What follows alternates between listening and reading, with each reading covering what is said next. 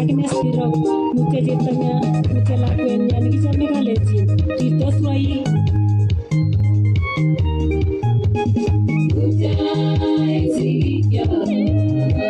Agnes Tirop, Mama Vincent Tirop, Mama Dina Tirop, Agnes Tirop, Mute Lavatine.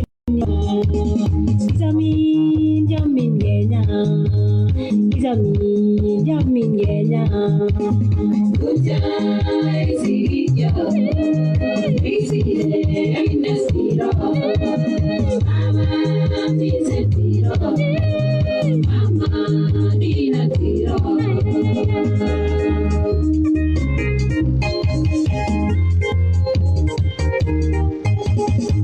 Ruto Shaki, Ruto Engraikia, Ruto Engalenji,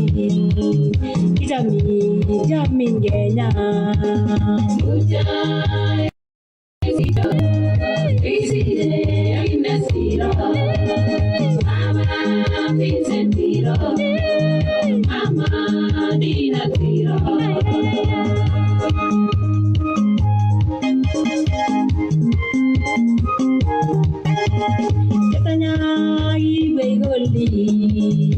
Tanyari regalinji, tanyari regenya,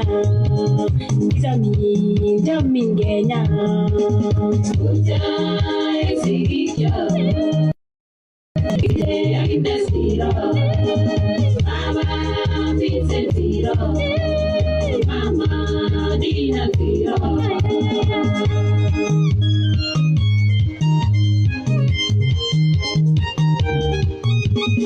Agnes Lire Gavana, Agnes Lire Ruta, Agnes Lito Sorono,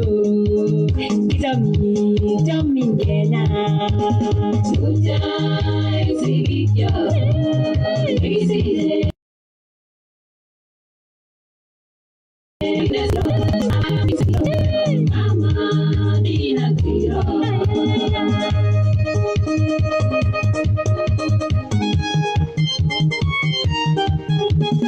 Agnes Tenetala, Agnes Sarire Agane, Tuchanyura Govetu,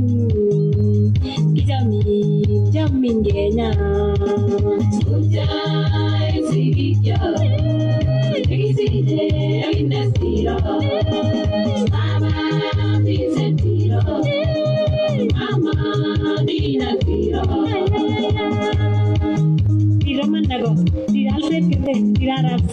Dorcas FM, Kipchoge FM, Sayare, Dire Sudi, Dos Kandoik tugul, Dire Muteri Nandi County, Ongejeng Kijetanya Imanda. The amazing record.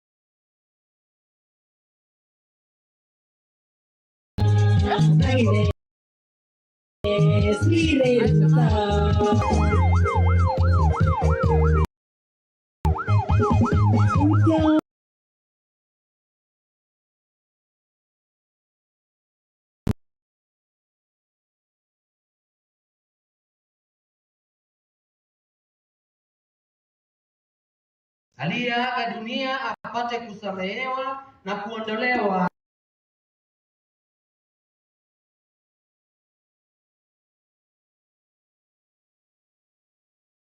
dhambi zake. Mungu apokee kwake mbinguni, aweze kufurahi pamoja na malaika watakatifu na jamaa zake waliomtangulia.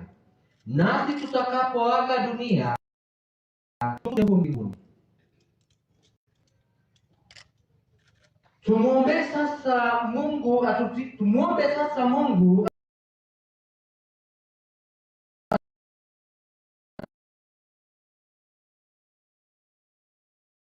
atutie nguvu ya kupokea mpango wa Mungu.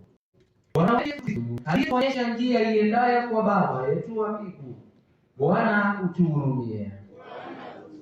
Bwana wetu alileta uzima duniani kwa kifo chako. Kristo utuhurumie.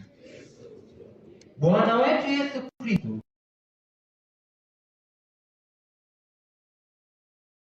aliyetutayarisha makao yetu mapya katika nyumba ya Baba. Bwana utuhurumie.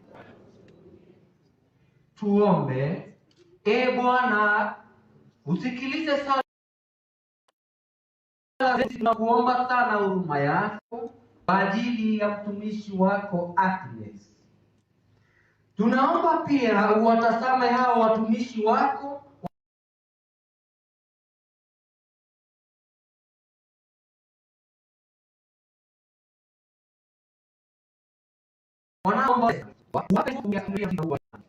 zote tuliokutanika hapa siku hii ya leo. Tukutane siku moja na ndugu zetu, maana wako machozi yote yatafutwa. Naomba hayo kwa njia ya Kristo aliye Bwana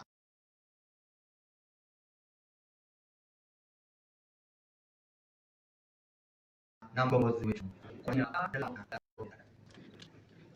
Basi asante sana mwalimu.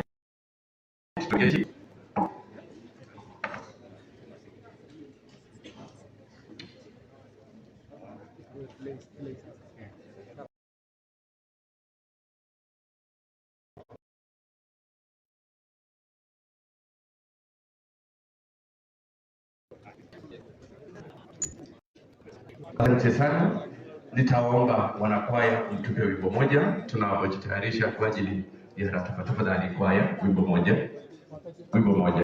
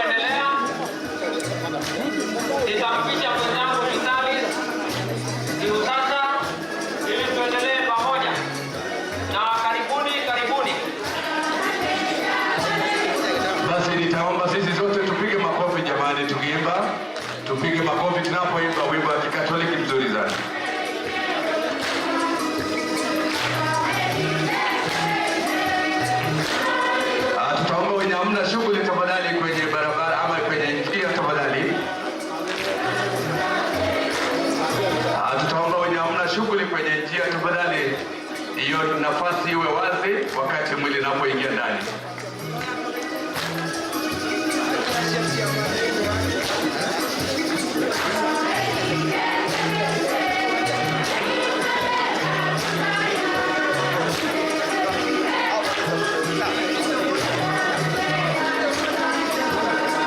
Na nitaomba kwa heshima, manake tumeingia nafasi ya kanisa.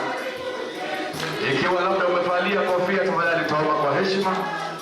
Ikiwa kama sio kofia rasmi, tafadhali tutasasifua kwa heshima ya kanisa.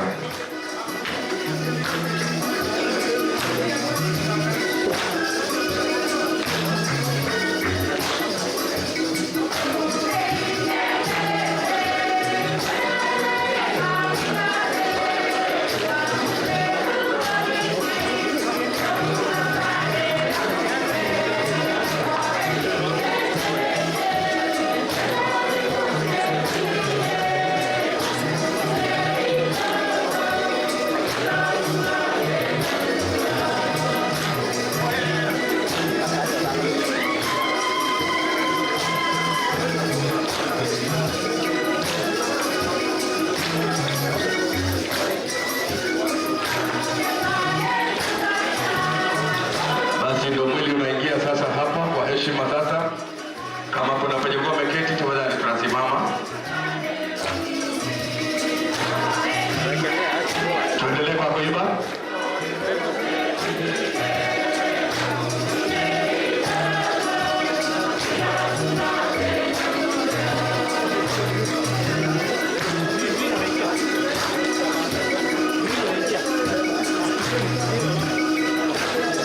Nitaomba vile vile tunapoketi, tafadhali usikae kiti ya mbele na nyuma iko wazi, tujaribu kuijaza.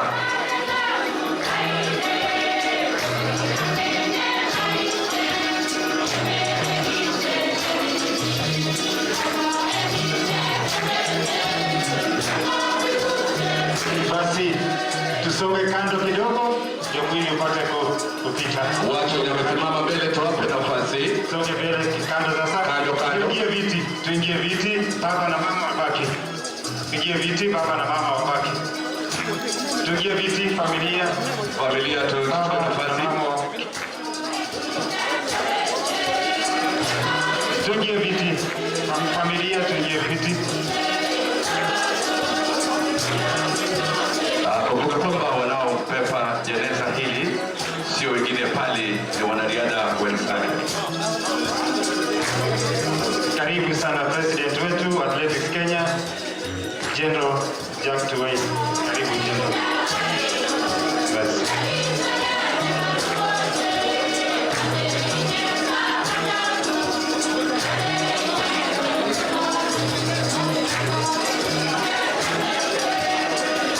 Kumbuka shughuli hii iko live kwenye Athletics Kenya Facebook page, vile vile na YouTube.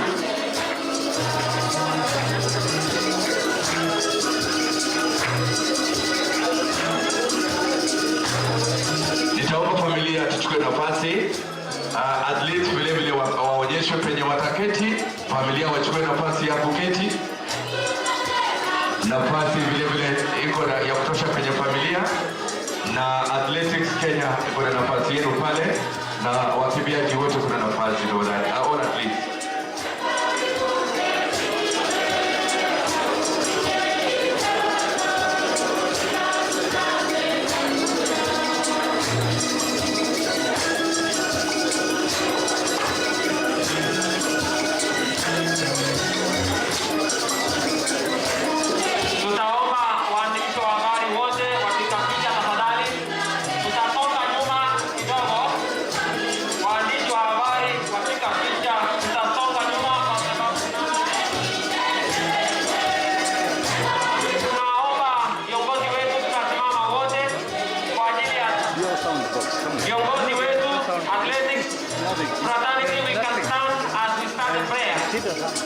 Naomba tutasimama wote tukiimba ili tuanze ibada hii kwa ajili ya saa. Basi nitawaomba all athletes vile vile na wageni wote tusimame. Tutasimama sisi wote kwa ajili ya maombi. Tutasimama sisi wote kwa ajili ya maombi. Tafadhali mwenye uko na sanitizer isonge hapa mbele kidogo.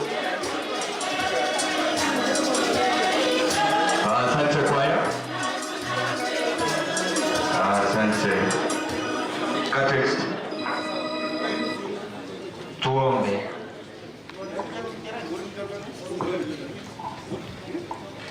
Kwa jina la Baba na la Mwana na la Roho Mtakatifu. Ndugu na jamaa mlio hapa, naomba sana tushirikiane kumwombea huyu jamaa yetu aliyeaga dunia apate kusamehewa na kuondolewa dhambi zake. Mungu ampokee kwake mbinguni, aweze kufurahi pamoja na malaika na watakatifu na jamaa zake waliomtangulia. Nasi tutakapoaga dunia tumkute huko mbinguni. Tumuombe sasa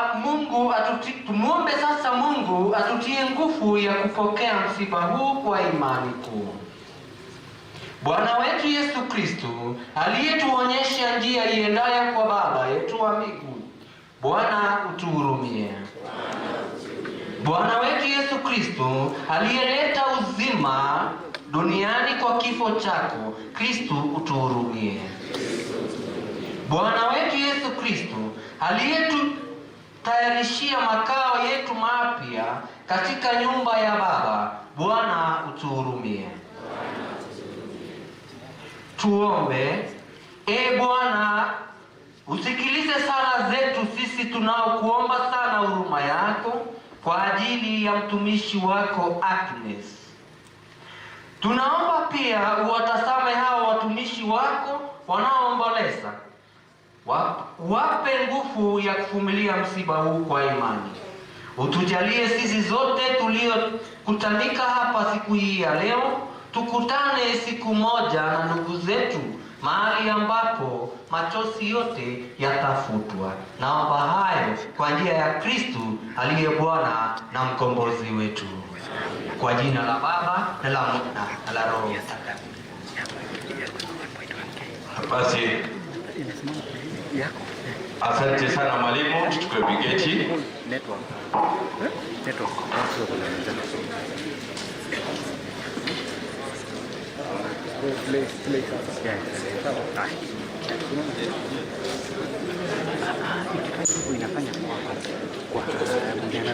Asante sana. Nitaomba wanakwaya mtupe wimbo moja tunapojitayarisha kwa ajili ya ratiba. Tafadhali kwaya, wimbo moja.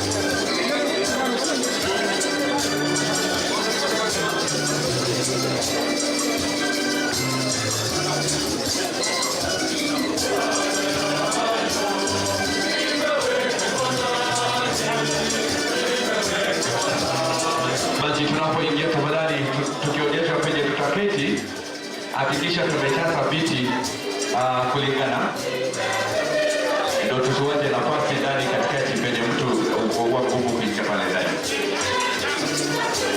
Kata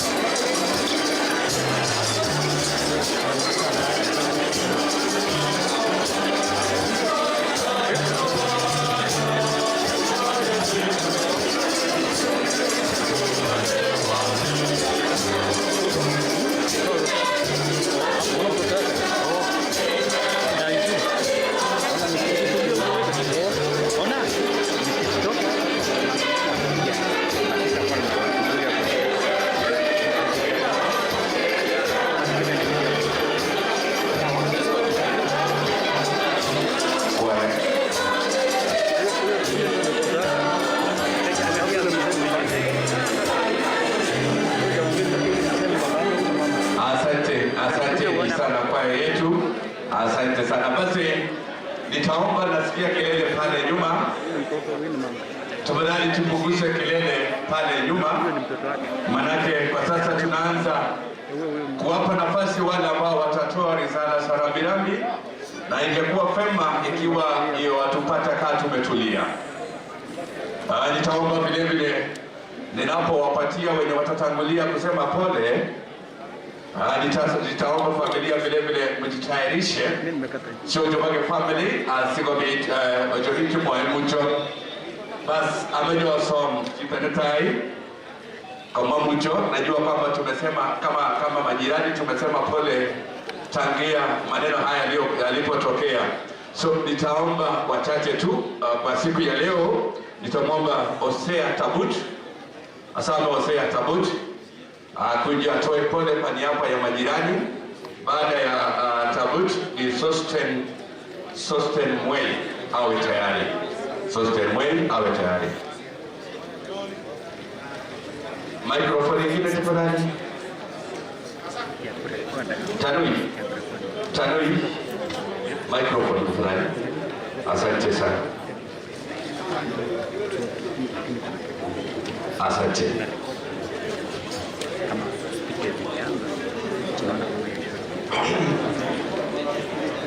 Waitai madama atu yole rabu elio kaisa kesi walizoke.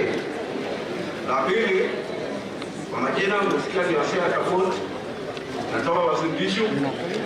Baada wa subdivision mahali msichana huyu alikuwepo.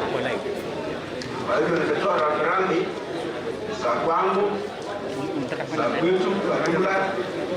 Baada wa Baringo sasa tunaishi na huyu mtoto kutoka mbeleni kabla watawahi kuja pande huu. Pamoja na mwanamke na family, family Tuko dia bukan saya jual Tuko untuk berbelanja pasal fan Meru buat bajumla kita bersama pole kwa wanariadha wenzake. Nasema pole kwa kumpoteza huyu dada wetu. Nasema pole kwa serikali, kwa watu wote. Nasema pole kwa kanisa ambao huyu mwanariadha alikuwa akiomba kumwabudu Mungu. Nasema pole. Leo asante ina wapi? Leo mucho kabisa. Mucho tuliona ndio. Leo mucho Tantang Kiboga, apa yang lebih menjadi saya, sena mengi, nasema pole. Mungu nani wakati wote, nasikia unavumilia na tuzidi kuvumilia. Hata dunia nzima waliomba ama walihangaika sana, waliposikia kifo cha huyu. Nasema pole. Kwa hivyo haya mtaje nikasema pole sana. Asante. Chukua hiyo kipaza sauti. Asante. Basi nitaomba tafadhali tutulie. Graha kagile kesi sio. Nitaomba tutulie.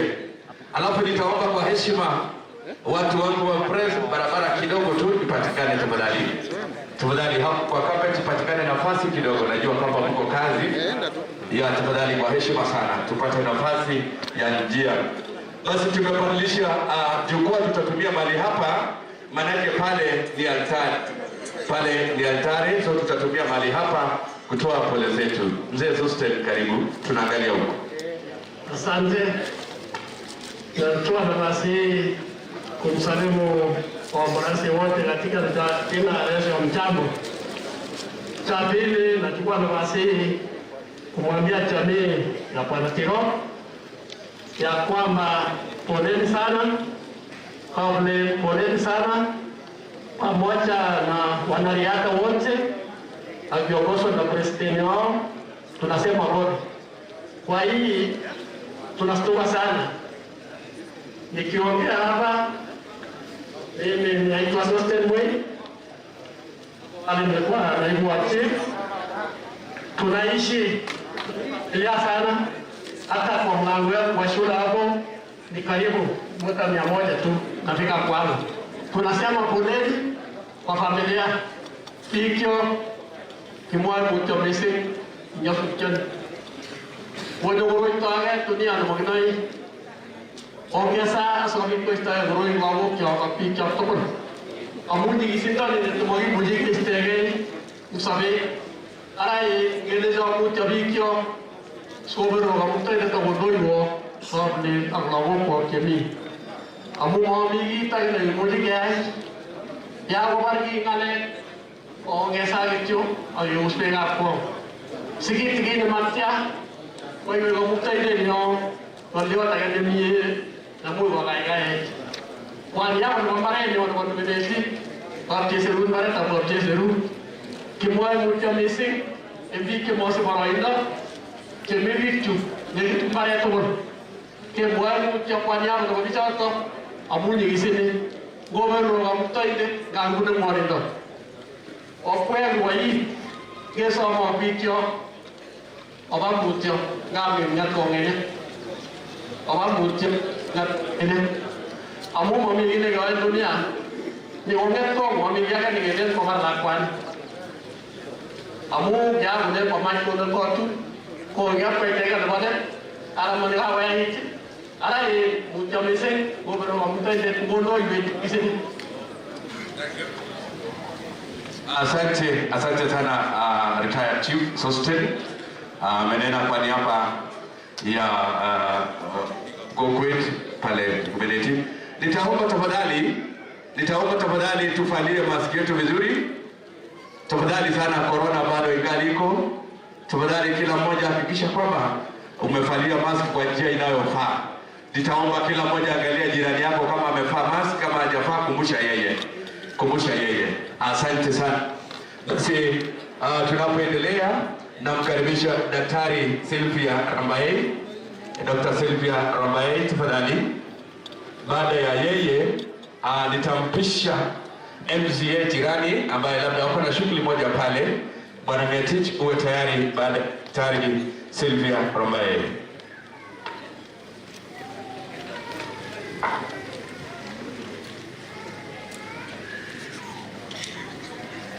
Bwana asifiwe.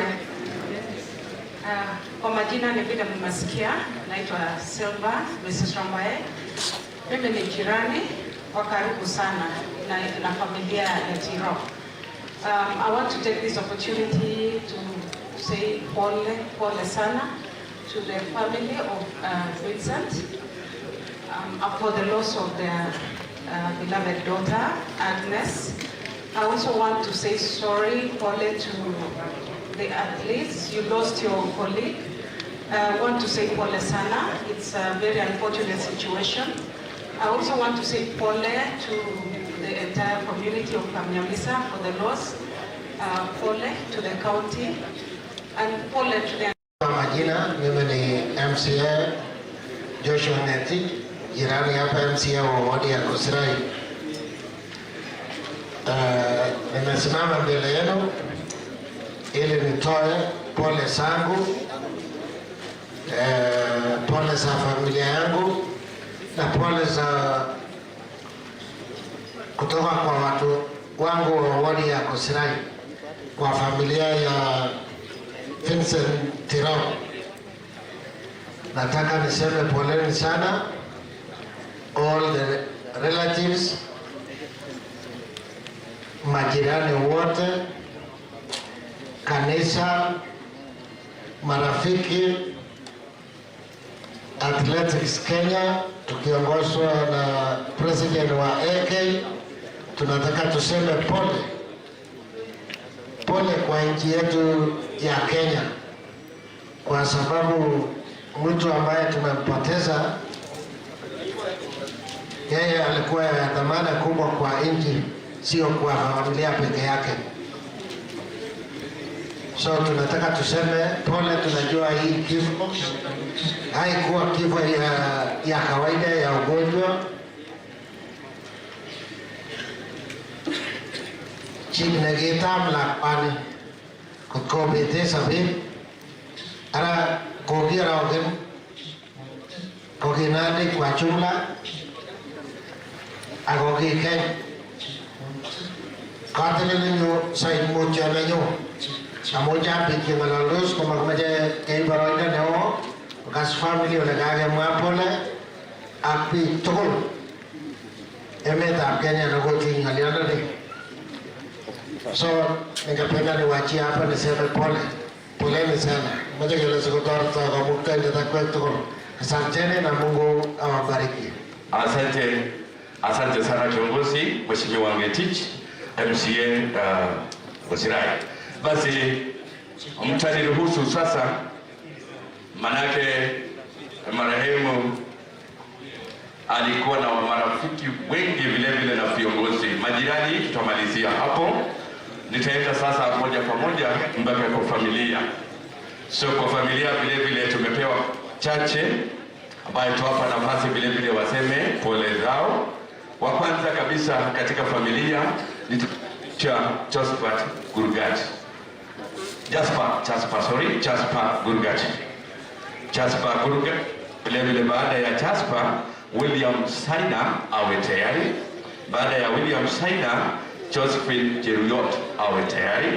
Alafu Professor Chemiron awe tayari. Karibu. Basi naomba familia waharakishe hivyo, leo program ni kidogo. Sawa sawa.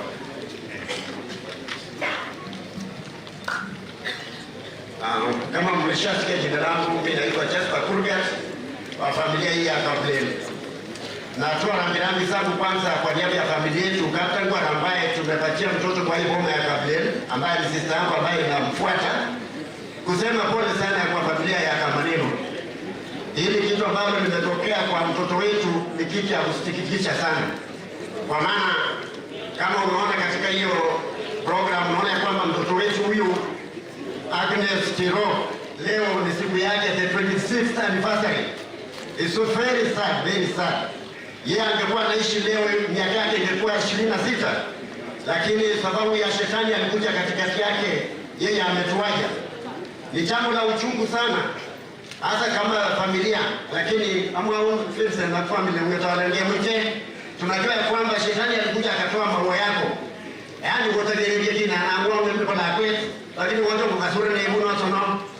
Sababu katika sheria mimi najua kuna vitu vingine inaitwa subjudice. I cannot comment about the suspect, kwa maana zingine ziko kotini, lakini Mungu atatulipisha kingine kwa derege kwa yote derege tafadhali.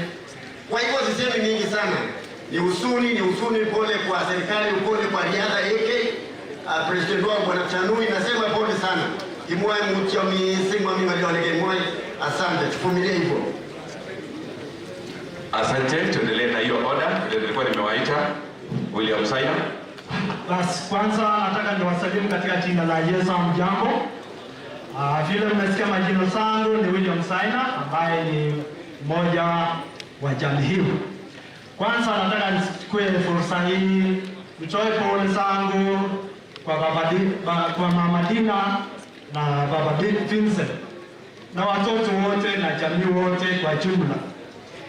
Hii mambo imetufikia kwa njia isiyoeleweka, na tunaomba Mungu awe mbele zetu, atupatie nguvu ili tupate kusindikiza huyu mtoto wetu kwa njia inayofaa. La sivyo, nataka tuseme yule ambaye alitenda mambo haya, nafikiri serikali watachukua mkondo wao na adhibiwe kwa njia inayostahili. Nimetuma kutoka kule Nandi na wale majamii wetu ambao hawakuweza kufika, wametoa pole, wamesema tuwaambie Baba Vincent na Mama Dina pole, na watoto wote na jamii yote kwa jumla. Kogi kabdelalen kuendeleza kudumisem amu naleki kwa bichi kwa kigele itiasa. So vile kutarate Mungu asige sigimati asige kisaisere chitano ngore nyalo ale mate naleki jang gori gobar bai kitaya tenga swala tendeni Mungu. Asante sana, asante familia kwa utulivu hiyo, na vile vile kwa kufupisha kulingana na wakati. Nitamwomba Josephine Cheruyot Naambiwa kwamba profesa atakuwa baadaye kidogo. Profesa atasema baadaye kidogo. Josephine Cheriot. Bado tunaendelea na familia. Basi bado nawakumbusheni tafadhali tuzingatie regulations ya COVID-19 ama wizara ya afya vile wanasema kwamba lazima tuvalie barakoa vizuri, viti usijaribu kuvisongesha, waje vikae vile vimepangwa. Tafadhali karibu familia.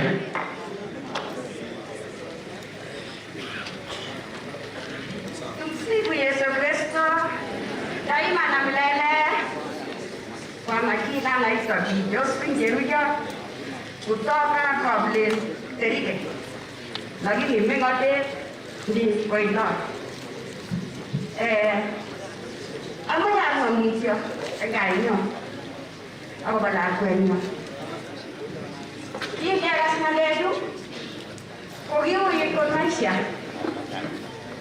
Wote jana ngesaba, abinibata banweloi. Babu mabuti kunai. Hiyo yiko. Moi musia wamse. Aba bilenzo kujese kepi ndogete.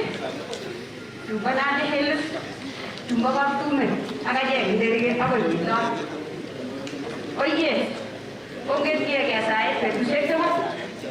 Kita laga kamu no, enggak familia, ya kita meeting, wan nyatin, orang umati ketewi nengok, sebab itu si Narok ya, guna TV, kami wama buatnya, ay maritaya ni, milpa buatin, lagi ini maritaya.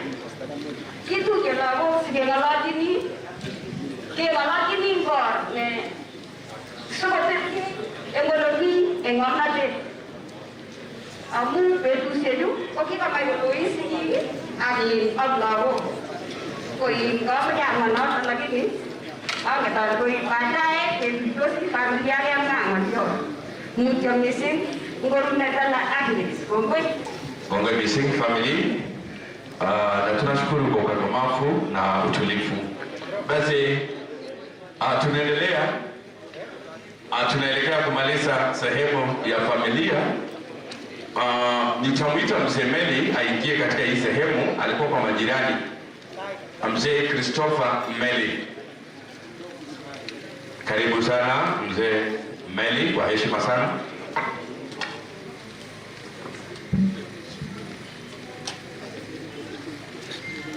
Naomba kuwasalimu kwa jina la Yesu. Amjambo. Nimeleta pole kutoka nyumba yangu, kijiji ambayo ninatoa, kwa wazazi wa kanisa, kwa kijiji na athletics fraternity. Pole kwenu wote. Tumesikia uchungu. At my age, nilikuwa athlete to the national level. Na leo tumekuja pamoja kuomba Mungu atulize wazazi na watu walikuwa na huyo mtoto. Poleni nyinyi nyote. Kila mtu atasema pole vile nimesema, lakini kuna neno moja tu ningetaka kusema, na nitasema kwa nani. La kwani kumili kanyege ise kitamaglo kwa kasi kikisije mwanindo, kwa kasi moidu mwanindo, kwa kasi emeta Kenya mwanindo. Amejana la mwene kwa mwana au dunia. La kwani kanyege ise kitamaglo kwa tinyere kwa tine wa dunia. Ngelera kwa tine wa dunia kwa kile takia imun otongo itija takengwai. Konga kigere kwa la kweta muki kingeni kwa se dunia tungo kwa bikini manoto. Agisa kele kwa kiyo tawwe. Kisame kondo tungo kwa bikini wai. Ochoro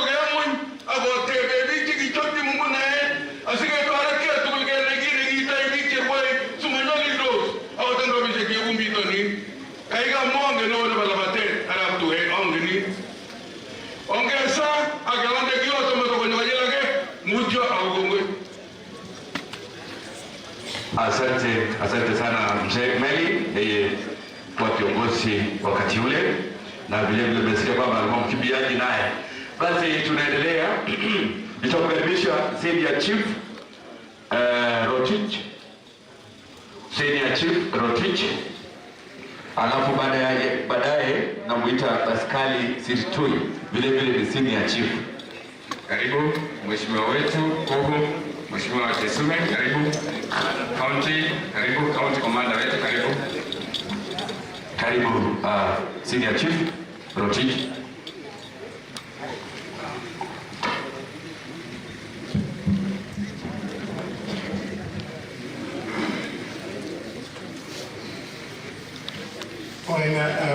Kwanza ni kuchukua nafasi hii ili kwa niaba ya familia yangu huko upande wa Nzoia Tale, niaba ya region yangu ya North Rift ikiwa nasimamia upande ule wa athletics,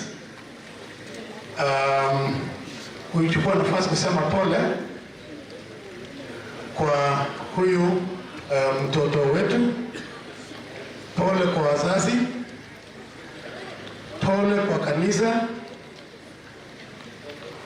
na Kenya mzima pamoja na the athletic fraternity kwa kupoteza huyu mtoto.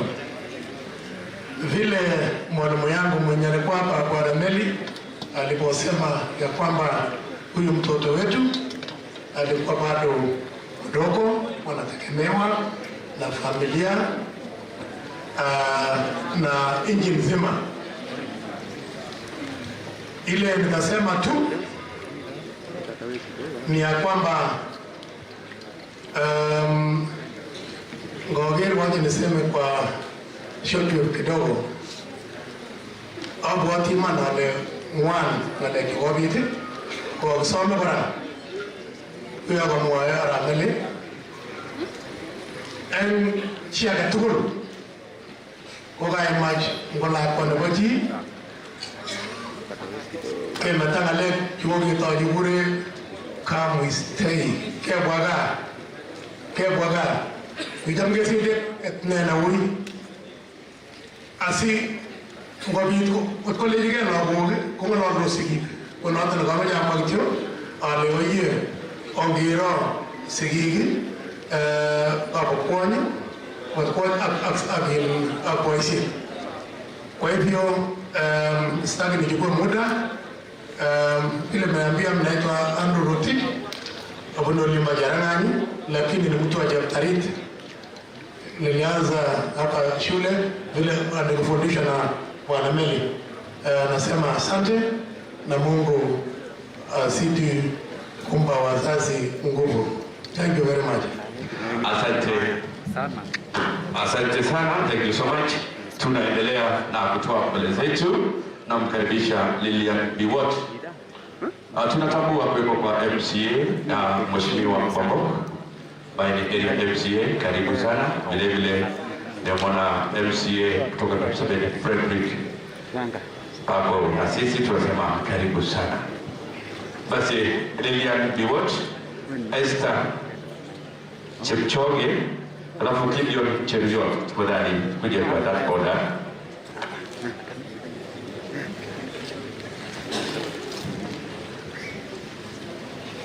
Tumsifu Yesu Kristo daima na milele. En tidiga kwa milele. Kwa iti nasujani iras kwa mwani missing. En tutjenia Agnes. Already wait Agnes kwa mwani missing. Ago Mogitije gufu missing. Ikita botye. Kwa niaba ya tidiga kwa milele. Jenyetie Alai, Koilat, Kericho, akabati tanpa kudibeneti, kimoy mutia missing. Agnes ko bata celebrate di birthday na jirani. Awawa we kwa hili nani? Agia miss ine in betutap ra. Perpetual light shine upon her, O Lord, and let her soul rest in eternal peace. Amen. Thank you. Asante sana. Nitamwomba Esther Chipchoge katika tukamwita, alafu Gideon Yeriot namna hiyo, that order. Tafadhali karibuni. Basi pale nyuma bado tutaomba tu tulivu namna hiyo. Tunapoingia tuingie kwa viti na hakikisha kwamba viti vimejazwa vya mbele kabla wengine wataketi pale nyuma. Karibu. Bwana asifiwe sana. Kuongea hata ninakuwa ngumu. Kile mutagarnya. Mutagamata. Koroma leo. Kike gaski ne wane. Lakini yongi gaige. Kon Mungu anataka. Sebarnya ngete anda onjino yongi leti ke mutse. Gadi jijo kwedi ke amato gonya. Quran. Ale mbole. Asante sana. Nilikuwa nimemwita Gideon Yeriot. Karibu. Tunaendelea namna hiyo.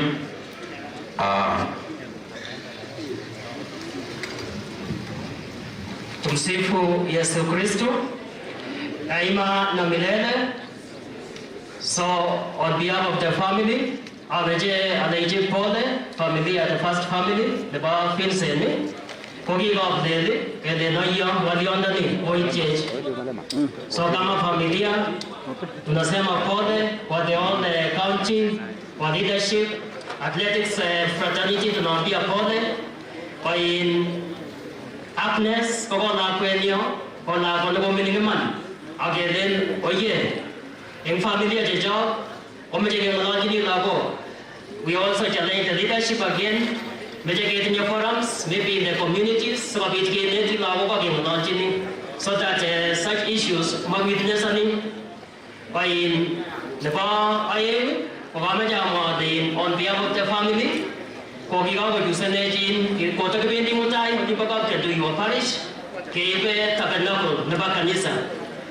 Or in Katarik Temangon, which is tomorrow, or in Yasutjani, or maybe it is a challenge on behalf of the family, so that this can be identifying moment. So go to your Japanese, Marakwet Agnes, get a root or in familia, tunasema pole, mkikemiki tu betishektul, majirani, ungesaji ke betishektul.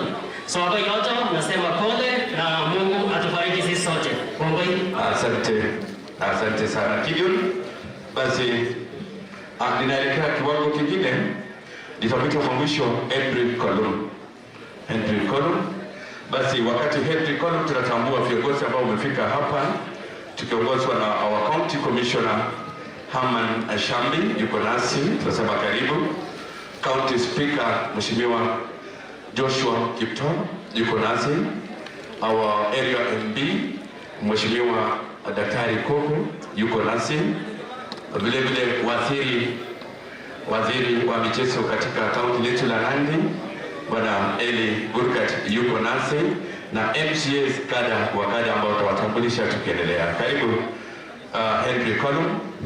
Alafu nitawapisha wana athletics Kenya. Baada ya hiyo nitampisha Tanui ili aendeleshe ratiba ya athletics Kenya. Henry Colum, karibu. Tumsifu Yesu Kristo. Bwana Yesu asifiwe.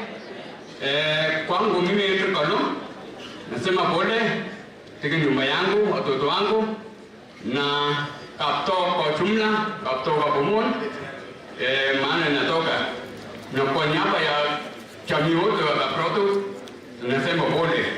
Vile vile tumetumwa na mashabiki wote wa Upendo FM kwa Kenya mzima, wamesema pole kwa Bwana Vincent Tirop na ndugu zake, masisters wake na watoto wenye sisters na brothers wake.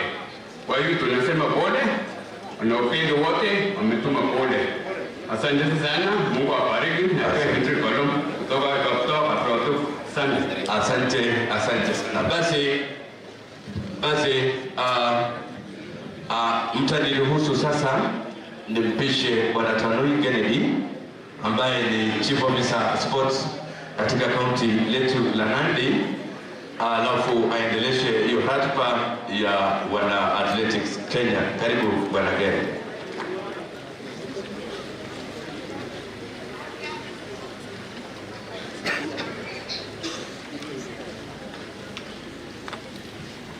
Asante sana Fidelis kwa kazi nzuri hiyo. Basi asante sana jamii kwa kuchukua muda wenu, na kwa sasa tunaelekea upande wa pili wa program ambapo nitawapisha tu wale ambao wana represent athletes wetu, ikiwa ni athletes wenyewe. On behalf of management tutakuwa na moja, na tutakuwa na executive committee ya Athletics Kenya kutoka Nairobi ambao wamefika. Hao ndio watazungumza kwa leo. Nitaomba radhi wale wote ambao tulizungumza jana. Tunajua tulimaliza muda wetu jana na tulifanya vile ingewezekana. Kwa hivyo nitaanza tu na athletes representatives wenyewe ambao wamefika hapa watoe risala zao za rambirambi. Nimeomba pia na kina dada wetu kwa heshima ya Agnes Tirop, itakuwa ni zamu yao leo kuzungumza. Kwa hivyo female athletes be ready to talk today, and I will have 4 representatives with me. Kwanza nitamwomba Helen Obiri ambaye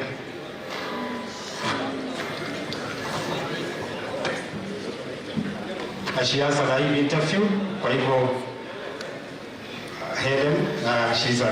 Helen Obiri amefika, atazungumza. Nikipenda Helen aanzie kwa sababu Helen mwenyewe ndio anamjua Agnes kuliko sisi wote ambao tuko hapa. Amekimbia naye championships mingi. Karibu Madam Helen Obiri, useme yako. Bwana Yesu asifiwe. Asifiwe tena. Kwa majina naitwa Helen Obiri kutoka Athletics Kenya na North Representative, na kwa nguvu nyumbani huwa tajela yamune. Ile kitu nikasema ya kwanza ni pole kwa familia, mama na parents wa Agnes wote, sababu ni wakati mgumu kwa family na ni wakati mgumu kwa nchi yetu ya Kenya na wale mzima. Ile nikasema yangu, nimejua Agnes kwa muda mrefu sana. Amekuwa ni sister yangu, amekuwa ni rafiki yangu. Tumekimbia na yeye 28 races, more than 28 races. Na nilikuwa nikiona Agnes, namwambia Agnes, wewe ni athlete mzuri, utatuwakilisha vizuri. Nilikuwa nimemwambia tukiwa Tokyo, tumekimbia naye 5000, alikuwa namba 4. Nikamweleza sasa naenda, sababu miaka imeenda, naenda road races, mimi ndio mtakati kwa uwanja. Nikamwambia tunaenda next year World Championships, ndio nilikuwa training champion. Nikajua sitakuwa sasa, nimekuachia kititi ndio wewe sasa utaenda kuwakilisha Kenya. So itakuwa ni mazungumzo mema na Agnes, na nikamwambia ile wakati mtanihitaji mtanipigia simu, msiniwache sababu nimetoka kwa uwanja nimeenda kwa barabara. So ikafika Wednesday, nikapokea simu, nikapata taarifa ambayo haikuwa nzuri. Kwanza sikuamini, nikasema no. Nikamuuliza ni Agnes nani? Akaniambia Agnes Tirop. Nikasema hapana, umesikia vibaya. So ile kitu nasema imekuwa ni challenge kubwa saa hii. Sisi yapen tunakuwa tukisema why, mbona ni happen so soon. Tumekuwa tukijiuliza maswali mingi, sababu tulikuwa tukijua Agnes vyema ndiye alikuwa next Olympic champion, world champion, sababu alikuwa ni mdogo sana. angetuwakilisha vizuri katika nchi yetu ya Kenya, lakini imehappen. Na ile kitu tunasema hatuwezi tuka question Mungu mbona imehappen. Ile kitu tunasema ni kuweka familia kwa maombi. Itakuwa ni wakati mgumu kwenu, wakati mgumu kwa athletics Kenya, wakati mgumu kwa nchi yote na dunia yote. So nawaambia pole na Mungu awabariki, na tutazidi kuombea wakati huu ambayo ni wakati mgumu kwenu, sababu ni happen na hatuwezi kujiuliza ni kwa nini. Mungu akuna nini, na mbarikiwe sana. Asante. Thank you very much, Madam Helen Opiri, kwa haya maneno. Nitamwomba sasa Peres Chepchirchir kwa niaba ya wanariadha wote wa Kapsabet ambao walimjua Agnes. Karibu Peres. Bwana asifiwe. Kwa majina vile mnasikia, naitwa Peres Chepchirchir from Athletic Kenya. Natoka Kapsabet. Nasema pole sana kwa familia. It's so painful. It's kifo ya Agnes. It touched the world. It was painful to lose a such young soul. Even for me, I still feel pain because I remember me too to start running world record. I was 25 years old, like Agnes, the way Agnes did. It's so painful for us as an athlete to lose such young soul, because today Agnes will turn 26 years. Me, I am 27 years. And I remember now that familia wanatutegemea, nchi yetu inatutegemea, whole world wanatutegemea. It's so painful because kifo ya Agnes sio accident, sio ugonjwa that all people will understand. It's so painful, but tuachie Mungu, kwa maana Mungu anajua yote. Hakuna chochote tunaweza sema ama tunaweza fanya mpaka mwenzetu Agnes anaweza akaamka tena, but tuachie Mwenyezi Mungu. Because I remember when Agnes ran world record in Germany, nilikuwa nimealikwa. Agnes tuko management moja, Agnes tuko kwa kampani moja ya Adidas walikuwa wameni-select, walikuwa wameni-invite to be the guest. Na nilikuwa nampea flower Agnes. It was so painful. Na tukiwa huko, Agnes aliniambia story yake, alinionyesha vitu nilikuwa kwa simu. When I came back home, nikaambia Chemos, where are you Chemos? As our representative, nikaambia Chemos, what Agnes aliniambia, take any action. Na tena nikamcall Nation. Nikaambia Nation because you know Agnes kuna vitu alinionyesha na ati alikuwa ameambiwa atafunjwa miguu ama ndakuwa. Na nilisikia vibaya sana, hata nikiambia Chemos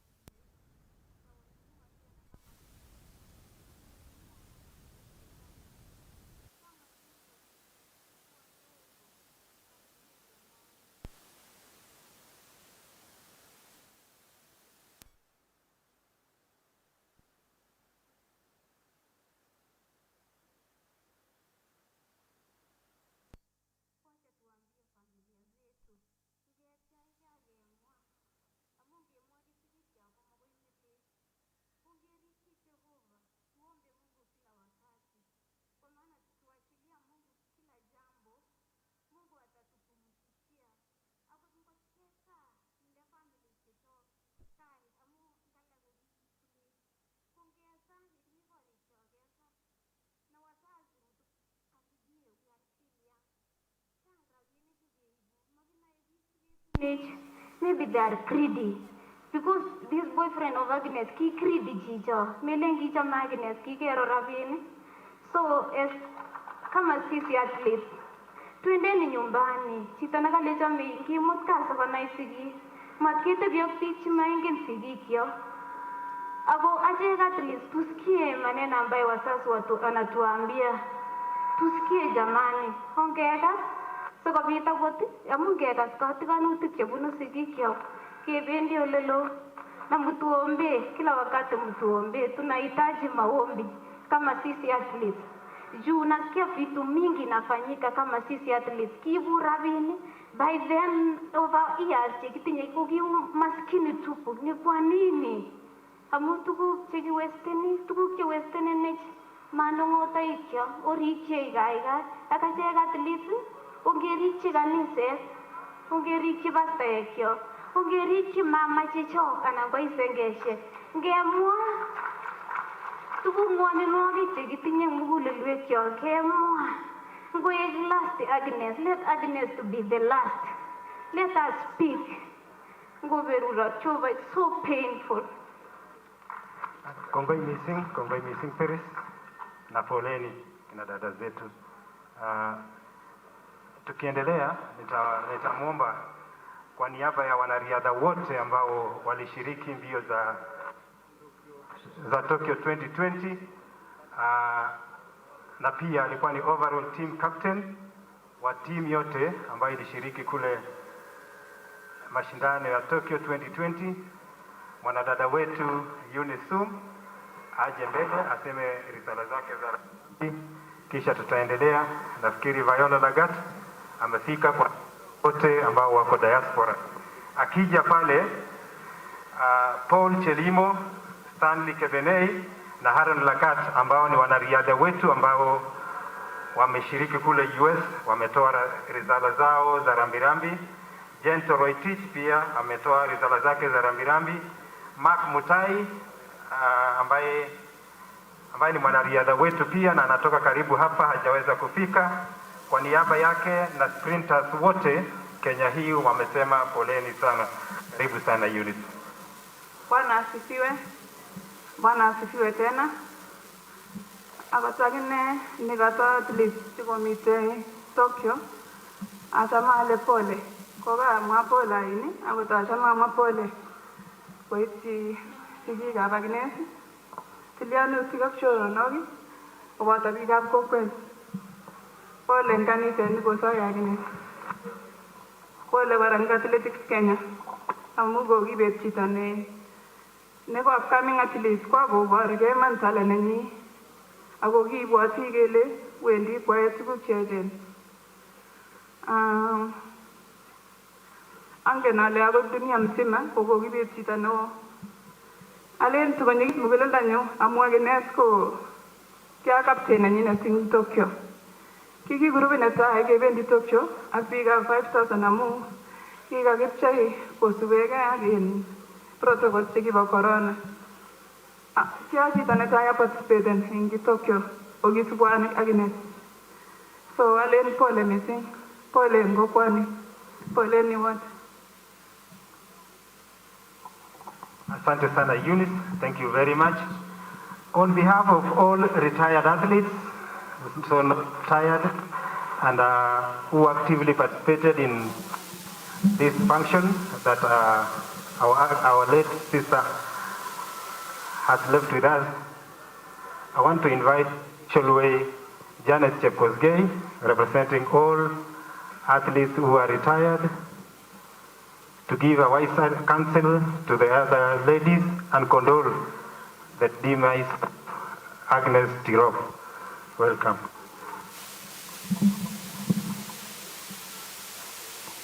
Alene tai ameche akatar tugul kainetab Jeiso ale chamgei. Nerube ameche amwochi pole familia, kanisa, Nandi County and my family, athletics family, poleni sana kwa kupoteza Agnes. Agnes, she was a young athlete, very young indeed.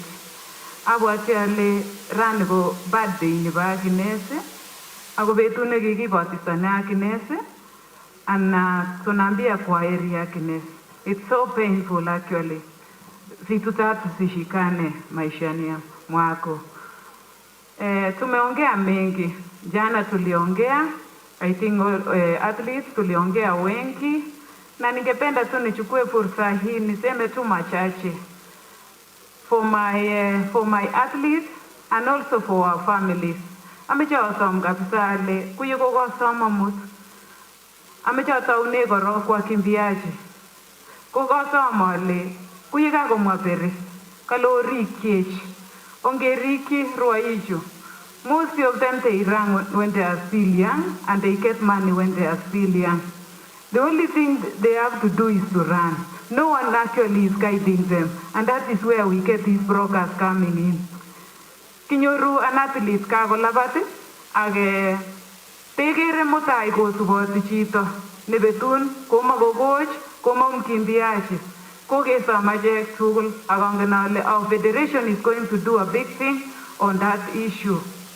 Kisome our chair kotoretech ing yoto, our president Mr. Tuwe, look on that. It's a very serious thing and we need action. Recently tulikuwa tumefikiria na our athlete representative and women representative Mrs. Kaitan, tukasema tuanze mkutano wa women athletes. We need to guide ourselves. It's unfortunate that this thing has happened before we started, but we are going to start. Amechosom kora ruoik. Yekaiwe chi kotit barak yo, usifunge. Asome meker kotko masikyin konyo chi komwaun advice. That is where we say. Memete sigikuk akikonamge ak chi ne makoi tokochamun akot iwe ole mi sigikuk anan makanye akot mama nyokomwaun amu itinye rabisiek. Money is nothing, but respect is the key. Amechosom kabisa notok amu tumeona most of the athletes wakikuwa makokanye chi akot koro ing community, makokanye kilen kityo chebanum no matony keker karisiek kyok. Let's be part of our community. That is where we get the advice. Amechosom kora another thing nekokosom amut to our senior lawyers in this house. Yo isire agreement kotisirchini chito nekomakotesos nebo chepkondok ibwati ine. We need to think. Mesirchi chi anan menem chi title chi nekomakotesos nebo rabisiek. Ngongetinye ko witness ing olimbo Arolin, but let the documents remain with the source of the money. Ngosom noto. That is with our lawyers. Amu most of the athletes ngap kelechin chito koi kokamwa oron imbar oron ne ako kemi bitonin kelen imeche kwo amu tom konyor kanetisiet neyome koyan kityo ako mara kokewe. Those are the challenges they face. Akameche asom kora coaches, momete, these are your kids. You are part of the family. Ngiro chi nekakonyo kole akobesyo mkimbiaji ak choronok ine ile makararan chichoto. She watch. The report in Nairobi. Pirchi our offices. They will assist us. Asome. I just want to make a comment to Athletics Kenya. Kuna mahali tumeachilia sana. I was a captain for 8 years in Kenya team. Ameche toro the side nebo chaperone when you take your team. Let's get the senior women.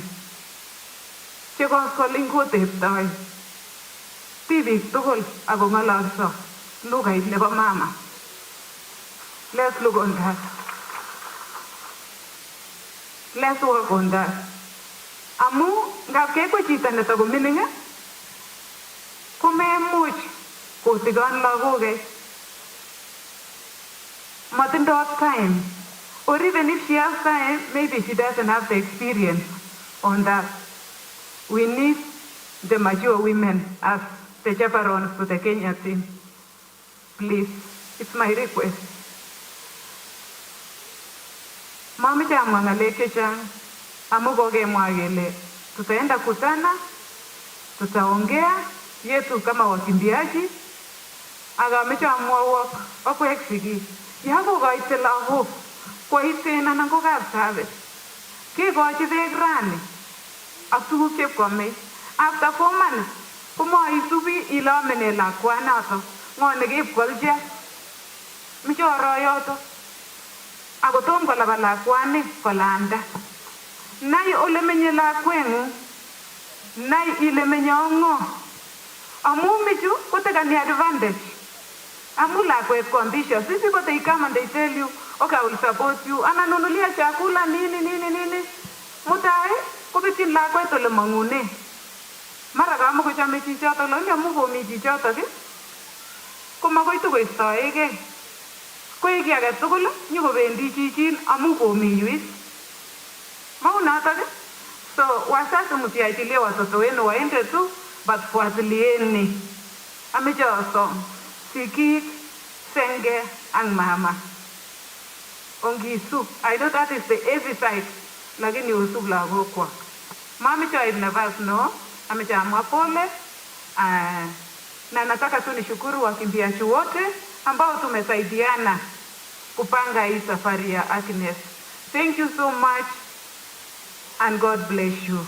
Ongetebi kunoto, ongetebi pamoja, inchemiach ak chekororon akot ing safari nu nebo Agnes. Let's be together like before. Amautie, ameche osom kityo, our retired athletes, there is a gap between the young one and the retired athletes. We were together until somewhere there, 2014. From 2014, there is a gap. Let me say this. There is a gap between the retired athletes and the young one. Let's close that gap. Let this be a lesson. Thank you so much. Thank you very much. Thank you very much, Janet. Thank you very much, Janet. She has spoken on behalf of all retired athletes. And tukingojea Viola Lagat. Viola, are you in the room? Viola Lagat. But on behalf of the management of Agnes Tirop, that is Gianni Di Madonna Athletics Promotion, and on behalf of Adidas Company, where she was running for, I'd like to welcome Claudio Barardelli to come and speak on their behalf of all of them. Claudio in the room. As Claudio comes, Pokea Rambirambi is a National Parents Association Chairman, Mr. Mayo, ametuma rambirambi zake. Pia kuna rambirambi kutoka kwa jamii ya Bill Kosgei kutoka wa Nzoia, na alikuwa sports officer wa district ya Nandi for a very long time. Bill Kosgei, pokea risala za rambirambi. Gianni Di Madonna Promotion, Claudio.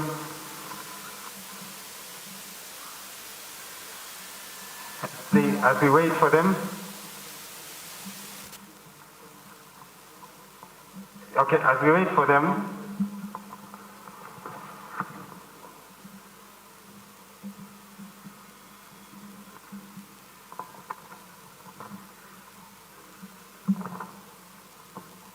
Mnajua wazungu walienda mbali kuliko sisi. Adidas family have sent their special message through this. The special times we shared with loved ones and the happiness they brought to our lives will always be there to us as cherished memories. Adidas family, to Agnes family, Agnes, rest in peace. That is the message from Adidas company. Gianni Di Madonna Promotions, Athletics Promotions.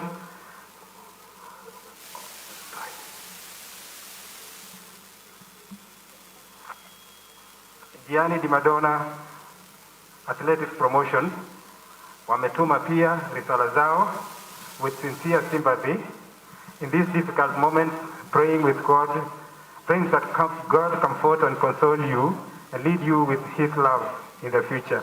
With deepest sympathy from the Madonna Athletics Promotion, Agnes, rest in peace. Kwa sasa hivi tukiwa tunangojea the Gianni Promotions wako mbele hapo kidogo, I want to move for an interlude. Athletes wote wameuliza, they have a special song for their own here. Before we move to the Athletics Kenya management, nitawapatia tu ruhusa hao wanariadha ambao wako na nyimbo moja tayari, DJ ako nayo, tutaiweka hapo, alafu tuende Athletics Kenya. In a very brief moment we hand over the program to the next phase. So athletes wote, you have only 2 minutes to do so.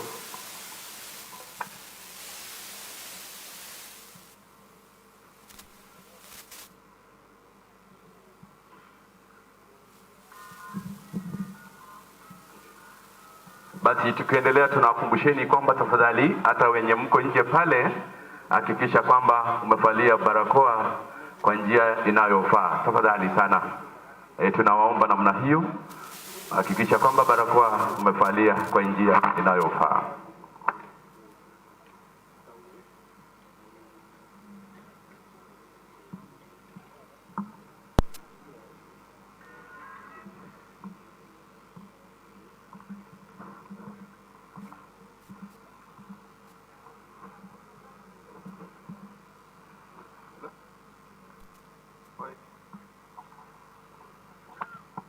Familia, pokeeni pole kutoka Wilfred kutoka Qatar, amesema pole.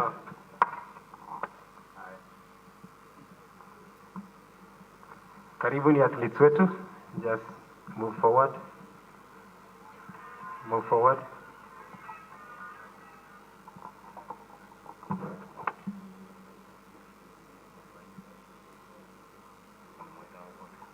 Isaac Kimaru ambaye ni rafiki ya jamii hii ametuma risala zake za rambirambi kutoka Kimokoji.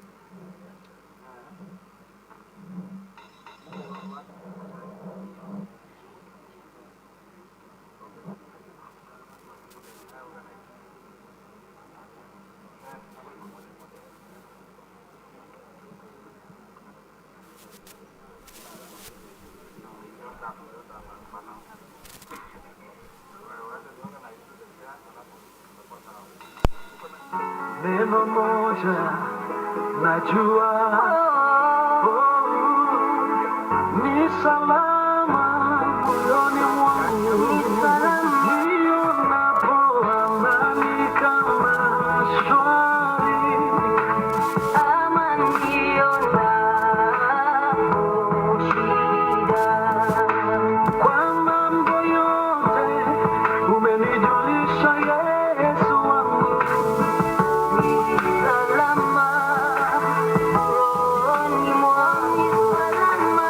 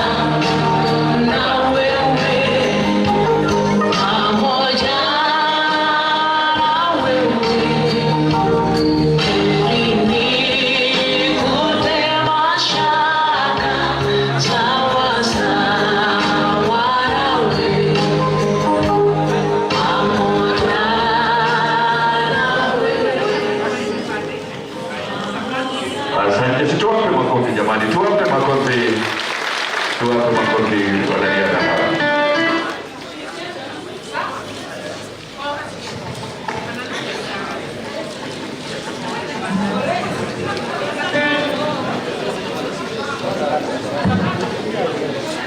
All the athletes stay fairly with this parameter, fairly.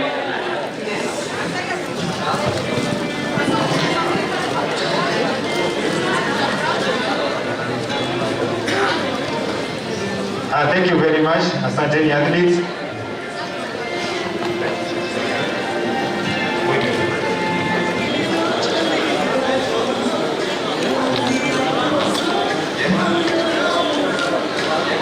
Basi naomba tukae, Riona Lagat baki na Claudio Maradeli kuja mbele. Basi karibu sana Your Excellency the Governor. Karibu sana.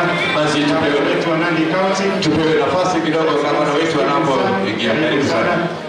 Karibu tuomboleze pamoja. Karibu sana Your Excellency the Governor. Vile vile tunamtambua kuwepo kwake Senator Nandi County, Honorable Jerage, yuko nasi. Karibu tani.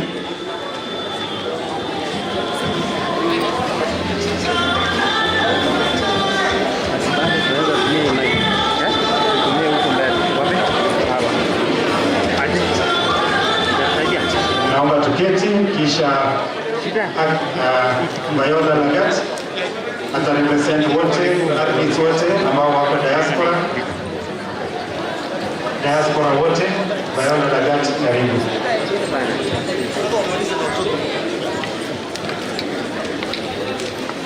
Thank you.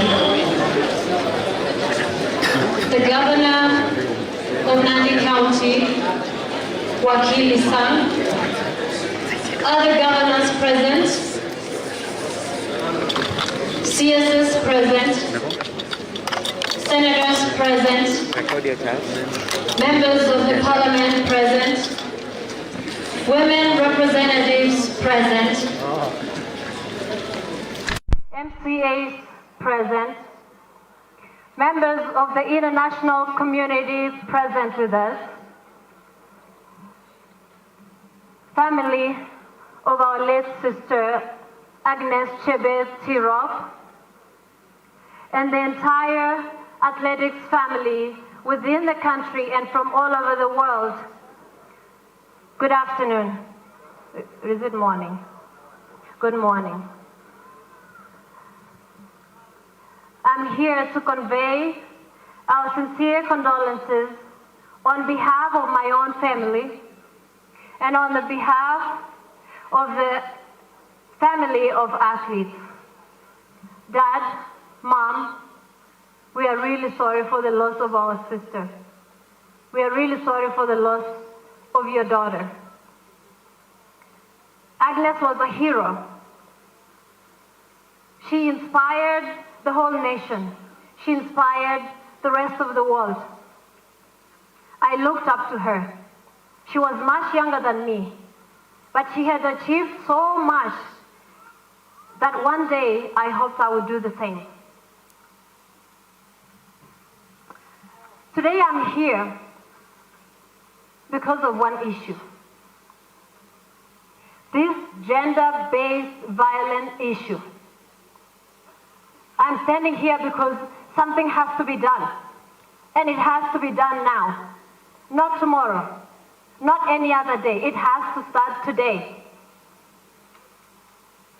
We are here because we're putting our sister to rest. But we are also here to raise our voices. We need to be heard as women. We need people to understand that we are not tools. We are not anyone's property. Men understand this. We are assets, but we are also someone's children. Please respect us. Please love us. Please value our hard work. As an athlete, I understand what it takes for me or for any one of us to reach where Agnes had reached. It takes so many hours, so many days, so many months, and years of preparation, years of sacrifice for us to raise that flag so high and for the whole country to feel so proud of their athletes. I just have one issue. As women, we have people that we have elected to represent us in the parliament, in the society that we look up to. In the name of women representatives, where are you? Are you doing anything for us? A women representative from Nandi County. I am from Nandi County, Kaptel location to be specific. I have never seen you anywhere in my village. Where are you? Have you created any seminars to reach out to these victims of domestic violence?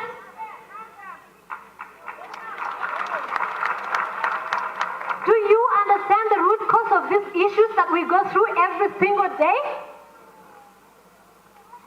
I want to remind you, the reason why you are there is because of me and the rest of the women here. So don't forget that. Don't forget that we selected you, we elected you to be our voice. To sit there in a parliament, present laws, present issues that we have. That way something can be done. But what are you doing? You're sitting and watching. Girls like Agnes get killed every single day. It happens in every single village, every day. It's only that Agnes was a hero. That's why her story is all over the world. But it happens every single day. Madam Kihiga, I know she will see this. Beausoleil, you're very vocal. We all know you. We see you, we recognize you. We see you, we know what you're about to say because you are powerful women.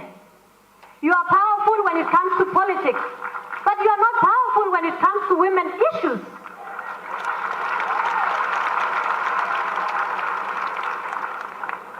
I am really disappointed, and it has come to a point where we need to make changes.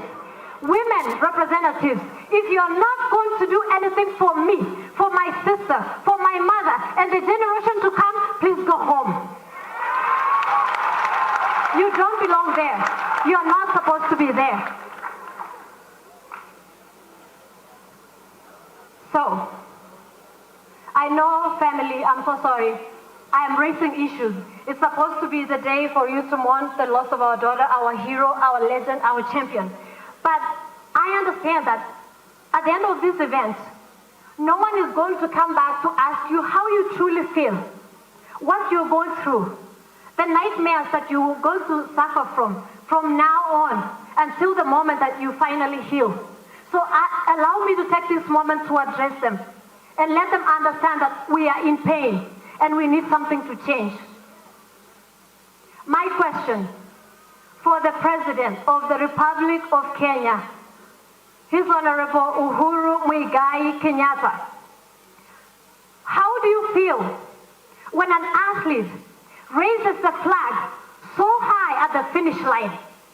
How do you feel? Do you feel proud? Do you feel like we are the loyal citizens that you are so proud of? Now my question is, how did you feel when you got the news about Agnes? Did you feel pain? Is anything going to be done? Have you done anything so far? Mr. President, please, we do not want to continue hearing you ask for people or command for these suspects to be arrested. We want you to command for laws to be passed that protects women and children in this country.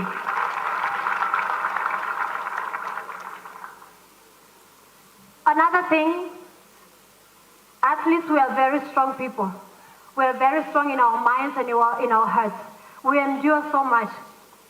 But it's my suggestion that Mr. President and all the members of the government present here today do something. Please, the least you can do for us athletes is to make sure that we have a life insurance. Families like Agnes' family, if they are lucky enough, they would have something left from Agnes. If not, what is going to happen to the 5 or 7 children that she was helping? Are they going to continue with their education? So this is where the life insurance comes in. The life insurance is going to help these families of lost daughters in situations like this, for them to continue living the normal lives that people like Agnes had put their families. She had raised the bar for her family, and we don't want her brothers and sisters to go hungry, to not have clothes, and to not go to school. We need this life insurance because it will help us athletes. Finally, for my beloved Governor Wakili Sang, we have some work to do. Sir, I'm requesting you, give us time. We have a foundation that we are going to bring up for Agnes in her honor. I would like that organization to be registered in Nandi County if you like, or if you respect my opinion. And we want it to be fully funded by the government, because we need to reach out to every single victim of gender-based violence in our county, in our societies. It doesn't matter if it's Uasin, Gishu, Elgeyo, Marakwet, Nandi County. This has to end. And it starts from home, where Agnes lived.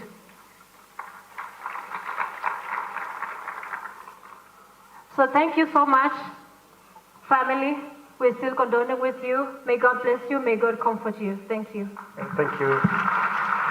Thank you, Viola. I'm still proud of you because you are my student. And that perfect English from me. Thank you.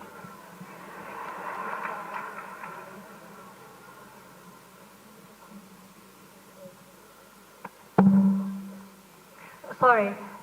We have a representative from Adidas, the company that represented Agnes, and on behalf of other agents, I would like to welcome Julian Di Maria.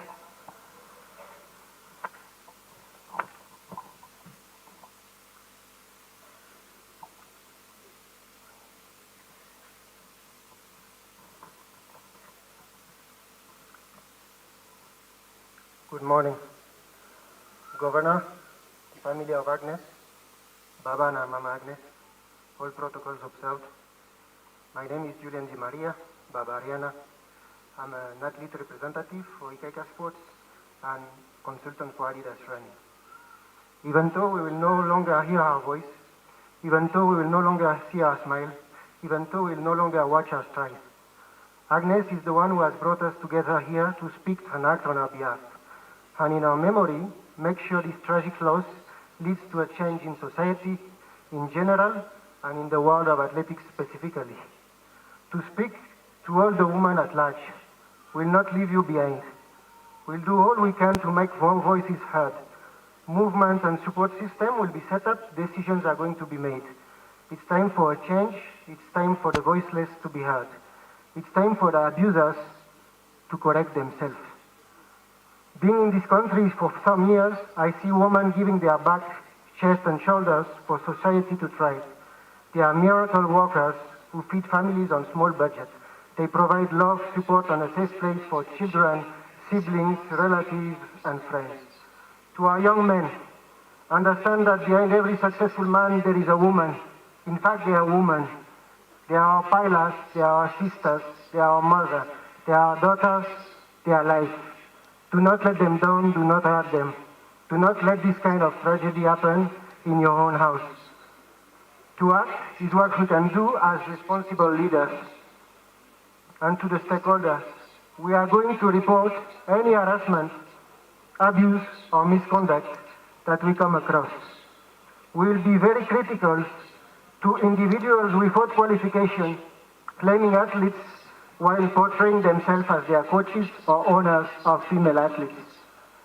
We are going to walk and talk alongside the federations and race organizers to create forums and seminars for beautiful and strong women, to have a place where they can feel safe and confident to speak up.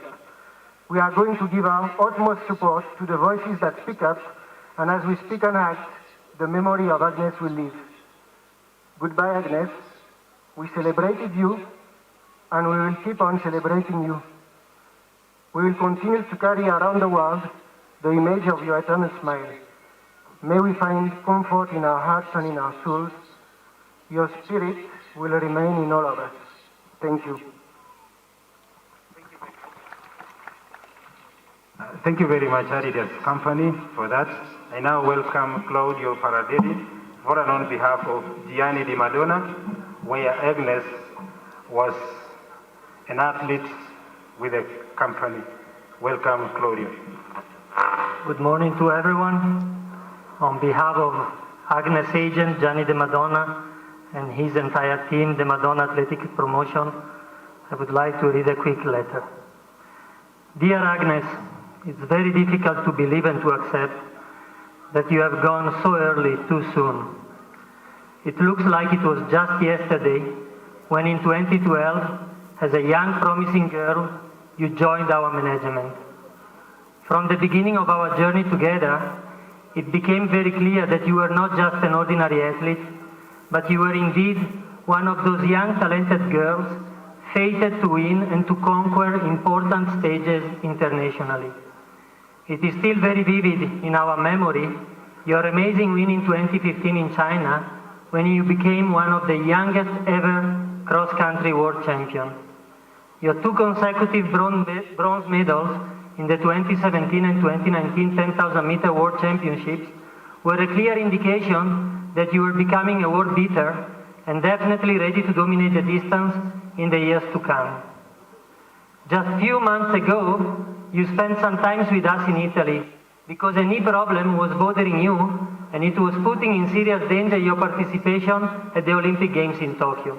But your courage and determination made you to recover from the injury, and despite the short time left prior to the trials, you managed to qualify for the Olympics, and you went on to grab a 4th place in the final, which for us, after the injury you went through, was as good as a gold medal.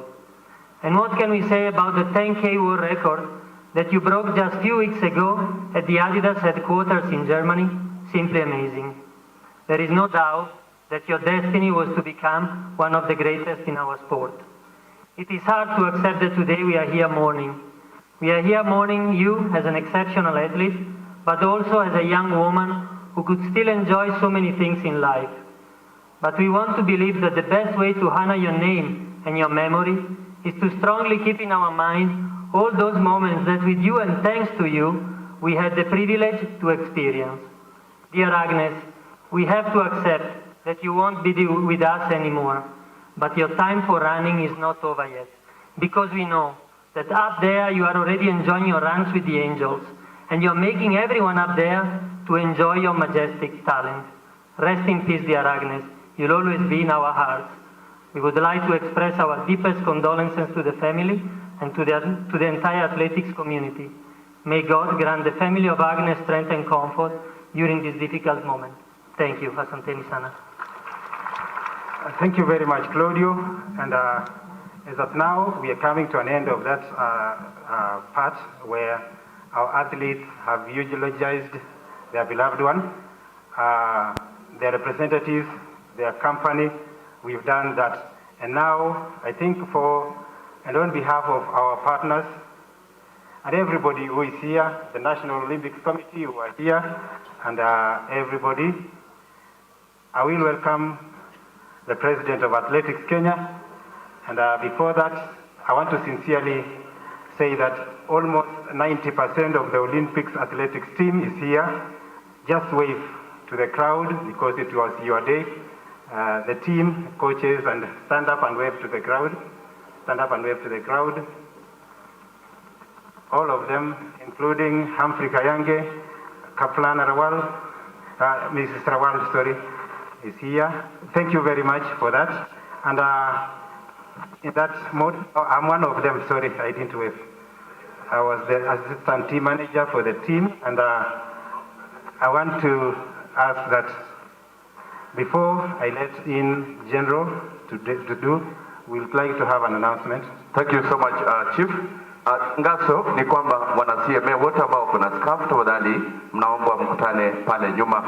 Tangazo ya pili ni kwamba wenyeji na watoto tafadhali ambao tumeketi pale tuwasaidie wageni wateni wa kutoka. Tafadhali sana wenyeji pamoja na watoto ambao tumekaa katikati humu, tafadhali tupe nafasi wa Agnes wengine. Thank you very much. Thank you very much. Lieutenant General retired Jackson Tuwei, President Athletics Kenya, welcome to the stage to take over and finish your part with Athletics Kenya. Thank you, President.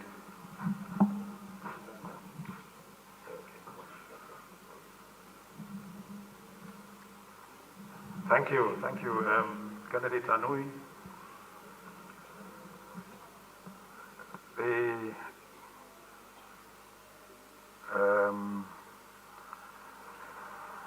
I can see everybody is very ready and active as we continue with this program. Governor, Nandi County, Your Excellency,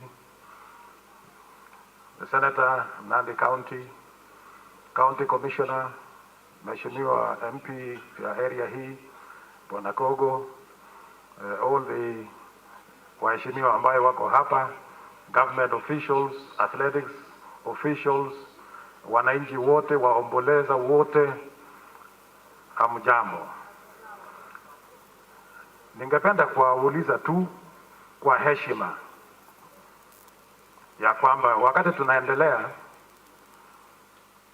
tupatie huyu mwanariadha ambaye ni shujaa heshima yake, tukisimama dakika moja sisi zote, alafu tupatie heshima wakati when we are sending her into her final resting place. So tafadhali sisi zote tusimame dakika moja. Thank you.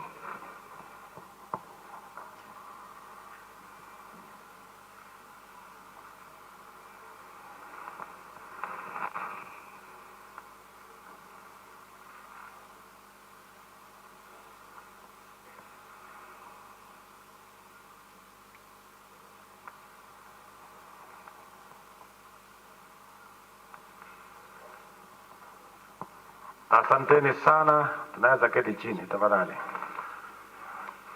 So familia ya Agnes Tirop, leo tumekuja kuomboleza mwenzetu ambaye tunamsindikisha. Mnajua ya kwamba sisi pia, namna mmesikia hata kutoka kwa athletes, we also have a athletics family. And that is why we are all here. Maybe just to show you the representation of athletics, we have here the Vice President, Panabol Mutwi, ambaye amekuja kutoka all the way from Machakos. Tuko na Jinaro Kibet, he just arrived this morning from Nairobi. We have Barnaba Korir, the chairman of Nairobi. We have Ibrahim Hussein, also from around here. We have Bwana Bosire. He has come all the way. He is the principal of Sigalagala Technical School in Kakamega County. And we have all, of course, officials. Have I forgotten anybody? Yes, Elizabeth Kaitany. She's a representative from the Federation. John Kimeto, he's the chairman. Bomet County, Milka Chemos, athletes representative. She was herself a world champion in steeplechase for a very long time. Tuko na our officialist here, Jessica Shiraku, who is in charge of all the physiotherapists ambayo wanaangalia athletes na kila mtu mwingine.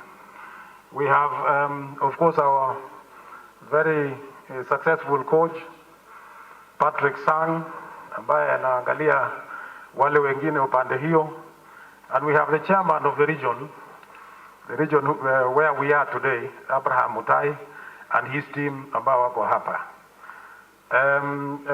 Billy Koskei and senior chief ambaye amekuwa hapo mbeleni. So we have everybody here and all the coaches. And of course, the National Olympic Committee, they were also here the other day, and they are represented here in full time. Then we have, yes, David Rudisha, all the way from Kilgoris. He is also the athletes representative in Athletics Kenya. So we take care of the Athletics Kenya in full, and we make sure that they are, all their issues are taken care of. Sorry, who is that?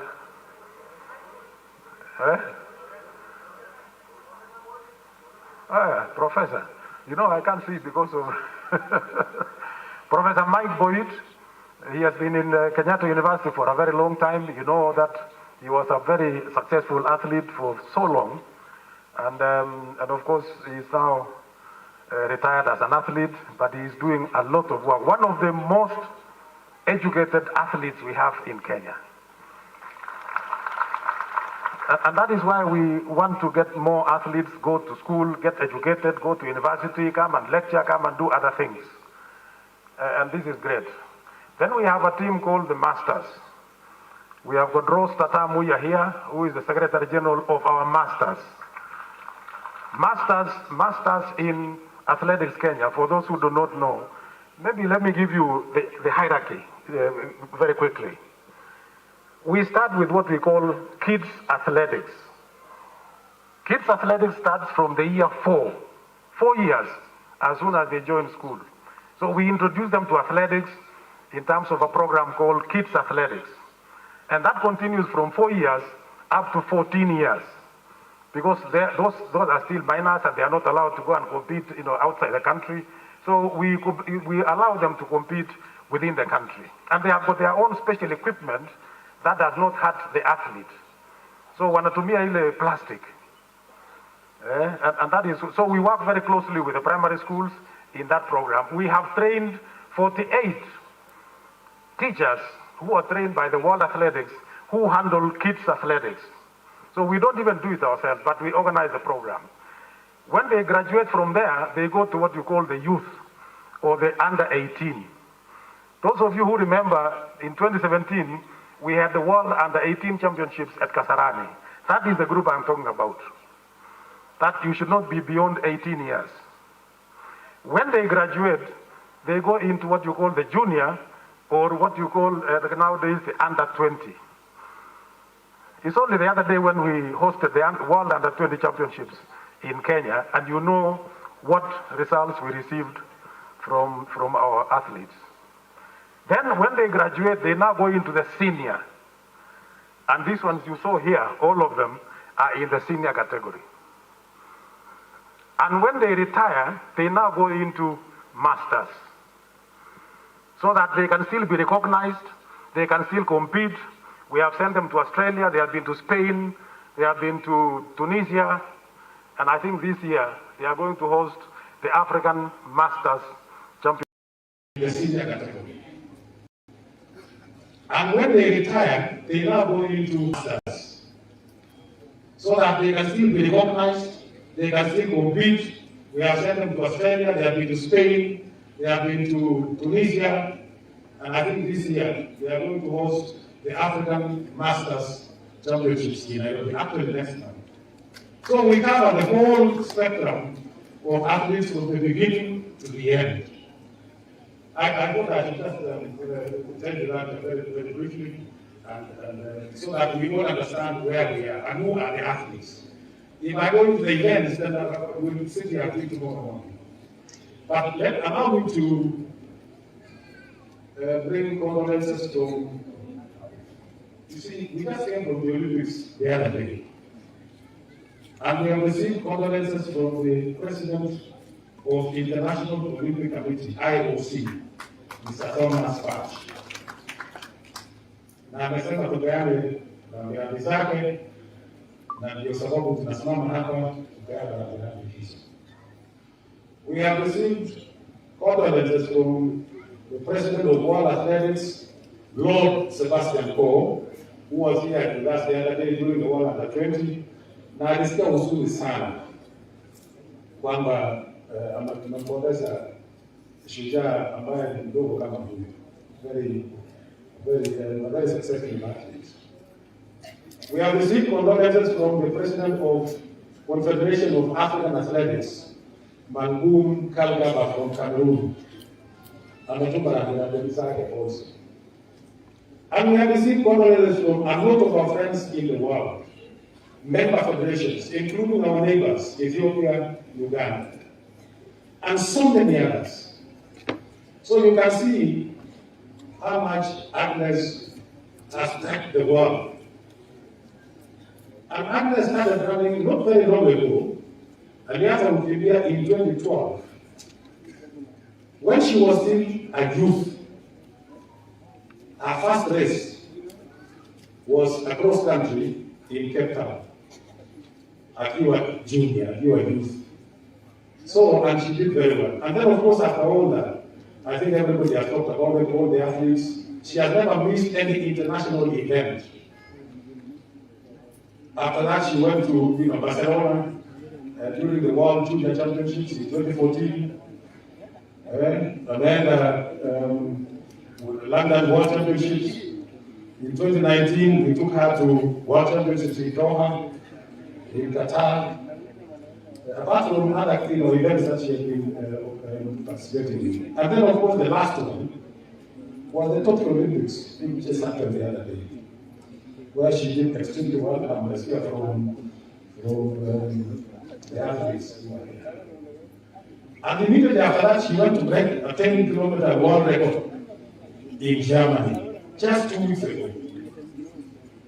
So you can see the way we are very sad about the loss of this young athlete, a real shooter.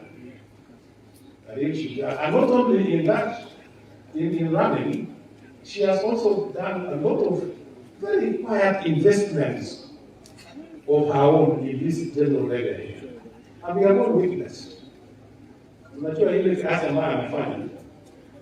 it is there. It is not something that we can talk about without actually saying what it's all about. And therefore, we have to say poleni sana kwa family, poleni sana kwa athletes, because he's an athlete and we are all talking about the family of athletics.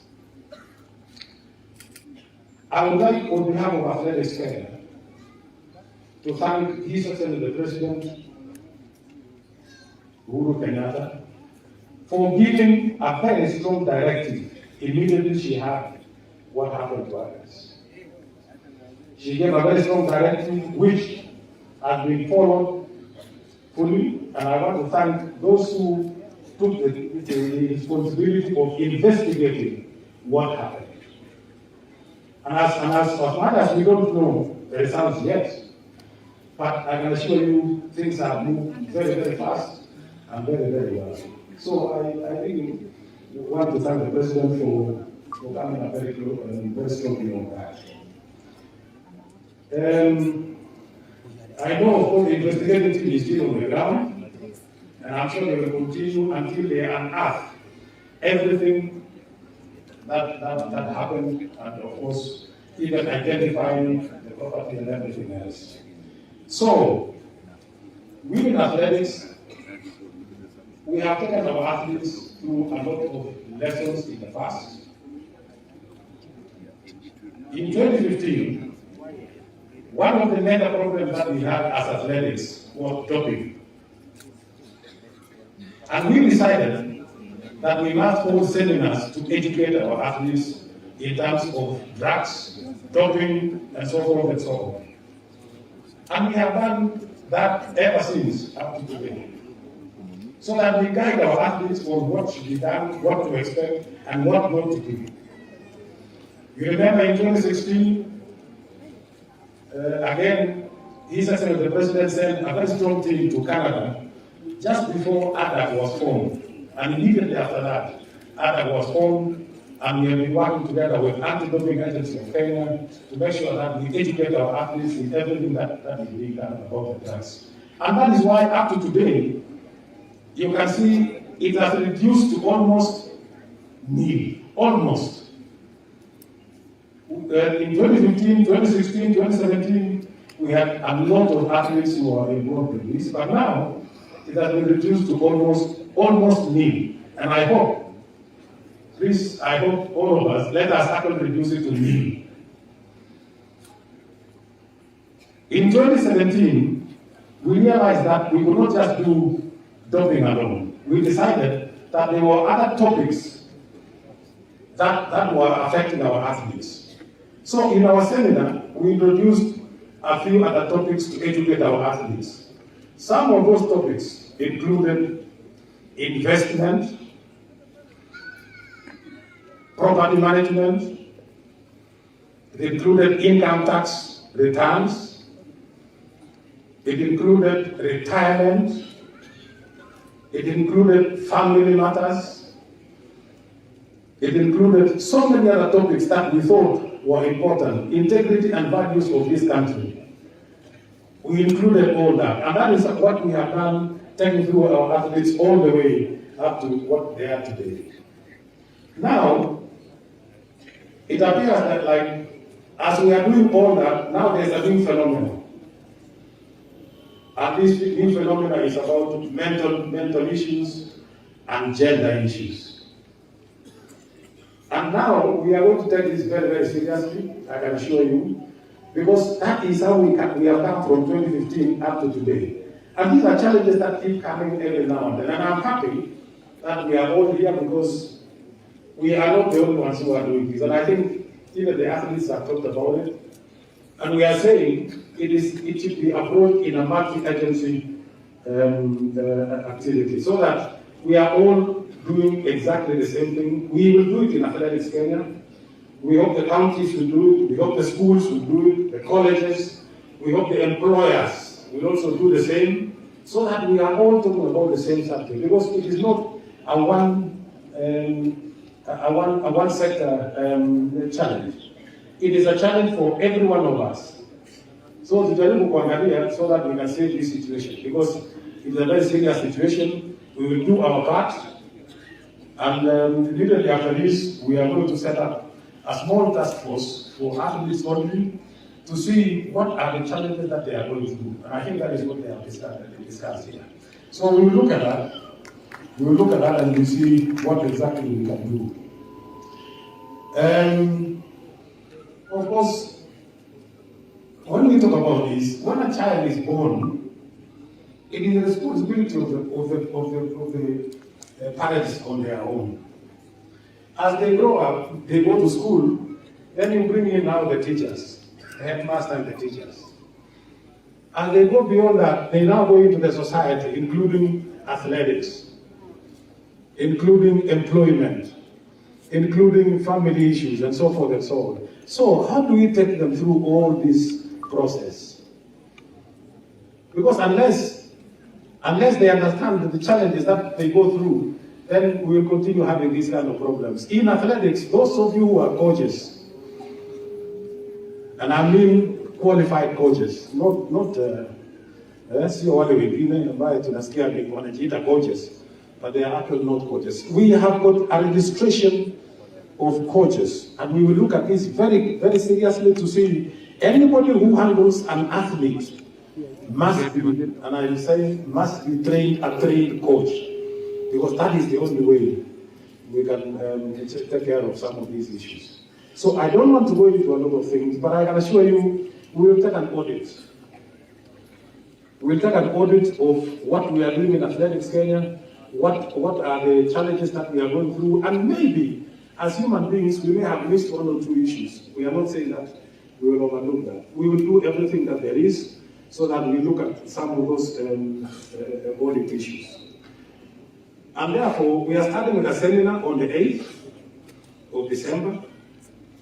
Immediately we get the results from this small task force. And I'm also aware that the Cabinet Secretary for Sports, Culture and Heritage, Ambassador Dr. Amina Mohammed, actually established another task force that will take care of all the sports. And as you heard the other day, she actually promised that the results of that task force will be coming out in the next 1 week. So we'll learn from that. We will take, of course, lessons from that, and then we have a joint discussion, all of us. I hope, and it's really our hope, that as soon as all the properties of Agnes Tirop have been identified, they will revert to the right owner. They will be handed over to the right owners, and that of course is the family.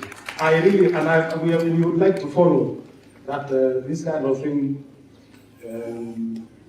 is honored, because we understand and we saw that such a young girl like this, 25 years old, coming to 26 today, if she was still alive, and the amount of investment, the amount of property that she owns, and so including taking care of her own parents and so forth. Really, for somebody to come and end her life like that, I think it is very, very unfortunate, and we would like to condemn that action in the highest possible way. And we also hope that justice will be done according to the law, so that we see whatever action will be taken that will satisfy, of course, this kind of thing. And therefore,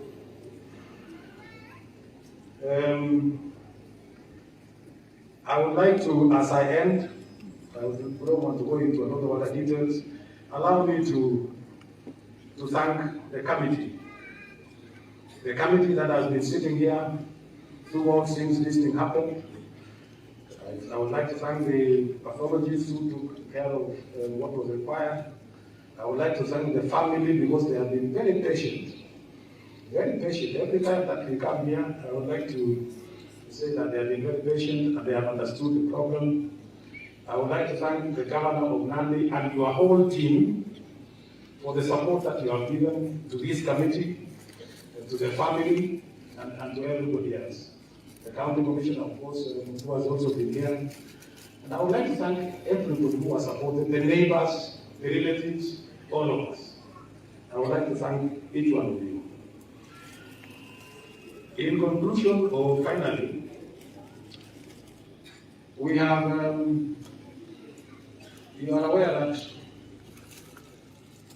we were given to run something called a continental tour event, which was the only one in Africa, for 3 consecutive years, last year, this year, and next year. That continental event, we have of course done 2, last year and this year. We gave the name of Keep Kano Classic, in honor of Kipchoge Keino, who has done a lot for this country. And as we continue, because of the success of hosting that event and other events, the other day we were also given a cross-country continental tour to host here in Kenya. And when we sat in Athletics Kenya, we decided that that cross-country will be held in Eldoret in February next year.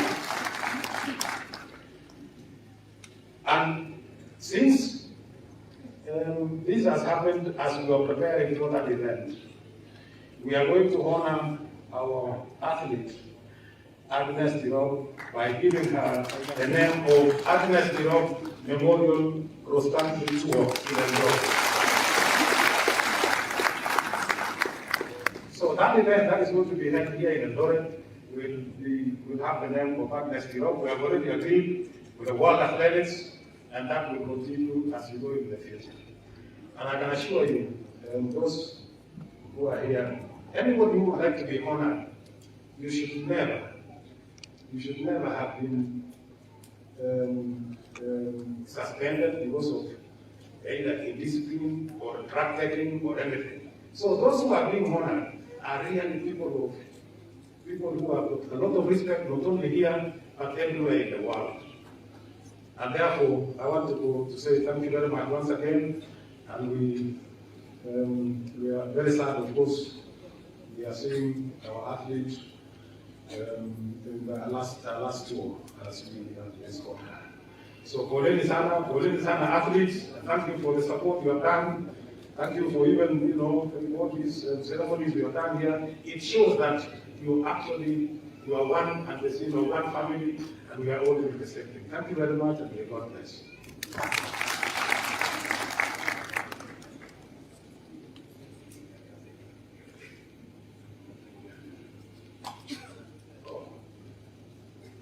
Yeah, thank you for being reminded. I'm told that we have got other foreign athletes who are here. Could we ask them to stand?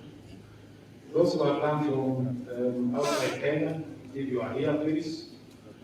And if possible, you can even come here, we introduce you. Are they here? Foreign athletes, foreign coaches, foreign officials. Do we have any? Okay, kama hakuna, maybe bado wako, nasikia wako, they are somewhere. Uganda, from Uganda specifically. Uganda?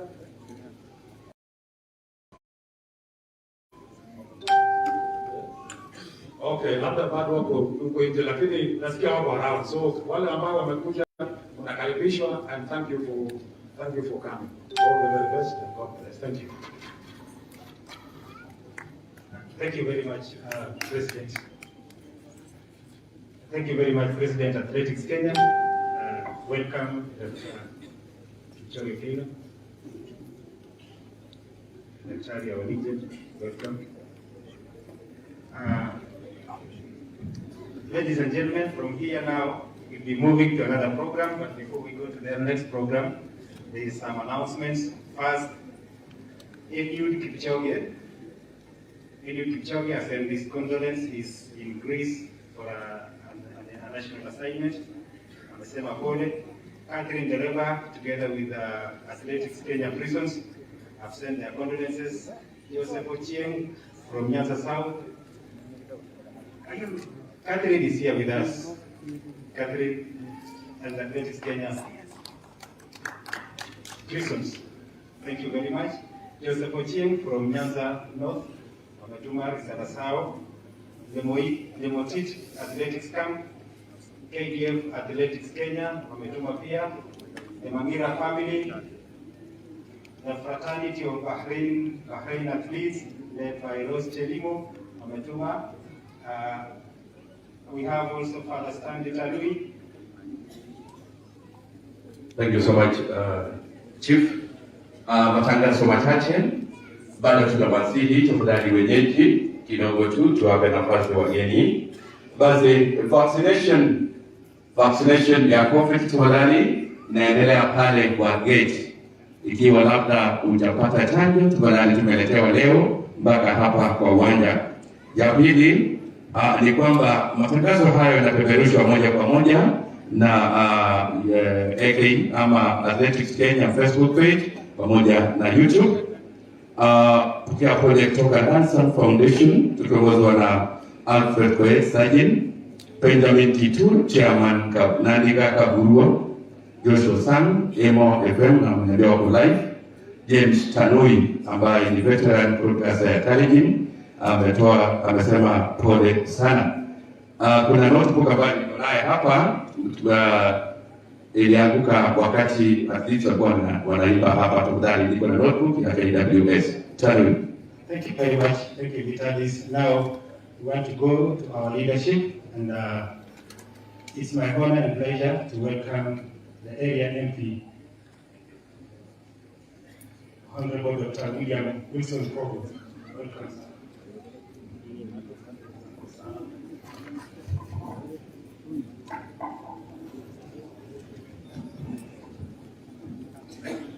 Basi asante sana kwa nafasi hii tuweze kuomboleza pamoja na familia na hasa ndugu zetu the athletics fraternity na wakaaji wa sehemu hii.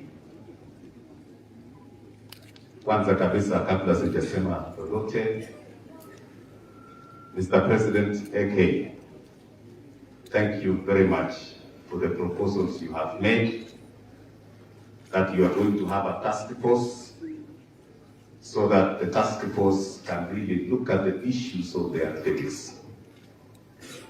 Many a times we would come to a forum like this and we may end up not giving a solution to the problems that we have. So kabla sijasema lolote, Mr. President, thank you so much for that move that you have taken And my only prayer is let us also get that report as members of parliament, so that where there is need to amend the existing laws, then we can go further to do that for the sake of the safety of our athletes. I think that is very important. Familia, wasasi wa msichana wetu ambao wametuacha, Agnes Tirop, familia kwa ujumla, viongozi wenzangu tukiongozwa na gavana wetu wa Nandi, senata wetu na viongozi wengine ambao wako pamoja nasi, the family of the athletics in our country wakiwa na viongozi wao na President Athletics Kenya, wakaaji wa sehemu hii, watu wa Kisii constituency, marafiki wetu ambao wametoka mbali, CS wa sports ambao wameungana pamoja nasi siku ya leo, commissioner wetu na wote ambao wamekuja kwa ajili ya maombi ya siku ya leo na kuomboleza katika mashishi hii. Kanisa letu la Catholic ambao watatuongoza, tumeona pia makanisa mengine wako hapa, bishop wa AIC nimemwona pia hapa, ndugu zetu wote ambao wamekuja. Mimi ninaposimama hapa kwa majina Daktari Wilson Kogo, vile mmesikia mimi ni mjumbe wa sehemu hii. Tumekuwa na familia for the last 2 weeks or so, na katika harakati hiyo tumekuwa tukipeana pole zetu kwa familia, tumeweza kusaidiana pamoja kwa njia moja ama nyingine, na nafikiri yangu kwa siku ya leo ni kuweza tu kutoa shukrani kwa kila mmoja wetu ambao wameweza kufika kwa siku ya leo, na hasa wale ambao wamesimama pamoja nasi tangia wakati tulipopata jumbe ya kwamba huyu msichana wetu ametuacha. Na kwa hivyo nitaungana pamoja na President wa Athletics Kenya nikisema asanteni sana kwa kila mmoja wenu ambao ameweza kusimama pamoja nasi wakati tumekuwa tukiomboleza kwa kifo ya Agnes Tirop. Kibajege mwago ngoi boma engitu ndotunu ninyu gavana nenyo leadership de banande tugul mitesele tayo Alfred Keter abiongozi jidao tugul MCS jidao. Tunataka tuseme asante sana kwa ile kazi ambayo tuliweza kufanya pamoja kwa ajili ya kusindikiza huyu mtoto wetu. Kongoi misiri ngitu ndabuti ya sabiti tako nenyo kumati yawa gurugora kunenyo. Tutasimama na Agnes kwa sababu alipokuwa hai alikuwa ni wetu, na hata wakati ambapo amelala bado ni wetu. Ndio maana tunasimama hapa, tukisimama pamoja naye, tukisimama na ndugu zetu kutoka athletics, tukisimama na familia na wakaaji wa sehemu hii.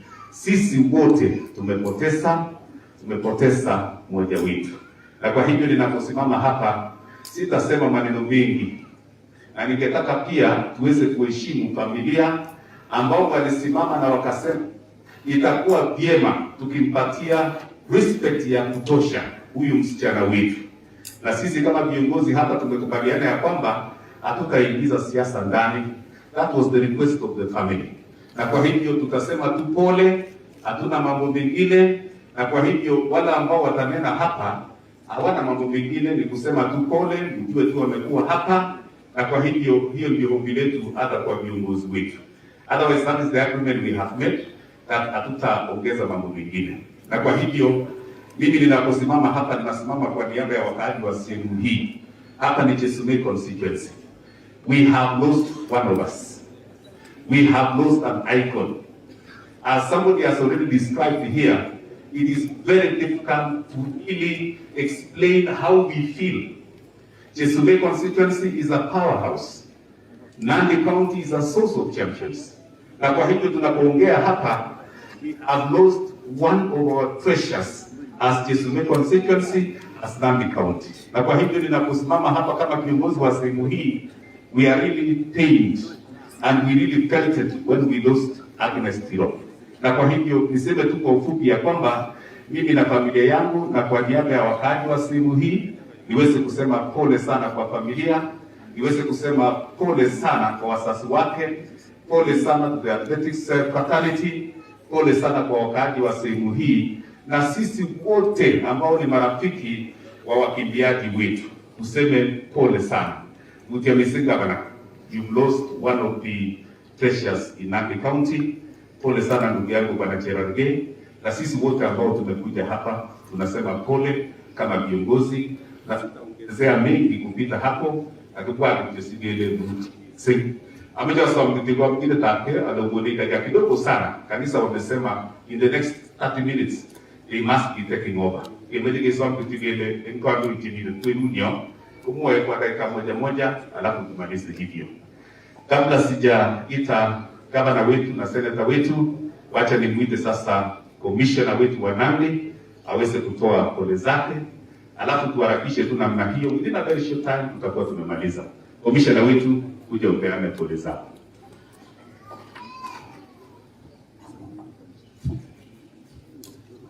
Asante mheshimiwa na waombolezaji wenzangu.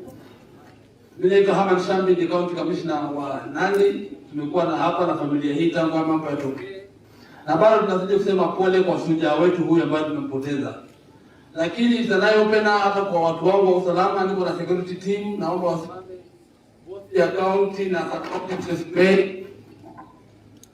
Alafu tuko na ngao pia, machifu wote wako hapa, asanteni sana. Tunayopenda na tunashukuru tangu rais alipotoa tamko akiwa safarini, maafisa wetu ambao walifanya hii kazi kwa haraka zaidi, tunawapongeza sana, and we know justice itapatikana.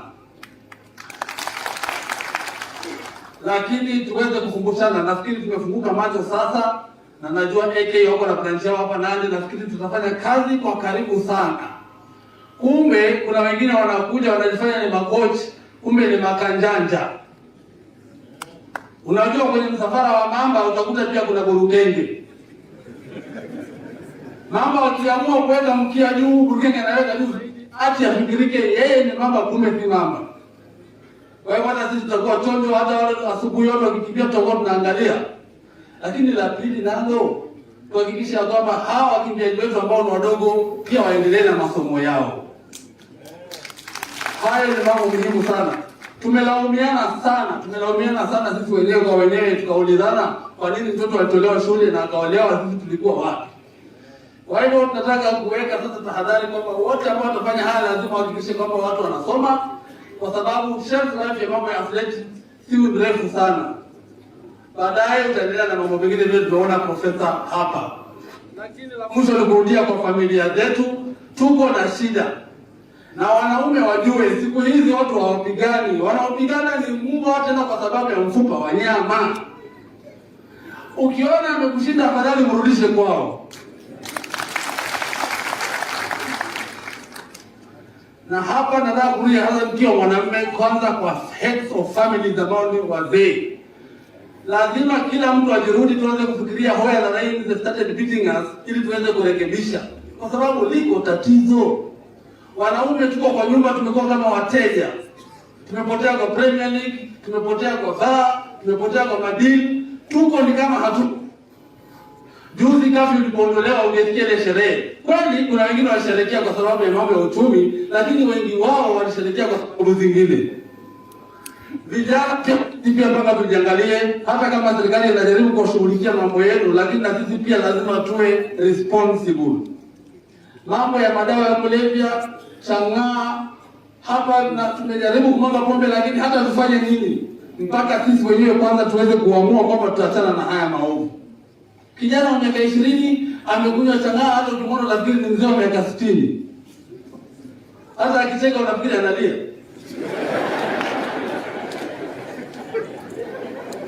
Lakini na wazazi pia, kuna wakati sisi ndio tunarudisha vijana wetu kwa mambo kama hayo. Ukienda Kabarnet town uchungulie M-Pesa zote pale ndani, unakuta ni mtoto msichana, kwa sababu mwanamume ni mwizi abaki kijijini. Alafu yule msichana akituma 500 kwa mama, huyo ndiye mtoto. Huyu mwingine anaonekana kazi ni kula kimnyeti bila kufanya chochote. Anaanza kutukana na kusutwa. Hayo ndio yanamfanya aende kwa chang'aa, kwa sababu he is trying to numb himself from the realities of life. Nataka kuamua kuanzia leo, Vijana tuanze kurudi, wazee tuanze kurudi, tuweze kuanza kwenda njia moja. Ya mwisho kabisa, kesho yetu hata na ugonjwa huu wa mambo ya corona haijulikani. Ni afadhali ukienda mtu akiwa amesawazisha mambo yake. Kama kuna yeyote hapa amekosana na mwenzake, mimi naomba kabla ya saa 12 leo jioni, omba msamaha. Na ukiona mlikosana sana, uwezi kumuongelesha, Mungu ameleta tuma message mwambie I'm sorry. Ajibu, asikujibu, wewe utakuwa umejisafisha. Na maliza kusema bado ugonjwa wa corona huko, mnasikia kuna chanjo pale. Nataka kuambia tu ujanja ni kuchanja. Nataka kurudia maneno ya mtumishi wa Mungu Paulo alisema, heri wafao katika Bwana kwa maana watapumzishwa taabu zao. Asanteni kwa kunisikiliza. Asante sana wetu. Asante sana komishona wetu, tulitusaidia sana, tunashukuru sana. Wacha sasa Uasin Gishu na Nandi ni kitu kimoja. Na kwa hivyo kwa niaba ya wakaaji wa Uasin Gishu nimeona ni wingi sana. Wacha niite Profesa Ambassador alafu Jelilim waweze pia kusema kwa niaba ya watu wetu ambao wako Uasin Gishu. Profesa, huyu ni ambassador wetu kule Pakistan. Karibu sana. Kwa niaba ya wakaaji wa Uasin Gishu.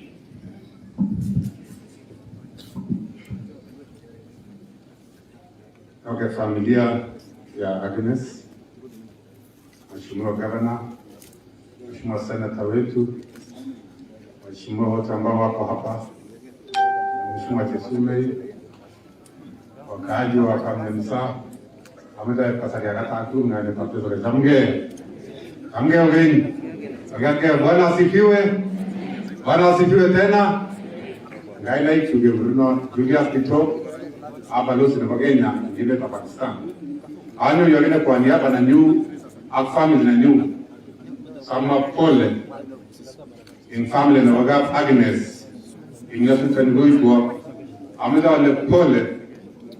Agnes ni gumingin. Agige dugun. Agnes ni wala akpedu gumingin. Ago ine ko mi primate. Ago ambassador agenge. Eba melega athletics. Kugamida basta sele pole athletics Kenya, pole gamne bisa, pole gamne Tukul, pole Nandi County, pole Uasin Gishu County, ingasu tengoiti. Amija wale onge muite family mwamegi.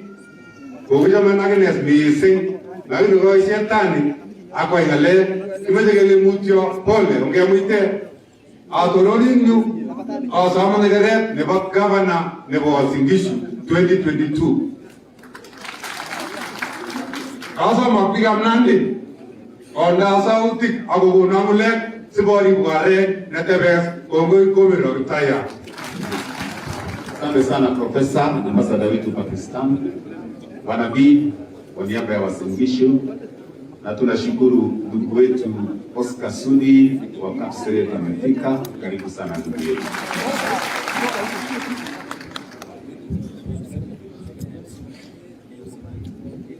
Asante sana Mheshimiwa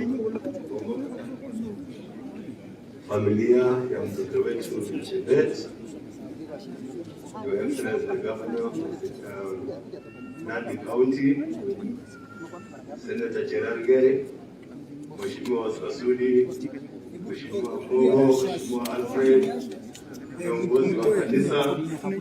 Kampuni ni nani? Familia nini? Hebu tutoe. Bwana Yesu asifiwe. Hebu tutoe pale. Kristo. So, yangu ni machache sana. Naitwa Jonathan B. Cherelium Singishu. Ningependa tu kusoma mambo ambayo watu waliandika juu ya msichana wetu. To the killer.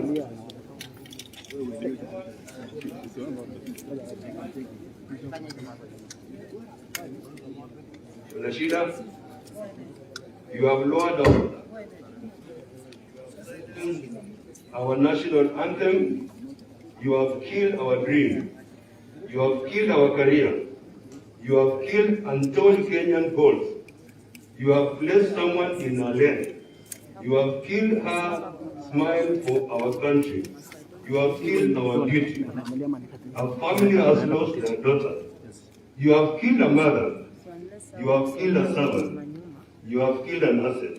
You have killed a dream. You have killed a career. Tunasema ni uchungu sana. Ni uchungu sana tupoteze msichana wetu mdogo kama huyu. Tunataka tuambie wakimbiaji wote kile jina mutia missing mutia imam. Kumi hapa ni nyangu choge kwa Kumi president of Athletics Kenya. Mami gine nwan kusiri laba tungimoni. Ate ni warabana njita imam nangung. Ameja ane mutia. Engi hapa na bachoro noki Oktober. Yukuno Uasin Gishu. Ameja ane mutia. Ni wae kumitige mwadige ukweli. Punne labo chok tuku kingwani ngemoni. Nigine gegure mental health. The woman wanted a challenge in big job. Gira lao job ki mengejen. Matinda ba I megabi. Kumete ke Your Excellency centers tiba counseling tikitara tena wo job. Inge mago de bi ko agweri mago de je tagabe. Amu yone sabet ne mo pisa. So amete ke gato. History is speeding very fast, especially the wheels of history. Obasa maren demu wakse. Nigi by Moses Tanu go telling you like the Magere, nigi the holes of fame. The hole of fame. Nigi kinda kaina iwabi, nigi tauna nigi by Moroni. Kaliama tuya Nandi County, the source of champions. I will leave the home of champions and the city of champions. Sige tegi tagenga, nigi wa tegi. Amu speed limited, the way we do Nigone. Ine na Moses Tanu ngote ni ngegalwi. Wena yaya mkitani iteshi asale au iteshi bilimi. Siyake susagenda kumwanite kwa ipiti bila paninye ile nila ninye kwa ipiti bila kumwani. Sabe kumwan apani ani na kumwan. Kwa ani ahinga sirapwe ya 5,000 liters umelimba luwala wate. Amwani amu the same time we were in it or now. One of the in it, I'm giving you a no again. When the mouth that running, I need another thing I did in a moment of someone we need a call. Put in your room, give more to the side that give room among the thing and 18 in the world. So you have to put the young room, then no matter move it on the side. Nobody. Oh, you know, the meaning I don't know, man, Uasin Gishu. I won't know today. Pokot city, the what you are calling, I will never know you. They made a song in investors took the best of Nandi, the best of a good Marakwet, the best of Nandi. You gave me a great. Umukuno, Umino, Suruben, Umino. Makimena makihanda taonino kwenye misurubenyo nemu wasi. Ara amika sabunga ngine take. Watakuwa Turkana nemele kama na Uasin Gishu ekikuwa arawi chegele wanele. Ara amu amika. Walilowa kuwa asame munege asame sae. Wale yuwa tuwiju wakana na mungu wakana matikurezi. Lakini lazima umina urusu ubusinga tuline. See with the level, so much of the world was what I need to know. I mean, I'm going Tuko Uasin Gishu, asante sana. Hawa ni watu wetu Uasin Gishu. We are one and the same thing. Sasa nataka nimkaribishe CS wetu. Nataka nimkaribishe CS wa sports ambao wameungana pamoja nasi, Honorable Kachabil.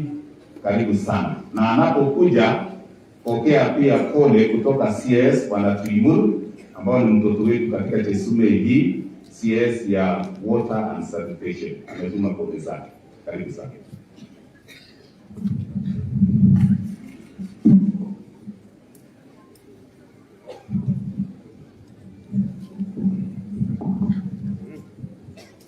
Basi familia ya dada yetu, mtoto wetu, sita wetu, Agnes Tirop, viongozi wetu wa kanisa andalizi ya misa ya leo, viongozi wote wa Nandi, viongozi wengine wakiongozwa na gavana,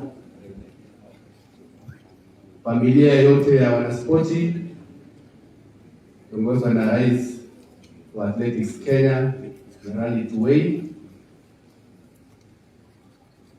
waombolezaji wote ambao wamekuja kuomboleza na familia hii, wanasifiwe. Vile umesikia, mimi ninaitwa CAS Kachapin kutoka Ministry of Sports, Culture and Heritage, na nimekuja kuwakilisha waziri Ambassador Mina Mohamed ambaye alikuwa juzi hapa kuomboleza na familia, angeweza kufika, lakini kabla sijasoma risala zake rambirambi, kwanza ningeanza mimi binafsi kusema kwamba toa rambirambi zangu kusema kwamba kifo cha msichana wetu ni kifo ambaye imelete tisho sana, kwamba kwa hali ile ilifanyika. Najua kifo kufanyika kila mtu, lakini si kwa namna ambaye mtoto wetu mdogo anaweza kupoteza maisha yake. Kwa hivyo nasema kwa familia, mchoka kabisa kwa yale yalifanyika. Biblia na Mungu anatuonya kwamba kuua si kitu nzuri. Biblia inasema usiue katika amri 10 za Mungu. Kwa hivyo tukiwa hapa, kifo ya dada yetu imekuwa tisho, si kwa familia peke yake, si kwa wanaspoti peke yake ama wanariadha peke yake, lakini Kenya mzima na hata dunia mzima. Na vile wale walitangulia kusema ni kwamba hii imekuwa ile tunasema wake up call, sio kwa viongozi peke yake na hata sisi wizara, kwamba lazima tufanye kitu, kwa sababu si hali kama hii ya msichana wetu peke yake. Kuna shida nyingi ambaye wanariadha wetu wanapitia, si kwa mambo kama haya peke yake.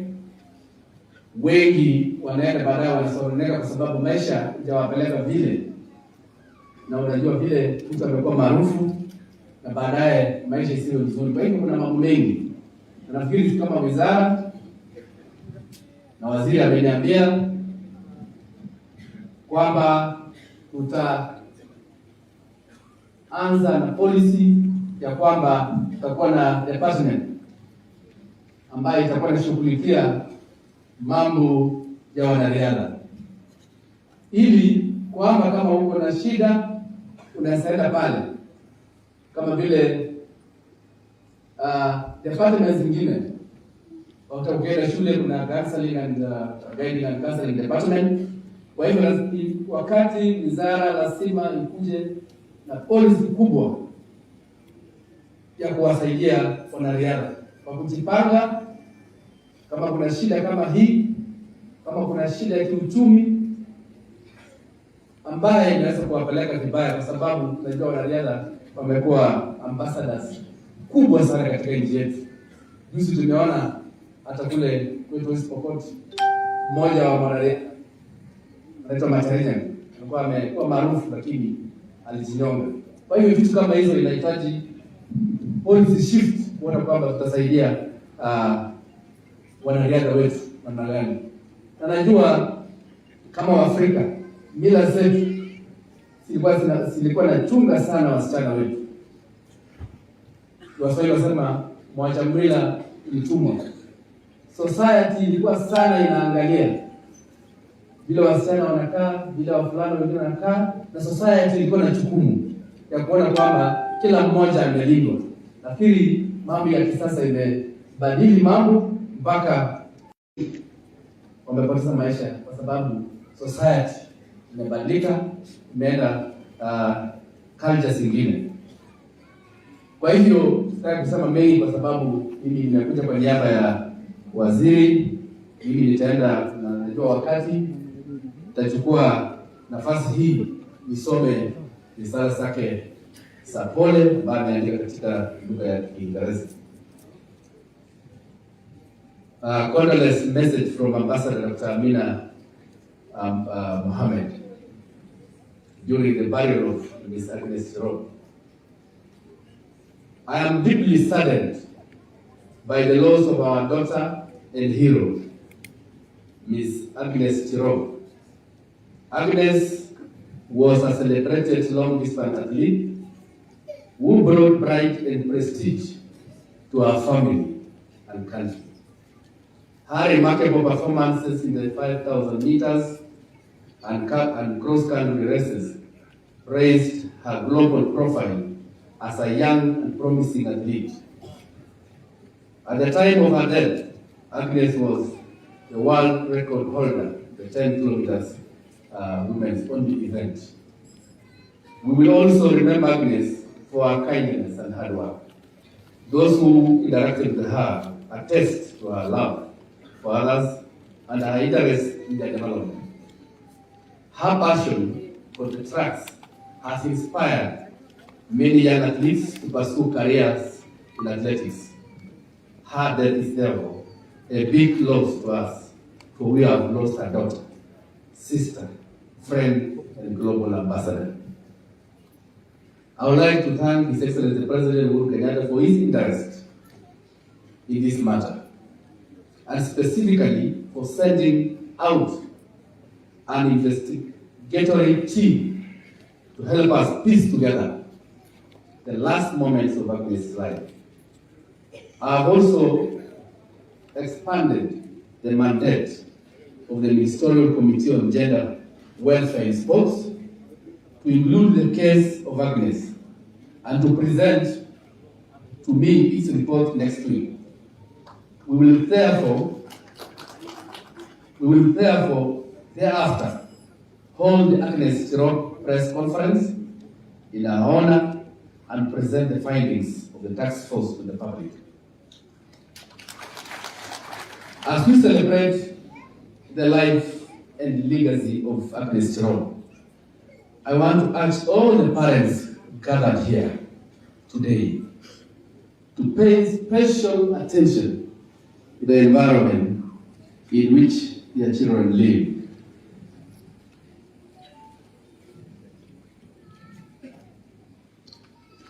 Our children are a reflection of who we are as individuals, parents, and society. As adults, we are their first teachers in life. They hear how we talk to each other. They observe how their fathers treat their mothers and are conscious of the male figures in their lives express themselves. What happened to Agnes should not happen to another family. No parent should have to go through the pain and sorrow that her parents are experiencing. Let us therefore start a movement to save our children.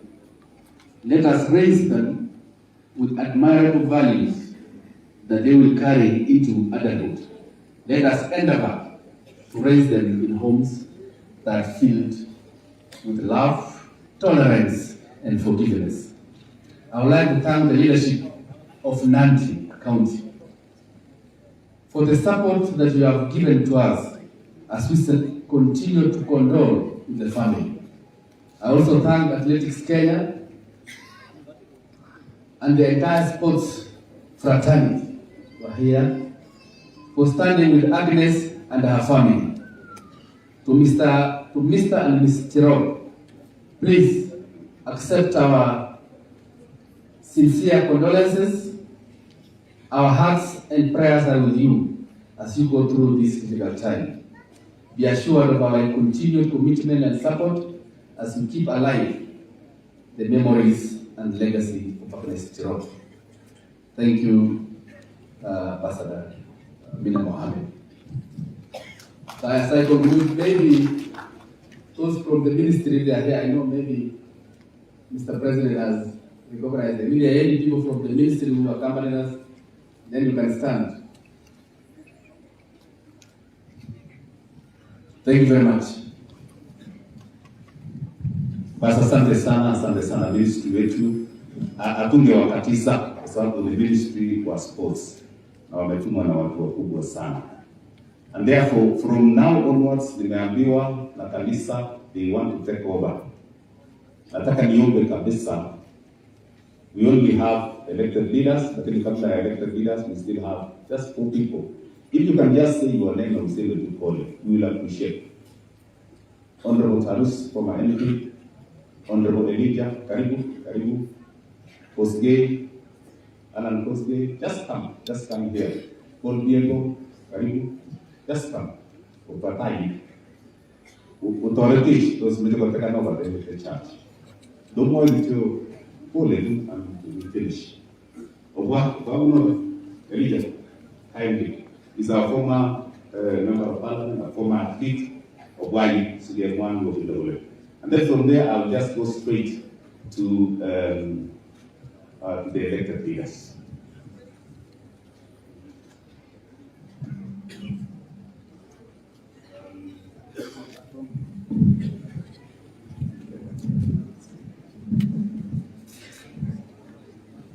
Thank you so much. Athletics fraternity being led by our legend, Dr. Kipchoge, family, Nebo Tirop, Agnes, Baba Agnes. Sisi wote ambao tumekuja kuomboleza leo kukiwa na gavana wetu and other leaders, Bwana Yesu asifiwe. Kwa majina naitwa Zipora Kerin. Once upon a time I was the chaperone Athletics Kenya, and I also played a role when athletes were going outside the country. I'm happy that I was given about 4 chances to go outside the country. And my main role was to sit the young women and speak to them. I'm happy to see Paul today, the president, Uasin, they are here. I only want to say this, Kaigan, on behalf of all the women of Nandi, allow me to say Onyoywega, we will blame each other, but allow me to say I am sorry on behalf of them. Athletics president, let me request this. Some of us, we can have that time, as Janet has spoken, Gongo Janet, Kabarnet Janet, Obonei mother figures. I am willing that at one time, when these young athletes are somewhere, we can talk to them, Bwana President. Number 2, and as I finish, Murenicho, for how long will you kill us? For how long will you kill these acts? Kiro tweeti, kiru tetion, ananirute mureni nega maigabari. Tomo geriti rutu korgo. Poleni sana, age yote kele. This will be the end. And anybody trying to do that again, all of us women will come to the road and the wrath of God will befall you. Kongoi Singh, asanteni sana. Zipora Kerin, aspirant Embu constituency. Kongoi Singh. Don't know if you guys enter the last aspirant boyo, tutashukuru sana. We will be very happy. Kanisa, familia na wakubwa wetu wote waheshimiwa na waombolezaji wote, tumsifu Yesu Kristo. Kwa majina ni Mheshimiwa Josephat Arbei, county coordinator wa Nandi County, chama cha UDA. Kwa niaba ya maasila sote ambao Tirop alikuwa mmoja wao ambaye anakimbia asubuhi kutafutia unga, tunasema pole. Kimoyo mutio wa kijana wa UDA and family apiga watu tukul ngoro mtaenda kwa ya mutio misa. Gimwa gumo takibu ndura. Lakini mkimwa achana mwamingura. Basi kwa majina ni Charles Partigay. La kwanza niseme pole kwa familia ya Agnes Tirop na fraternity ya wakimbiaji wote. Nasema pole. Langu tu ni kusema hivi ya kwamba mali tu cheki bala kwa ni kijengo mini kimoja task force kutko mangesumani ingi maslaga tu wewe tumi kumaji gaisha ngere ka jo lan kwa family na bala kwa ni tugu chi tu ko mangi abu sumani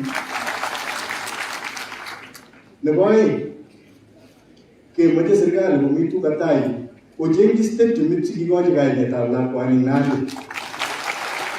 Kwa hayo machache nasema pole na nitakuwa around wakati wa election. Thank you very much. Yeah, atakuwa around, sio aspirant, atakuwa tu around. Okay.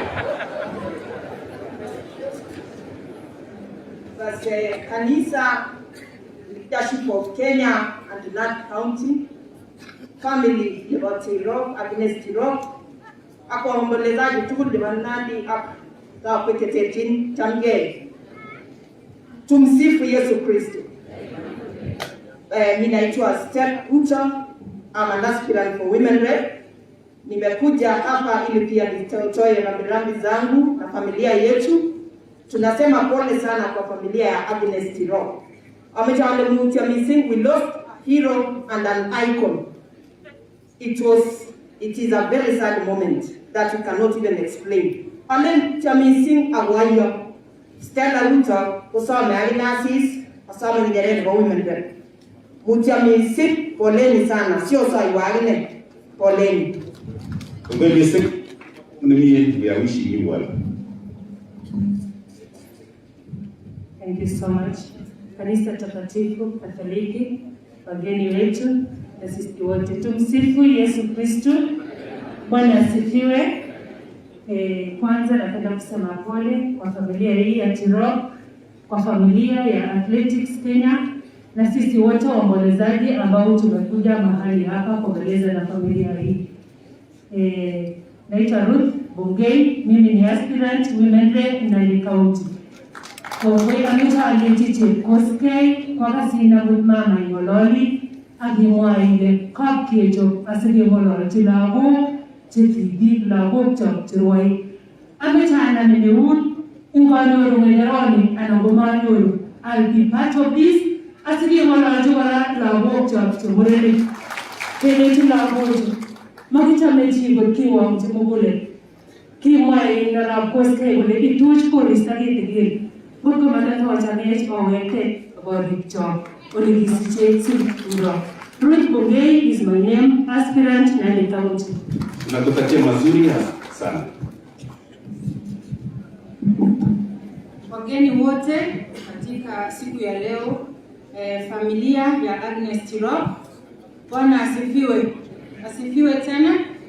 Mimi nimesimama hapa kusema pole na pia kwa niaba ya walimu amoso wa teacher nasema pole sana.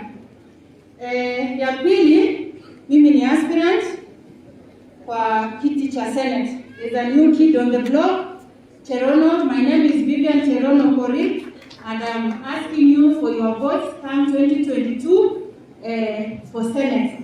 Kale Nandi, osirko kelitosi hudi ngoe kare. Mauna lagi? Kale ndo kwa itakia kwa itamai. Bas kwa bolu ngebo.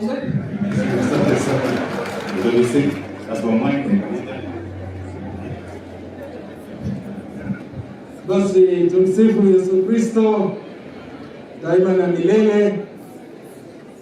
Mine will be very brief. My name is Ezekiel Gikuru, Arablele, one of the force of the silent majority with the contemporary society. Aspirant MCA the Bokonga Jebwa kijana chipukizi chapakazi na Wilbara. God bless you and God bless Kenya. Asante.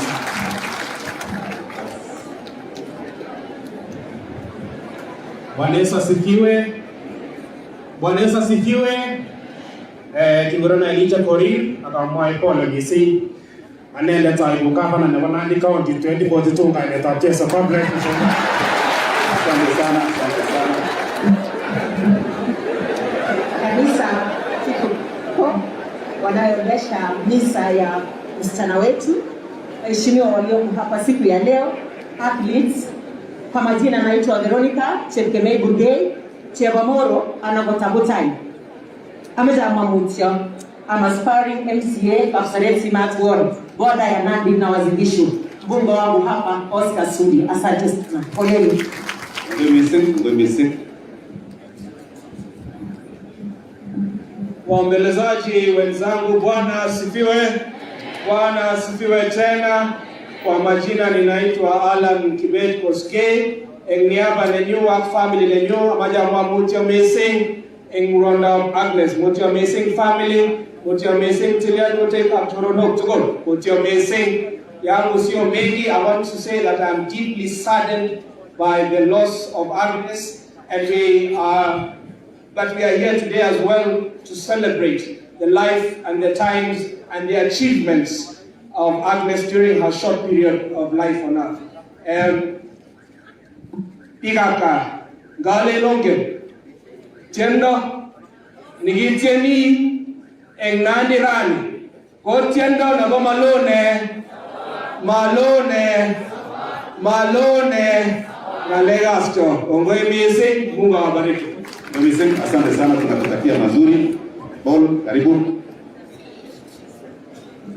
Tumsifu Yesu Kristo.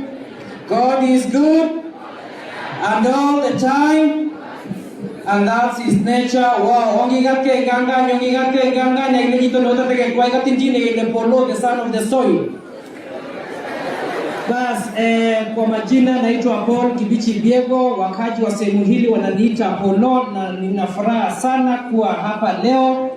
We are here to bid farewell Agnes. Agongale chuk mheshimiwa kwa mwone pia kwa jini kengereta genge imito wakiti wa mwanga lega yengiti. Angale lega yenga yegitinga ngetu tabrani ngiwe tinga kolen aram analiliboni ngamwa yengiti kujota. Konetai kogamwa leganyo nyamwa pole. Nebae koganyo agine nyamwa ji athletes kongoi owe discipline agomureju. Oye ongame tuun bole lakini matke barkita kabisa nguni amutinye vitu tuje ja kabisa lakini isini ongame bole gai amu isini aleju komoronin otherwise pe tutage kotanyo gemba ngalega lakche janga ngere nije komiju ngo embi ne boy ne chesume jamne misi ko wale sis inegere tabga manne sumbane timone Asante sana, mimi tunakutakia mazuri. Now we have only 3 people. Kusema tuki bas iburana video narata ngaine ninge biche zangu ko Victoria MCA aspirant nebo Captain Kamoilo. Asante. Jona Gladys Cheptoriego aspirant nebo MCA le moponge chetwa chebiose ko master sito yo nene majibicho.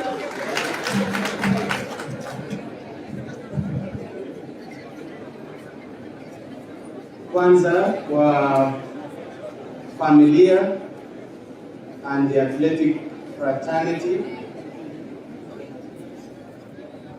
ang mengiga Nandi tukul ane raptorus amwai mutio eng ale tugobiti family tugobiti Agnes Tirop agoy angle na lagapo side, and I know the church would like to start.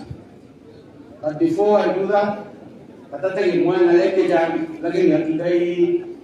a message of condolence from the Right Honorable Minister, Raila Amolo Odinga.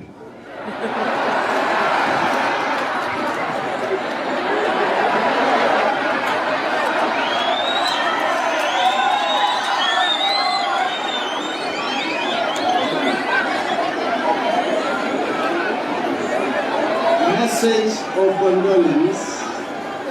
Basi tutulie jamani. Hii ni ya family. Tutulie jamani, ni ya familia. Hii ni ya familia. Ni ya familia, tutulie jamani.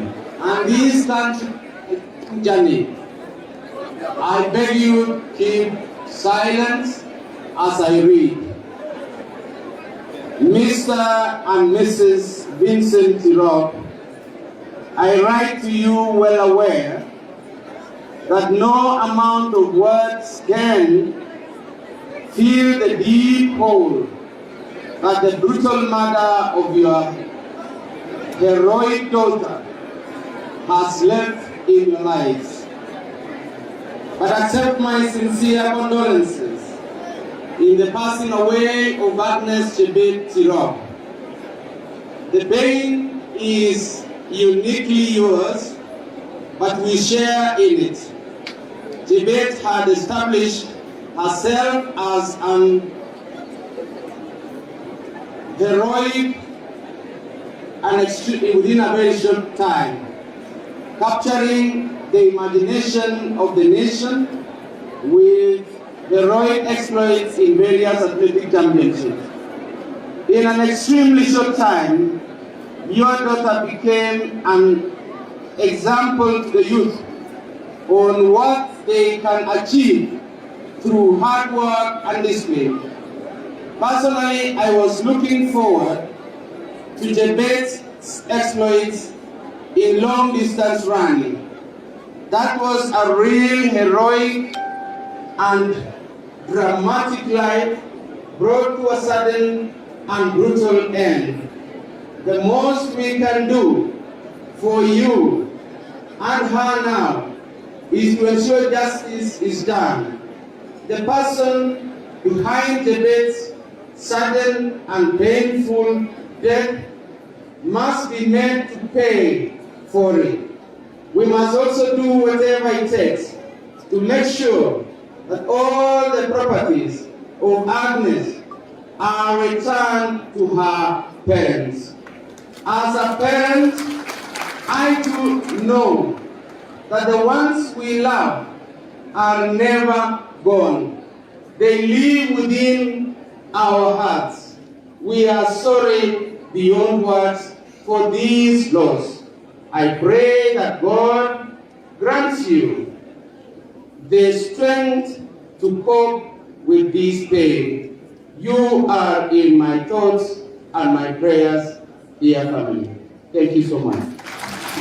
Asante sana kwa hizo condolences. Huyu pia alikuwa mkimbiaji, aseme tu moja, please time.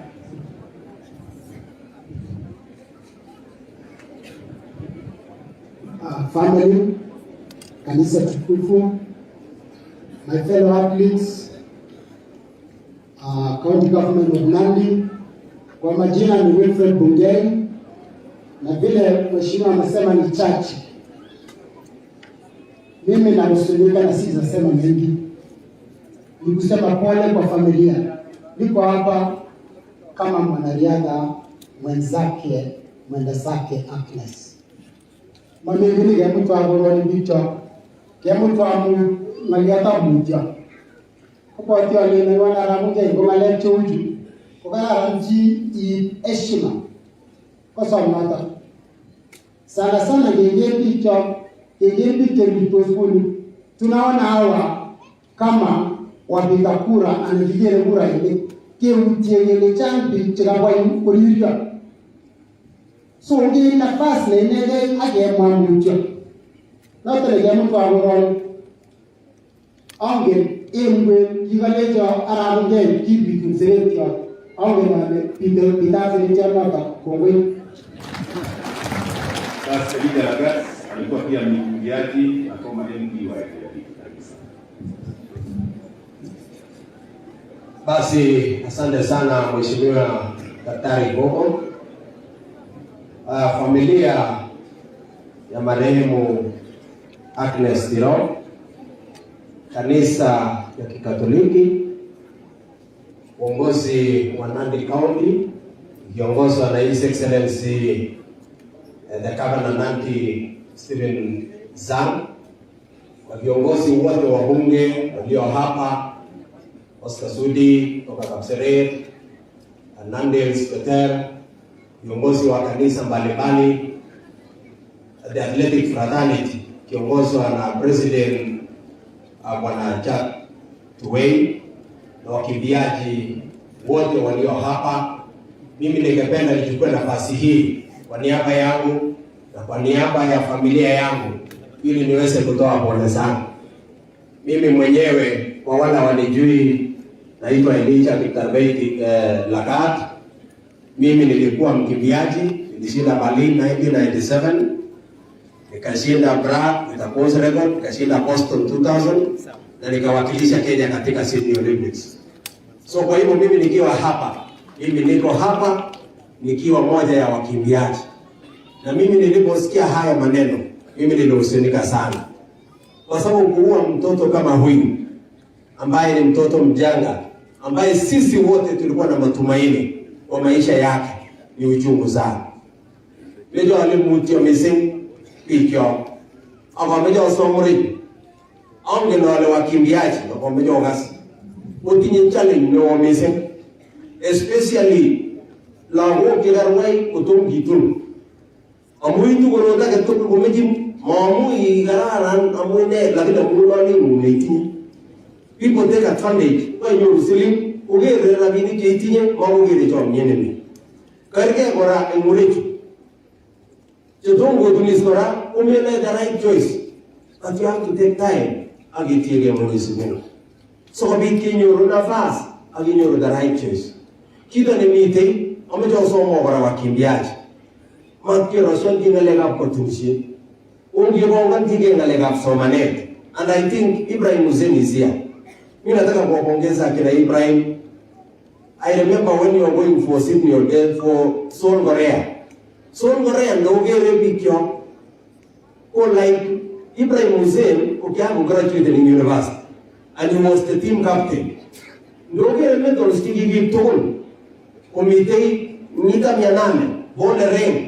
He was a student in the University of US. In your 1500 meters, Peter Ono, he was a student, gold medalist. He was a student in the US. In your, like Patrick Sang, Kokina Pamut, lakini kimwanafunzi in university. In your, like steeplechase, Kora, Julius Kariuki. Kina ni mitebikyo, ngileni gerikuno rani, wakimbiaji jijang, kukakumito sikuli mapema. Amejo somo missing walungi kimi na legap soma de.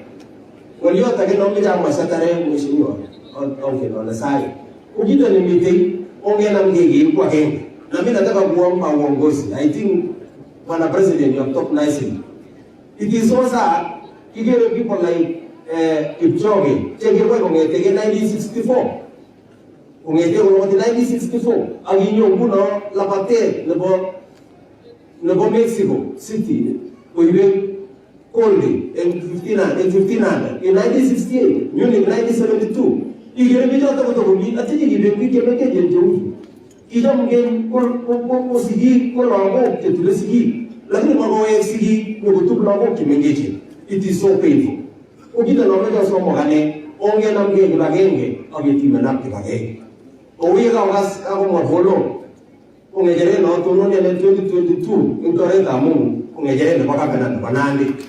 So uno to ameja sio no tara ko utiji to le jina mate wegeli mo we si kwa mwana ulito. So kita ne mite uso uti kiti jabo bitu asaba bitia na mge bagenge agiboishi bagenge.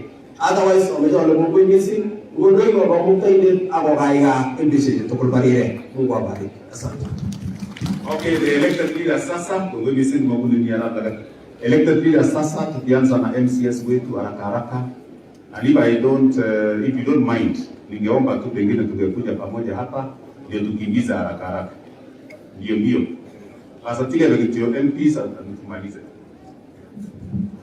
Bas Kongoi mheshimiwa, baraenda kwa nanga itamwe chake asibabite mwamutio.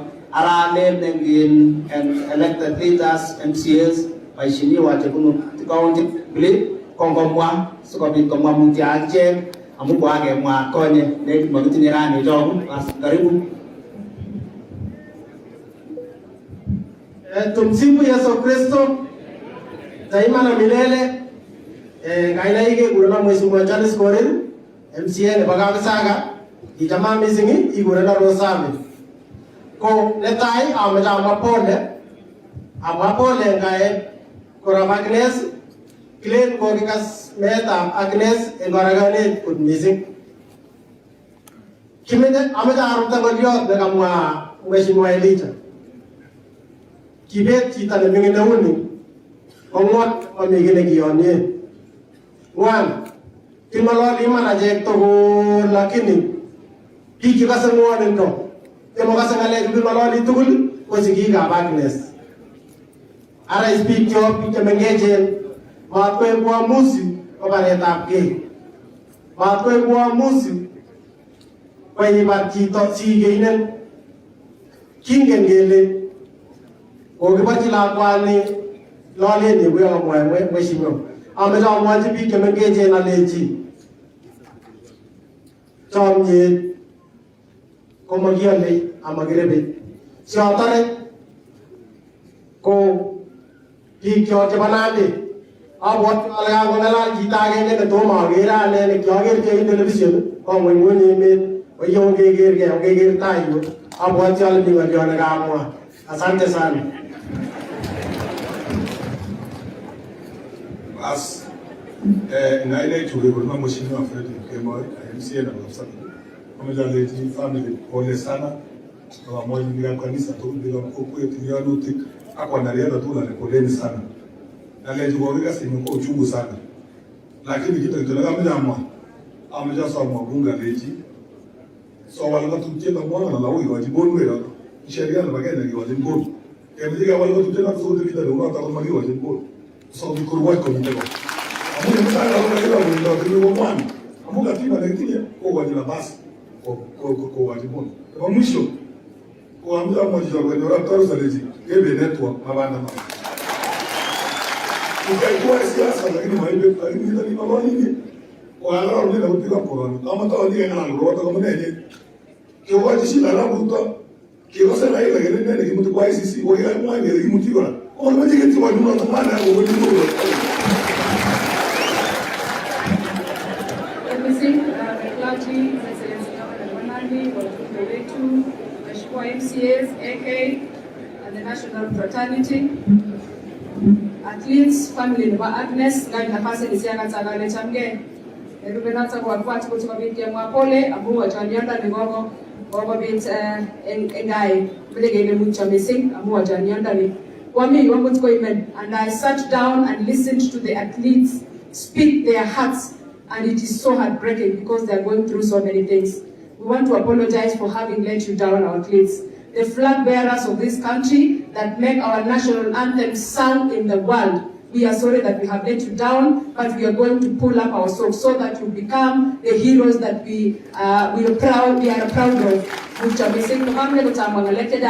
Nataka tu kufuatilia mambo ya CAS, Ministry ya Youth na Sports. We want to appreciate that you have said that you are going to follow up on the case ya Agnes. But because government is government, hawawezi fanya kitu kama wametulia. Lazima tushike bana na tuwakumbushe ya kwamba justice must be served for Agnes and every woman who is going through a gender-based violence. Poleni sana, Mungu aweze kuwabariki. Jina langu ni Cynthia Muge, akameja wasamboisheka kumureni, kubatogira na ye. Ameja yobe kita na kibure main conference na jambo kwa ni suitcase za mubeli ipo ngalale ngaliota karabale ta pon anangoje bioso anangoje hata ngalale tukala so that we can change the conversation and we make the people of Nandi proud again. Stop killing the strength of a woman. Stop killing the light that we have in women. Kigurana Cynthia Muge, I am CA and I am a champion of gender-based violence, and I speak about it anytime and every time. We do not have representation in the Arais Viola and Piga Nandi.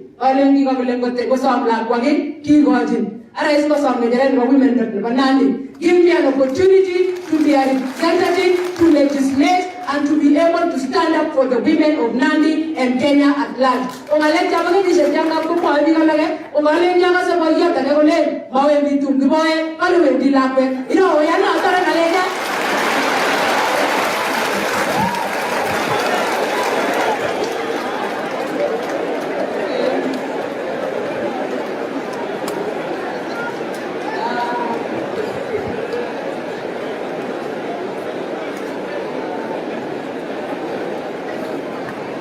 Magdalene Rono, MCA Bolivia. I bring a message of condolence from the people I represent, the family of Agnes, the athletic family, the leadership and everyone. We are saddened by our death, our young daughter. One only because the men to rise up and be the men we used to know, the breadwinners, not the people who sit and wait for us to bring bread to the table. Pole ni sana, wacha Mungu asaidie family. Mche mama ni Agnes Gilgen.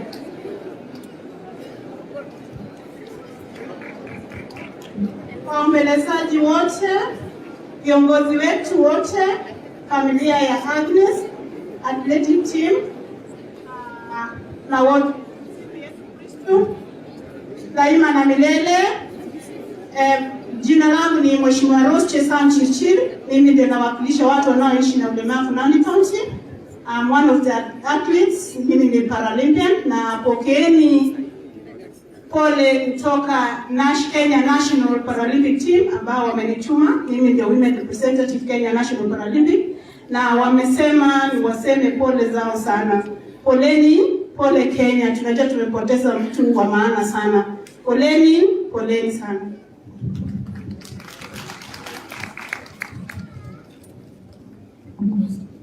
His Excellency the Governor, Senate, MPs ambao wako mahali hapa, wanariadha wote, waombolezaji wote, wacha niwasalimu katika jina la Yesu. Bwana Yesu asifiwe.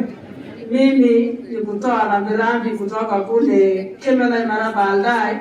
Tena niko chini nikisema poleni sana kwa familia, poleni sana kwa kupoteza mpendwa wenu. Hata nasi tukiwa kina mama tuko na uchungu zaidi yenye mtoto alitokea. Wacha Mungu aendelee kufariji. Kwa jina ni Mheshimiwa Tufosa Kuto Nandi County. Asante sana. Engaina ichoge ko Mheshimiwa David Tarabambo MCA na Baburani elmo kongeche. Korani ko ne gitmomoe ko ngete gikobinga nyondoni. Ko kami chole ko ye ko ngoi family ko ramu biotuliani ko ngoi kanto internet ko bun ko president de Baringo in Kenya abangoi tubun abo ngoi your excellency our governor amute tuntu jegi ba ngana Kenya ko ngi ko bingalesu ko ngi ko bango Oscar Sudi kunegi ki ya ta koisyon abo gi ka ba ten wagenge ne gi gamwa ko gi koro ko woti tai ne bo ni kai kamo bun your excellency ko tai Sudi on kia no logi bila Mungu ko mangu wajani kubode na rorani ko statue aba mjali Mungu kwa familia mu sitiza wata bunni ife ko bun kanto na te nebo kanto na te ne bala te itagenge mheshimiwa ukinyo challenge yesterday kwa ngala ndiona ole just one no wo ne te di go kusomo kwa agenge ne bonne amugimi ta kre justice and legal affairs aba mite kwa chair na delegate ko mwale oye keteme anga no limo ane chigoro ne chibonga tuti azugo ikoribe logo job entire team nebo fraternity nebo na matete Kenya oye mheshimiwa oye mbunge wajerage bale ni ndamo ngene Gishu oye olibe logo job mogiani borgie bore no unoto nete ngule mecho unoto agendo bora Ugame jasa Mungu ukibone chale ngeke bonu chichale ni titone mingeni omwa bonne bendera na kwero temboli na botono ngenya dunia nzima ono kutoki mutula kwenyo ongo korona yenge ila tiro owu ongo na ni sisi wana jodo government yo onga biba tukuna na tegigeri ongo no ni kinge osila kwenyo ngoli botono dunia agego kimboli na bayi bendera na bagenya ara swami jale omi ganjo ndai tur jaga pa ami jale bongoi agata ja kwa MCA ne ngini ne ba le mo kongeche abuno ndasit ko una to kuni gala tubun karibuni ko pamoja asante sikibe kuna Asante sana MCA wetu. We recognize all the Olympians who are in our midst and we really appreciate for your coming. On your behalf, we have the Olympians from Uganda. On behalf of the entire team of the Olympians, Cheptegei, karibu sana.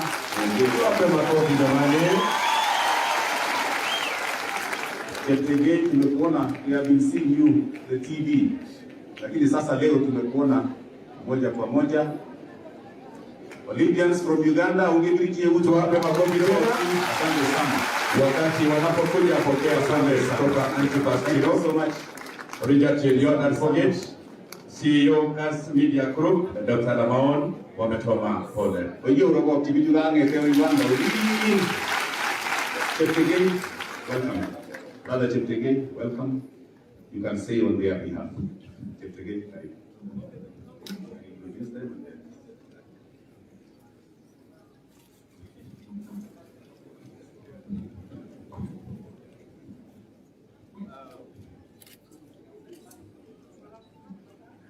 Your Excellency, the Governor of the county, Senators, as a Parliament, family of our friends, the athletics fraternity, the people of Kenya, and the people of Kalenjin. Can we get Kalenjin? Ani chibulino Joshua Cheptegei, the Olympic champion, Abunu Kapchoro, Uganda. Amaya Bante, Bichmitaiwuli. From here, this is the bronze medalist of the Tokyo Olympic Games. Can say your name, sir. Jacob Kiblimo.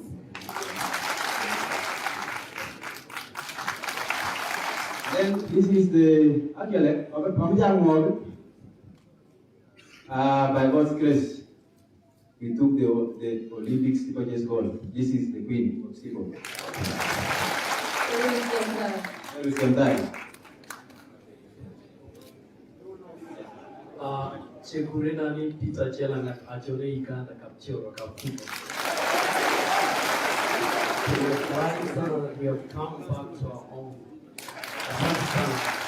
Tunafanya na Uganda Athletic Federation.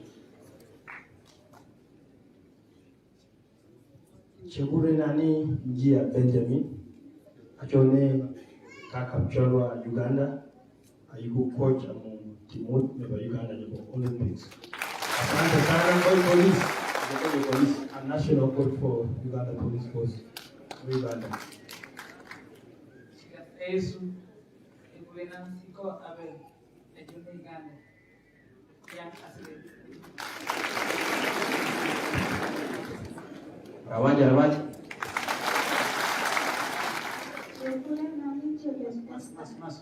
I want to see you.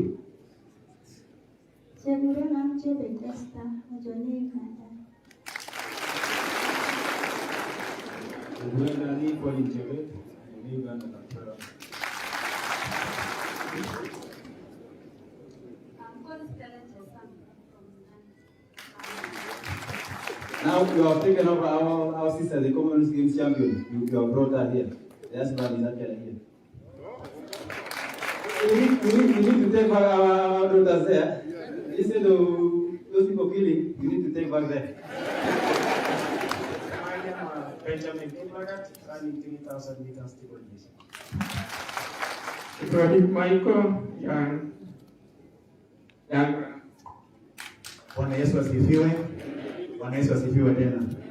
Kwa majina naitwa Amos Kipkali. Kutoka hapa Kenya.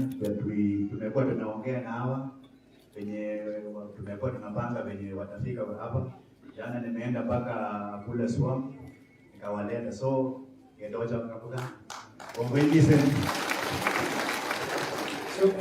we bring sincere grievances from the First Lady of the Republic of Uganda, who happens to be the Minister of Sports and Education, and then the State Minister, Hamson Agua, the National Olympic Committee, the Uganda Athletics Federation, Ugandans, and then people of Kakugo.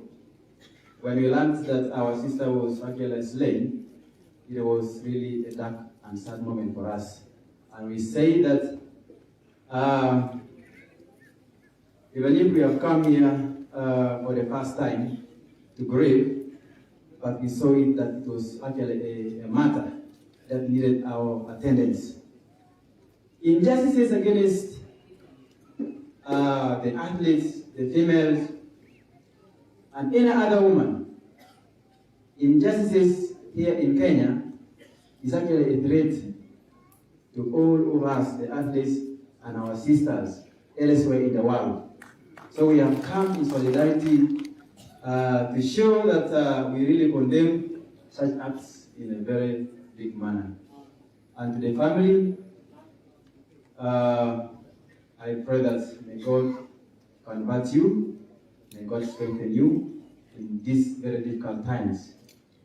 I want to thank, I was actually following Kenyan politics. I want to thank Senator Murkomen. In the Senate, he was actually fighting for the athletes, advocating for the rights of the athletes. And I want to request us, the people of Kalenjin here, people of Nandi County, Elgeyo Marakwet, when you are discussing issues in Senate there and Parliament, discuss things concerning the state of the athletes. I really request that these are the national heroes, people who have given us a name. Live about only Kenya, but the Kalenjin is our pride. Our pride is athletics. Even as Tuko, for us, we learned a lot from most of our people here. Geoffrey Kamoro is my very good friend. And Faith Chemwetich, and all of these people, a second game, where are you? These are people who took care of me in Kaptaga. So guard them jealously. We still have space in Nakuru there. If you are just here, we will take this guy is here. Remember? Chiku agenge. Oniki tweet. Program mo ya. Ya wesa kapugo. Aisha. Mama ya kisa hivi. Amwobele poleni sana. Mote msimu. Kama je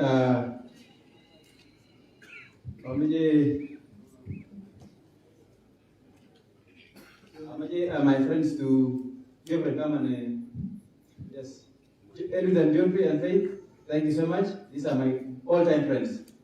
Say your word, sir. He's your friend, but he's like a brother to me. Asante. Nachukua fursa hii kusema pole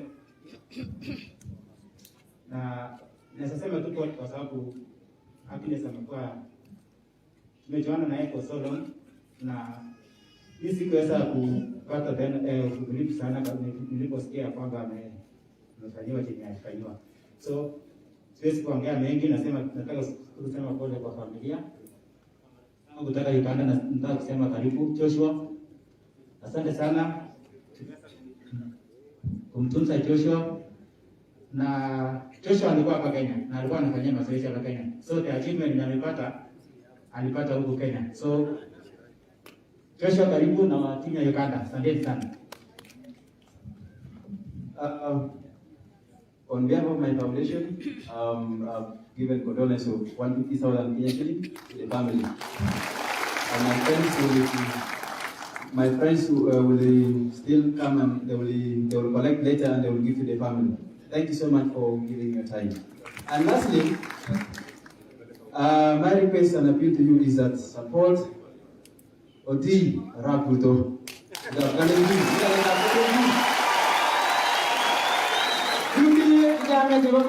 Okay.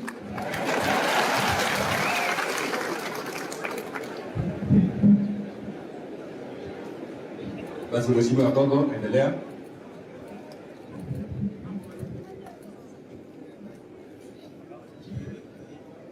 Support kwa familia, tuwapigie makofi kutoka Uganda, 150,000 shillings. Awala tukuona lage, we appreciate it. Asante sana. Kwa fungo bara, ago karibu tena upande huu. Bas, nataka sasa nimkaribishe Speaker wetu wa County Assembly aseme tu moja, alafu Alfred Keteru mko tayari. Pokeeni pole kutoka Paul Tergat, no president, amesema pole kwa familia. Asante sana mheshimiwa wetu, mbunge wetu, Your Excellency the Governor, our honorable members of parliament led by the senator, viongozi wa kanisa, wale ambao tunawatambua kwa karibu sana leo, Athletics Kenya, na wakimbiaji wote. Wacha nichukue fursa ya kipekee kuwasalimu katika jina la Yesu. Bwana asifiwe. Bwana asifiwe tena. Tumsifu Yesu Kristo daima na milele. Jamgei gogeni. Basi kongwe sing. Ya kwanza, on behalf of the County Assembly ni Nandi, kwa moja ya kupole ninyo, on behalf of the 39 MCS, tunaletea familia ya Agnes Tirop na wakaaji wote wa Lelmokwa, tumoja gemwai wa Mucho. Sisi kama County Assembly tunatambua kwamba Agnes na familia yale ambao wanapitia hivi sasa, tunataka kuleta pole zetu. Ya pili, ningependa pia kuambia watu wa AK na wale athletes wote ambao wamekuja kuomboleza na sisi hapa, nataka kusema pole ya kipekee. For the team from Uganda led by Joshua Cheptegei, I happen to share blood relations with watu wa Kapchorwa, where my mother comes from. Asa vile mmekuja hapa, we want to tell you thank you very much, and tutafuata jambo ambalo umetuambia. You've told us ile lazima geti Deputy President. Tunakumbuka kwamba Deputy President alikuja Kapchorwa akaombea kura Museveni na akakuwa president. Ile maombi alileta huko, tukujua kwamba hiyo maombi itasikika hapa kwetu nyumbani. So I want to tell the Uganda team thank you very much. Kwa sababu ya saa, tumeomba leo tusiseme siasa. Jambo ambalo nimefurahia sana kwa wale watu wa Athletics Kenya na wale wakimbiaji wamekuja hapa. Sisi kama viongozi tunakumbuka sana athletes wetu wakati wameshinda. Wakati ameshinda, unaona flag inaenda mbele, na mimi kama kiongozi nitatafuta nafasi ambayo inaweza patikana tupige picha na yeye ili niweze kupata umaarufu. Lakini hakuna muda tunachukua kukumbuka yale machungu wanapitia. I can speak for Julius Yego. Amujamgemi tobul 2012, 2013 Roysambu. And I remember at that time Julius Yego hakuwa amekuwa champion. Yale yote ambayo alikuwa anapitia tukiishi na yeye pale. Wakati alikuwa world champion for the first time in 2015, I understood what it takes to be an athlete. Ya pili, there was a time I met the athletes from Nandi County. Nilidhani nitafanya mkutano na 40 or 50 of them, lakini walikuja 100. Wakati nilienda kukaa na wao kuzungumza kama speaker wa county, nilidhani wataniambia nyinyi kama county jambo ambalo hamjatufanyia, lakini kuna coach anaitwa Lele. Kulija Lele, speaker, amuje switch athletes Meru. 3/4 of these athletes kutoka kwa lunch. Hawajakula hata lunch, they survive on 1 meal a day. Kulija speaker, as a county, the county government of Nandi, at least, and yet you are the one priding on why we are the source of champion. Amuja Mwajidele and the team of athletes. Today, mumetuonyesha na mumetufanya tujue sisi kama viongozi, we are guilty as charged. Hatujasimama na nyinyi kwa maneno ya welfare, hatujasimama na nyinyi. For example, wengi wanaenda kufanya training 10 kwa sababu hatuna training nzuri hapa ambayo inaweza fanya speed works, na hiyo ninyi ndio mlifanya. Siku ya leo ili tuweze kukumbuka Agnes, ningependa tu kuambia tu kama wakimbiaji ambao wameleta sifa kwa nchi yetu. Sisi kama serikali ya Nandi County kwa County Assembly kemi MCS kama bwango gomnyego le kutumi sheria nitongesere isile sheria akoi tumuje gemwaji gavana any budget ni ibwe ni gender based violence itapita na tutasupport. Asante sana, Mungu aweze kuwabariki.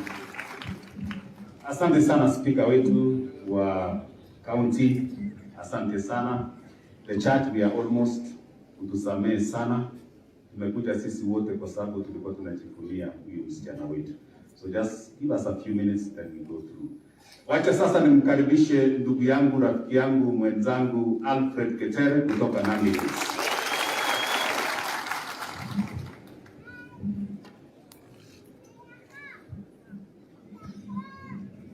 Parodia ni jamgei. Bwana Yesu asifiwe. Bwana Yesu asifiwe tena. Tumsifu Yesu Kristo daima na milele. Salamu alaikum.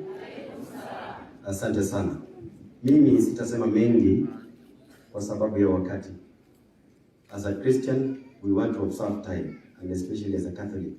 And I know we have so many people who have come to mourn with us.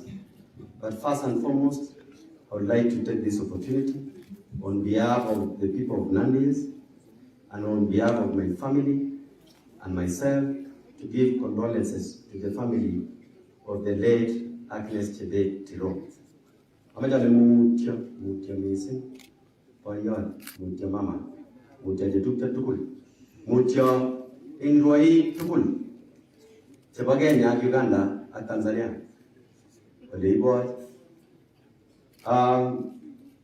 Kaluru met up Lakwenyo or Rwanda Lakwenyo. Ki goromit kane missing.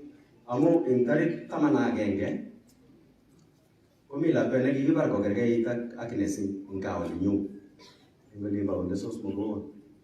Oboti Lakwana gigimo enka safem. Ele ingechita nikigabo chamyo otungo sirge ge nyisiki gosir somo wala kwa limba Nairobi konye kowe okibanganweri gobar okikumoje kama ta kumoje tukyo ile jabare obetu nikiga ila kwa Nairobi gobirchi je tukyo kweli kama ta kwa ngoleji oye moja mtiano masi amuko bare koi pati maya ngebirchin si metin mama na wala kwani omi akweri gai ka wai ka me gimye agla kwani gai omane jine joga se geleni bonga ni ibar kola aja mama ja itagi ago tu joga biruni o macammo atun la kwani ama ja barga ne to tamu macammo atun ngo la kwani kote fega me ko yesha kapsa weri mama loli jajang tukcha weri buno kita neri boga tinka koka gamanga meri ko nyoma pe masukui ni bali pange tin bali nyori ago wi ngeti ndimda ate ko tabi nyu bomo la kwale ne isa tatu ni bagembo ko mo tama gore kanyu oji do ko mi weri ga tukcha neri boga ko le do angole mama imaji bar la kwani wala jama bare ko ro yagi na ni gole aja kimi gunyi cheta ni tas masi Matabi, Uruyo, Yamizakuna Bidia Sui, or Berbergo Leti, Amaje, you gave a center, you, Civil Mugatiat Laquet, a Mukina Laquet, the Tebe, you, the Tebe at Kijana, and very good. Collegium, you are renegade you. Ongore, you give you a janget, if you want. College, who make a Laquan will go on. Ragabot Forest at Gat. How much it could put away Bunega at Patai? Kwenye nyabut la kwani mago waja kuna giga wai makiko samu changeti hotel kobar agotelu awi ba wai gano kadela limba in wasingishi amongi no litia wasingishi ya ongo iti tawlinda kele ko baji kama ko daga targa sini ko majai kwenye jere un ko wakchabi orwo bi ngabela itogut o mai gawenda Woi tu kijana ya kole ngobar, apa pikir sih kijana? Kaji ti tu pun nyogore ngo suka kulu. Onge tueri nyaka bachana bi kole ko moe bi ke un korwai bi ko ngetes ke ngo sheko pa.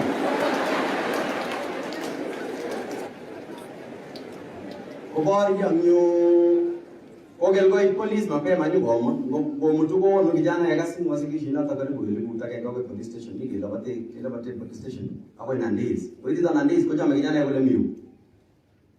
Kaya bana ngara kime getarchi gori awai Kakamega ai ni gimuti omo atuberi asengare mio polisi ne genera ini ane dia boleh polisi ke pakan kare ni getarchi cici sigenge sige ai gesi adai amu we disi boleh nanti kau tare kamu kapsa abar mas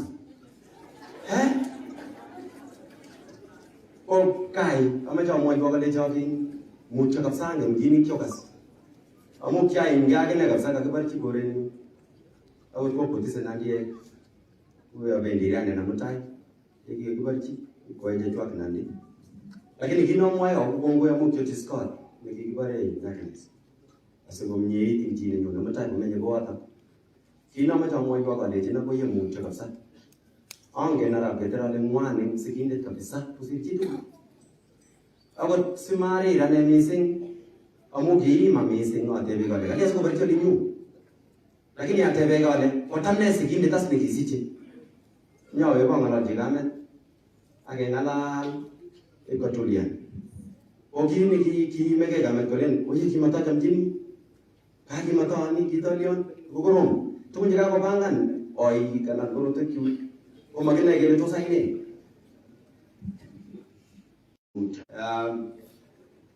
Shida ole kibitune ngalechu sikere maokwege athletes. Amu ikase lakwana komelen sile olokotyakine. Shida komache kengalal tugul. Kasam sikora kole oye mache kengalalchi ako chepyosok mangalalchi lakok. Kasam akine kora boisiek ak materinik. Ongirur lakok koyak ing menjo. Chang chemokirur na kot viongozi alak komokirur komie. Kitinye tabu. Amu makongen biik chini kitume kabisa kowong Nandi komanyo kolechin kamet kokakomang menjo matoretin akotoi beek amanyo koesio mombar amanyo koesio koyokta kamet ing Nandi lakini kaminyoru murechu kole kobunu tum sikobai kamet kabisa kula meni ako mamure nebo kapchi sikwongile kikirulano kapole tomete kasini korok arun korok kidogo ala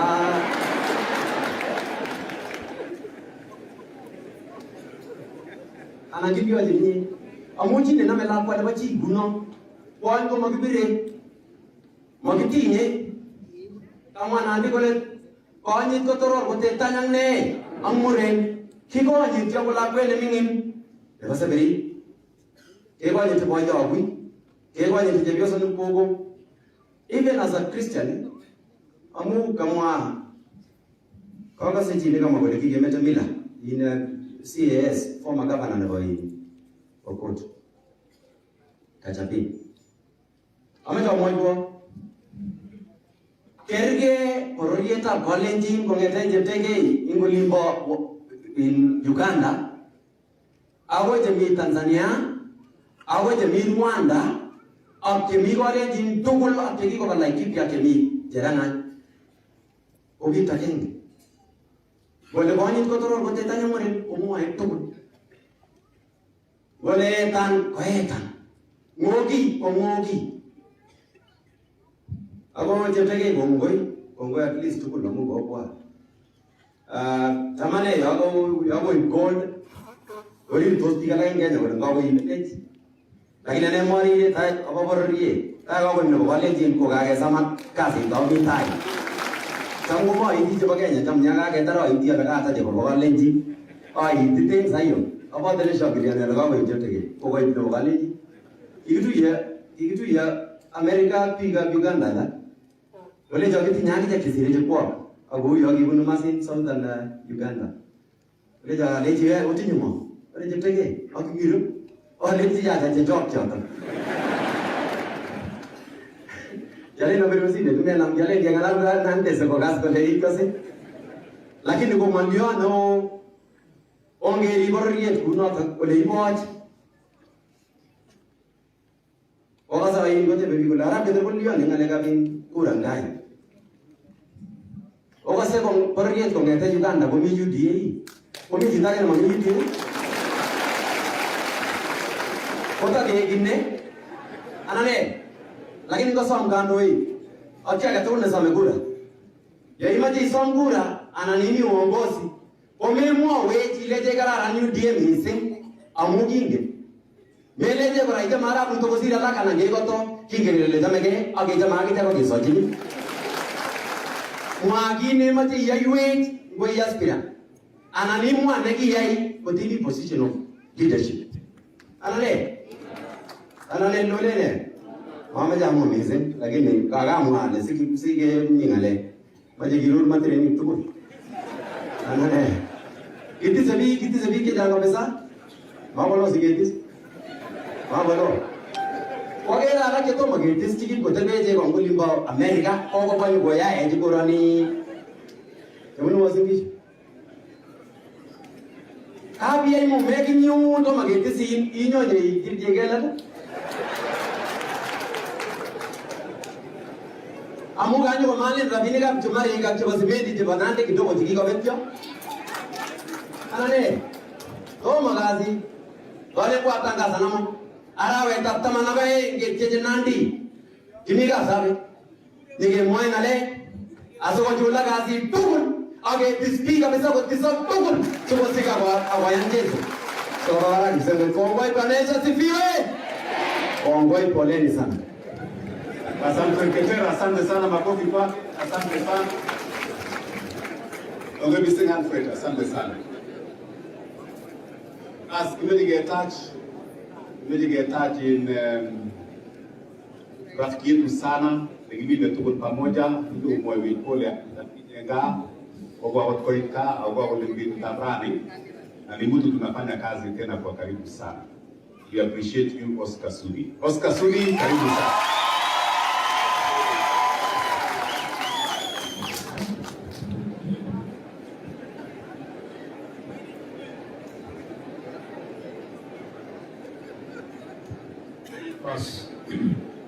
Kanisa yetu takatifu tukiongozwa na Father Chapter, familia ya mtoto wetu Agnes, gavana wetu wa Nandi na viongozi wote walio hapa, rafiki zetu wakimbiaji tukiongozwa na rais wao, rafiki wetu, wakaaji wa Nandi na marafiki wote kutoka pembe zote za Kenya yetu, rafiki zetu wakimbiaji kutoka kule Uganda, Tamge. Bwana Yesu asifiwe. Hata mwenye aidi kanisa tuinue mikono tu. Bwana Yesu asifiwe. Amen. Yangu yatakuwa matate sana. Kwa niaba yangu, kwa niaba ya familia yangu, kwa niaba ya familia yetu, kwa niaba ya marafiki wengi tunaweza kuja hapa siku ya leo, kwa niaba ya wanakapsaret kwa jumla. Pia mimi nimekuja kuungana na familia ya Agnes kwa safari yake ya mwisho, kwa sababu mnajua huyu mtoto tulimpoteza kwa njia ya kinyama, na pia ni mtoto mdogo sana. Nataka niambie mama yake na wazazi wake wote na familia, nilikuwa hapa wiki iliyopita na nikasema pole, na nimerudi hapa tena kusema pole sana. Najua ile uchungu mnapitia, najua ile uzito mnapitia. Leo sio sema siasa, kwa sababu familia ya Agnes na wanakijiji hii na marafiki wengi wako na uchungu na uzito na wao wakimbiaji wetu, kwa sababu huyu msichana ni msichana mdogo sana. Na kama vile nilivyosema wakati tulikuwa hapa juzi, kuna watu unaweza kujua kama wako na future, na kuna watu wako kama watu. Huyu msichana alikuwa na future, na mtu akiwa na future kama huyu msichana, kwa sababu ukisikia historia yake kwa muda mfupi sana alikimbia, hapo na historia ya kujenga familia, kujenga rafiki yake, hata kumsaidia yule mwenye alimfanyia kinyama. Mimi nataka niseme kwa familia poleni sana, na kama tulivyosema ile wakati mwingine, mfarijike na mkubali ili mpone. Najua ni kazi ngumu sana kwa familia, sio mama yake na baba yake na watoto na ndugu zake, mzito kubwa, lakini tutawaombea Mwenyezi Mungu atawafariji.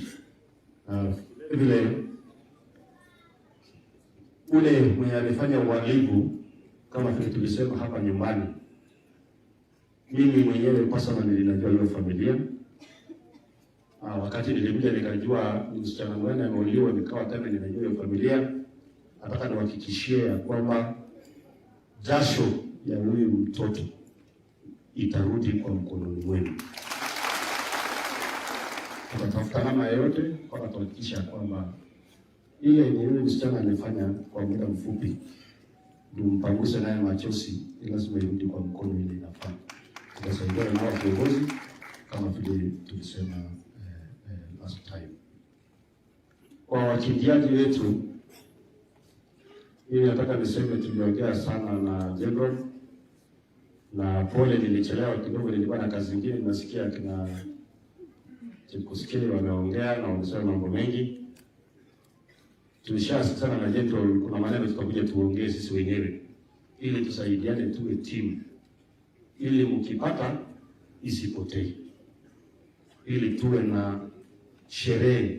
Tuko na mfano mzuri kama mzee wetu hapa Kipchoge, alikimbia mapema, lakini ukipata rekodi yake na mali yake na kila kitu bado inafuatwa.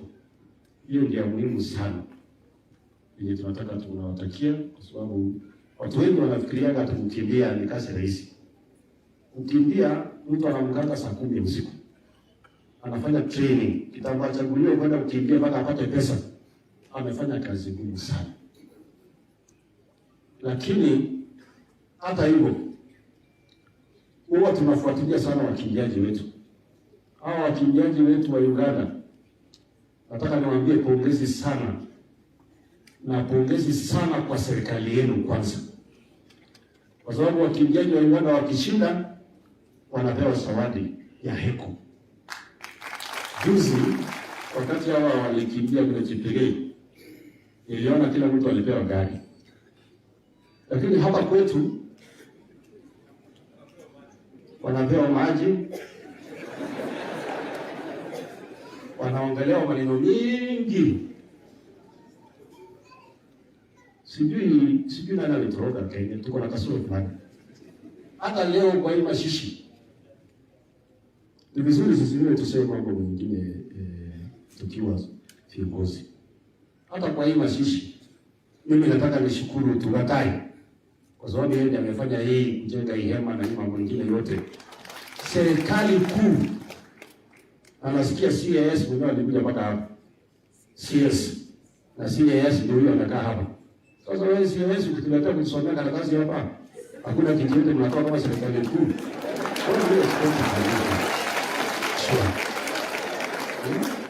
Unajua conmen wengi, tuko na conmen wengi, mpaka serikali yenyewe ni conmen. Ni kama tena mwingine hapa anakuja anatusomea ati Raila ametuma Randani. Hiyo Randani, I can tell you for free, huyu Tarusa amejiandikia hiyo Randani mwenyewe. Kama ukiandikia Randani, hawezi malini familia. Unajua, tusamene, tukibina miaka nyingi, hata Mungu hawezi rudi mapema, kwa sababu wakora ni wengi kwa hiyo. Wakora ni wengi.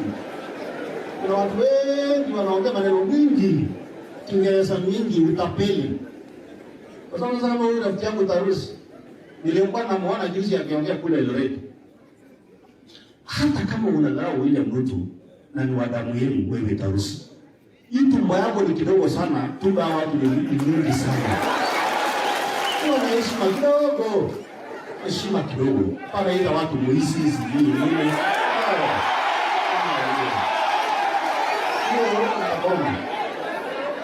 Matinga disas puroriye.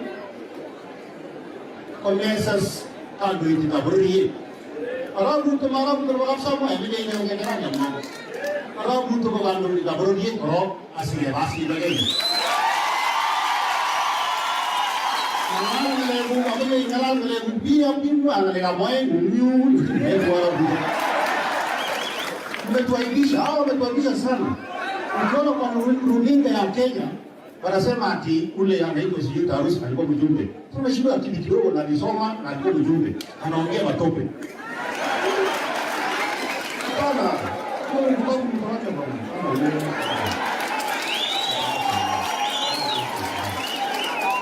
Kwa sababu leo nimekuja kusema pole. Lazima chetulie mugiburie ta college. Hello, alaji telefoni wana au mwaena msako le college kwa genge. Au taxi au ngel le jamani ule yudie ni urara mkono wa wasenge na mirayo.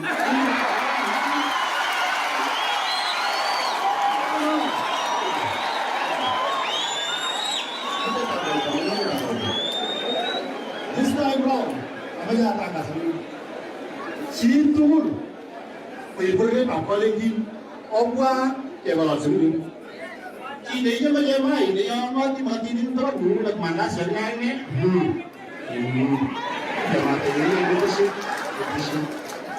So, kwa niaba yangu, kwa niaba ya familia yangu, nataka niseme pole sana na familia hii. Kuna maneno sana atawaambia, usisema nini? Kuna maneno sana atawaambia. Kiongozi wetu ametumana na tutapanga hiyo maneno mengine, na hili ndio maana wakimeganishwa vile tunapelekwa kwa hiyo mloko watu wa Otherwise, we about the one. When we're going to go down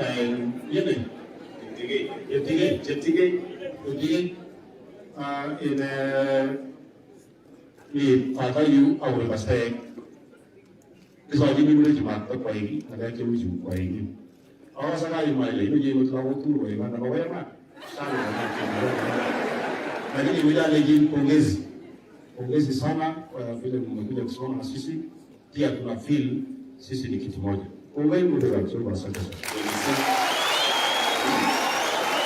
Asante sana Oscar Sudi, asante sana, thank you very much. John William Jijo kabisa.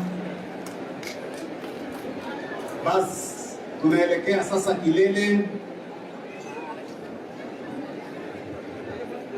Tunaelekea sasa kilele.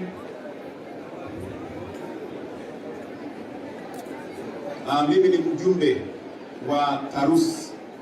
Wana Tarus Tigers. Gibolchi Nigiringet. Ne otupche amete kutiwameji neba nguluit mesek. Wewe mesek seneta wetu Cherargei, karibu peana pole zako. Karibu Cherargei.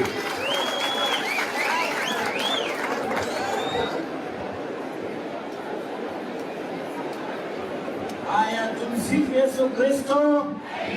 Tumsifu Yesu Kristo. Okay, na Bwana asifiwe. Bas, Agnes Tirop, mama, baba, family, amejaa nafasi ni nikatane binafsi abani account ni Nandi ya mwalimu mtu kabisa. Kwa mama nomite St. Francis chapter 8 Catholic Church no aidasi tu wamesema pole sana. Mwiti yangu na langwan ameja wale ngogaiga kamka ile akuona kinyote. Kile kanisa muendelee kuwaombea familia na Athletics Kenya president wako hapa na timu yote. Ruaicho, we are deeply saddened by this unfortunate turn of events. I know there are many people who have come from across the country and across the world to pay tribute to our slave hero Agnes Tirop. So athletics fraternity na sports fraternity tunataka tuseme pole kimejegele mtia kabisa. Kwa niaba niwaambie tu jamani wa nafasi kwa kaunti na Nandi ago kwet kimejegele da pole pia. Nafikiri ours is just to celebrate the life.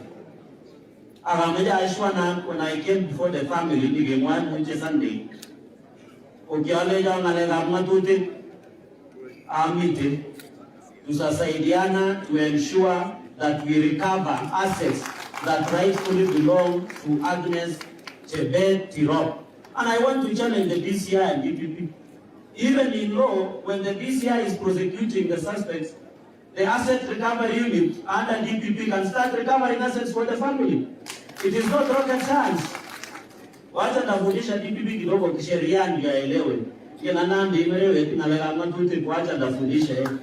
Because we can recover assets and the suspects are being prosecuted. There is the asset recovery unit of the government and the CIS is here. We can institute proceedings to recover assets here at the head. And I want to challenge DCI. Don't close investigation without loose ends. We don't want to let anybody scot-free. Na tunauliza mahakama kwa sababu kuna discretion ya bond na bail. Watu wakae ndani mpaka hiyo kesi iamuliwe and it should be faster. This case is not a concern of the Rock family or AK or Nandi. It is the concern of the entire world You remember when Agnes was killed, BBC, CNN covered the news the whole day because this was an international icon that we are celebrating today. So as a family, we are together in this, and I want to assure you, your foundation mmesema, mimi kama senator ya sehemu hii, tutasimama na nyinyi to ensure that we establish Agnes Tirop Foundation in honor and in memory of her. Ya mwisho, mimi ujamwa mwengereza lusuli, kitu na mwenande kenda plan rover ni matunda bread. So ameda mwai Kiingereza kidogo. Mimi, as you are well aware, I'm the only senator in the Republic of Kenya who currently, and it is active before the House of the Senate, a motion to discuss the welfare and challenges being faced by athletes we have in this department. Na tusidanganyane, the only treasure ni vile bila bwale jini kwa manene unigogo elekeo. Treasure no go buy go way, and we cannot allow that. Last month we were moving up balancing apart from being a national treasure or the asset to our community. We have lost in agriculture. This is the only asset we have is our athletes, and we must protect them jealously. And we need to call out the ministry. My brother, Your Excellency Governor Gachagua, mwambie serikali wawache kulia machozi ya mama hapa. Let them stop crying crocodile tears. This funeral should have been a state funeral. Hata bendera ingekuwa imevalishwa katika hii jeneza in honor of our sister. Wacha niwaambie wananchi, nchi kama India, the largest democracy in the world, hawajawahi imbiwa wimbo wa taifa internationally the way when Agnes and other brothers and sisters will wimbo wa taifa. It's only two people. It is Uhuru Kenyatta na mtu mwenye ameshinda kama hao wakimbiaji. Juzi nikauliza Senate, mbona hamkupokea athlete? The worst you can do, unapokea athlete unakupea Masai Sugar. Masai Sugar na maji, where are we going as a country? Nikauliza mbona hawakupelekelewa vizuri? Ati kulikuwa na curfew. Hapa Uganda penye Cheptegei anatoka wanapewa gari na nyumba kwa familia. Na huko Uganda wakishinda gold, they are being trained to become police inspectors and have basic training so that they can protect themselves. Those are the issues that we must introduce as a country to go into the future. Ya tatu, hao wakimbiaji wameumia. What is the ministry doing about cautioning? Wakati ya COVID tuliona watu wanapewa mambo ya mahindi, ya sijui ya majani chai. Mbona serikali hajatoa pesa kusaidia wakimbiaji, caution them, especially during this COVID season, kutafutia chakula, training camps that will ensure that they have a training proper. So government cannot lie, and President Uhuru should listen to this. Unless he is tired and wants to go home, but he must reach these things before going home. I want to confirm to you, nimesikia watu wanasema mambo ya mental health. Ukienda katika answer ya Senate na National Assembly, and it is come to National Assembly kwa Kinasubi, sisi tunapitisha sheria inaitwa Mental Health Bill, Senate Bill. Tunangojea National Assembly wapitishe, ndio the President of the Republic of Kenya to sign into the law so that we can address the issues of mental challenges that most of our athletes also face, just like the rest of us. So hiyo maneno inaendelea na tunangangana, tuna ensure that we do that. Mambo ya coaches, wakati FKF ikifika wanapea coaches contract, lakini hawa wakiwaambia the mission, the coaches hawapei contract. We must contract the coaches so that they can train the next generation of stars and to mentor. Wewe si coach tu wakati unaenda Olympics na saile wakati ingine they are not there. We must agree as a country, the way we give FKF contract, we must give our athletics coaches. You hakikishe they are training the future stars that we have. Na mwisho niliona President Uhuru Kenyatta hata hakumention jina Agnes when the whole world is mentioning. I expected the least the government should have done to our sweet sister is to give her head of state commendation posthumously. Hata sisi serikali hata wajepea zawadi ile wa kama mmoja ya Githeri alipanga laini tu na kupewa na kupiga kura akapewa head of state commendation. Mtu mwenye ameshindia medali Kenya hii bwana asipewe head of state commendation even if it is posthumous. Yani wakiwa kita na ndio wakiteri ingaida sawadi agemeleki gobe kura agemeleki na nauli. No, we must be serious as a country. So I really want to say hata mambo ya award, and I know under the sponsor AK we have Athletics Kenya and many other federations. I have heard munaweka task force. Can you share with us those thoughts? Say that if it needs legislative and policy intervention, we can be able to assist as a Senate and as a members of National Assembly. That is my prayer, and that is the only way we will honor the life and times of our system. And I want to challenge JK, because you have powers under sponsor and the Ministry of Sports, kindly create an active, I know it is there, guiding and counseling and investment advice, so that our trees can be guided, especially on toxic relationship going into the future. So nataka niseme pole sana muje kabisa, because akamja muje never the Senate. I really want to convey the deepest condolences from the Senate Republic of Kenya. On Tuesday afternoon, when I moved the motion to pay the tribute to our fallen hero, the Senate of the Republic of Kenya, under my motion and statement, took 2 hours to condole with the family, and it is here. And the senators requested that to bring the answer, even Senator Lingugu with answer. Now, what most of them have condoled with the family, I will not go through them, but I want to give the family the answer. Ndio mjisomee, usikie Senator Murkomen anasema namna gani, Senator Kamar, Senator Mutula Kilonzo Jr., our Senate Speaker Kenneth Lusaka, and many others who have conveyed their deepest condolences. So poleni sana, kimo kwa gatakunde niye agisa iwo. Lebale, sata governor, abo poleni, utajone governor deputy president on Thursday, lakini ya moja mai moga ongedola bwana Mbaman, lakini yangu na legawe reports governor awe the message of condolence na kuniza sa the deputy president awe special message to the family. So ametegele kukongwe na wote mkwai over here. I really tried, but he was not in a position to be here with us today, but he has sent the condolences and we stand with the family.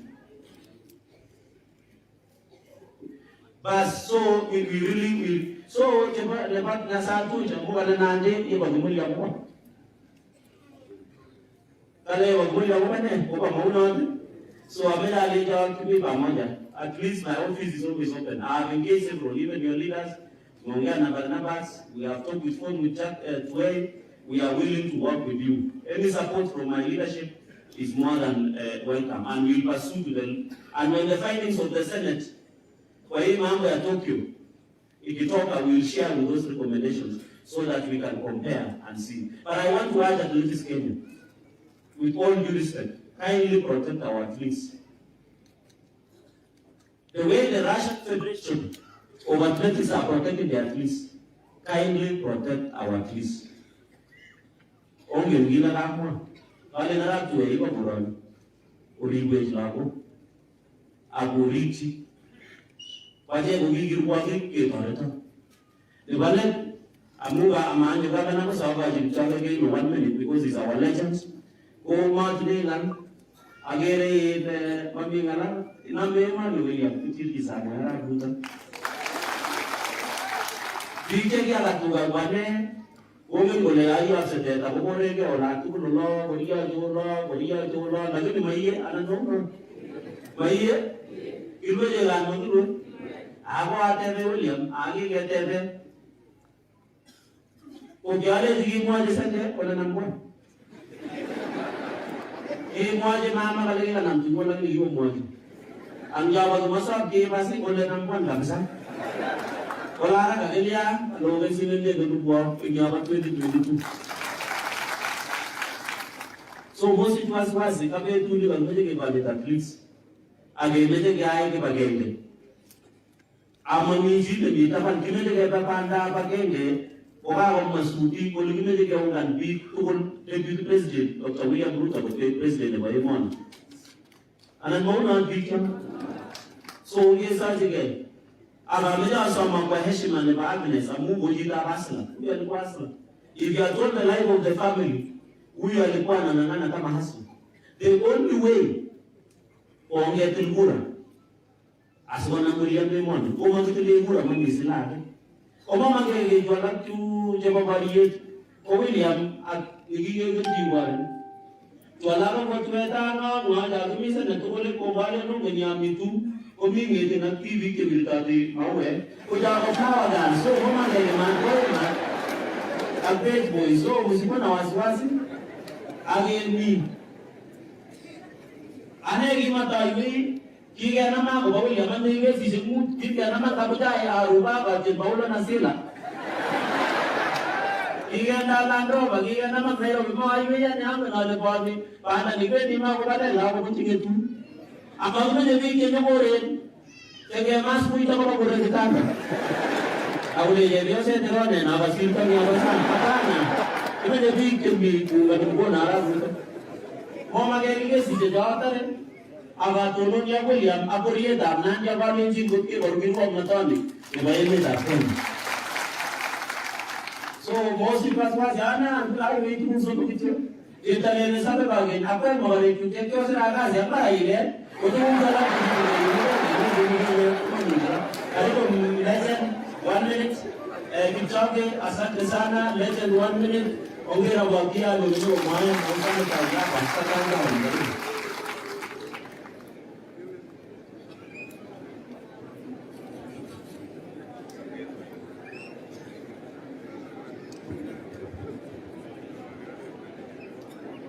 sana mheshimiwa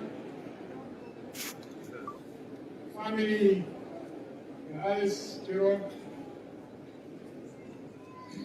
distinguished guests, ladies and gentlemen, mine is, I came here, my family was crying, and these things happened. Distinguished guests, our athletes, Chairman of Athletic Kenya, members of Athletic Kenya. Athletic is not something easy. It requires a lot of hard work, training they are due. Members of Parliament, leaders, all the leaders from Elgeyo, Uganda. We have a lot of talent in this country, ladies and gentlemen. We need to put our heads together and see how we can improve the athletics of all sports, from the school, the primary, secondary school, all the colleges. We have a lot to do. Thank you for the wasasi wa mtoto wetu. Familia yangu wanasema pole. Na nilikuja kwa niaba ya familia yangu kusema kitu ambaye nimepeana kwa familia hawa ya mtoto wetu. Nimepeana ng'ombe mtama wa Frisian ili wawe wanasaidia kwa mambo ya maziwa. Mtoto huu wetu alikuwa akirudi kwa mbio na leti kitu. Kwa hivyo mzee na mama itatanimete na peino choge. Ile kwa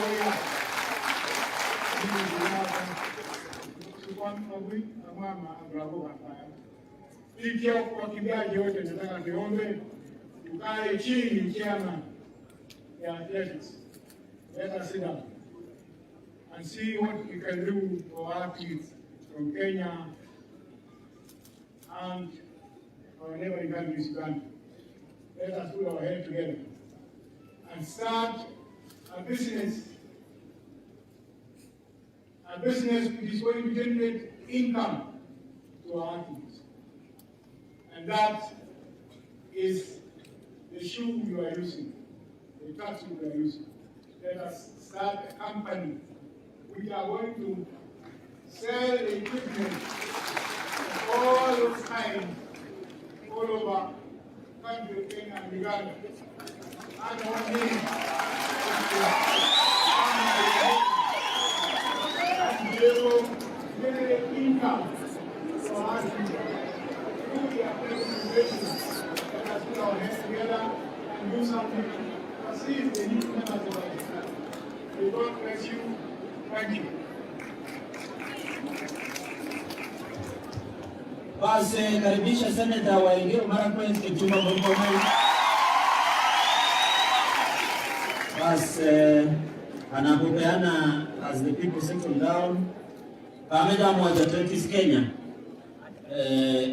Bwana Chairman Abraham Mutai, Chuck Tuwei, Barnabas Kurip, and your management. Hii family utindola kumut Jerwai. So I would request humbly out of your time on making opportunity on a moderate. Around 5 of them are coming at least. So in honor of Agnes to allow our memory live on, please don't deal but please be to see how you can ensure they can continue. And let me Julius here will be my classmate as the Speaker of the County Assembly. So Athletics Kenya, Asante, we wish you Asante for everybody. Over a Momoya Mamutia, over Ragamuta in the Palaya Banai, when you have a Gia Tegiwa, with Nebatundi and Magunia, certainly a Bangan. I take big Apuradi, giving on Bangati, Agira Temon, but Tobas, our sister, Agira Raymond, with Tuja money. Ogitogina Ramada Sami, Amananga, you get as Senator Murkomen settles down. Ongapo immediately is supposed in the Lamitoran, Mandapo, Dana.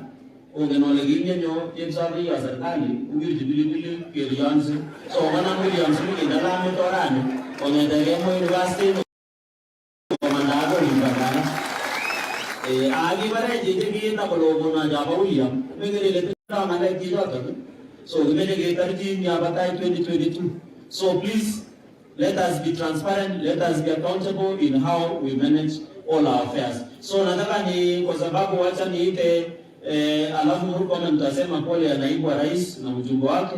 Wacha niite ndugu yangu wakili Sam aseme pole, alafu amwalike rafiki yake Senator Onesmus Kipchumba Murkomen. Wapi sanitizer?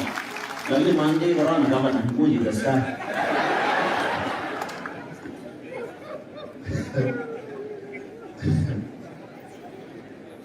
Asante sana Senator.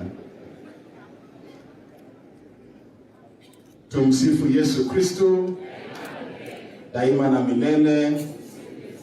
Bwana Yesu asifiwe.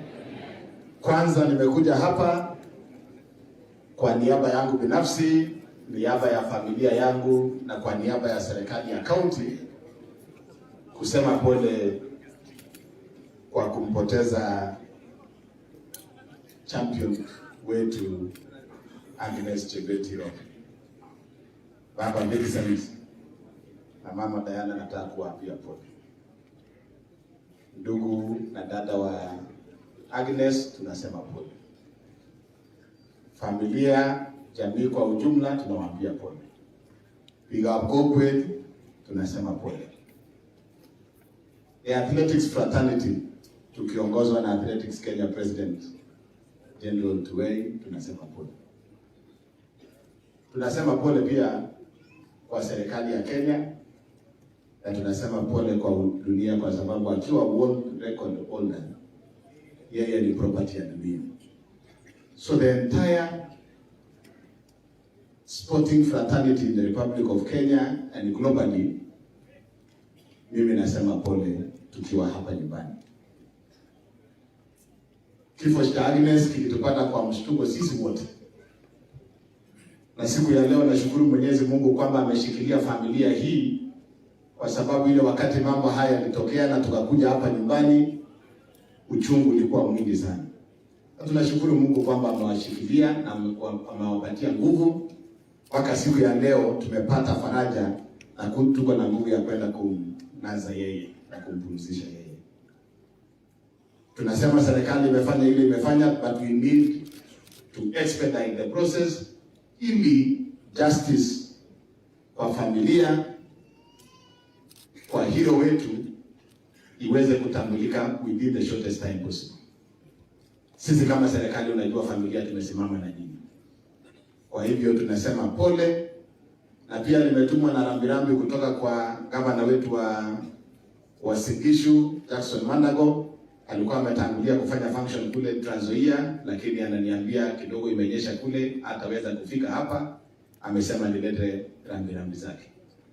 Pia Mheshimiwa John Sambu former MP Mosoriot, yeye kidogo ako na homa, lakini yeye anafuatilia mazishi hii na ameniambia niwaambie familia pole sana kutoka kwake. So tunasema pole. Sisi kama serikali tuliwaambia familia tutaandamana na nyinyi katika kusukuma kazi hii. Nadhani ile kitu tunasema sisi wote hapa, wakati ile justice ya yule ambaye alifanya kitendo hii inaendelea, tunataka kuwapatia hakikisho kama serikali na kama marafiki wa jamii kwamba msimamo wetu ni kwamba hatuwezi kumpoteza mtoto wetu na pia tupoteze mali yake. It is painful enough that we have lost her life. We will not allow the same person who took away her life to take away her property. That can never happen. And now that the defender of the suspect is alive, hata bila kupitia kesi mingi, I hope jamii yake wanaweza zungumza na yeye aweze tu release anything that she has that belong to Agnes, bila kufanya kesi aweze kuachilia ili hii maneno iendelee kwa njia nzuri. Ananunda yenye Nandi kunandi piloto family na mwana koma ko nge musate yangi isibigire kandiane inge muyoto buli nene yi onge buli tuki wala kwani wane kaliasi mutese taje sibari ni sinto tukyoto we family smart ko bi museta ke family akuyoto agingengele tuki ngololi tuki bijenge la kwani ngaote. And therefore sisi kama serikali pia, na najua tuko na viongozi wengi ambaye tulikuja siku ile, tulikuja na Senator Murkomen, tulikuwa na Oscar Sudi. Sisi tutatusukuma sote kama viongozi tuhakikishe ya kwamba familia hii within the shortest time possible are able to recover that which belongs to their daughter. Alafu yule mwingine ambaye alifanya hiyo, sheria ya nchi ya Kenya ifuatiliwe mpaka iweze kukamilika. Ya pili, Bwana Kachapili, tunashukuru serikali kwa hilo wamefanya. But I think lazima pia serikali ya national government waweze kufikiria honorarium, what is it that they will give. Huyu msichana alikuwa na support his family, her family, alikuwa na support some neighbors, alikuwa na support relatives. In the interim, kabla hata ya hiyo maneno yote kumalizika, let us find something to support this family. Ili wakati wanapitia hiyo ugumu na kufuatilia, mzee huyu ameenda Iteli karibu mara 3, mara 4, mara 5 tangu hii maneno ifanyike. All that requires resources. And therefore we really expect that national government also will step in. We as county government tutafanya ile tunaweza, but since this was a hero, and nimesikia mtu akisema athletes, the greatest ambassadors to the Republic of Kenya is our athletes. Hii Tokyo, hii Olympics ilikuwa juzi. At the closing ceremony, Kenya's national anthem was sung. Kama dunia nzima inaona, if you were to cost how much it would take to sell a nation and have their national anthem sung globally, kwa hiyo muda kidogo ilikuwa inafanywa kule Tokyo, it will cost us billions of shillings. Hata president wa Kenya amewahi fanya jambo kama hilo, kuweka national anthem ya Kenya kuimbwa international. But our athletes continue to do it. And when they come home, we do not recognize them. What is the problem with even appointing? Tumekuwa na goodwill ambassadors. Nasikia huyu ni goodwill ambassador. Why don't we appoint all our athletes ambao wamefikisha kiwango ya kuleta bendera kwa ya nchi ya Kenya iimbwe kule nje? Why don't we appoint them as ambassadors of Kenya so that they continue playing a role of selling the image of Kenya, lakini pia wakupata mshahara kila mwezi? Wale wako kwa police service, wale wako kwa jeshi, wale wako kwa Kenya prisons, wao tuwapatie promotion. Lakini wale ambao hawako katika salary ya serikali, why don't we appoint them as our ambassadors so that they have a retainer every end of the month? Wakikimbia, wakishinda, wasiposhinda, wako na at least pesa ya kuweza kuwasaidia ili familia zao wasiweze kukosa. I think it is something that we need to consider. And you people in the Senate and the National Assembly, Senator Cherargei, apart from motion, tujaribu kuona how do we ensure that those athletes who have taken our name as a country to that level, how do we provide a sustainable way of employing, giving them some retainer. And we can be able to work with Athletics Kenya ili mambo hayo yaweze kushughulikiwa. Kwa hivyo, sisi kama serikali, we will continue doing that which we need to do. Kung'ang'ana maneno ya infrastructure, hapa Elgeyo Kipchoge training facility in Kapsabet, tunaenda kukamilisha a training facility. We know our athletes, if there is something they need, it is a training facility, maybe more than a competition stadium. So we can have competition stadiums, yes, they are good, but we need training facilities because most of them will not compete locally, wataenda kufanya competition kule nje. What we need to invest in is more of training facilities. And not just for the disciplines in inajulikana, but also expand to the other many other field events. Kama vile mtu ya jamii dunia sio, there is huge potential in our country beyond the field, the athletics. Lazima to expand na tuwasaidie hawa. Viola alizungumza hapa, and I think I agree. Gender-based violence is an issue that we need to deal with as a nation. Na Viola tunataka kuambia asante. Being one of our daughters, umetoa proposal, ofisi yangu mimi nataka kuambia karibuni pamoja na familia. Even as you think about setting up that foundation, we will give our support as a county government for Nandi, and we will continue looking for friends so that the name of this wonderful lady that we have lost at a point when she was just about to hit, huyu at 26, amefanya hii yote. How about at 28? How about at 30? This is a life that we lost at a time when she was just about to burst into the globe and be able to give us a lot of accolades as a nation. Kwa hiyo group tutafanya na nyinyi ili tuweze kusaidiana katika mambo haya. Kama wameje tambaje jangamu kimeje amesa taj senator mun comment about Elgeyo Marakwet ne ko momutio atia wega nya someone message about the president and you know more family. Lakini ameja le viongozi uongoi amu kwa nyingi tarehe yetu. Kasi ngale kia kwa viongozi. Kwa ngaga December ini wo kasi ngeti nyama kasi ne ko decision ga sa ka. So moya rabite. Itungo miji ngeta ni wiwe ko utakige ko le final ako poli la mo bidam do ko bangiti. Tata kwa ile huo material. Abula mo ya kulitumda mwana ndio material ya tarangale kama ya kulitumda. Baadaye ile ngeso mangilo kila jamko wasiwasi ji. Kigiro time na kutungiro tili kwa tunda ke ta ile ile kwa mu. So kage ale ngana wa decision ndio ke kale ala ke ndio ke decision ka sabe. Chito netai nigi kona mpo ngeti agoyanda ngara mulimba ile ke to ngeti se no to baro aya. Sikinde bwana ngeti ngeti bwana ngana ko ngeti baro amu ngeti se mo ni to baro ngeti.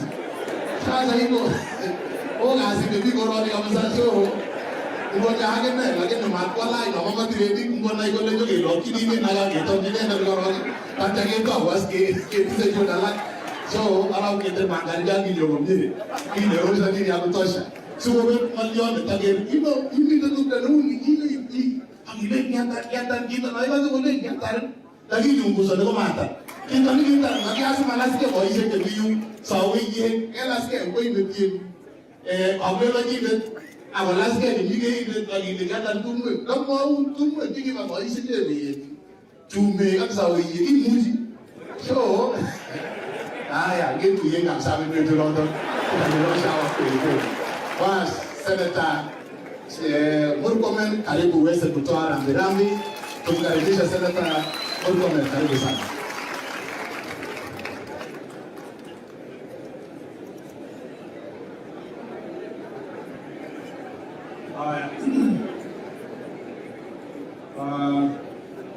Familia ya mzee Tirop na mama na ndugu za Agnes, viongozi wenzangu wenye wako hapa wakiongozwa na Governor Sam, Senator Cherargei, Mheshimiwa Sudi, Mheshimiwa Kogo, Speaker wetu wa kaunti hii, viongozi wenzangu wengine wako hapa,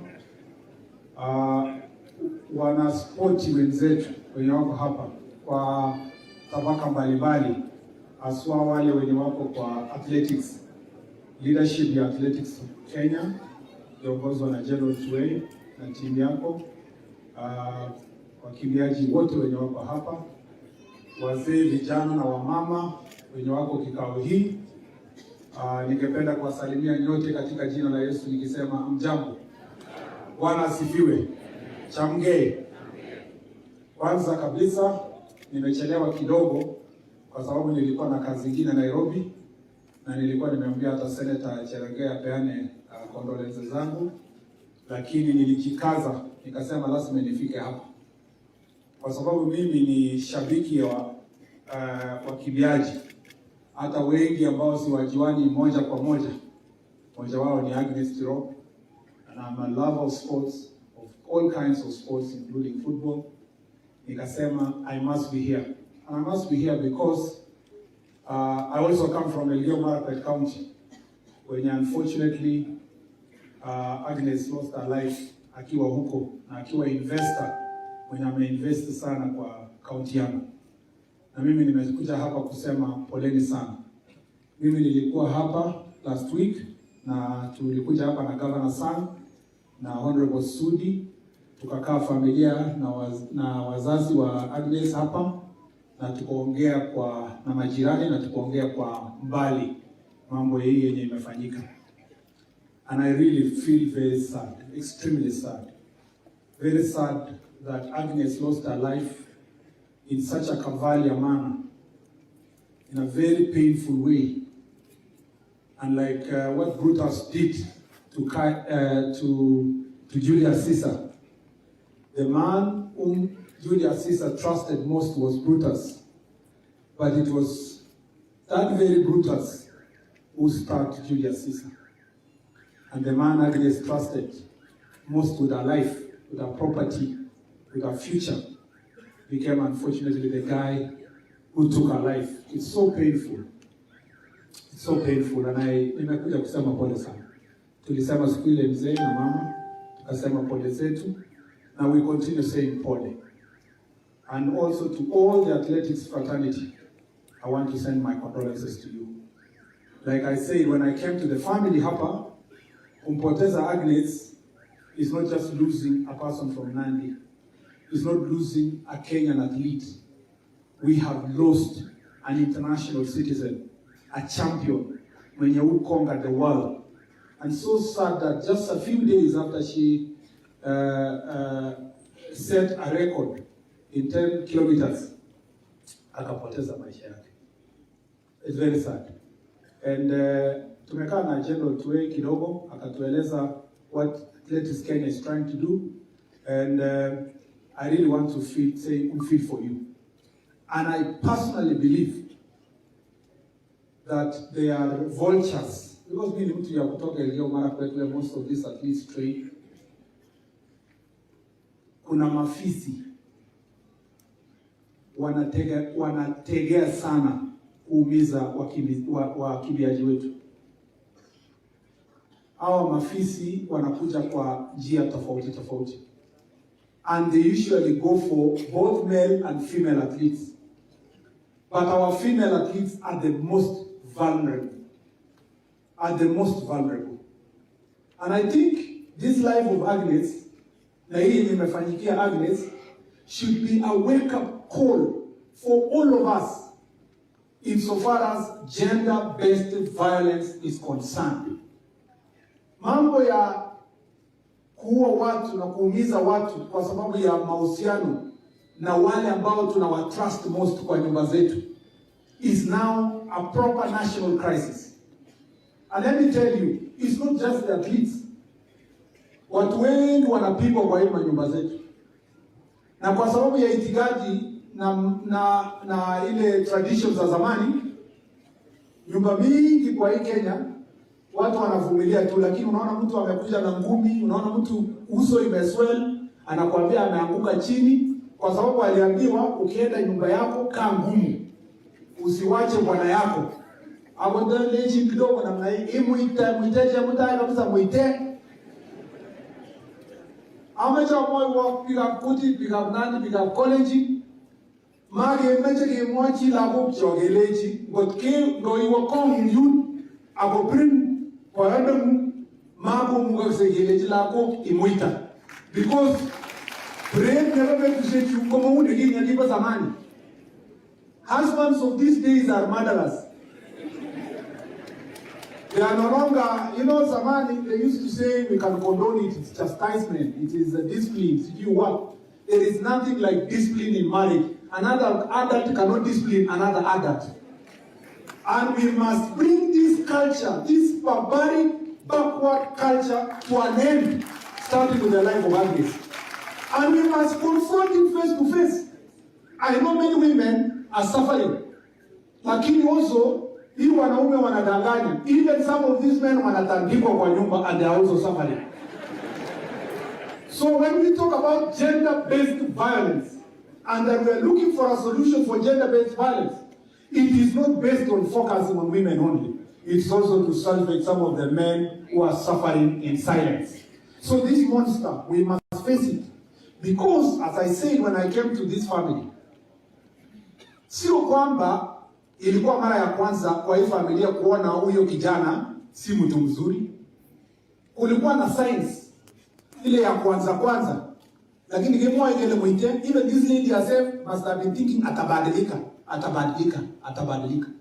But we have reached a generation and a culture that we must face gender-based violence, and nobody should be told to vumilia, to wait for your end.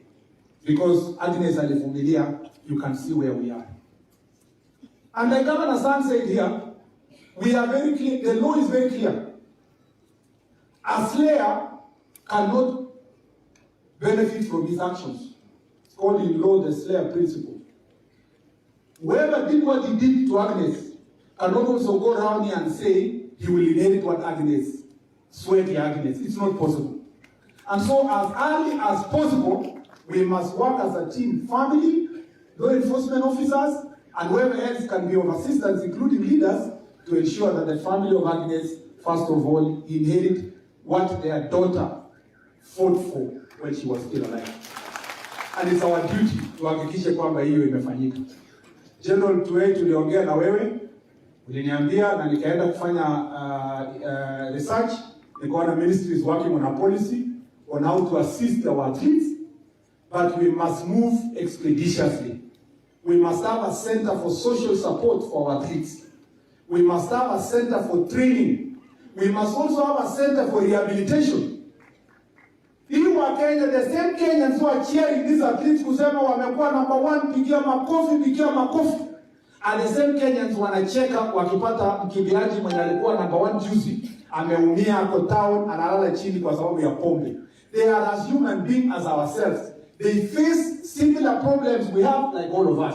They get addicted like politicians, like also some businessmen, just like themselves.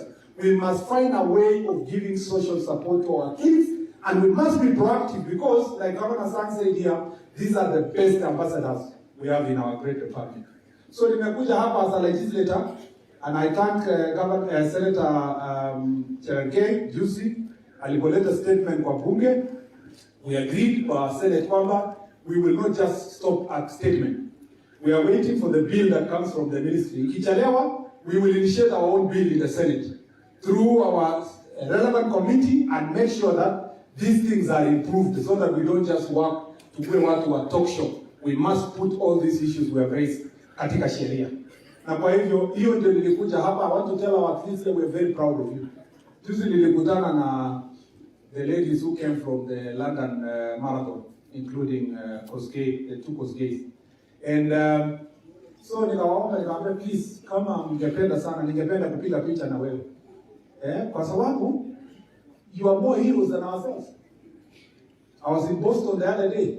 Mtu akaniuliza, unatoka wapi? Nasema Kenya. Anasema hata ukienda China wapi, ukisema Kenya, the only thing mtu anasema anafanya hivi. Hata mwenye aongee Kiswahili au Kiingereza anaonyesha tu, unakimbia ile nchi ya wakimbiaji. These are the true and real ambassadors for our country.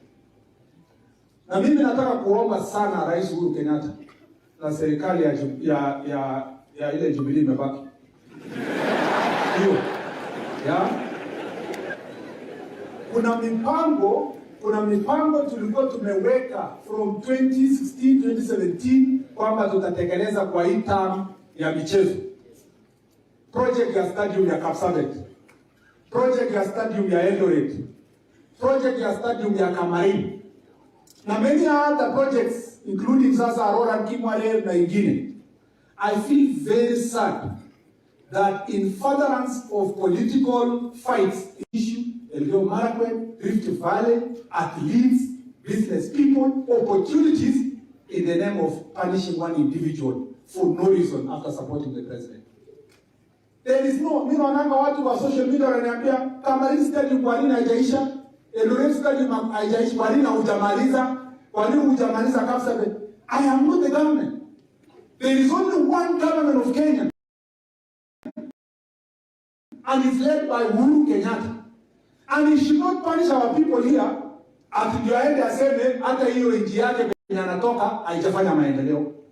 Yet we have supported the president from 2022 continuously. If there is any legacy that President Uhuru Kenyatta should have left in this region, is to leave our athletes having facilities in the water train. And I feel extremely embarrassed that I supported Jubilee to the hilt. But at the moment, that same government, and hii ukora yote ilikuja na hii kitu inaitwa handshake. Tangu hiyo mtu aingia hapo, anyway. Alafu sasa kuna watu wengine wanatembea hapa ati tunaombea ati sisi ni Azimio, tunaombea tinga nini. Simwambie sasa amalize kazi ile tulikuwa nayo kama hivi mko serious. Why is he punishing our people? Those are the things we hold dear in our heart. Lakini, there is good news. Very good news. Mungu ametufungulia njia ya kwenda katika ukombozi kupitia chama cha UDA na serikali ya bottom-up approach. I am not ashamed to say, in the coming government, mimi nikiwa huko ndani na wengine wanapenda sports, we will make sure we complete the projects we planned to ensure that our sportsmen and women can have a better training facilities. And I can assure you, we will do it. Because we are not going to be petty. Hii serikali inakuja, sio ya ukabila, ni serikali ya mahasla, ya kutoka chini kwenda juu, na haijalishi unatoka wapi. And I will say here, with all confidence, kwamba Mungu atatufungulia njia tuingie katika hiyo serikali kwa mapenzi yake. We have Nandi, and we have put it my way. You get this kelele job, kelele. One example. Kagabanga Rain Chiefs Ako PJBD Stadium in Kericho. Kejaza kabisa, kebwatikele kabisa, chusasa kabisa chu, kwa mmoja William Ruto. Ngoichito uwanje kwa inenda number 1 big cheer big without the uwanja. That is a sample for my support the DP. If you throw a stone anywhere in Mount Kenya region, you will just land on the support of William Ruto. So, on relax and mama yagi, abatache yiri sisi sigundi, and aksu di yemi you bagumi abu twelve and miwano. Kuwa mukumeche kwa tastai tunga namna hiyo keba ache tukule situation room sige mwangani situation room alafu sasa wale wasukume namna hiyo kwa sababu hii serikali haitakuwa yetu, itakuwa ya Wakenya wote, mahaslas wote watakuwa ndani ya hii serikali. Anaona one kabisa 2018 2019 2020 kabisa awegera okungo kokimika kabisa, lakini situation room ndio kwa ngere situation room. Kwa ngere viongozi alaje banande za aiche kimami. Wao kwa tienga masi wale ndo meliki kitari bara buto. Kitu bana au ngiri bara buto. Kitu bana au kionana mgomen kimyono. Kiona twale kimyono. Kaiti chaka era jito na kai kore saa 11 karibu saa 12 kagaba kura moja wala aja tukara buto kolusi ni mungiri ano. We are seeing our athlete in our last tour as we escort her. So poleni sana athletes, and thank you for the support you have done. Thank you for even, all these ceremonies we have done here. It shows that you are one and this, one family, and we are all doing the same thing. Thank you very much, and may God bless.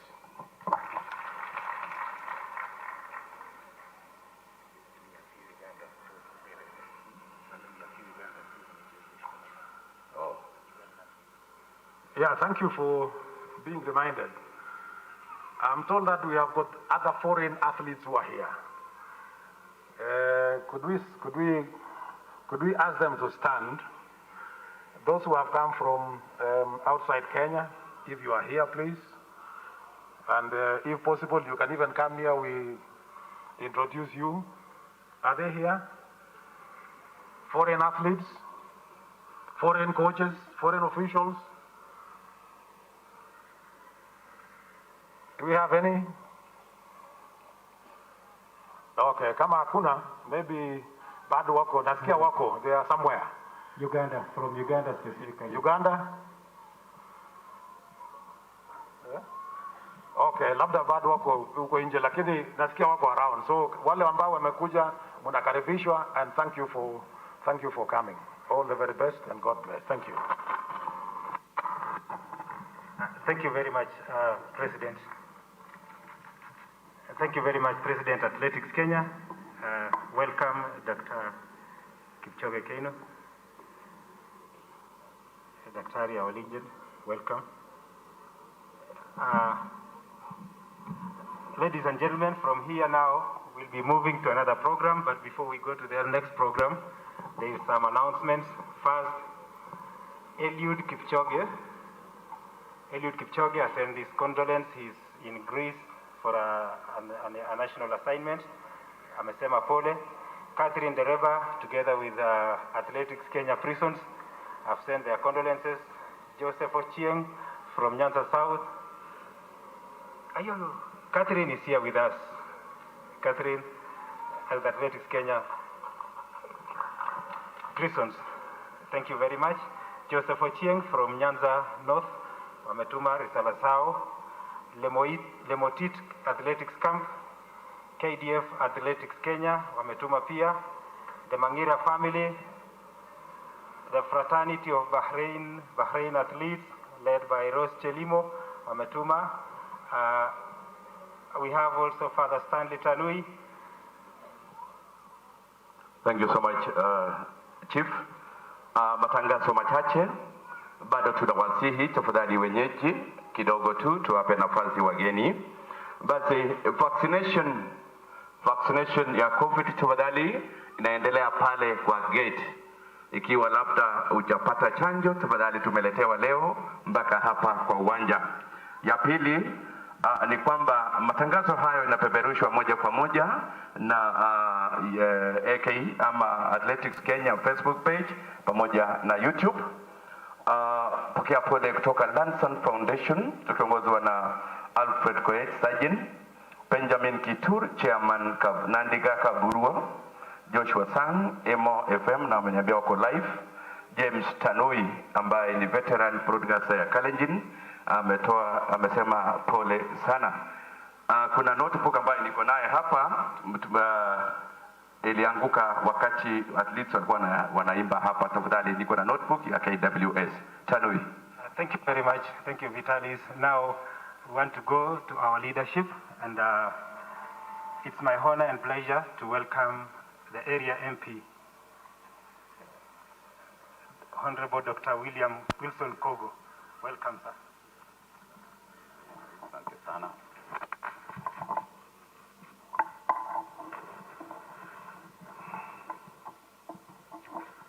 Basi asante sana kwa nafasi hii tuweze kuomboleza pamoja na familia na hasa ndugu zetu the athletics fraternity na wakaaji wa sehemu hii. Kwanza kabisa kabla sijasema lolote, Mr. President AK, thank you very much for the proposals you have made, that you are going to have a task force so that the task force can really look at the issues of the athletics. Many a times we would come to a forum like this and we may end up not giving a solution to the problems that we have. So kabla sijasema lolote, Mr. President, thank you so much for that move that you have taken. And my only prayer is let us also get that report as members of parliament, so that where there is need to amend the existing laws, then we can go further to do that for the sake of the safety of our athletes. I think that is very important. I think that is very important.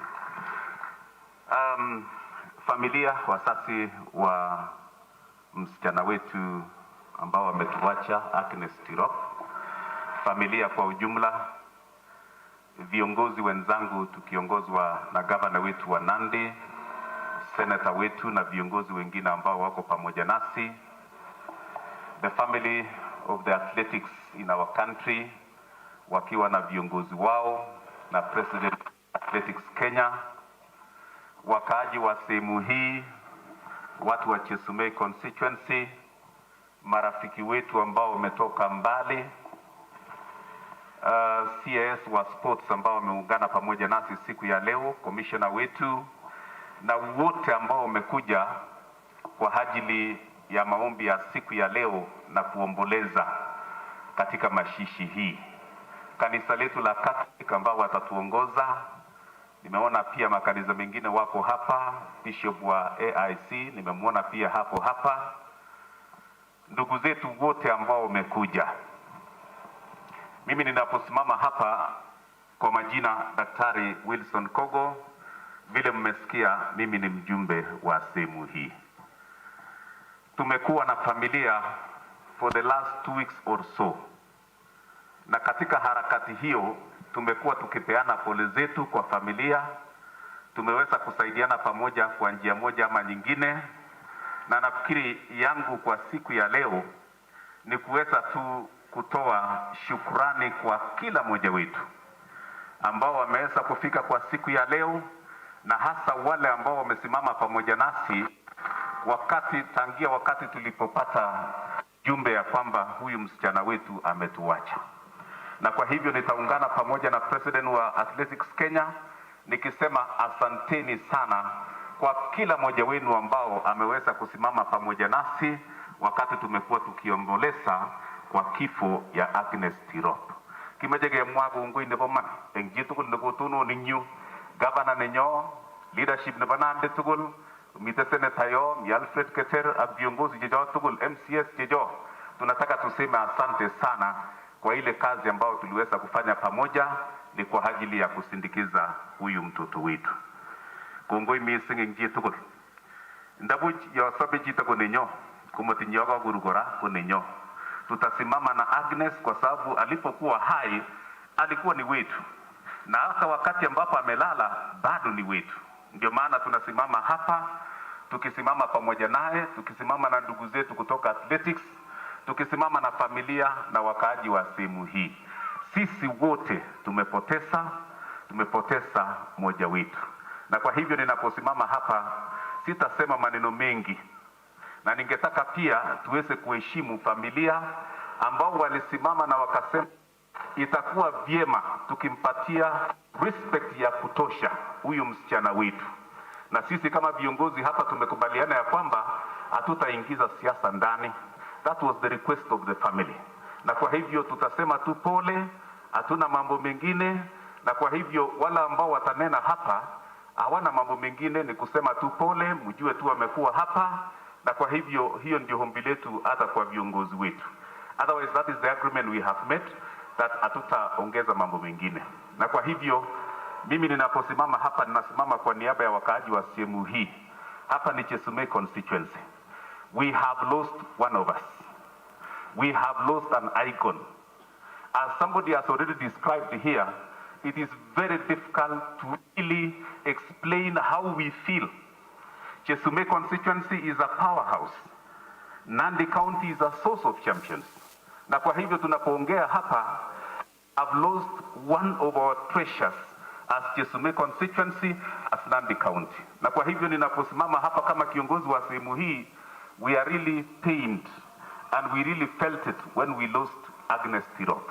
Na kwa hivyo niseme tu kwa ufupi ya kwamba mimi na familia yangu na kwa niaba ya wakaaji wa sehemu hii niweze kusema pole sana kwa familia, niweze kusema pole sana kwa wazazi wake, pole sana to the athletics fraternity, pole sana kwa wakaaji wa sehemu hii na sisi wote ambao ni marafiki wa wakimbiaji wetu.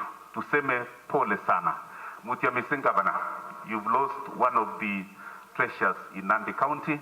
Pole sana ndugu yangu bana Cherargei, na sisi wote ambao tumekuja hapa tunasema pole kama viongozi na zea mengi kupita hapo akibwage tusigele Muting. Ameja somo kitingo mwingine sabke alogone itakia kidogo sana. Kanisa wamesema in the next 30 minutes they must be taking over. Kimaji kisomo kitigele enkondo ikimide kwenunio kumwe kwa dakika moja alafu tumalize hivyo. Kabla sijaita governor wetu na senator wetu, wacha nimuite sasa commissioner wetu wa Nandi aweze kutoa pole zake, alafu tuharakishe tu namna hiyo, within a very short time tutakuwa tumemaliza. Commissioner wetu, kuja upeane pole zako.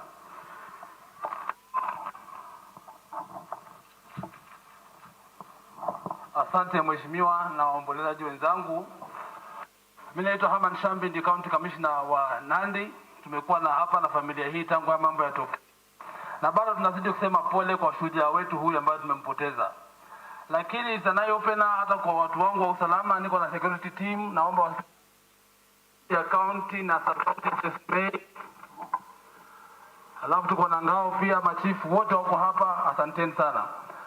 It's open na tunashukuru tangu rais alipotoa tamko akiwa safarini, maafisa wetu ambao walifanya hii kazi kwa haraka zaidi, tunawapongeza sana, and we know justice itapatikana. As I read, Mr. and Mrs. Vincent Tirop, I write to you well aware that no amount of words can fill the deep hole that the brutal murder of your heroic daughter has left in your lives. But accept my sincere condolences in the passing away of Agnes Tirop. The pain is uniquely yours, but we share in it. Jebet had established herself as an heroic and within a very short time, capturing the imagination of the nation with heroic exploits in various athletic championships. In an extremely short time, your daughter became an example to the youth on what they can achieve through hard work and discipline. Personally, I was looking forward to Jebet's exploits in long distance running. That was a real heroic and dramatic life brought to a sudden and brutal end. The most we can do for you and her now is to ensure justice is done. The person behind Jebet's sudden and painful death must be made to pay for it. We must also do whatever it takes to make sure that all the properties of Agnes are returned to her parents.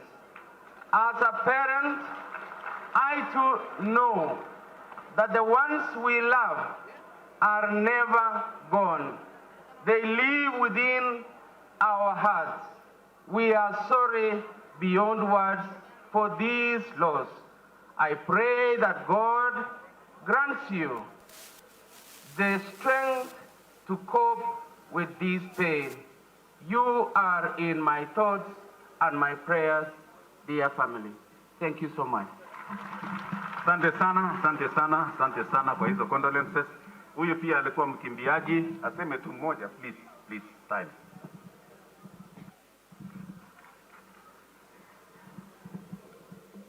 family, kanisa tukufu, my fellow athletes, County Government of Nandi. Kwa majina ni Wilfred Bungei, na vile mheshimiwa amesema ni chache. Mimi nahuzunika na sitasema mengi. Ni kusema pole kwa familia. Niko hapa kama mwanariadha mwenda zake Agnes. Mami ngene ge mtu agoroni bichok. Ge mtu amu ngaliata mutyo. Aboti ole na wana ramunge ngo ngale chuju. Ko kararan ji heshima. Ko somnoto. Sana ngeger bichok, ngeger bicheristos kuni. Tunaona hawa kama wapiga kura anakigere kura ile keutie gele chang biik chekabwa yu kuririo. So ngeim nafas na inegei akemwa mutyo. Noto nekemutu akuroni. Angen emgwen kikolecho arabungei kibitun seretiot. Angen ale bitat seretiot noto. Kongoi. Bas Elijah Lagat alikuwa pia mkimbiaji na former MP wa area hii. Karibu sana. Basi asante sana Mheshimiwa Daktari Gogo.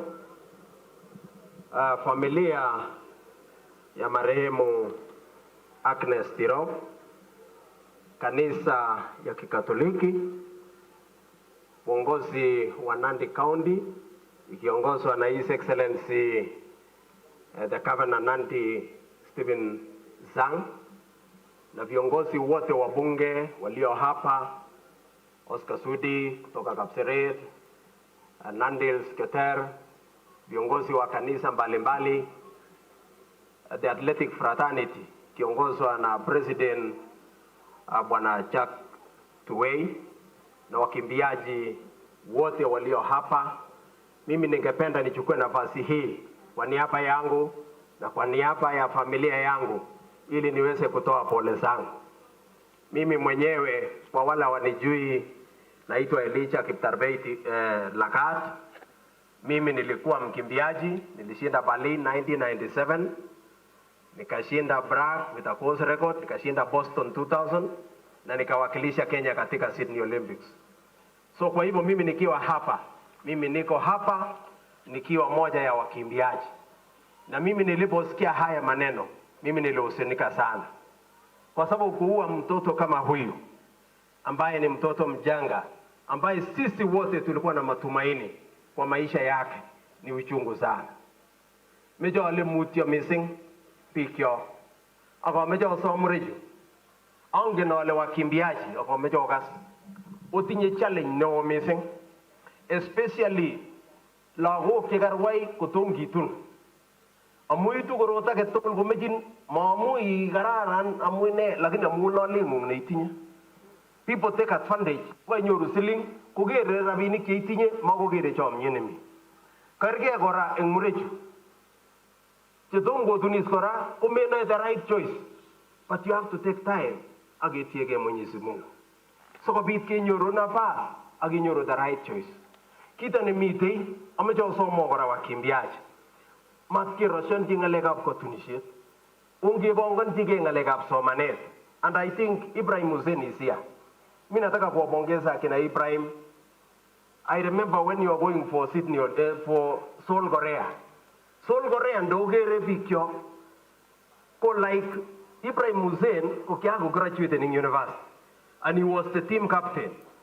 Ndo ugere medals chikikip tugul. Komitei mita 800 ball ring. He was a student in the University of US. Inyo 1500 meters. Peter Ono, he was a student, gold medalist.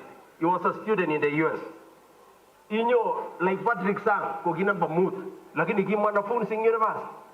Inyo like steeplechase, Kora, Julius Kariuki. Kita nemite bikyo, ngileni geringuno rani kuwakimbiaji chichang kukakumita sukul mapema. Amecho somok missing olong kikimit ngalekab somanet. Ngoliot ake na omecha mwashatare mheshimiwa ongen ole sai.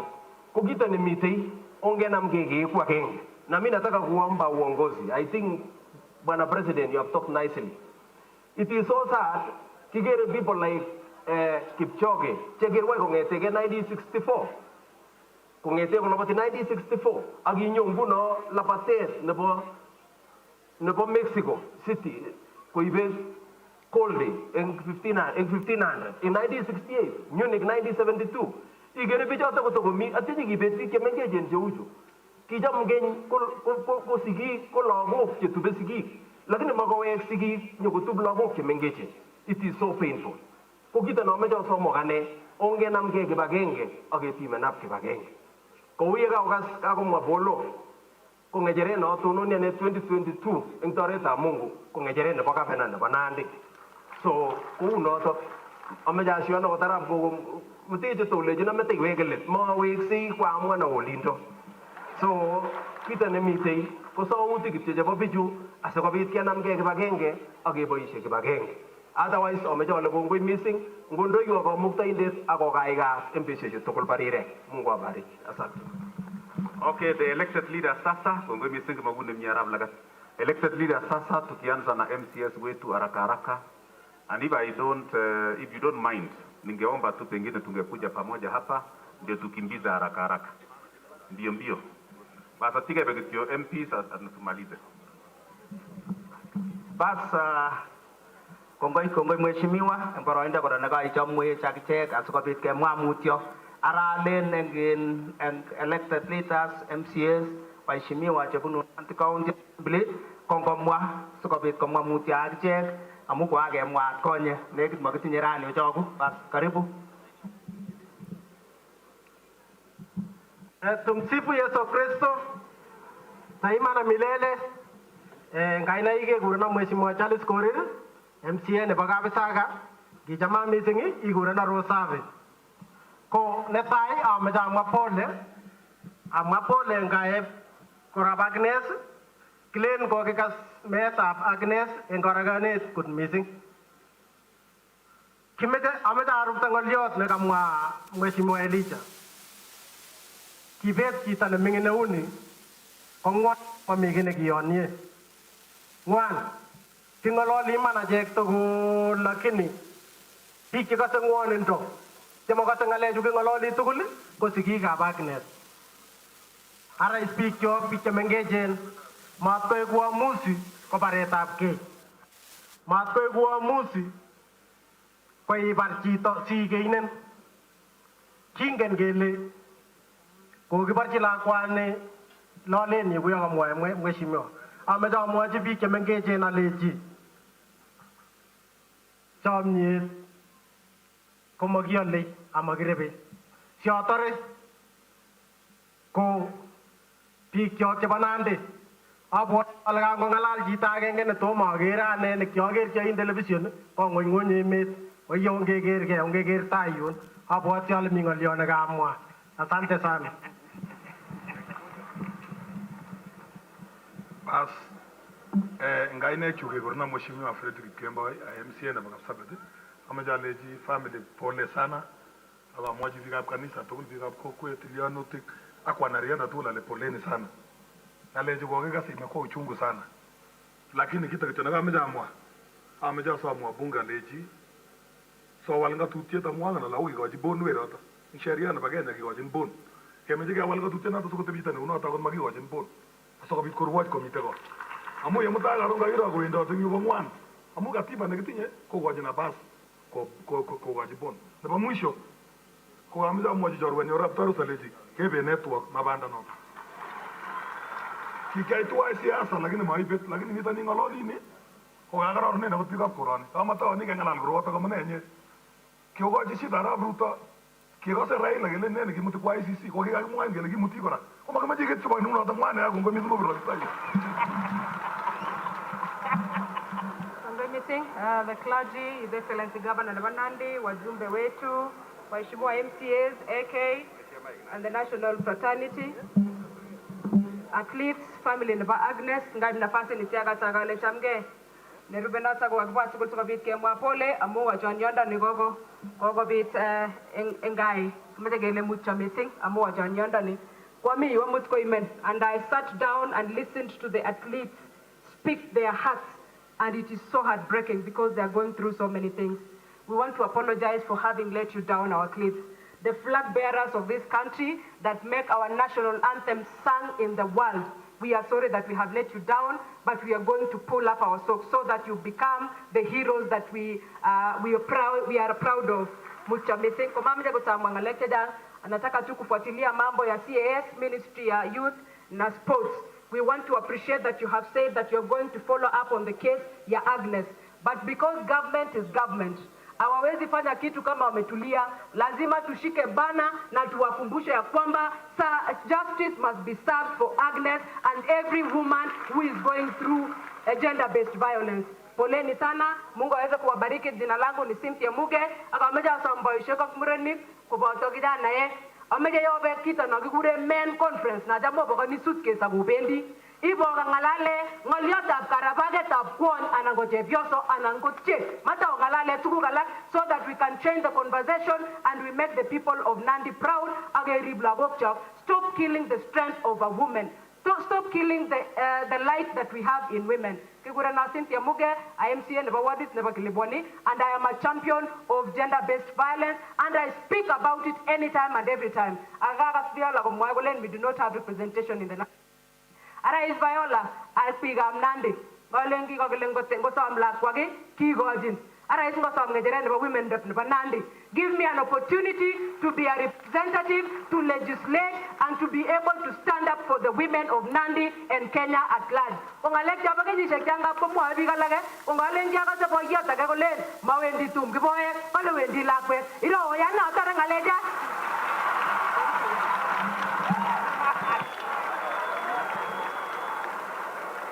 Okay.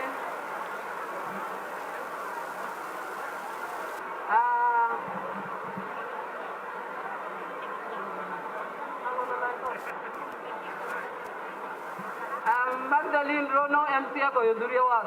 I bring a message of condolence from the people I represent to the family of Agnes, to the athletic family, the leadership and everyone.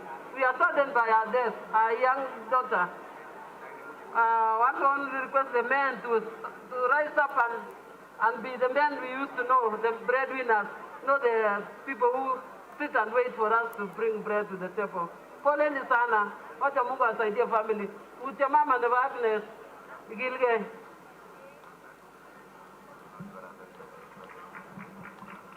Waombelezaji wote, viongozi wetu wote, familia ya Agnes, athletic team, na wote daima na milele. Jina langu ni Mheshimiwa Rose Chesang Chirchir. Mimi ndio nawakilisha watu wanaoishi na ulemavu Nandi County. I'm one of the athletes. Mimi ni Paralympian na pokeeni pole kutoka Kenya National Paralympic Team ambao wamenituma. Mimi ndio women representative Kenya National Paralympic na wamesema ni waseme pole zao sana. Poleni, pole Kenya. Tunajua tumempoteza mtu wa maana sana. Poleni, poleni sana.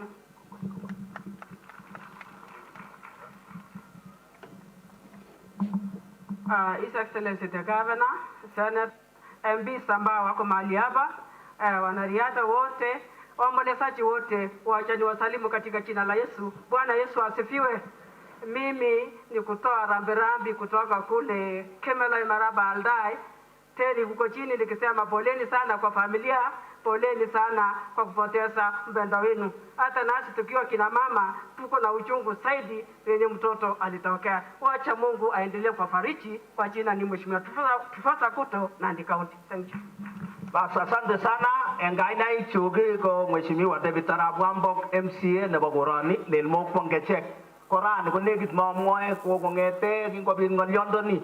Kukamechoni oye kongoi family kora amu kiotuliani kongoi kandoinatet kobun kora president nebo labatet in Kenya ak kandoik tugul ak kongoi Your Excellency our governor amu tetutik chekiibangan atkinye kokikobit ngalechu kokingobwa Oscar Sudi konekit kiyat ak boisioni ako kikabwaten yu agenge nekikamwa kokikoro korwotitoi nebo kole kiyoe Chamwa Your Excellency koboto in Sudi. Hali kiyoe ano lakini ka Mungu komangu. Wajani kumbole na rorani ko stadium akameje ale kongwe korang family amu isitisa wonderful nini event kubun kandoinatet nebo kandoinatet nebo labatet. Kit agenge mheshimiwa kokinyoru challenge yesterday ko ngalal Viola kolenji just one nekoi koingete biik karibu somok ko agenge nekole amu kimita prep justice and legal affairs akomite kwa chair nebo delegated ko komwa ale oye yeteme angaangen ale nyone olingong ngalek chekororonen chebo ngatutik asikobit koribwech lagokchok ak entire team nebo fraternity nebo labatet in Kenya oye mheshimiwa oye oib mbunge ko cherarge ngalenin jamogere kishoyib oye oribwech lagokchok makiyoni keborien koret neu notok ngete mugulelwekchok ko notok agende kora kokameche asamu kokikonech challenge ngele kekonin chi challenge chito neimingin komwa kole bendera na kwerote ngolin akotonon Kenya dunia mzima kale kotabimutu lakwenyo kongotorok agenge kelokchi yo koui angen ale issues chebo national government yo ko ngap kibwat tugun alak chekikerei ko angen ale kinge kosir lakwenyo ngolin kotonon dunia akekerchi ngoriet nebo benderet nebo Kenya. Ara iskomeche ale mami ngolyo entai tugul chekabwa ameche ale kongoi akatache akwa MCA nemingin nebo Lelmokwo ngechek akonyo ngasit kou noto ko biik alak tugul karibuni tuko pamoja. Asante sikiberura kuno. Asante sana MCA wetu. We recognize all the Olympians who are in our midst and we really appreciate for your coming. On your behalf, we have the Olympians from Uganda. On behalf of the entire team of the Olympians, Cheptegei, karibu sana, uongee. Tuwape makofi jamani. Cheptegei, tumekuona, we have been seeing you the TV. Lakini sasa leo tumekuona moja kwa moja. Olympians from Uganda, ungebirije utu. Tuwape makofi tena. Asante sana. Wakati wanapokuja pokea pole kutoka Agnes Tirop, so much. Rigathi Tirop, advocate. CEO Kas Media Group, Dr. Lamaon, wametoma pole. Oye urobo kibiju gangete Uganda ulin. Cheptegei, welcome. Brother Cheptegei, welcome. You can say on their behalf. Cheptegei, karibu. You can introduce them and then.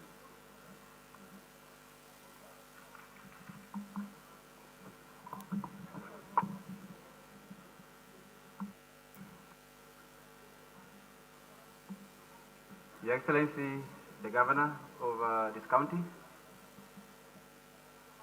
Senators, as a Parliament, family of our friends, the athletics fraternity, the people of Kenya, and the people of Kalenjin. Chamge big up Kalenjin. Ani kegureno Joshua Cheptegei, the Olympic champion, abunu capture wa Uganda. Amaja parte bijmizai wole.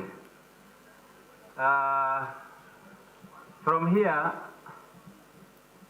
this is the bronze medalist of the Tokyo Olympic Games. You can say your name, sir. Jacob Giblimo.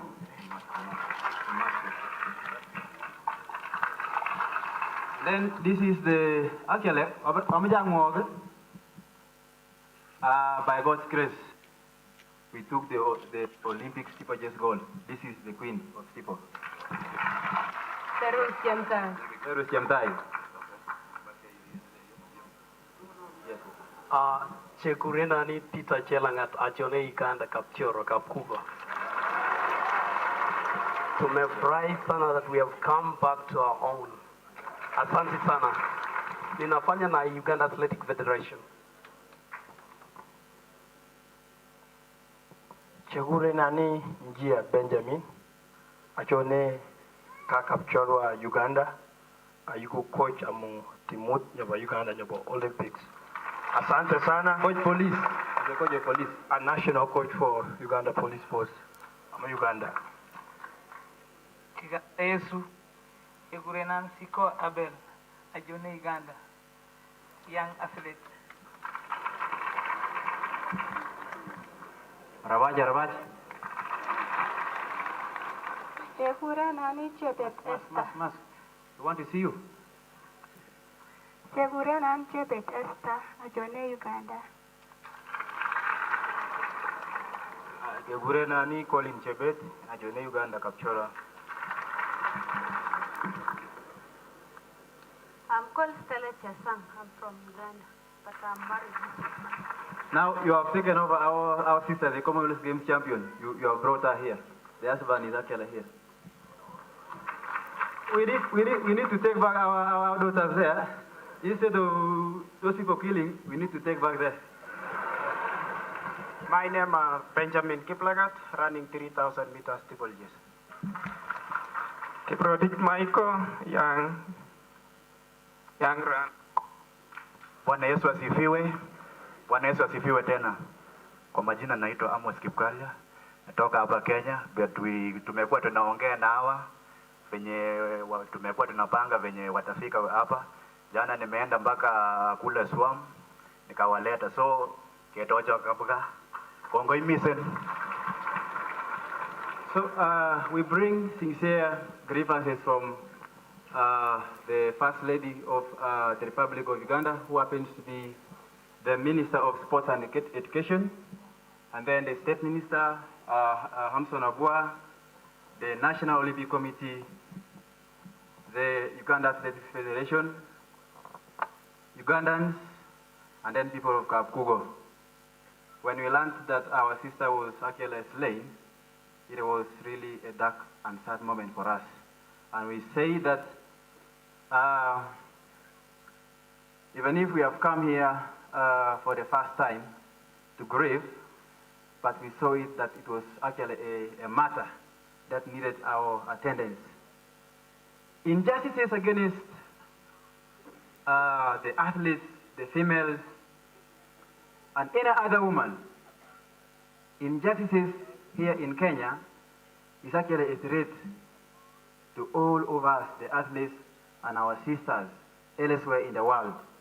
So we have come in solidarity to show that we really condemn such acts in a very big manner. And to the family, I pray that may God convert you, may God strengthen you in these very difficult times. I want to thank, I was actually following Kenyan politics, I want to thank Senator Murkomen. In the Senate, he was actually fighting for the athletes, advocating for the rights of the athletes. And I want to request us, the people of Kalenjin here, people of Nandi County, Elgeyo Marakwet, when you are discussing issues in Senate there and Parliament, discuss things concerning the state of the athletes. I really request that these are the national heroes, people who have given us a name. Live about only Kenya, but the Kalenjin is our pride. Our pride is athletics. Even as Kapugo, for us, we learned a lot from most of our people here. Geoffrey Kamrod is my very good friend. And Faith Chemwedich, and all of these people, Ezekiel Kemboy, where are you? These are people who took care of me in Kaptagat. So guard them jealously. We still have space in Kapugo there. If you are just here, we will take this girl is here. Unato? Ame chiku akenge. Mami ki chui. Obro ngale ya. Moja wesa Kapugo. Boy chef. Mama ja ju sawe di. Angmokle olen sana. Mocha misin. Amaje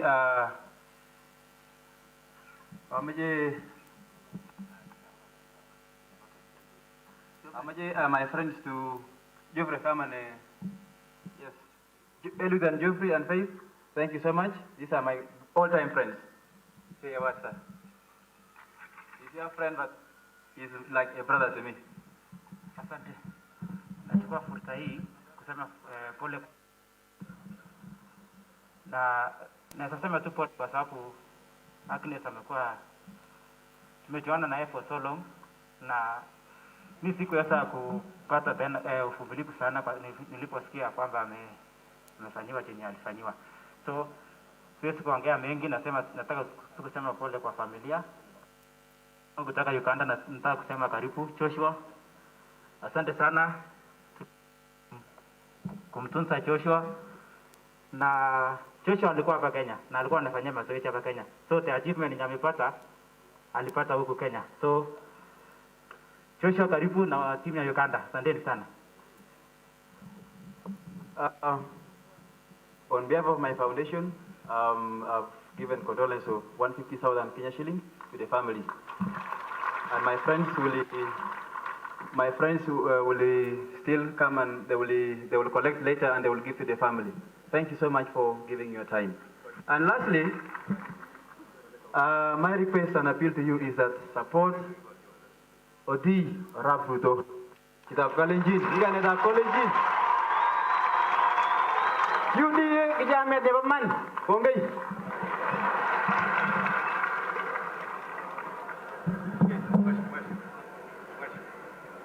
Basi Mheshimiwa Kogo, endelea.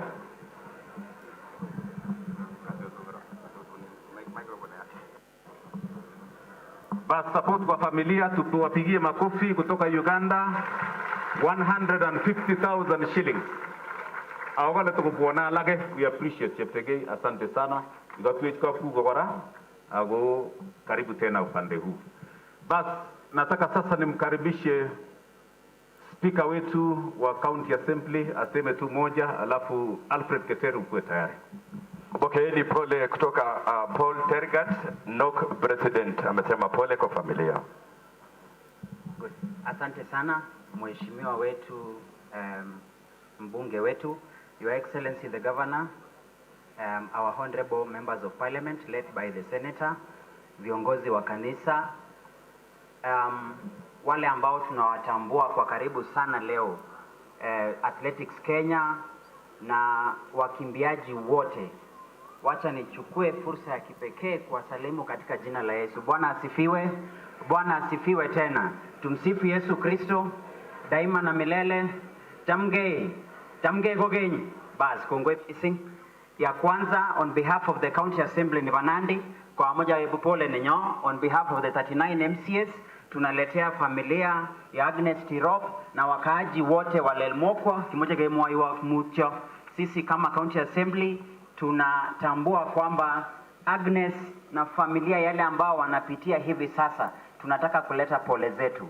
Ya pili, ningependa pia kuambia watu wa AK na wale athletes wote ambao wamekuja kuomboleza na sisi hapa, nataka kusema pole ya kipekee.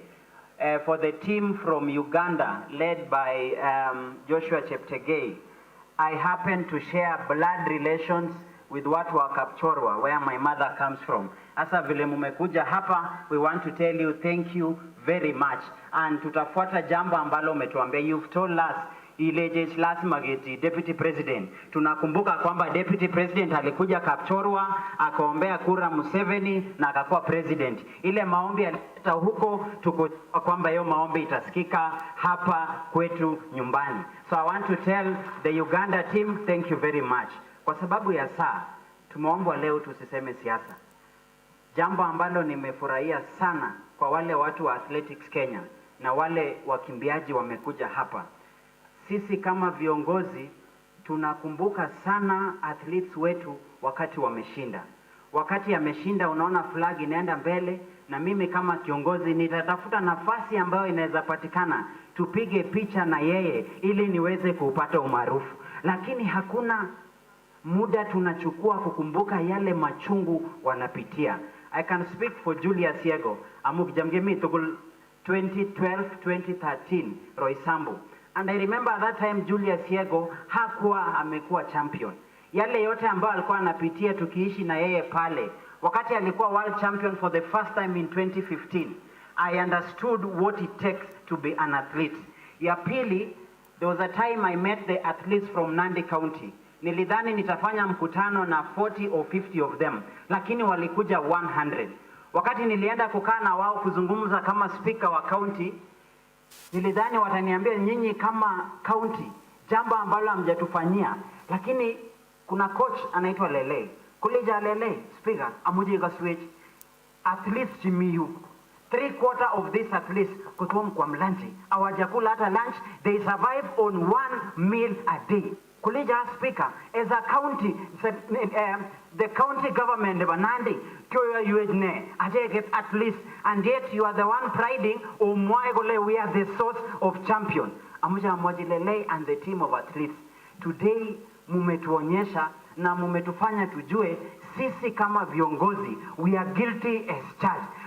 Hatujasimama na nyinyi kwa maneno ya welfare, hatujasimama na nyinyi, for example, wengi wanaenda kufanya training 10 kwa sababu hatuna training nzuri hapa ambayo inaweza fanya speed work, na hiyo ninyi ndio mlifanya. Siku ya leo ili tuweze kukumbuka Agnes, ningependa tu kuambia tu kama wakimbiaji ambao wameleta sifa kwa nchi yetu. Sisi kama serikali ya Nandi County kwa County Assembly kemi MCS kama bwambo kumnyigole kutkumi sheria nitongesere isire sheria akoing kimoja kimoja gavana. Any budget ni hivyo ni gender based violence itapita na tutasupport. Asante sana, Mungu aweze kuwabariki. Asante sana speaker wetu wa county. Asante sana. The church, we are almost, utusamee sana. Tumekuja sisi wote kwa sababu tulikuwa tunajifunia huyu mjana wetu. So just give us a few minutes then we go through. Wacha sasa nimkaribishe ndugu yangu, rafiki yangu, mwenzangu Alfred Ketere kutoka Nandi Hills.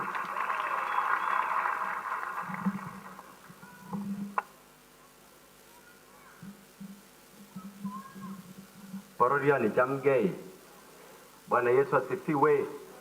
Bwana Yesu asifiwe tena. Tumsifu Yesu Kristo daima na milele. Salamu alaikum. Asante sana. Mimi sitasema mengi kwa sababu ya wakati. As a Christian, we want to observe time, and especially as a Catholic. And I know we have so many people who have come to mourn with us. But first and foremost, I would like to take this opportunity on behalf of the people of Nandi and on behalf of my family and myself to give condolences to the family of the late Agnes Tirop. Amajale mutia missing, payat mutia mama, mutia jetupcha tukul, mutia ingruai tukul. Sebagay niya Uganda at Tanzania. Wala boy. Kanyoru meeta lakwenyo or Rwanda lakwenyo ki goromi tingane missing. Amu ing tarik tamana agenge. Komi lakwene kikibar kokerkeit ak Agnes ing kawali nyu. Ingolimba ole tos mogod. Obwati lakwana kikimwa ing kasafem.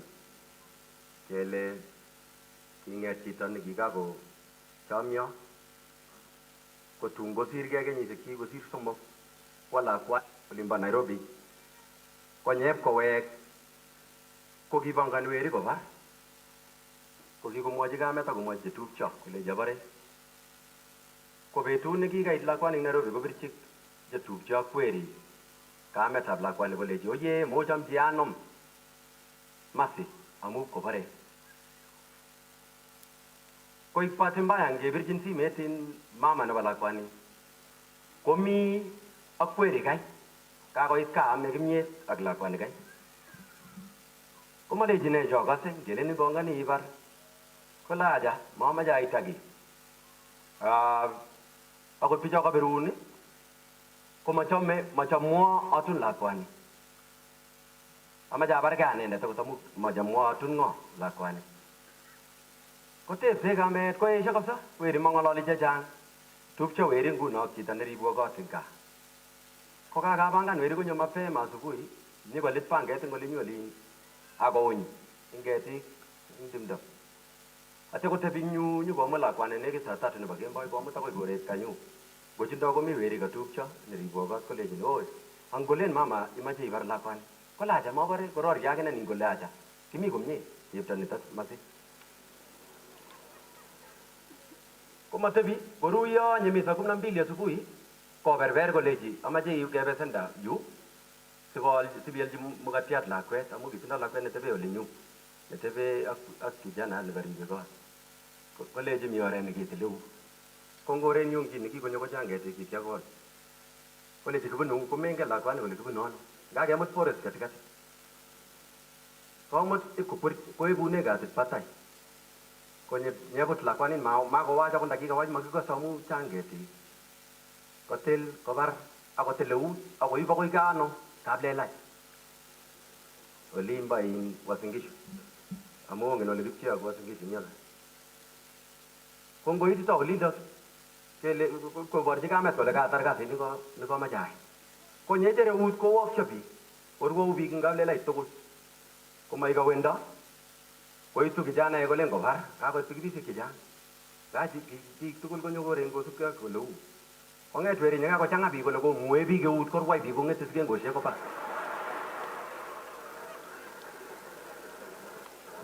Koboryo eng yu kokel koit police mapema nyokomut ngomutu koonu kijanaek as ing Uasin Gishu noto karibu 1,000 akoi police station nykelabate police station akoi Nandi. Ngoitito Nandi kochome kijanaek kole miu.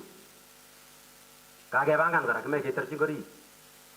Akoi Kakamega aini nyekimutin. Komwoti weri as ing karit.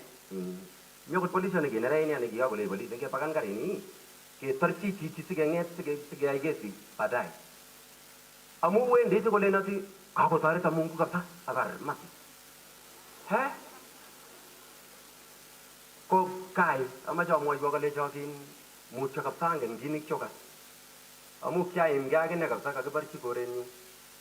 Akot kokotise Nandi uyo bendi rani na mutai. Nekikakiborchi koe chechwak Nandi. Lakini kinomwoe ako kongoi amu kiosiskot nekikibore lakini. Asikomyeit ing chi nenyone mutai komenye koyoto. Kinomoche amwoiwo kalechino koye mutyo kabisa. Angen arap Keter ale ng'wan eng sigindet kabisa kosir chi tugul. Akot simarir ane mising amu kiima mising atebe kole kalya sikoborchi olinyu. Lakini atebe kole kotamne sigindet as nekisiche. Nyawe kong'ololchi kamet akeng'alal ipkotulian. Ko kii nekiimeke kamet kolen oye kimatochomchini kakimatoni kitolion kokorom. Tukun chekakopangan oik anan korotwek chun komakine kele tos akine. Mamache oib nafasi neo kuya kamwa lakini alecho mutyo family. Shida ole kibitune ng'alechu sikere maokwege at least. Amu ikose lakwana komelen silein koloboti akine. Shida komache keng'alal tugul. Kasom sikora kole oye mache keng'alalchi akot chepyosok mang'alalchi lagok. Asom akine kora boisiet ak matirenik. Ongirur lagok koyam ing menjo. Chang chemakirur na akot viongozi alak komakirur komye. Kitinye tabu. Amu makongen biik chi nekitume kabisa kowong Nandi komanyo kolechin kamet kokakomang menjo matoretin akot oibu beek. Amanyo koesyo mombar. Amanyo koesyo koyokto kamet. Ing Nandi lakini kabinyoru murechu kole kobunu tu. Sikobai kamet kabisa kula kweli mingi. Ako mure nebo kapchi. Sikwong ile kikirure ano. Kabole tomete kasini korok arur korok kidogo ala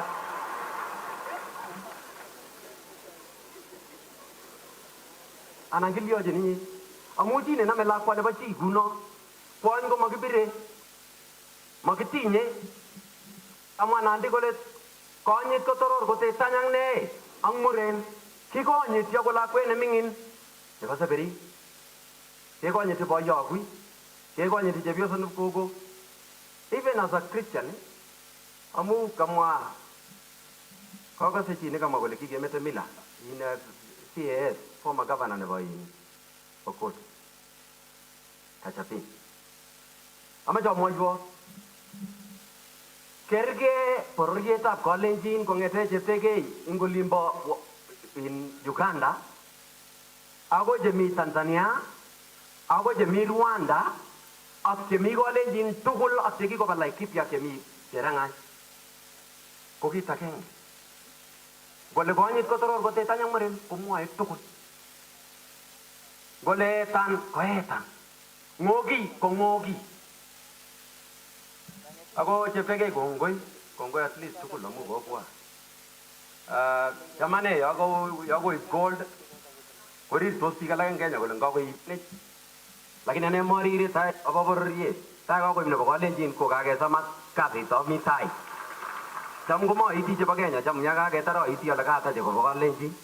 Oiti ten sayo. Abote ne shangiliane ole kakoib chepteke. Ko koib nebo Kalenjin. Kikituye America ak biikab Uganda alak. Kolecho kitinye akichek chesire chekwok. Ako uyo kibunu Masin Southern Uganda. Kolecho alechi otinye ng'o? Ole chepteke ak kikiru. Alechi jaja chechok chotok. Jale na virusi vetu menam jale ngekanal nante se kokat kole ikase. Lakini ko ng'olyo neo ongeri bororiet kunotok ole iboch. Kokasain kotebe biik kole arap keter kolyon eng ng'alekab kurang tai. Okase kong bororiet kong'ete Uganda komi UDA. Komi chito age nemami UDA. Kotoche kinne anane. Lakini ngosom kandoik ak chi age tugul nesome kura. Yo imache isom kura anan imi uongozi komemwowech ileche kararan UDA mising amu kingen. Meleche kora ichame arap Ruto kosir alak anan kekoto kingen kele chamegei ak kechame akichek kokesochini. Mwa kit nemache iyoiwech ngo i aspirant anan imwa nekiyai kotimi position of leadership. Anane lolene mamache amwa mising lakini kakamwa ale sige mi ng'alek. Mache kirur matirenik tugul. Anane kitise biik chechang kabisa makolo sigetis. Makolo. Kwakere alak chetomo ketis chikip kotebe cheko eng olimbo America kokobwa nyokoyaech eng koroni chebunu Uasin Gishu. Kabiyai momek ing yu tomo ketisin inyonye ichirchei kelet. Amu kanyo komalin rabinikab chumarik ak chebo simendi chebo Nandi kidogo chekikobetyo. Anane tomo kasi ngalen kwatangaza namut arawetab 12 ketyeche Nandi kimi kasabet nyikemwoe ng'alek asikochulak kasit tugul ak ketis biik kabisa kotisak tugul sikosik akoyan Jesu sikoba barak kisengwet. Kongoi, Bwana Yesu asifiwe. Kongoi, poleni sana. Bas Alfred Ketera, asante sana, makofi kwa, asante sana.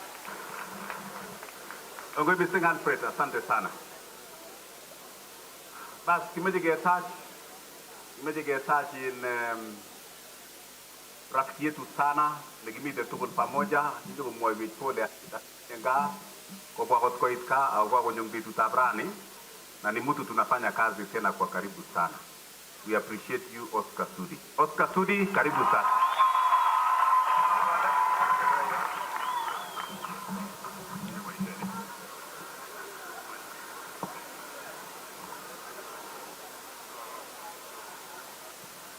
Bas, kanisa yetu takatifu tukiongozwa na Father Chapchap, familia ya mtoto wetu Agnes, gavana wetu wa Nandi na viongozi wote walio hapa,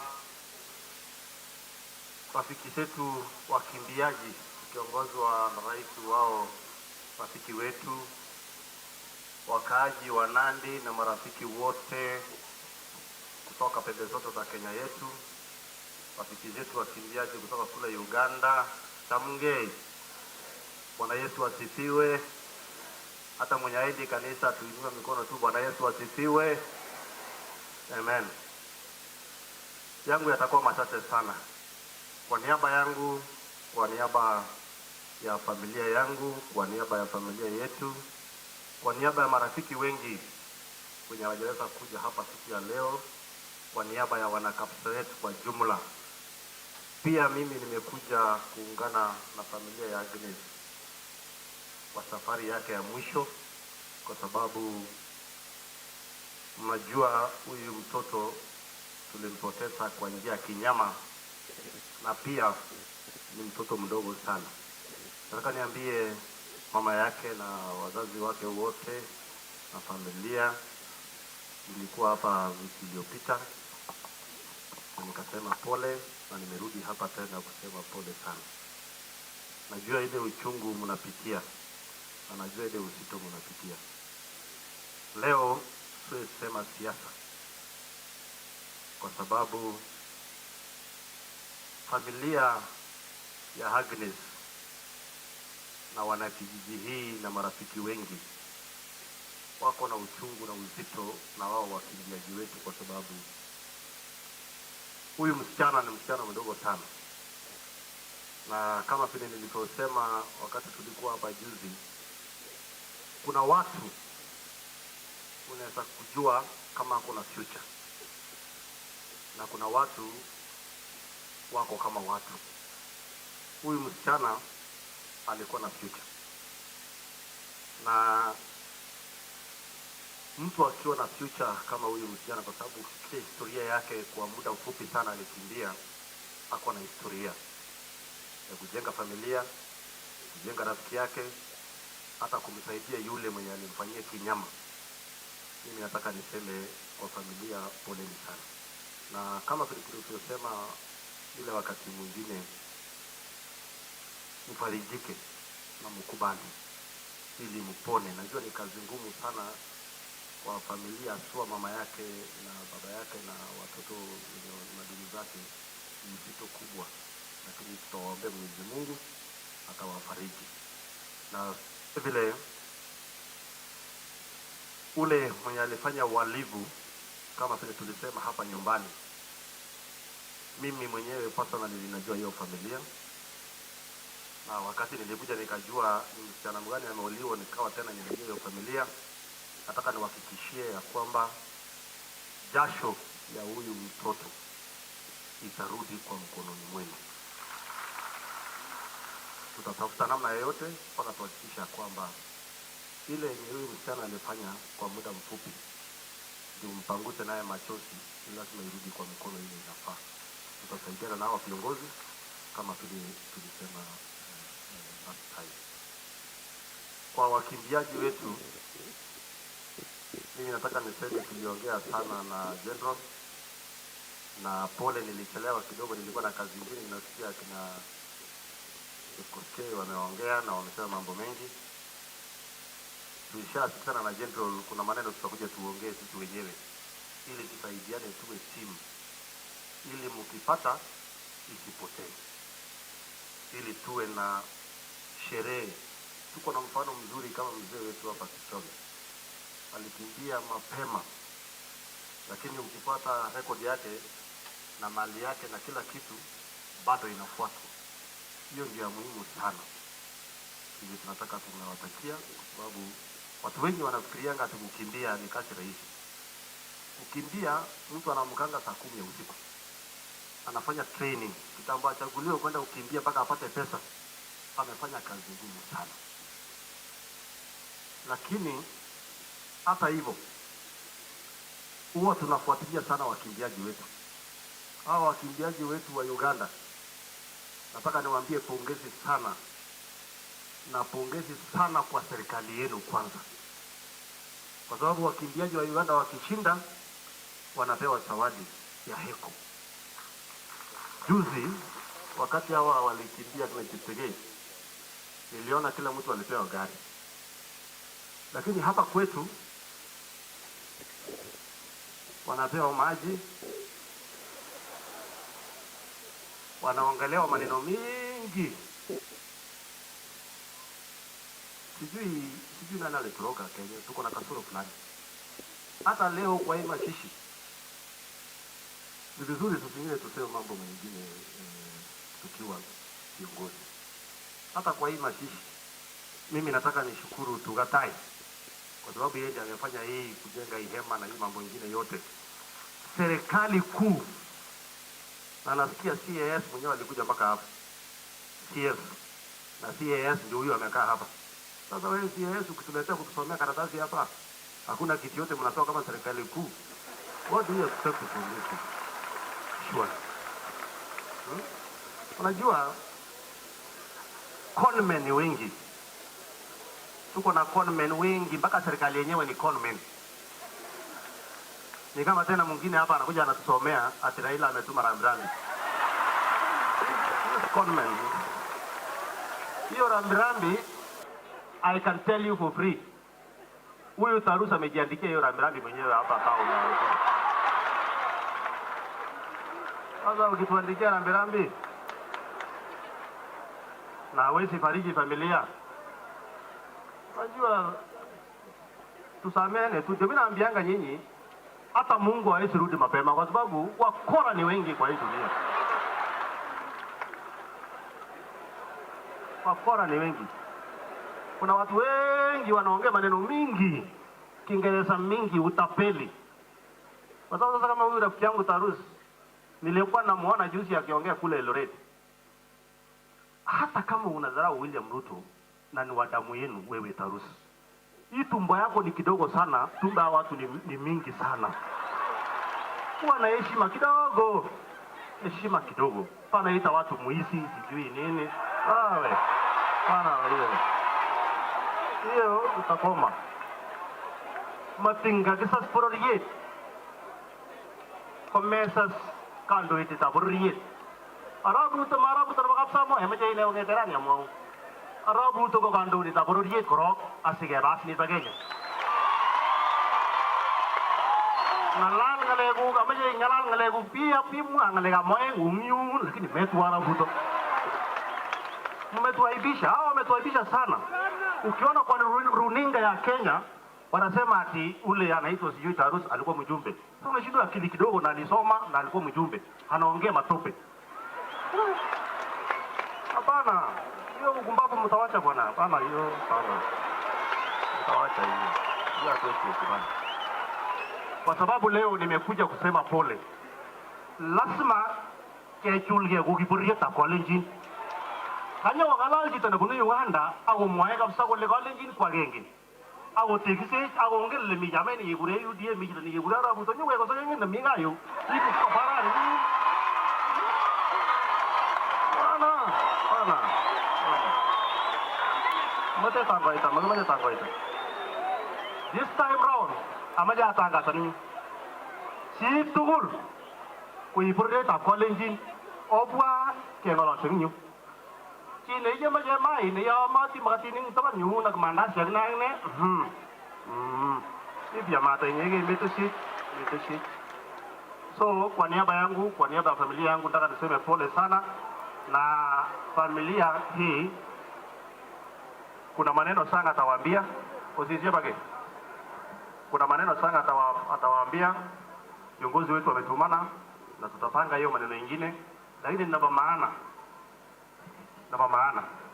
Wakamegan shua gele, tuga black penguang, or a unaqua, not a man. Otherwise,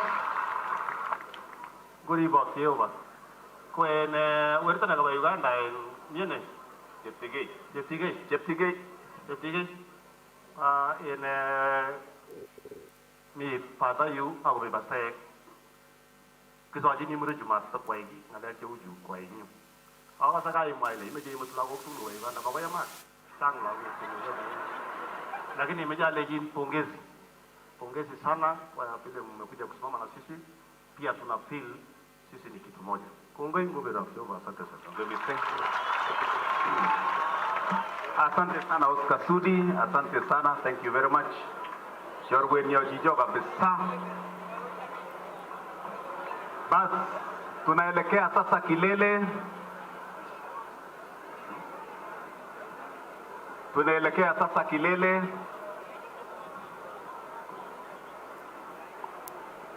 mimi ni mjumbe wa Tarus bwana Tarus Kaigas gibaljini geringet ne wotupche amaje theology me ban ko loit me sing kolle agi jini bongo mi sing senator wetu Cherargei karibu peana pole zako karibu Cherargei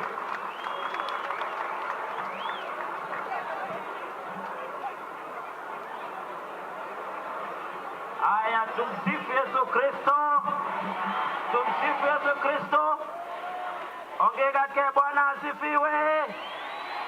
Bas Kabarnet Tirop, mama, baba, family amejaa nafasi ni nakatane binafsi aganyu account ne banandi ya mwale mutyo kabisa ke kwa mama nomite St. Francis chapter 8 Catholic Church no aigasi tu wamesema pole sana. Mutianga na lengwan aga mejale ngoga iga ka mukta indes agogona gimnate kile kanisa muendelee kuwaombea familia na Athletics Kenya president wako hapa na timu yote Ruaichok. We are deeply saddened by this unfortunate turn of events. I know there are many people who have come from across the country and across the world to pay tribute to our slain hero Agnes Tirop. So athletics fraternity na sports fraternity tunataka tuseme pole kimejegele mutia kabisa kwa niaba na babiche tukul jamaa nyor nafasi ya kaunti na Nandi ago kwet kimejegele ja pole ni pia. Nafikiri ours is just to celebrate the life. Agameja aishwana when I came before the family nigemwa mutia Sunday ukialeja ngalega mngatutik amite tusaidiana to ensure that we recover assets that rightfully belong to Agnes Tirop. And I want to challenge the DCI and DPP. Even in law, when the DCI is prosecuting the suspect, the asset recovery unit under DPP can start recovering assets for the family. It is not rocket science. Wacha ndafundisha DPP kidogo kisheria ndigaelewe. Ngena Nandi imerewe tingalega mngatuti wacha ndafundisha because we can recover assets as the suspects are being prosecuted. There is the asset recovery unit of the government and the CIS is here. Pitisha we ujumbe, we can institute proceedings to recover assets here at the And I want to challenge DCI. Don't close investigation without loose hands. We don't want to let anybody scot-free. Na tunauliza mahakama kwa sababu kuna discretion ya bond na bail. Watu wakae ndani mpaka hiyo kesi iamuliwe and it should be faster. This case is not a concern of Tirop family or AK or Nandi. It is the concern of the entire world. You remember when Agnes was killed, BBC, CNN covered the news the whole day because this was an international icon that we are celebrating today. So as a family, we are together in this, and I want to assure you, your foundation mmesema, mimi kama senator ya simu hii, tutasimama na nyinyi to ensure that we establish Agnes Tirop Foundation in honor and in memory of her. Ya mwisho, mimi ujamwa Mwingereza Kiswahili. Kitu na Nandi kienda Land Rover na mazinda bure.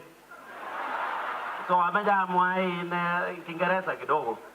Mimi, as you are well aware, I'm the only senator in the Republic of Kenya who currently, and it is active before the House of the Senate, a motion to discuss the welfare and challenges being faced by athletes we have in this republic. Na tusitanganyane. The only treasure nikitende big up college in Kabarnet kunigogorere kyo. Treasure nago bae ngorwai and we cannot allow that route. Last month we got moving up college in apart from being a national treasure for the assets to our community. We have lost in agriculture. This is the only asset we have is our athletes and we must protect them jealously. And we need to call out the ministry. My brother, Your Excellency Governor Kajapin. Wambia serikali wawache kulia machozi ya mamba hapa. Let them stop crying crocodile tears. This funeral should have been the state funeral. Hata bendera ingekuwa imevalishwa katika hii jeneza in honor of our sister.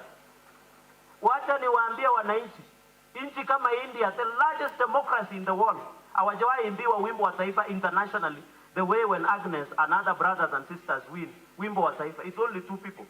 It is Uhuru Kenyatta na mtu mwenye ameshinda kama hao wakimbiaji. Juzi nikauliza Senate, mbona hamkupokea athlete? The worst you can do, mnapokea athlete tu na kupea Masai Shuka. Masai Shuka na maji. Where are we going? Mamiji the mitapan kimeje ke panda pakenge koka ko masudi ko likimeje ke ungan pi tukul deputy president Dr. William Ruto ko president ba Emon. Anan mauna picture. So ongeza jike akameja soma kwa heshima ne ba Agnes amungu jita basla. Huyu alikuwa asla. If you are told the life of the family, huyu alikuwa anangangana kama hasla.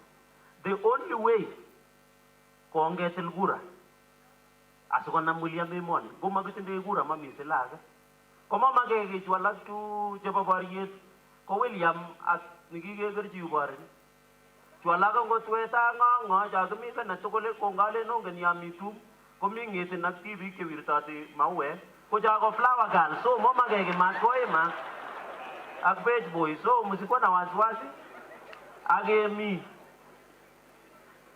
ane kimataiwei kikenama akobo William ande kesishek mut kikenama ngabuchai aruka akatien Paulo na Sila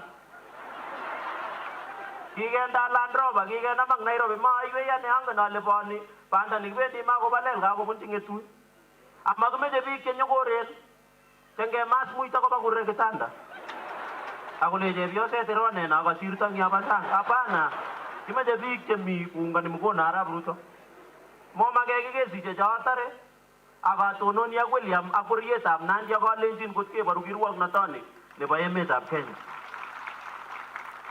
so mosich wasiwasi ane aiwei tuguk somok kityo cheptalel nesobe kokeny akwek mokorekyuk chekiosira kasi ak mara ilet ko tuguk chola chekitigeimigei kele kini Kenya komami ng'ala karibu legend 1 minute Kipchoge asante sana legend 1 minute ongera bokia anyone nyokomwae na usanitize hapa sasa gavana karibu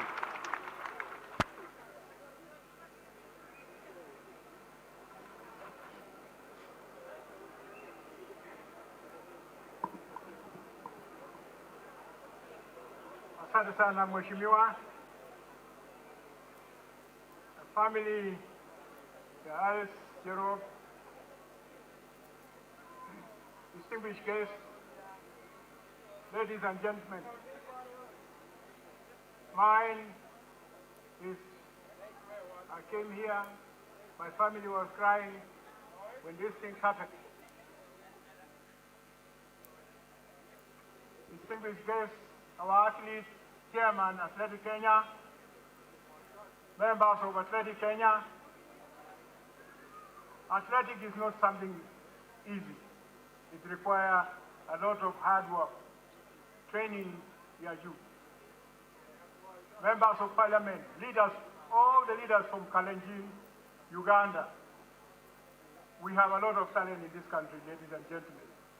We need to put our head together and see how we can improve the athletics, all sports, from the school, the primary, secondary school, to all the colleges.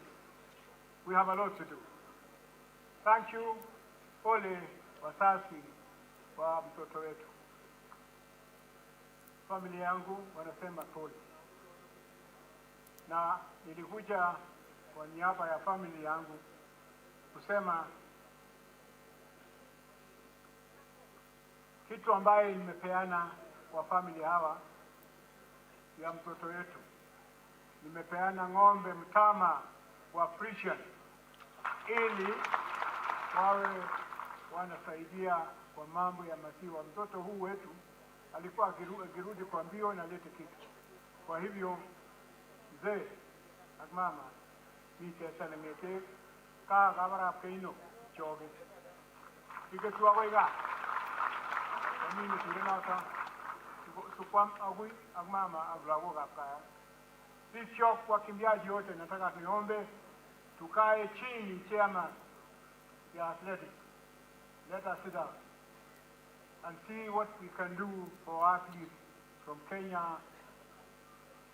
and our neighboring countries, Uganda. Let us put our heads together and start a business which is going to generate income to our athletes. And that is the shoe you are using, the tracksuit you are using. Let us start a company which are going to sell the equipment of all those kinds all over the country of Kenya and Uganda under one name, which we have to come up with a name and be able to generate income to our athletes through the Athletic Federation. Let us put our heads together and do something to assist the needy members of our society. May God bless you. Thank you. Basi karibisha Senator wa Elgeyo Marakwet Kipchumba Murkomen. Basi anapopeana as the people settle down. Kama jamu wa Justice Kenya.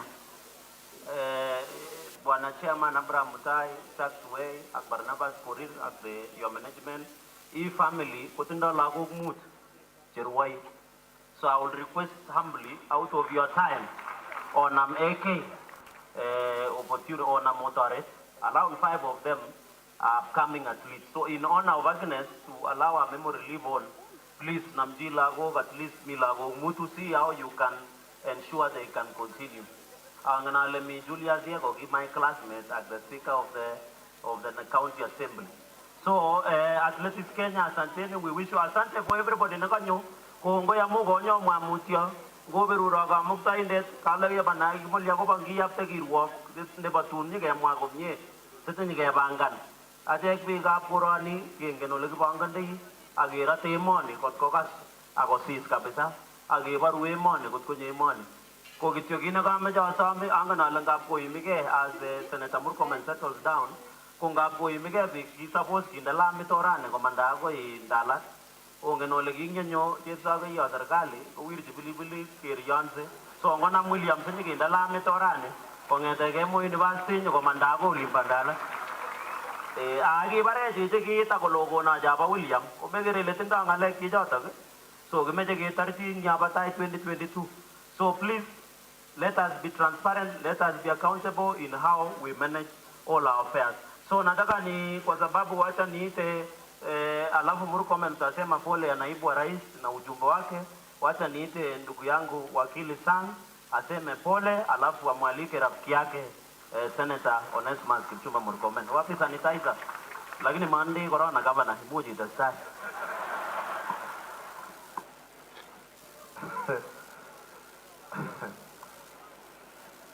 Asante sana Senator. Tumsifu Yesu Kristo daima na milele. Bwana Yesu asifiwe. Kwanza nimekuja hapa kwa niaba yangu binafsi, niaba ya familia yangu na kwa niaba ya serikali ya county kusema pole kwa kumpoteza champion wetu Agnes Tirop. Baba Vincent na Mama Diana nataka kuambia pole. Ndugu na dada wa Agnes tunasema pole. Familia, jamii kwa ujumla tunawaambia pole. Piga up Kokwet tunasema pole. The athletics fraternity tukiongozwa na Athletics Kenya President General Tuwei tunasema pole. Tunasema pole pia kwa serikali ya Kenya na tunasema pole kwa dunia kwa sababu akiwa world record holder yeye ni property ya dunia. So the entire sporting fraternity in the Republic of Kenya and globally, mimi nasema pole tukiwa hapa nyumbani. Kifo cha Agnes kilitupata kwa mshtuko sisi wote. Na siku ya leo nashukuru Mwenyezi Mungu kwamba ameshikilia familia hii kwa sababu ile wakati mambo haya yalitokea na tukakuja hapa nyumbani uchungu ulikuwa mwingi sana. Na tunashukuru Mungu kwamba amewashikilia na amewapatia nguvu mpaka siku ya leo tumepata faraja na tuko na nguvu ya kwenda kumlaza yeye na kumpumzisha yeye. Tunasema serikali imefanya ile imefanya, but we need to expedite the process ili justice kwa familia, kwa hero wetu iweze kutambulika within the shortest time possible. Sisi kama serikali unajua familia tumesimama na nyinyi. Kwa hivyo tunasema pole, na pia nimetumwa na rambirambi kutoka kwa gavana wetu wa Gishu, Jackson Mandago. Alikuwa ametangulia kufanya function kule Nzoia, lakini ananiambia kidogo imenyesha kule hataweza kufika hapa. Amesema nilete rambirambi zake. Pia Mheshimiwa John Sambu, former MP Mosop, yeye kidogo ako na homa lakini yeye anafuatilia mazishi hii na ameniambia niwaambie familia pole sana kutoka kwake. So tunasema pole. Sisi kama serikali tuliwaambia familia tutaandamana na nyinyi katika kusukuma kazi hii. Nadhani ile kitu tunasema sisi wote hapa, wakati ile justice ya yule ambaye alifanya kitendo hii inaendelea, tunataka kuwapatia hakikisho kama serikali na kama marafiki wa jamii kwamba msimamo wetu ni kwamba hatuwezi kumpoteza mtoto wetu na pia tupoteze mali yake. It is painful enough that we have lost her life. We will not allow the same person who took away her life to take away her property. That can never happen. And now that the fellow, the suspect, is alive, hata bila kupitia kesi mingi, I hope jamii yake wanaweza zungumuza na yeye, aweze tu kurelease anything that she has that belongs to Agnes. Bila kufanya kesi, aweze kuachilia ili maneno iendelee kwa njia mzuri.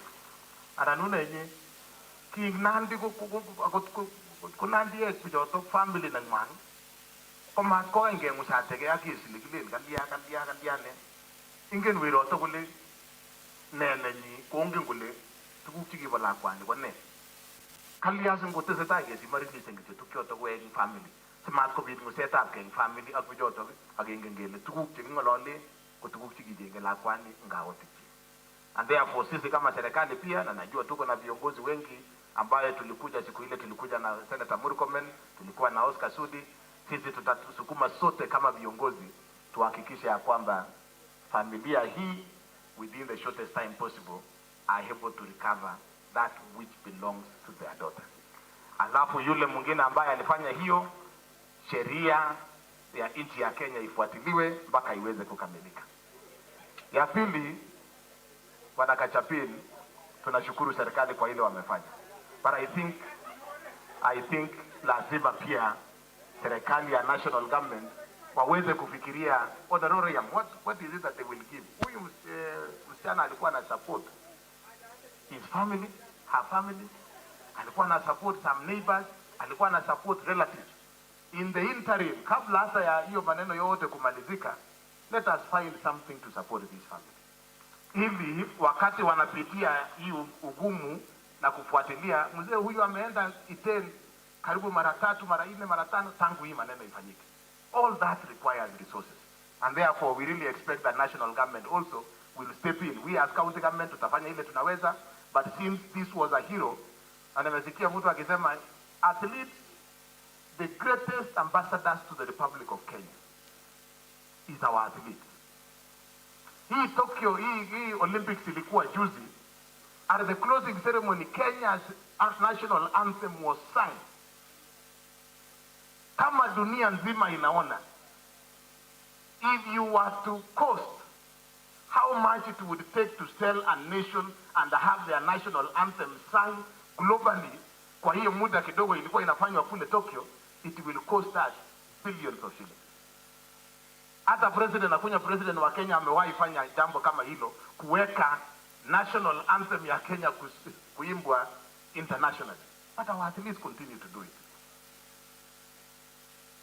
But when they come home, we do not recognize them. What is the problem with even appointing? Tumekuwa na goodwill ambassadors. Tunasikia huyu ni goodwill ambassador. Why don't we appoint all our athletes ambao wamefikisha kiwango ya kuleta bendera ya nchi ya Kenya iimbwe kule nje? Why don't we appoint them as ambassadors of Kenya so that they continue playing a role of selling the image of Kenya, lakini pia wakupate mshahara kila mwezi? Wale wako kwa police service, wale wako kwa jeshi, wale wako kwa Kenya prisons, wao tuwapatie promotion. Lakini wale ambao hawako katika salary ya serikali, why don't we appoint them as our ambassadors so that they have a retainer every end of the month? Wakikimbia, wakishinda, wasiposhinda, wako na at least pesa ya kuweza kuwasaidia ili familia zao wasiweze kukosa. I think it is something that we need to consider. And you people in the Senate and the National Assembly, Senator Cherargei, apart from motion, tujaribu kuona how do we ensure that those athletes who have taken our name as a country to that level, how do we provide a sustainable way of employing, giving them some retainers? and we can be able to work with Athletics Kenya ili mambo hayo yaweze kushughulikiwa. Hivyo sisi kama serikali, we will continue doing that which we need to do. Kungangana maneno ya infrastructure, hapa Eliud Kipchoge training facility in Kapsabet, tunaenda kukamilisha a training facility. We know our athletes, if there is something they need, it is a training facility, maybe more than a competition stadium. So we can have competition stadiums, yes, they are good, but we need training facilities because most of them will not compete locally, wataenda kufanya competition kule nje. What we need to invest in is more of training facilities. And not just for the disciplines in inajulikana, but also expand to the other many other field events. Kama vile mtu ya javelin Julia Diego, there is huge potential in our country beyond the field, the athletics. Lazima to expand na tuwasaidie hawa. Viola alizungumza hapa, and I think I agree. Gender-based violence is an issue that we need to deal with as a nation. Na Viola Lagat, nataka kuambia asante. Being one of our daughters, umetoa proposal. Ofisi yangu mimi nataka kuambia karibuni pamoja na familia. Even as you think about setting up that foundation, we will give our support as a county government for Nandi, and we will continue looking for friends so that the name of this wonderful lady that we have lost at a point when she was just about to hit, who you at 26, amefanya hii yote. How about at 28? How about at 30? This is a life that we lost at a time when she was just about to burst into the globe and be able to give us a lot of accolades as a nation. Kwa hivyo, hiyo group tutafanya na nyinyi ili tuweze kusaidiana katika mambo haya. Kuma wamoja ta moja janga mu kimeje ameja taj senata murkomen nebo Elgeyo Marakwet nebo mwamutio tacha wega nyasa man message nebo deputy president angon yo ni kamwoji family. Lakini ameja ne viongozi koongoi amu kwa kwa nyuki taret ke tugul. Kaga ngale kia ko mo viongozi. Kongaga December ini go ga si de ke man ta si nebo tisije de ke tisije ga sabe ta.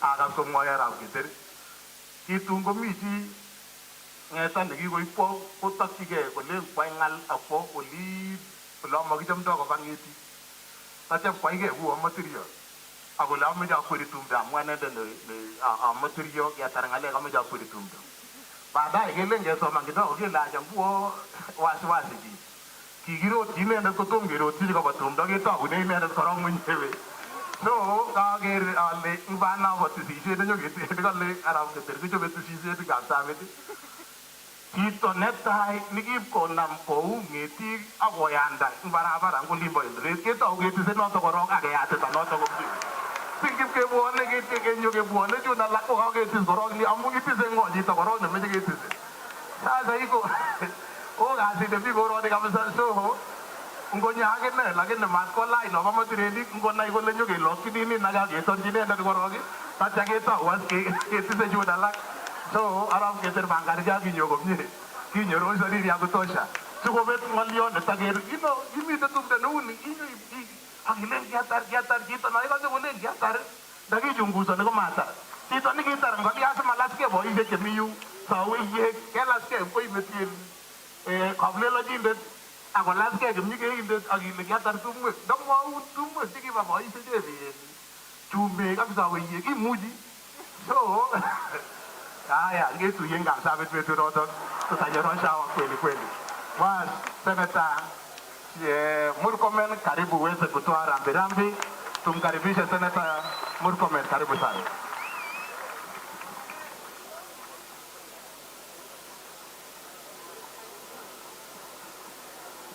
Haya, familia ya mzee Tirop na mama na ndugu za Agnes, viongozi wenzangu wenye wako hapa wakiongozwa na Governor Sang, Senator Cherarkei, Mheshimiwa Sudi, Mheshimiwa Kogo, Speaker wetu wa county hii, viongozi wenzangu wengine wako hapa, wana spoti wenzetu wenye wako hapa kwa tabaka mbalimbali, aswa wale wenye wako kwa athletics, leadership ya athletics of Kenya, kiongozwa na General Tuwei na timu yako, wakimbiaji wote wenye wako hapa, wazee, vijana na wamama wenye wako kikao hii. Ningependa kuwasalimia nyote katika jina la Yesu nikisema amjambo. Bwana asifiwe. Chamgei. Kwanza kabisa nimechelewa kidogo kwa sababu nilikuwa na kazi nyingine Nairobi, na nilikuwa nimeambia hata Senator Cherargei apeane condolences zangu, lakini nilijikaza nikasema lazima nifike hapa kwa sababu mimi ni shabiki wa wakimbiaji, hata wengi ambao si wajuani moja kwa moja. Moja wao ni Agnes Tirop, and I'm a lover of sports, of all kinds of sports including football. Nikasema I must be here, and I must be here because I also come from Elgeyo Marakwet County, when unfortunately Agnes lost her life akiwa huko, na akiwa investor mwenye ameinvest sana kwa county yangu. Na mimi nimekuja hapa kusema poleni sana. Mimi nilikuwa hapa last week na tulikuja hapa na Governor Sang na Honorable Sudi, tukakaa familia na wazazi wa Agnes hapa, na tukaongea na majirani, na tukaongea kwa mbali mambo hii yenye imefanyika. And I really feel very sad, extremely sad. Very sad that Agnes lost her life in such a cavalier manner, in a very painful way. And like what Brutus did to Julius Caesar. The man whom Julius Caesar trusted most was Brutus. But it was that very Brutus who stabbed Julius Caesar. And the man Agnes trusted most with her life, with her property, with her future, became unfortunately the guy who took her life. It's so painful. It's so painful. And nimekuja kusema pole sana. Tulisema siku ile mzee na mama, tukasema pole zetu. Now we continue saying pole. And also to all the athletics fraternity, I want to send my condolences to you. Like I said, when I came to the family hapa, kumpoteza Agnes is not just losing a person from Nandi. It's not losing a Kenyan athlete. We have lost an international citizen, a champion, mwenye who conquered the world. And so sad that just a few days after she set a record in 10 kilometers, akapoteza maisha yake. It's very sad. And tumekaa na General Tuwei kidogo, akatueleza what Athletics Kenya is trying to do. And I really want to say we feel for you. And I personally believe that they are vultures, because mimi ni mtu ya kutoka Elgeyo Marakwet where most of these athletes train. Kuna mafisi wanategea sana kuumiza wakimbiaji wetu. Hawa mafisi wanakuja kwa njia tofauti tofauti. And they usually go for both male and female athletes. But our female athletes are the most vulnerable. And I think this life of Agnes, na hii yenye imefanyikia Agnes, should be a wake-up call for all of us insofar as gender-based violence is concerned. Mambo ya kuua watu na kuumiza watu kwa sababu ya mahusiano na wale ambao tunawatrust most kwa nyumba zetu is now a proper national crisis. And let me tell you, it's not just the athletes. Watu wengi wanapigwa kwa hii manyumba zetu. Na kwa sababu ya itikadi na ile traditions za zamani, nyumba mingi kwa hii Kenya watu wanavumilia tu, lakini unaona mtu amekuja na ngumi, unaona mtu uso imeswell, anakuambia ameanguka chini kwa sababu aliambiwa ukienda nyumba yako kaa ngumu. Usiwache bwana yako. Akonde chini kidogo namna hii, muiteje mutai kabisa muite. Amateur moi work pick up Putit, pick up Nandi, pick up College. Mage meche ke mochi lagok chogelechi, ngot ke ngo iwo kong yun, ako prin poyonde mum, mako muga segeleji lako imuita. Because bread never be to shake you, koma unegi nyagipo samani. Husbands of these days are murderers. They are no longer, you know, Zamani, they used to say we can condone it, it's chastisement, it is a discipline. What? There is nothing like discipline in marriage. Another adult cannot discipline another adult. And we must bring this culture, this barbaric, backward culture to an end, starting with the life of Agnes. And we must confront it face to face. I know many women are suffering. Lakini also, hii wanaume wanadanganya. Even some of these men wanatandikwa kwa nyumba and they are also suffering. So when we talk about gender-based violence and that we are looking for a solution for gender-based violence, it is not based on focusing on women only. It's also to salvage some of the men who are suffering in silence. So this monster, we must face it. Because, as I said when I came to this family, sio kwamba ilikuwa mara ya kwanza kwa hii familia kuona huyo kijana si mtu mzuri. Kulikuwa na signs ile ya kwanza. Lakini gemwa igele muite, even this lady herself must have been thinking atabadilika.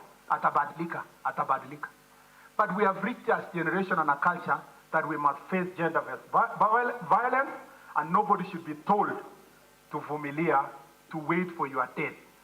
Because Agnes alivumilia, you can see where we are.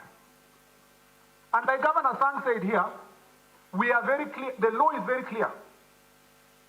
A slayer cannot benefit from his actions. It's called in law the slayer principle.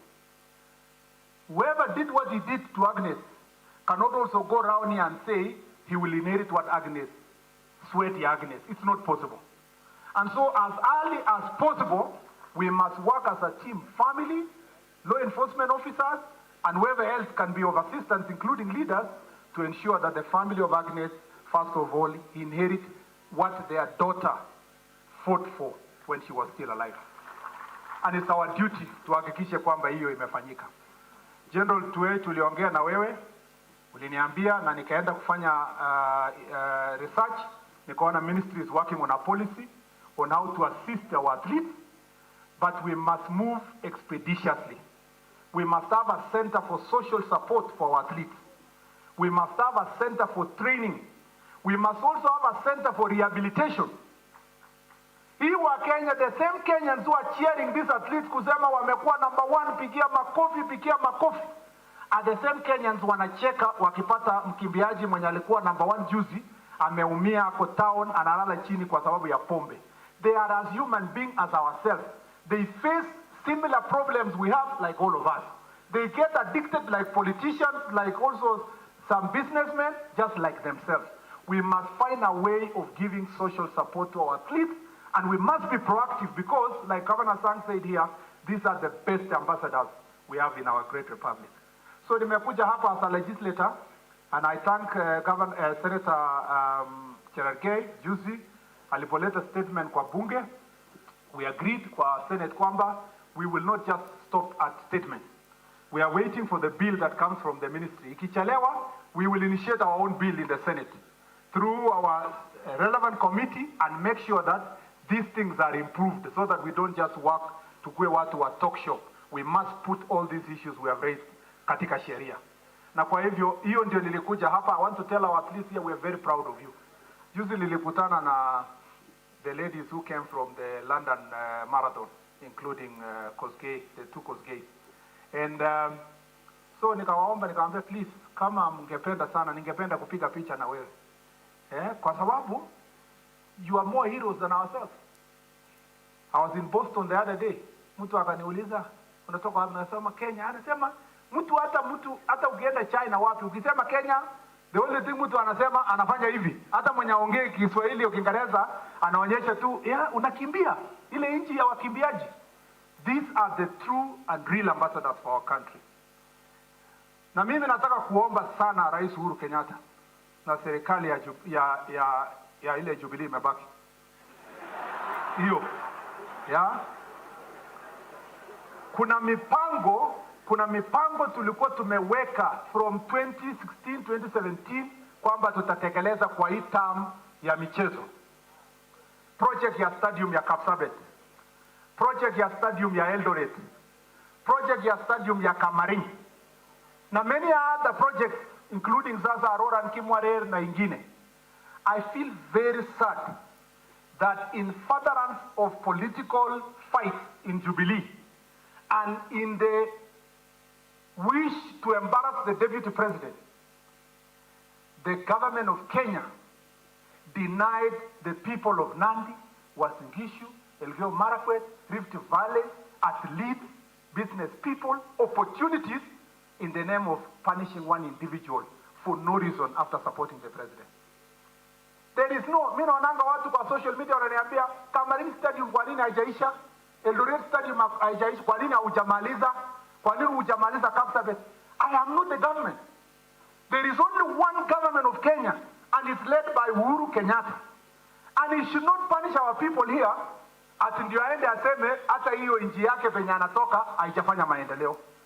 Yet we have supported the president from 2022 continuously.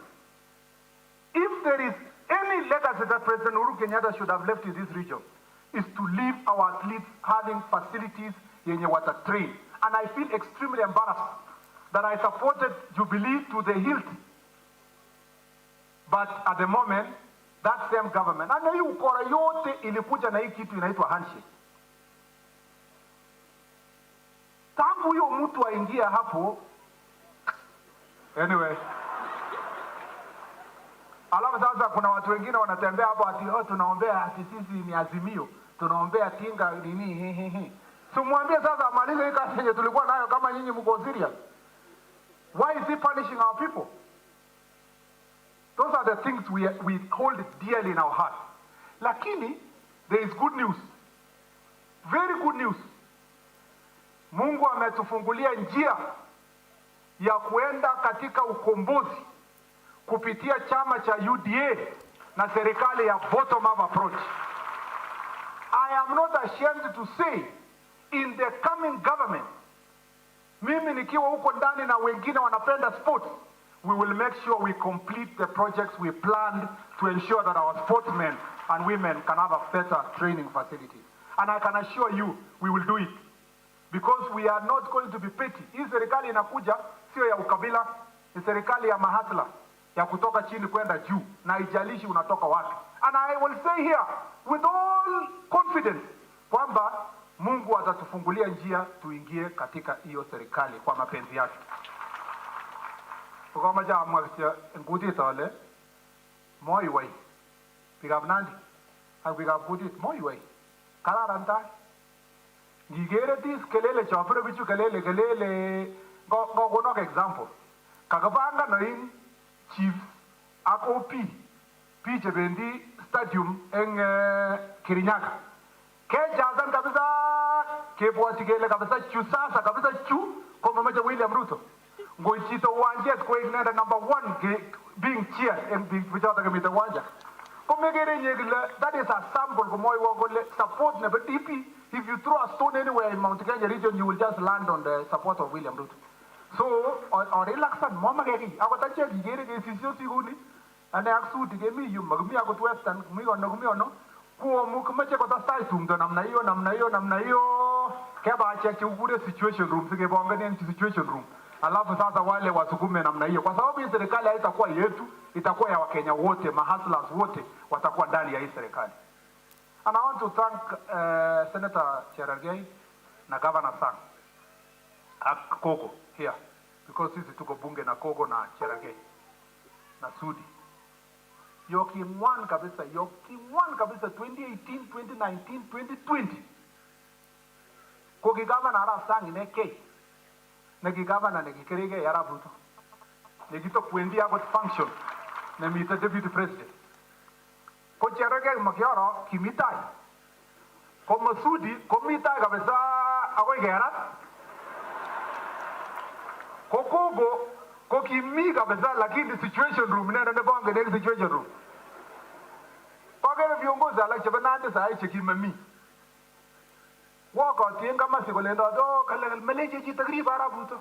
Kinyo ko na u lagri bara buto. Kinyo ko na u Kionane Murkomen kimyono. Kiona Duale kimyono. Kait kitia kaya chito la kait kore saa 11 karibu saa 12 kakaba kura konya wala aja griba aja tukula Ruto konu sivi ne mungiri ano. Menyo isista gara ya engro reserve yila griba aja tukula ya kuma jaga tebe ni mi bunge glei kirif to neng Nairobi matera ya eng reserve yu ama ke majaga kan ke wan ke kwa viongozi cha mutai kagisista namna hii kuikelele your elections kwenye kuwekea kwa lazima pamoja. We must become clever lead voters this time around to vote people who have the best interests of the community at heart. Kwa hivyo mimi nataka kusema kwamba nawapenda. Mimi nimekuja hapa on behalf of these athletes to say we support you, we pray for you. My friend here, Joshua, I hear Joshua was also around, Joshua Cheptegei. Asante sana. Thank you very much. Na waje kupiga watu wetu sana ni kushinda mara mingi. Na shinda moja unawajia kama Mosoriot ingine acha kukua nini zaidi. Kwa hivyo Mungu awabariki, asanteni sana. Thank you very much.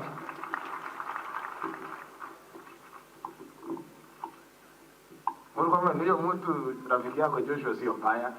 Ameombea kura William Ruto hapa na UDA tayari. Hiyo mtu wako na network. Mtu mzuri sana. So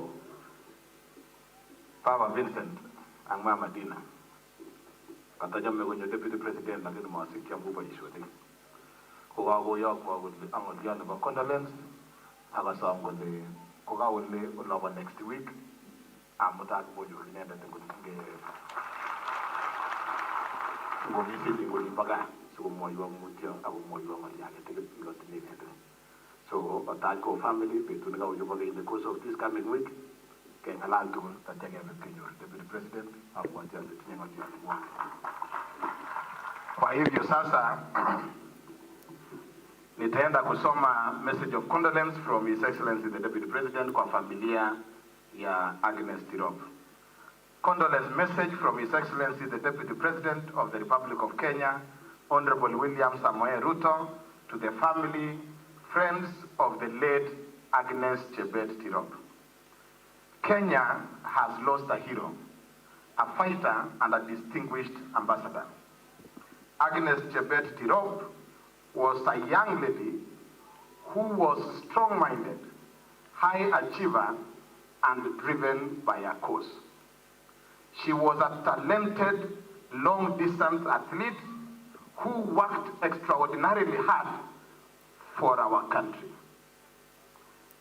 She was focused, dedicated, resilient, and in ensuring our flag flew high in the world. Nowhere was her diligence and positive energy more pronounced than in Germany when she broke the women only 10-kilometer road race world record just recently. We miss her warmth, kindness, and determination to fly our flag high. To the family, friends, and the sporting fraternity, be strong and take heart in knowing that Chebet is now resting in the hands of the Lord. May we be comforted by the word of the Lord in Isaiah 41:10, which says, "Don't be afraid, I am with you. Don't be discouraged, for I am your God. I will strengthen and help you. I will hold you up with my victorious right hand." Rest in peace, Chebet. Signed, William Samoei Ruto, Deputy President, Republic of Kenya. Poleni sana na Mungu awapatie faraja. Asante. Sawa, asante sana Mheshimiwa Governor wetu Stephen Sang. Kibaje kebe tatapo aye na climax ndipo betu tabrani. So kabla hiyo kusomwa eulogy ya Agnes, nitamwalika baba askofu wetu Daktari Patrice Chumba akuja aseme eulogy yake, aseme condolence yake, alafu tusome eulogy. Agemeje gesamge sige tulia na mumeje sige ngen gebebertab kanisa. Askofu Bishop wetu utasema kwa niaba ya pastors wetu wote, wachungaji wetu wote. Basi kwanza kabisa ningependa niwasalimu wote katika jina la Bwana Yesu Kristo. Yangu ni machache sana. Kwa niaba ya jamii yangu na kanisa letu lote la Africa Inland Church na makanisa yetu yote na niaba ya maaskofu wote, kemejegele chagai mutio amuga beteta la kwemwang. Wanasiasa tungeomba tu mkitoka mutoke tu pole pole, alafu tuendelee. Wakimbiaji, the family ya Atlas, mkiwa hapa tunasema poleni kwa kupoteza mwenzenu. Tunaombea na tunawatakia heri na baraka za Mungu siweze kuwasaidia. Pia kanisa lote, wachungaji ambao mko hapa, tunasema asante kwa kuweza kuja ili tuweze kuomboleza kifo cha dada wetu. So sitakuwa na mengi, ni hayo tu kusema kwamba poleni kile na hiyo tengolianda ni COVID. Poleni. Basi ndaomba watu ambao si wa kanisa ambao wanatoka mwende pole pole. Ni Mheshimiwa Sudi peke yake amekuja hapa kuomba ruhusa. Amesema yeye apendi ni tabia mbaya. Hiyo kiti ambao umekuwa ukikalia kwa heshima ya Agnes ingekuwa vizuri sana. Ingekuwa heshima kubwa sana. Ngiwaitegeje iwe bomutio. Ogoite na tajerarya taimi. Gavana wetu Taumi. Ogoi Taumi. Ungetulia na jone. Sigeta ogebeberta le boying. Wacha tusome eulogy family. Itije kusoma eulogy ogwatai. Tawagetini jita namebo kanisa naga imeje mande iwaitage pole pole. Basi asante wanapokuja pamoja na Yatanui. Pokea pole kutoka Profesa Jerono ukiwa USA, Kiprono Punei ambaye ni chairman National Police Service, Paul Pitok ambaye ni national coach ya Malkia Strikers, pamoja na Stefania Meresei. Ninapowakaribisha wa eulogia Tanui, malizia yenye wako. Pia wafuatao, Mary Shege ametoa pole zake, universities wote wamesema pole, Edna Kiplagat, Lona Kiplagat na Jack Wayaki wamesema pole, wako US. Rotich from Kenya Volleyball Federation amesema pole, KCC Kapsabet, KCB Kapsabet, Dr. Stella Ruto from Moi University, Collins Kipruto, Professor Jerono Rotich from USA, former athlete, Mika Cheserem mwenye alitupea hii maua yote. Ni hao tu kwa leo, pokea pole zao familia. Basi nawakumbusheni tu kwamba vaccination inaendelea pale nje ya COVID-19 na iko free kabisa. Nenda pale ukavaccinatiwa ikiwa bado haujakuwa vaccinated. Eulogia. Tumsifu Yesu Kristo daima na milele. Nafikiri tutachukua fursa hii tuweze kusoma maisha ya mwenda zake dada wetu, mtoto wetu Agnes Tirop. Na tutaenda mara tatu. Ndugu yake atasoma, alafu ndugu yangu pia atasoma, alafu baadaye nitazungumza kwa niaba ya jamii, alafu baada ya hapo nitaomba kwa unyenyekevu kama familia wote mtasimama. Nitawapea signal, mtasimama wote, alafu tutasema pole. Alafu baada ya hapo misa ikiisha, Professor Chemiron ambayo ni wa vile Kabarnet family atatoa vote of thanks. So wacha tuanze sasa eulogia.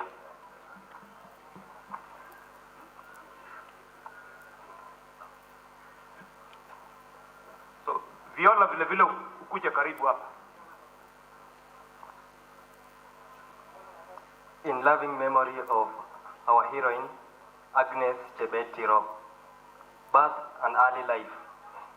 The late Agnes Tirop was born on 23rd October 1995 in Dupeneti, Olbutenet village, Nandi County.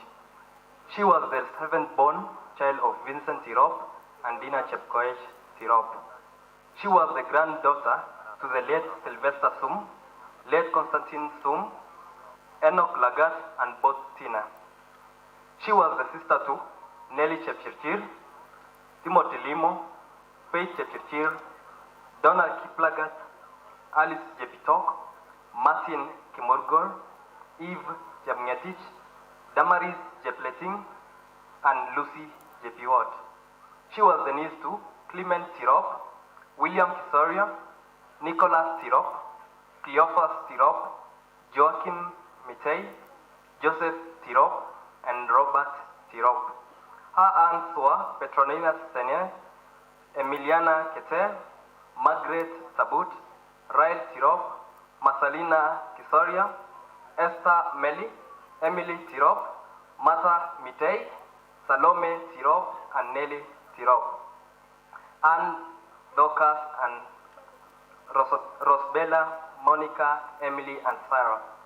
She was cousin to Gregory, Reuben, Christopher, Philemon, Michael, Irene, Edwin, Benjamin, Ruth, Lydia, Meshach, Cosmas, Amy, Sylvia, Lazarus, Abraham, Matthew, Bethuel, Naum, Joan, Vivian, Silas, Abigail, Joash, Josephat, Januarius, Nancy, Maureen, Manon, Cornelius, Eli, Miriam, Erin, Emmanuel, and Roman. She was Aunt Mary. Her uncles were Pius, Leopold, and Stephen. Education. Agnes Tirop began her education at the Bomet Primary School in the year 2008 to 2014. She joined Kosrae Secondary School and later joined Boy University Secondary School. Christian life. Agnes was a French Catholic and was baptized on the 3rd of October 1997 by Reverend Father Michael Zhao. She was an active PLC dancer in the church. Agnes Tirop began pursuing her athletics career at primary school level. In class 4, she participated in going cross-country, where she became number 1 and was gifted an award. This motivated her and she performed in inter-school competition and she qualified for the national school games. She won the 5,000 meter race, but unfortunately that race did not proceed internationally. With the help of the family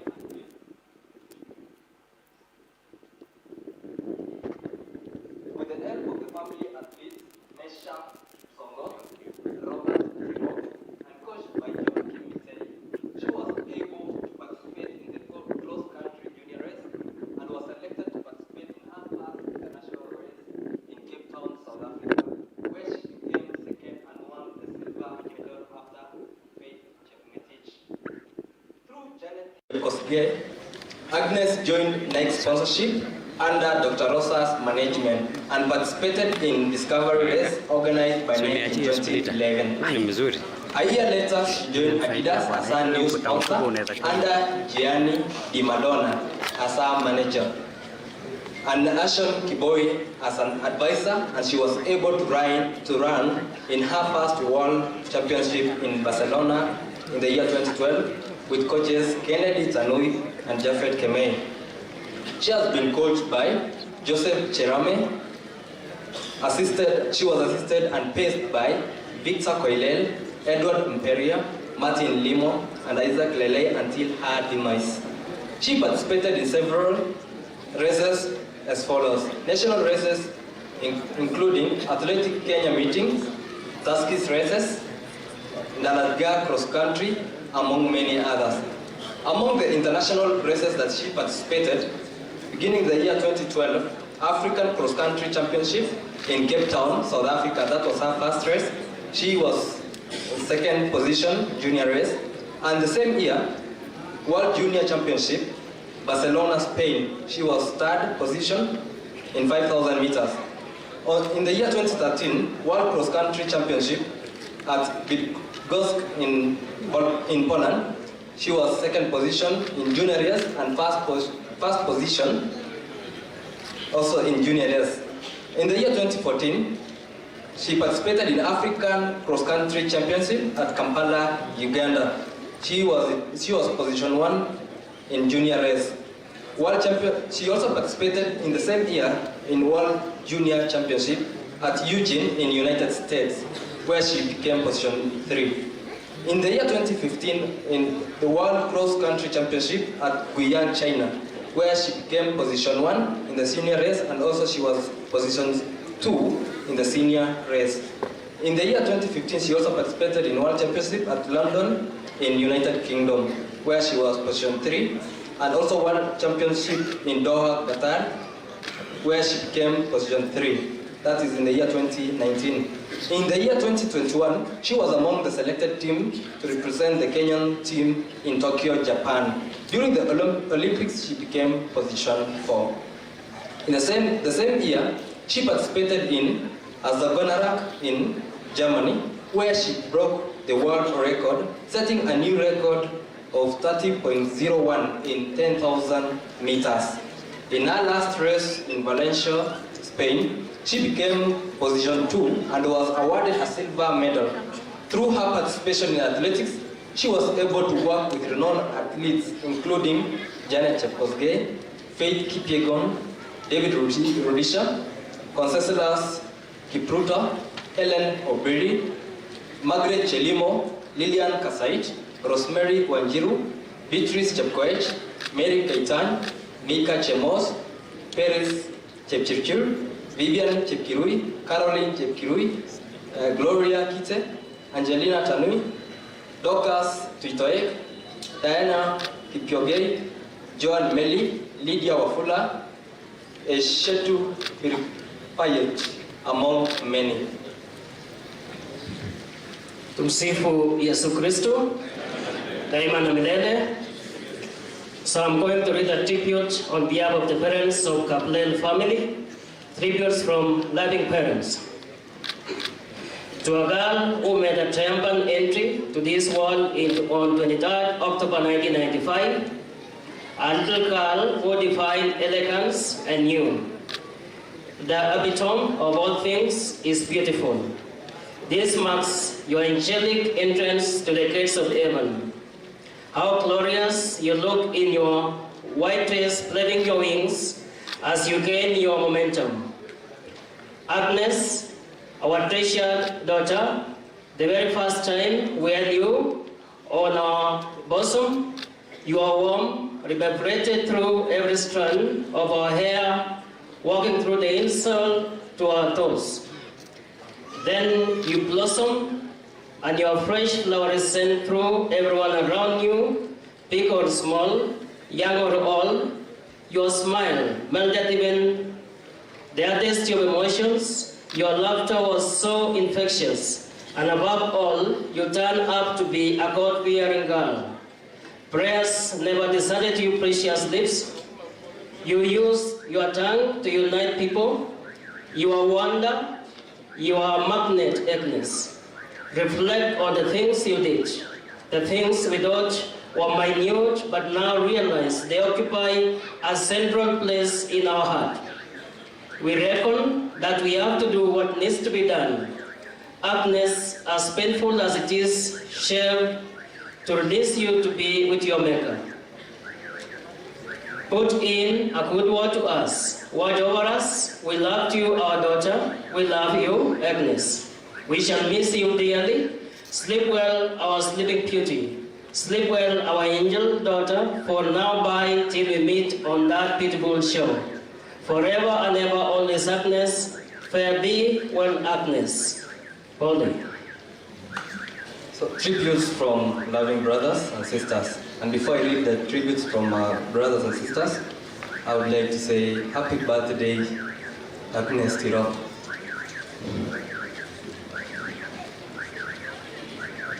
God sent you like a little jovial angel, to break our boredom as our loving sister.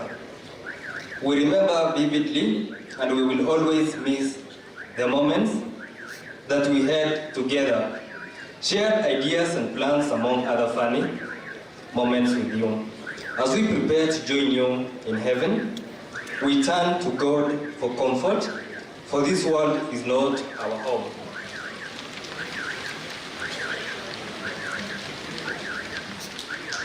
Finally, we have one more request, our angel. Kindly intercede for us to have peace, and we promise to always stay strong. Bye-bye, Sis Agnes.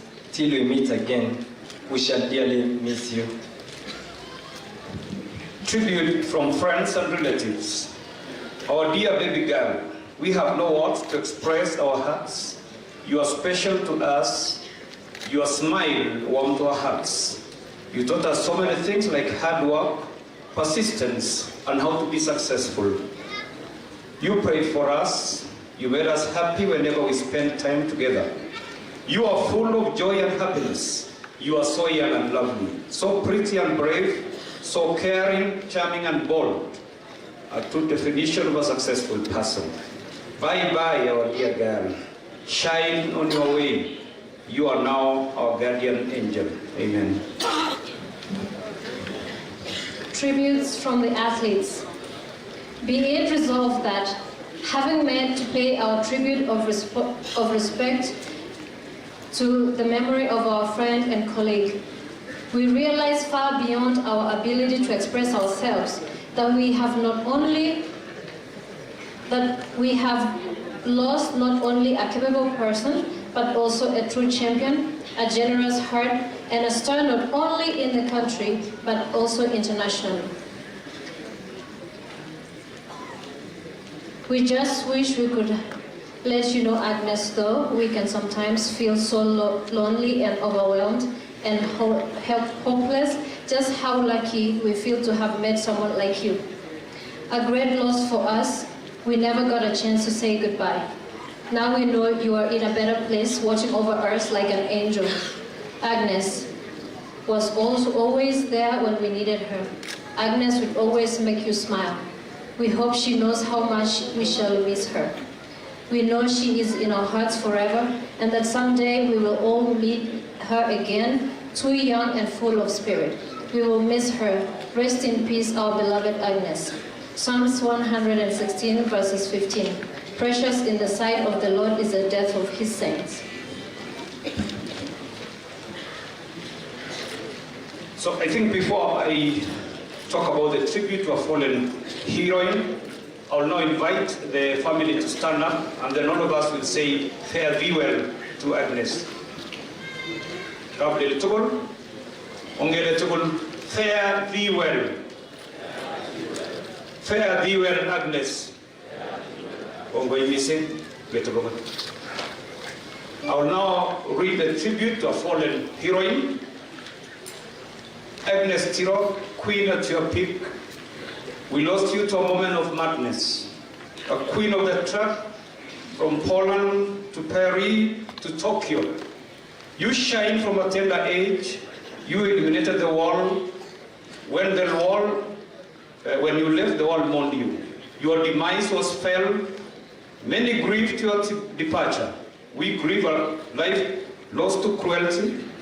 We grieve you, sister. We grieve you, daughter of your mother, the pride of your father. Your brothers weep for you. We grieve your daughter of the community. We grieve you, daughter of Kenya, a citizen of the universe. Nothing much can be done, but sister, you left early shall be avenged. Your death shall not be in vain. The world is mourning a hero. Sad no one could help when you called for help. You might have called Mama and Papa for help. You might have pleaded for mercy from a man turned a beast. It's sad no one could help. It's sad. Runetala Tirop. Runetala Lakwenyo. Runetala Agnes, our queen of the track, R.I.P. girl, till we meet again. Asante. Okay, thank you family. Tuvitalis, nataka tuniseme asanteni, tumemaliza part yetu kama MCs. Chemistry number, born 23rd of October, baptized on 23rd of October, buried on 23rd of October. Thank you very much. Basi nami ninawaomba tafadhali sasa tujiweke tayari kwa hali ya misa takatifu. Mimi na familia yangu Potiekorin and Kipseon Aramanyuris family tunasema poleni sana. Back to church. Asante sana. Tumsifu Yesu Kristo. Sasa ni wakati muhimu sana wa kuweza kujenga mbele ya Mungu kwa sala. Tunasema asante familia Athletics Kenya, asante wazazi family ya Agnes, asante viongozi wetu na viongozi wa kanisa. Niko tuna ujumbe moja. Ningependa kuomba Balozi Bitok, unapojiandaa kuja kuwa gavana wa Uasin Gishu, ningependa opposition upatie mmoja wa hao aweze kuwa balozi ambassador wetu wenye hao wamesema sana. Na nafikiri hiyo itakuwa zawadi kubwa ambao nawajalia hao ambassadors wetu wakuu. Nitaomba sasa tuanze kusimama, tuanze wimbo wa kiingilio, niimbe kwa furaha tunaposindikiza mtoto wetu.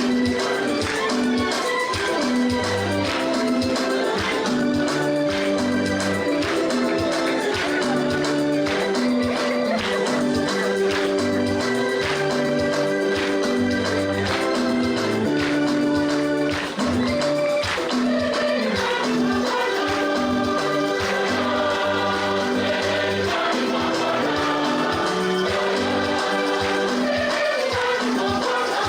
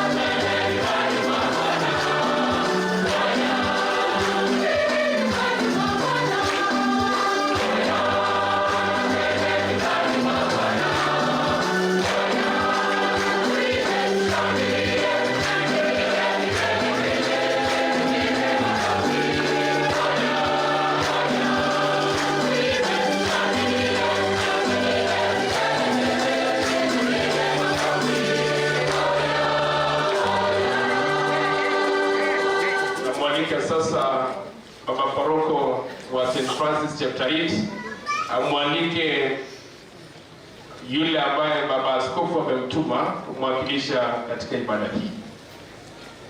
Itifaki zote kuzingatiwa. Tumsifu Yesu Kristo daima na milele. Karibuni wapendwa wa Mungu kwa misa yetu ya leo, misa ya kumsindikiza shujaa wetu Agnes Tirop. Tuombe ili Mungu amfungulie mlango wa mbinguni. Tuombe kwa ajili ya familia yake ili Mungu awafariji hata wakati huu mgumu. Tuombe pia familia ya wakimbiaji wote ili Mungu awape nguvu kuweza kustahimili msiba huu.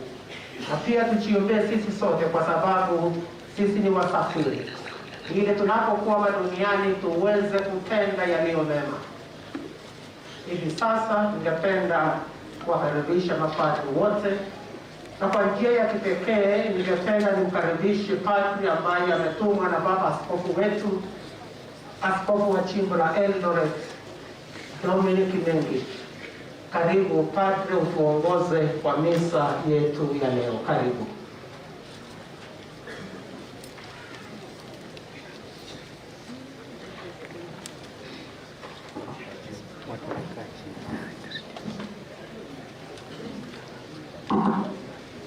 Kwa jina la Baba na la Mwana na la Roho Mtakatifu.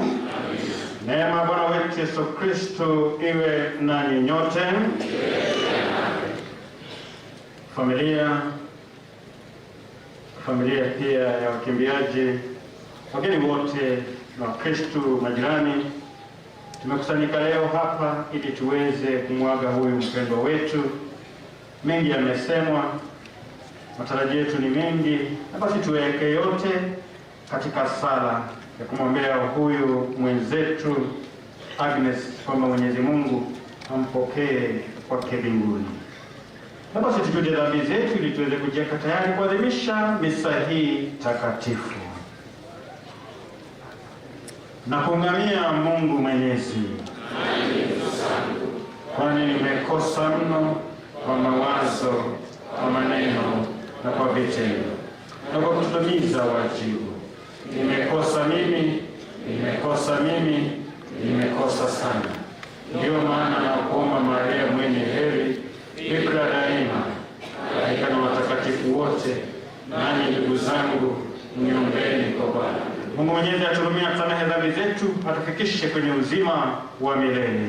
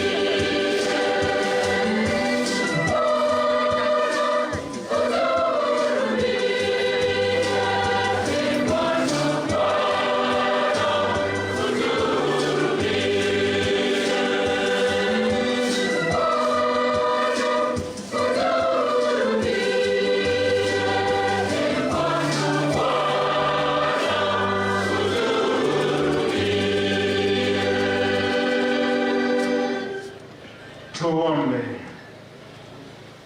Ee Mungu Baba Mwenyezi, tunasadiki kwamba mwanao alikufa na kufufuka. Tunakuomba umjalie kwa wema wako huyu ndugu yetu Agnes Tirop aliyelala katika Kristo apate furaha ya kufuka kwa njia yake. Tunaomba hayo kwa njia ya Bwana wetu Yesu Kristo mwanao, anayeishi na kutawala nawe katika umoja wa Roho Mtakatifu, Mungu daima na milele.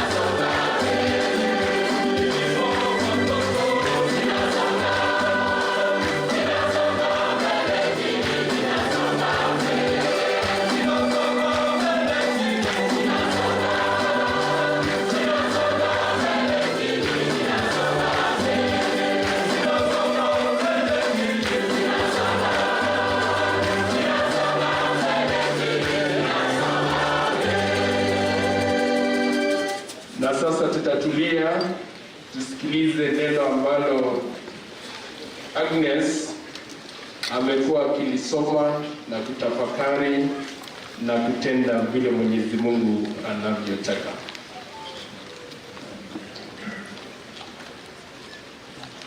Oripke agoripse amuwenda tibonyande ngwang chesawenye kungetunda neboriseni kojenge name ogringe inendet kolundotin engayanel ngwang ongenole yakse nyalilwage cheuchuta eng tupchosiekwak chemi ng'ony. Agem kochobok akolunda akokimito kamuktaindet nebo ayebindo tugul nekikochobok eng lilindanyi nebo koikeny eng Kristo kokawonyolise eng betusiek chematya nenyi kimnotet koikeny ak koikeny. Amen. Ng'oliotab cheptolel.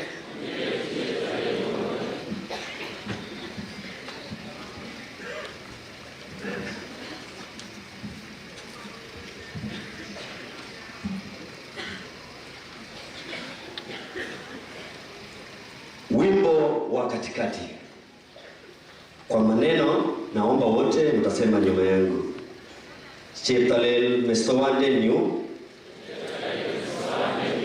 marerwagi yami engine. Cheptalel mestowande nyu marerwagi yami engine. Tutaenda kuimba.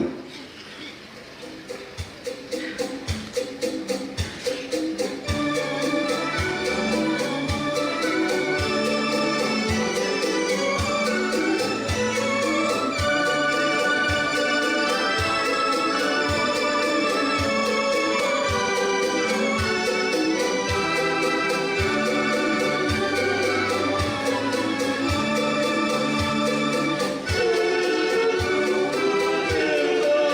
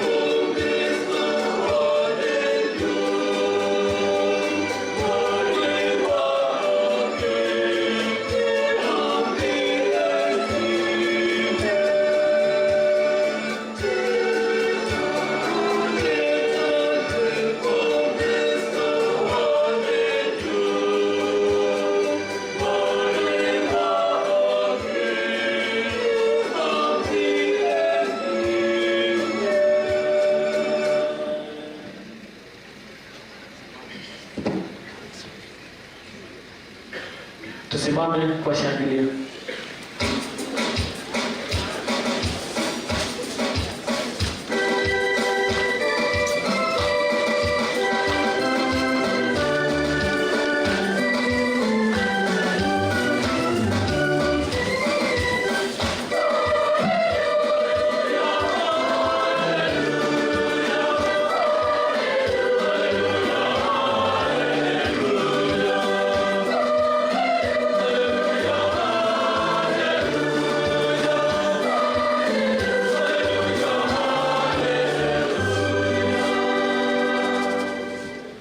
Naye neno alifanyika mwili, akakaa kwetu.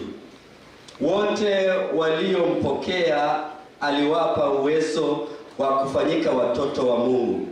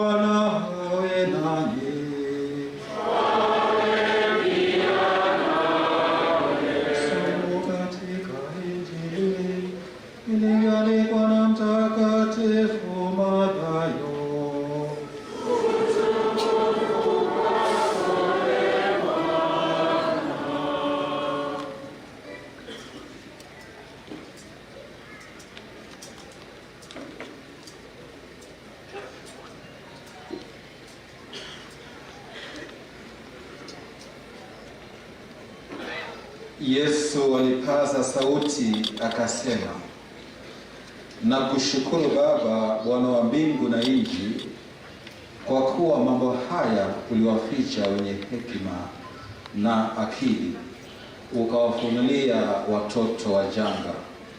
Naam Baba, kwa kuwa ndivyo ilivyopendeza mbele zako. Akasema, nimekabidhiwa vyote na Baba yangu, wala hakuna mjaye mwana ila Baba, wala hakuna mjaye mwana Baba ila mwana, na yeyote ambaye mwana ampenda kumfunulia. Njooni kwangu ni nyote msumbukao na wenye kulemewa na mizigo, nami nitawapumzisha.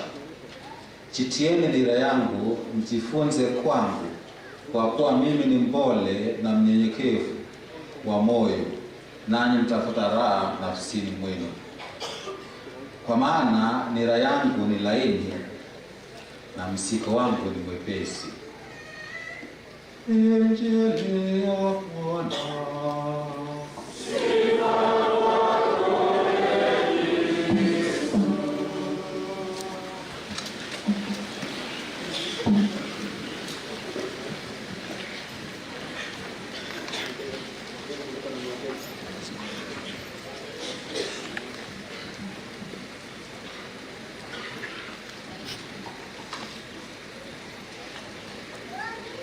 Familia ya mwenda zake Agnes Tirop, familia ya wakimbiaji kiongozwa na General Tuwe, gavana wetu na viongozi wote ambao mpo hapa, familia ya wakimbiaji, wageni wote, ndugu na jamaa na marafiki na Wakristo. Tumsifu Yesu Kristo. Bwana asifiwe. Mungu ni mwema na kila wakati. Kweli ni mwema hata tukiwa katika machungu. Mwanzo ningependa kuleta rambirambi zake baba wetu Askofu Dominic Mengich kwa familia yake Agnes Tirop na kwa sote sisi. Angependa kuwa hapa, lakini kwa vile hapo mbali akaniomba nije nifikishe rambirambi zake na kwamba yupo pamoja nasi anazidi kutuombea na anazidi kuwa pamoja nasi kila wakati. Sote leo ni siku ambayo tutaikumbuka, ni siku ambayo tuna mawazo mengi, ni siku ambayo tuna hisia tofauti. Mmoja wapo wa wakimbiaji hapa aliyekuwa mratibu ametueleza kwamba leo tarehe hii is a mystery date. Tuliposomewa historia yake, tulitambua kwamba Agnes Tirop alizaliwa tarehe 23 Oktoba. Akabatizwa tarehe 23 Oktoba. Na atazikwa ama anazikwa leo tarehe 23 Oktoba. Na furaha na kauchungu ndani. Sijui tumwimbie happy birthday ama tumwimbie alale kwa amani. Kwamba alizaliwa leo, na leo ndio Mwenyezi Mungu anapokea nafsi yake kule mbinguni. Hakika anatukumbusha mambo mengi. Kuna wimbo mmoja kwetu tulikuwa tukiimba kitambo, sijui kama kwaya wanaelewa ama watu, tulikuwa nasema kimoche monoto kimendi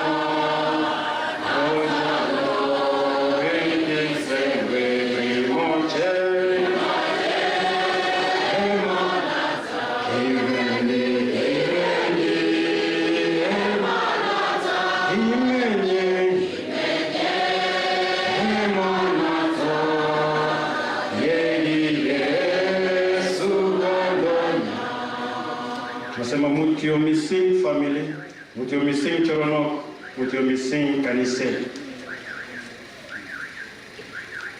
Somo la kwanza ambalo tumelisoma leo litupe nguvu na litukumbushe kwamba Mtakatifu Petro alipokuwa akiwaandikia Wakristo akawaeleza kwamba wawe na kiasi, wawe na utulivu, kwa sababu shetani, ibilisi, anatembea, anarandaranda kama simba kiguruma akimtafuta mtu kumla. Kwamba tuwe macho. Nakumbuka kwamba wiki ile ambayo Agnes aliuawa, taifa ilikuwa inajitayarisha kusherehekea siku ya mashujaa. Lakini kumbe shetani naye anamtembelea mpendwa wake akijiandaa kumuua shujaa wetu Agnes. Wakati tunasherehekea mashujaa, sisi tunahuzunika kwa sababu tumempotesha shujaa. Na leo tukisimama kwa pamoja na wakimbiaji, jamaa na marafiki na familia, tujipe nguvu, kwa sababu hakika Mwenyezi Mungu ambaye aliyemuumba huyu ndiye ambaye atatushindania, atatupigania katika haki. Jana kule Eldoret nilikuwa nikifanya pita zangu katika kazi yangu ya kawaida. Mwendo wa asubuhi saa 4 saa 5 nikaona msafara ambao ulikuwa unatoka kule hospitalini umembeba Agnes. Ukapita kule Eldoret na tukajawa na machozi tukahuzunika kwa sababu ilinikumbusha kitu kimoja.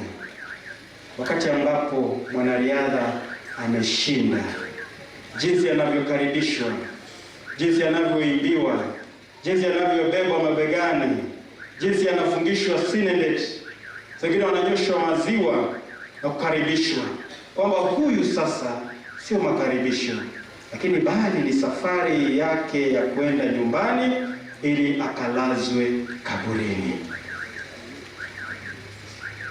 It reminded me of that picture when an athlete come home, the welcome after he or she has won, the cheering, the joy, but the sorrow that grieves our mind, the sorrow that engulfs our country today, we cannot explain it, but only say, let us be vigilant. Let us continue. St. Peter tells the Christian to be vigilant because the devil is prowling around like a roaring lion. Always, always. She's too young to die. She's too young to die. And Agnes Tirop, though died before her time, for sure she will forever remain in our hearts. She will forever remain our hero. Even in your death, you continue to shine. You continue to live in our memories. Today the world is watching. The world is watching because this death reminds us, just as the banner displayed there, that it's a wake-up call to end gender-based violence. Gender-based violence. The story of Agnes reminds us that many families are still mourning their loved ones who died in such circumstances. It is hurting always to see such stories run almost weekly in our media. It is hurting to see such stories, people killing their loved ones, their friends, trending in social media. And we easily comment, rest in peace, my condolence, what an act. We easily comment, When the church preaches and promotes the sanctity, the dignity, and the permanence of marriage, it does not condone gender-based violence of any form. It does not condone. Because God created us in his own likeness and image, and loves to see us happy in our vocation. Let us be challenged today to continue to fight these vices in our society, because they start small. Naanza pole pole. Start like an insult, start like a threat to kill, start like name calling, a psychological torture, an economic abuse, a sexual abuse, marital rape, destruction of property, and now what we're experiencing is killings. Killings. Almost weekly. It is the breaking news. It's becoming traumatic. When you see a heading in your media, breaking news, you can easily tell somebody has been killed. Something bad has happened. And that's what our young generation are being fed. That it is easier to kill and go through this judicial system and still walk around.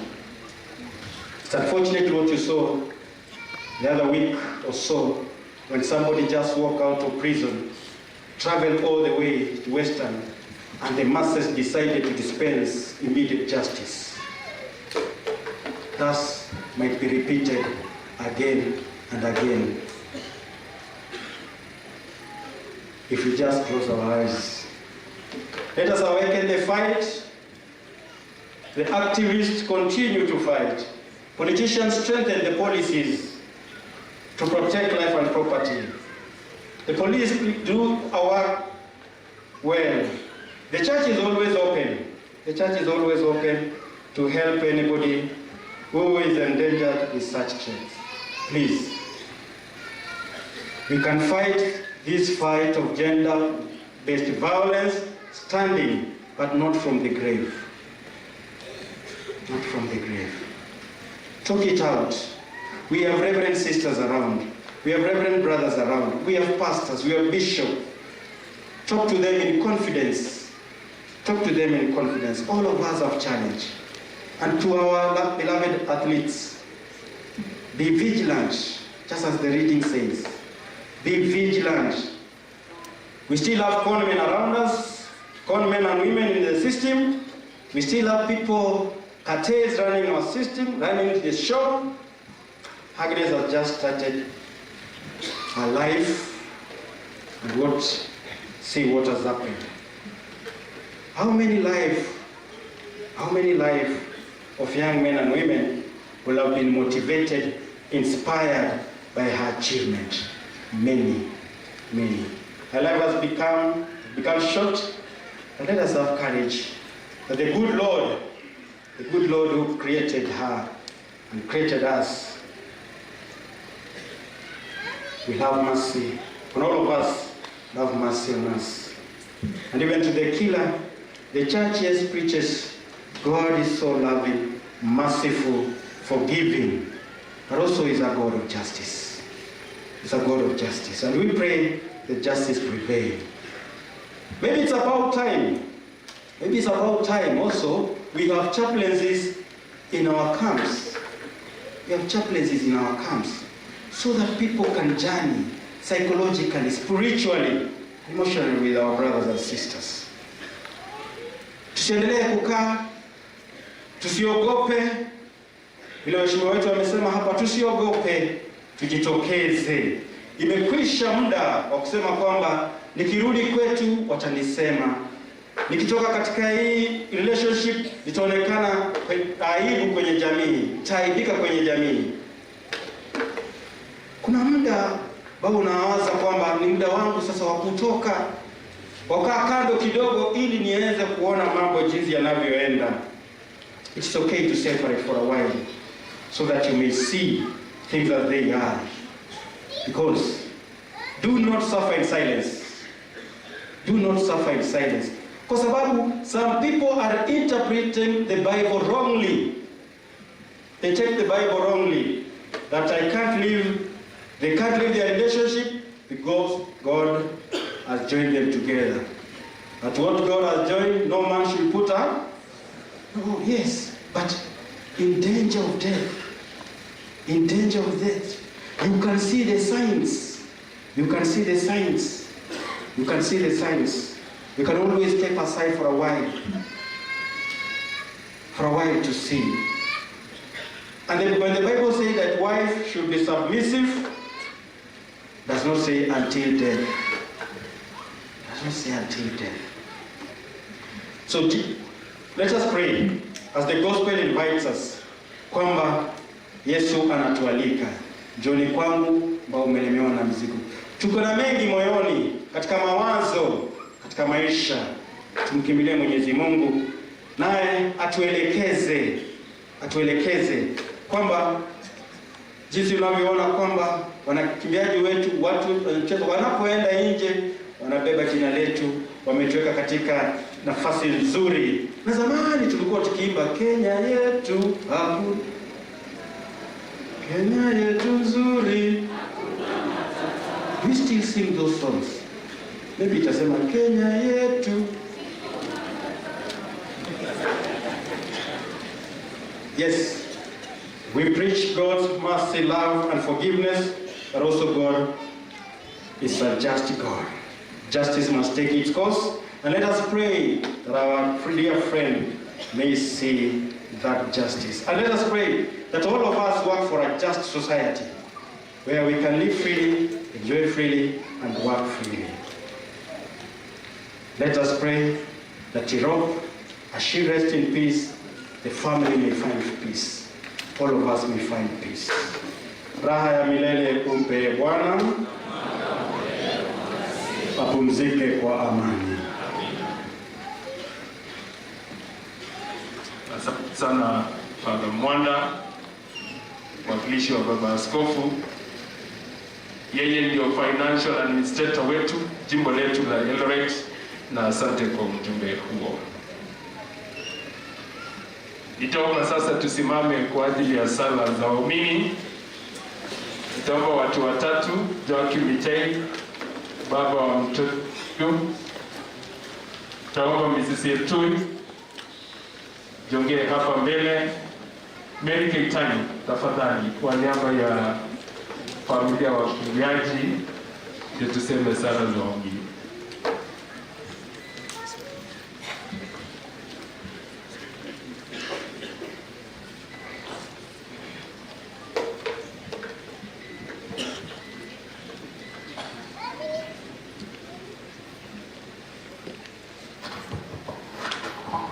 Mwombee huyu dada yetu kwa Bwana wetu Yesu Kristo aliyesema, mimi ndimi ufufuo na uzima. Tukuomba umweke miongoni mwa watakatifu na wateule wako huyu dada yetu aliyesafishwa kwa maji ya ubatizo na kupakwa mafuta matakatifu. Tukuomba utusikie. Tukuomba umpokee mbinguni huyu dada yetu aliyekula karamu ya mwili na damu yako. Tukuomba utusikie.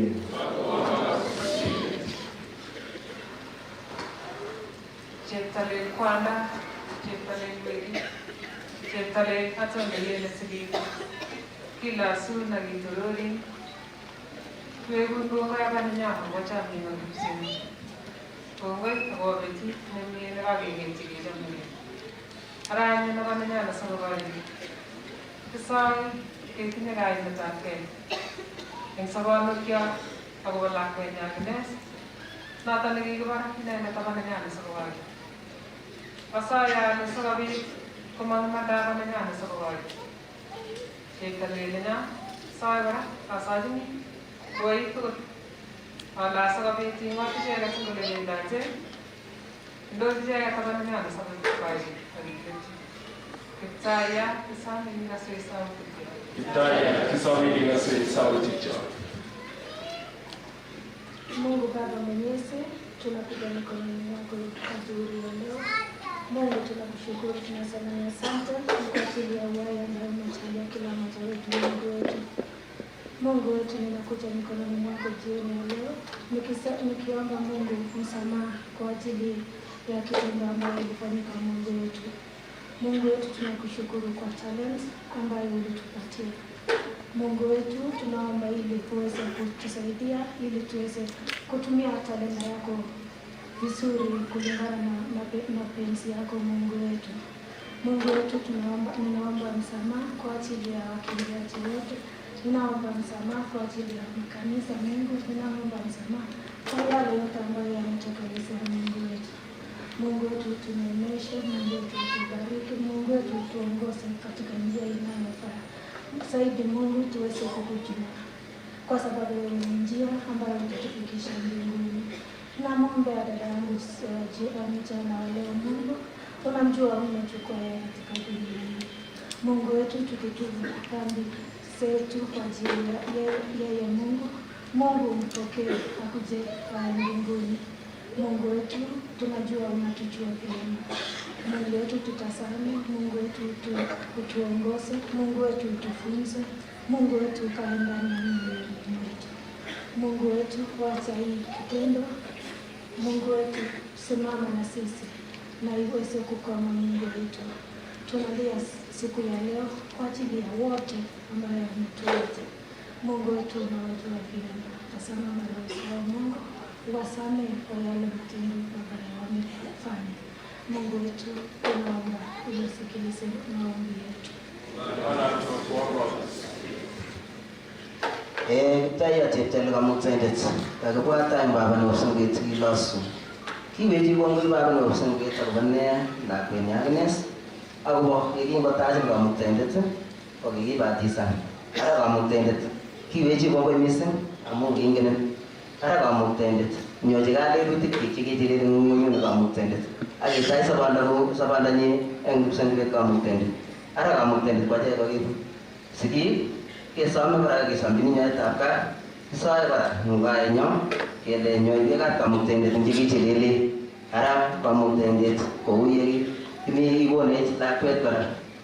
lagokyok berurwek kamuktaindet sikomong lagok cheu Agnes ara kamuktaindet mami kiy nekinetin kase cheptarir sautikyok kase ole kase.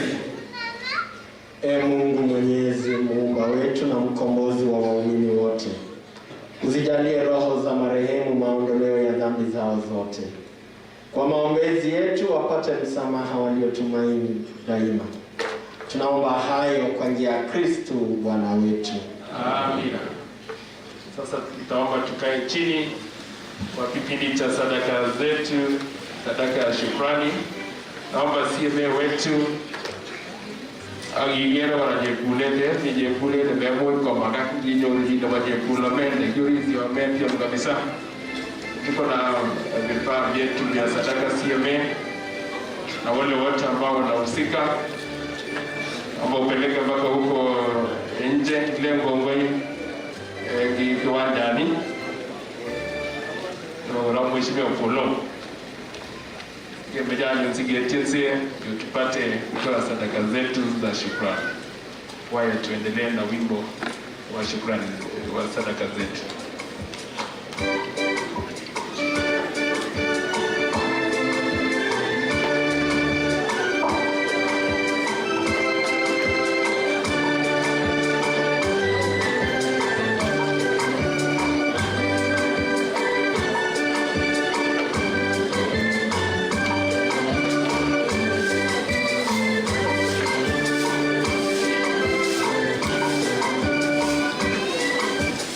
Yeah.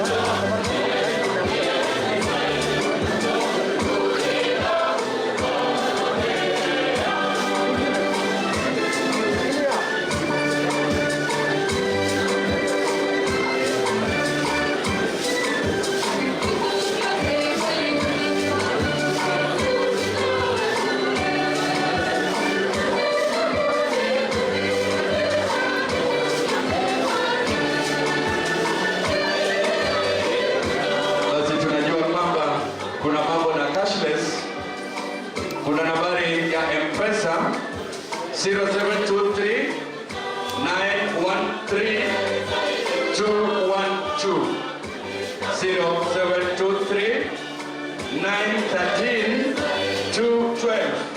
Naandika Daniel Gogo. Nikirudia mara ya mwisho 0723 913 212. Daniel Gogo.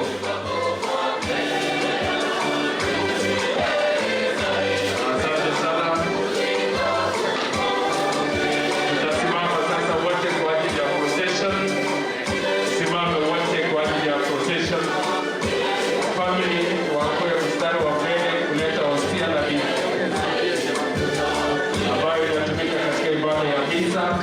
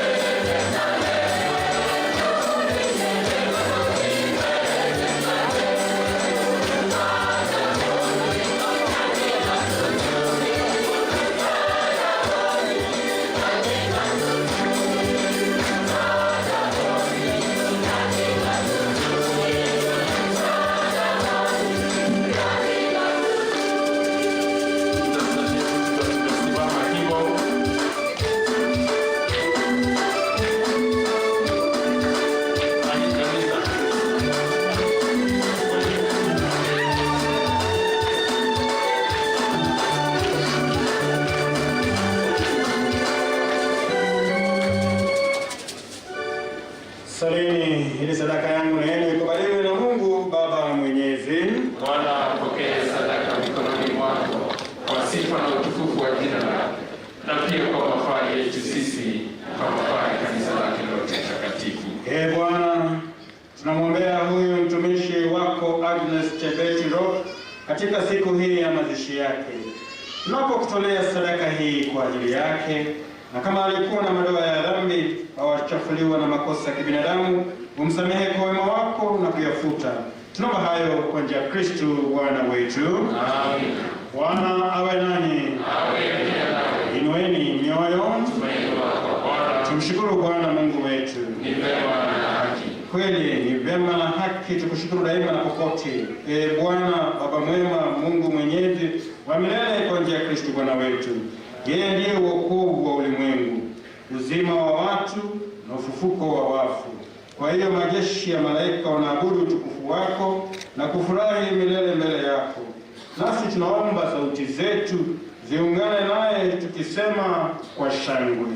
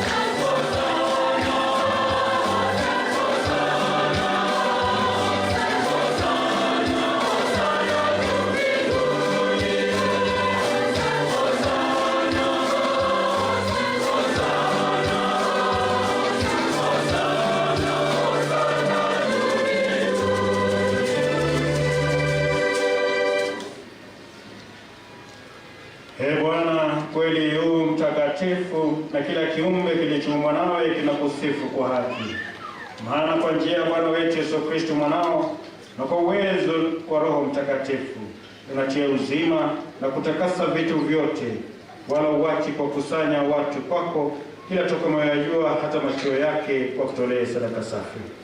Basi tunakusihi Bwana, uzibariki dhabihu hizi tunazokutolea, upende kuzitakasa kwa Roho wako, ili zigeuke kuwa mwili na damu ya mwanao Bwana wetu Yesu Kristo, aliyetuamuru tuadhimishe mafumbo haya. Usiku ule alipotolewa, yeye mwenyewe alitoa mkate, akakushukuru, akakutukuza, akaumega, akawapa wafuasi wake akisema, twaeni mle wote, huu ndio mwili wangu utakaotolewa kwa ajili yenu.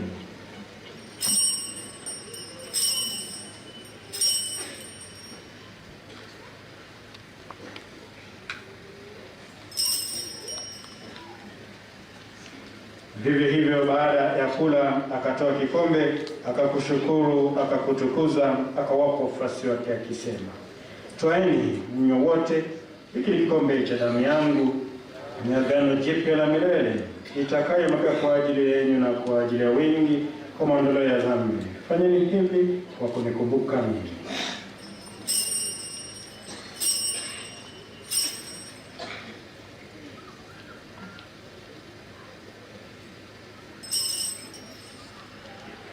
Tangaze fumbo la imani.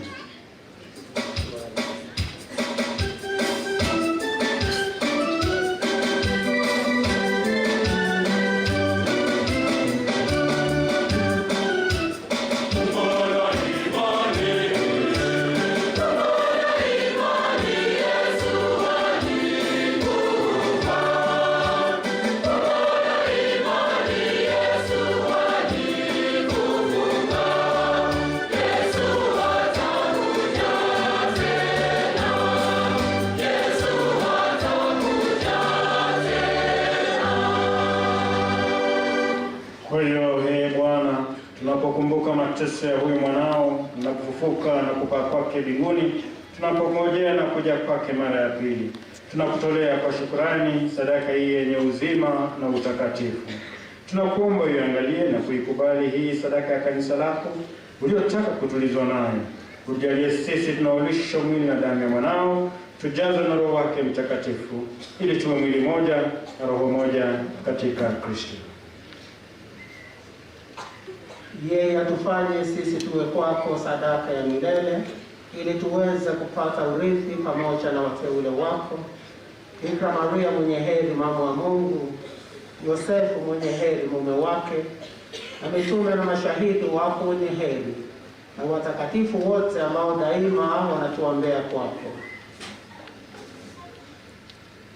Tunakuomba Bwana, sadaka hii ya kutupatanisha nawe ilete amani na wokovu duniani kote. Uliimarishie kanisa lako imani na mapendo hapa duniani, yaani mtumishi wako Baba Mtakatifu wetu Francis na askofu wetu Dominic pamoja na taifa lako lote. Usikilize kwa wema sala za jamaa hii iliyo hapa mbele yako. Baba mwema, kwa huruma yako wakusanye kwako wanao wote waliotawanyika popote duniani.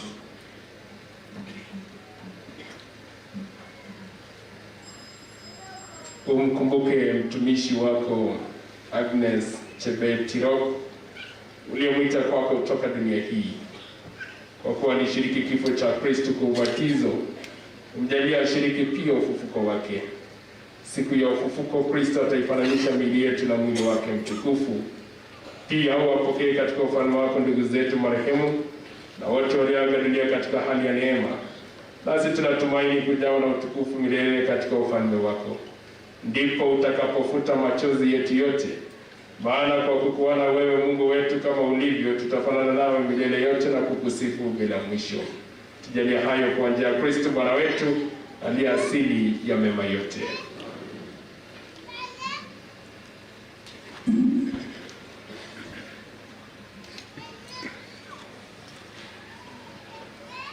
Kwa njia yake pamoja naye na ndani yake, wewe Mungu Baba Mwenyezi, katika umoja wa Roho Mtakatifu, unapata heshima na utukufu wote daima na milele.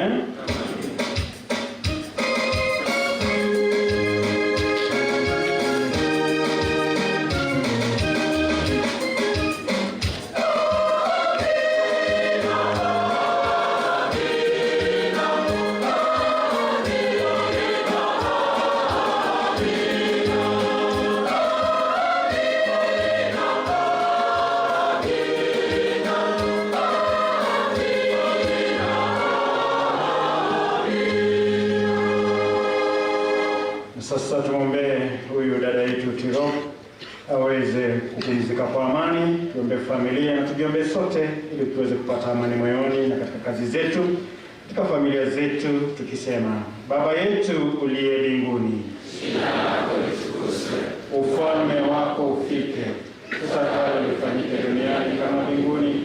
Utupe leo mkate wetu wa kila siku, tusamehe makosa yetu kama tunavyosamehe na sisi waliotukosea, usitie katika shawishi na kutuokoa. Bwana, tunakuomba utuokoe katika maovu yote, tujalie kwa amani maishani mwetu, utuepushe daima na dhambi kwa huruma yako, tusifadhaishwe na jambo lolote, tungojee kwa matumaini kurudi kwake mkombozi wetu Yesu Kristo.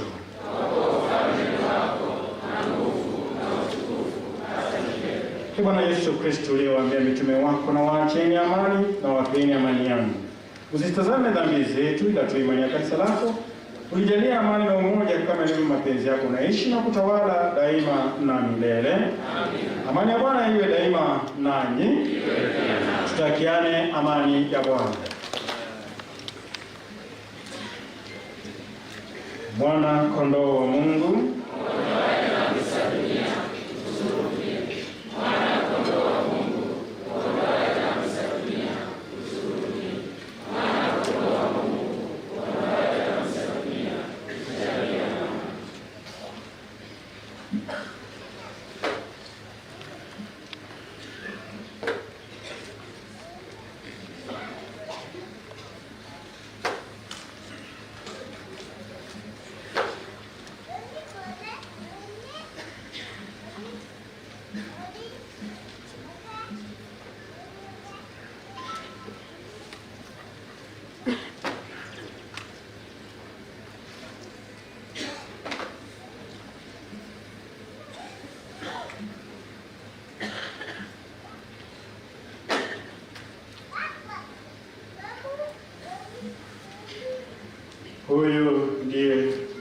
mwana-kondoo wa Mungu aondoaye dhambi za dunia. Heri wao walioalikwa kwenye karamu ya Bwana. Bwana, sistahili ingie kwangu, lakini sema neno. Mola Kristo, utulinde tupate uzima wa milele.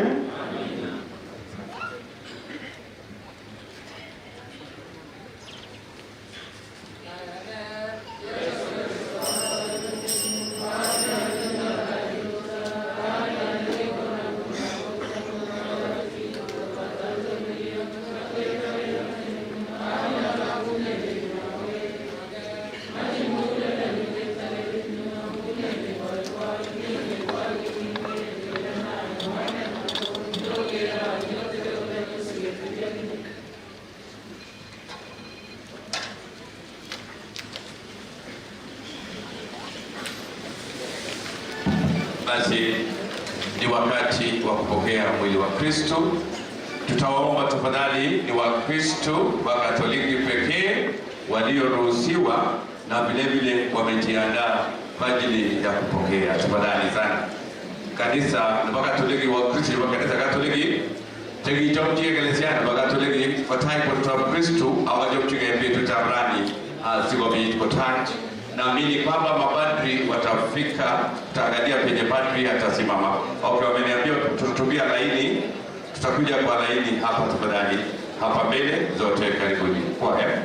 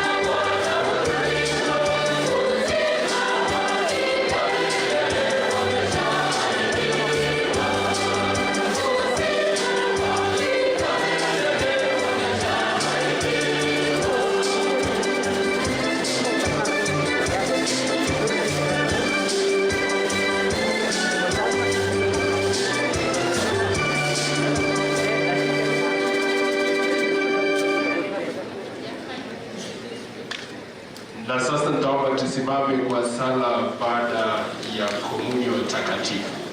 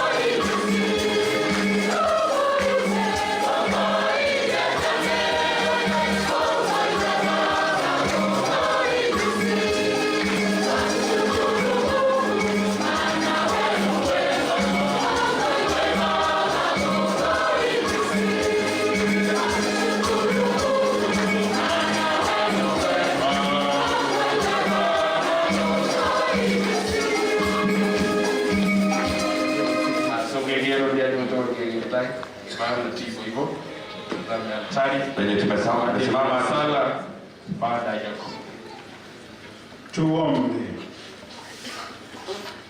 Ee Mungu, tunakuomba umjalie mtumishi wako Agnes aliyefariki dunia atakaswe kwa sadaka hii na kuondolewa dhambi, apate furaha ya milele. Tunaomba hayo kwa njia ya Kristo Bwana wetu. Amina. Basi naomba tukae chini. Let us take our seats. We are almost ending this program in the next 10 minutes. Nasema asante Padri kwa kutuongoza katika ibada hii ya misa. Mambo mawili yamesalia. Ya kwanza, tuweze kuwajua mapadri ambao wako hapa, kisha baadaye mtu wa familia usema vote of thanks, kisha tutaanza msafara wa kumrudisha mtoto wetu Agnes. Kama tutachukua nafasi hii apio mic nyingine, tuweze kuwajua mapadri ambao wamepata nafasi kuja hapa siku ya leo kwa ruhusa ya Morocco, St. Francis. Mapadri hao waweze kujitambulisha. Baba Askofu amefika, tumkaribishe yeye.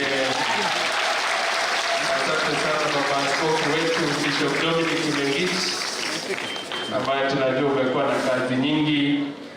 Asante kuchukua nafasi hii kwa heshima ya Agnes na familia Tirop kuja kutoa heshima zako za mwisho.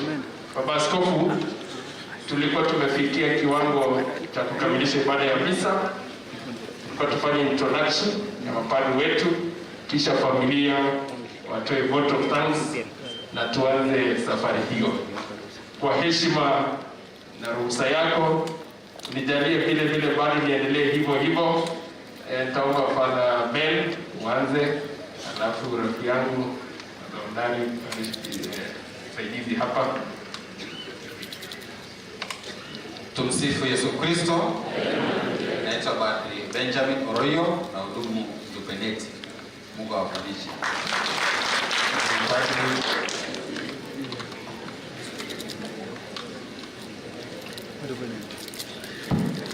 Tumsifu Yesu Kristo. Naitwa Father Nandi na hudumu katika parokia hii. Asante.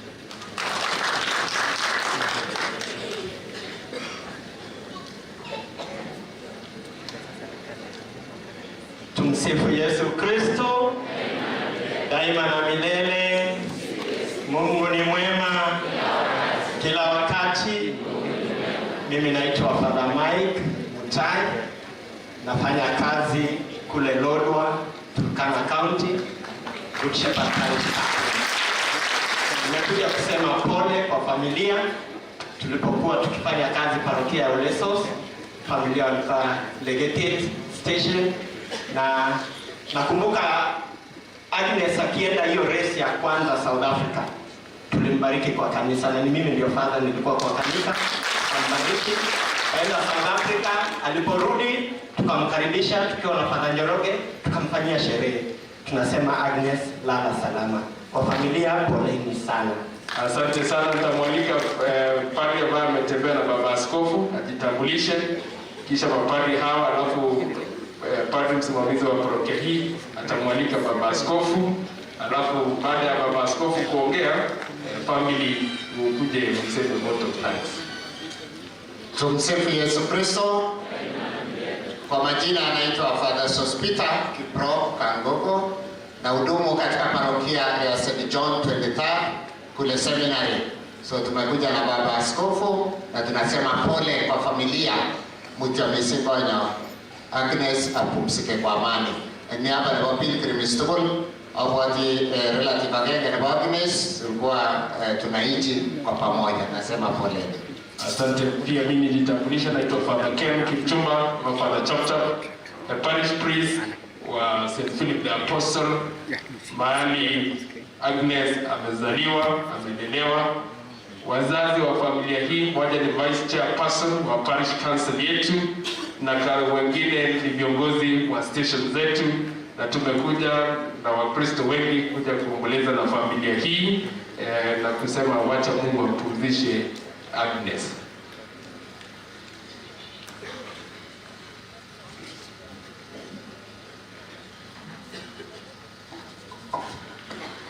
Tumsifu Yesu Kristo.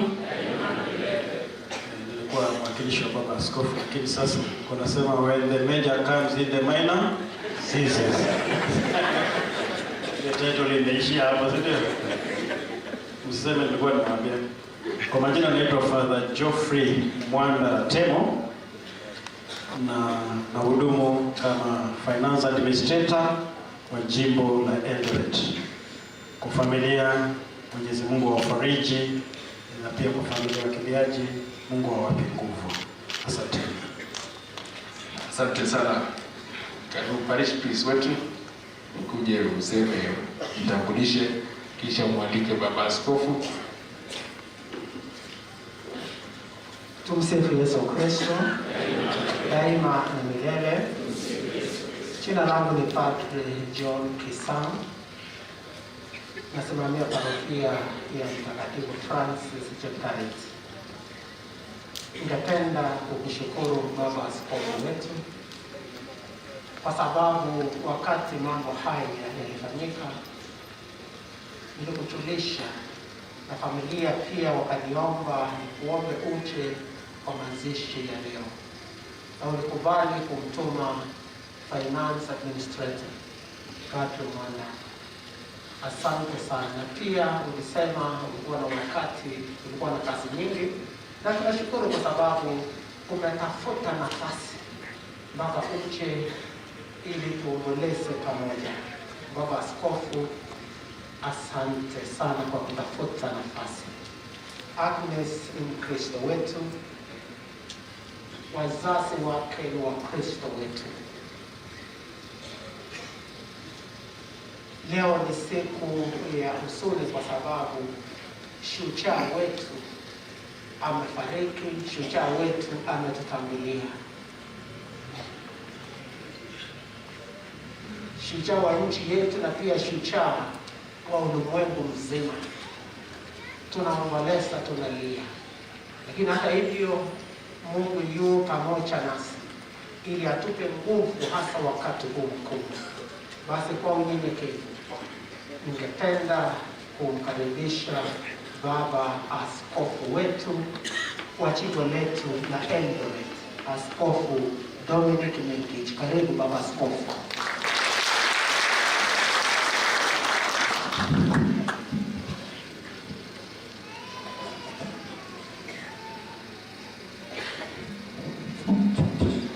Pokea moyo wangu, e Mungu wangu, niweze kukupenda kwa pendo lako. Unipe moyo wangu, ewe Yesu mkombozi wangu, shina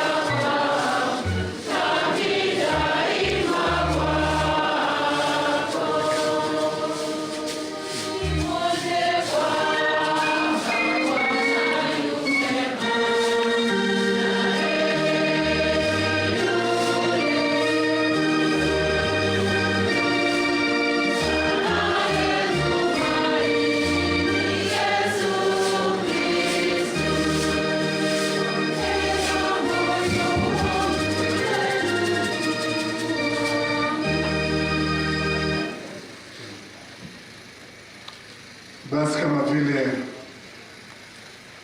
tumeelezwa, mimi nilipopata habari na pia hiyo makaribisho ya kuja hapa,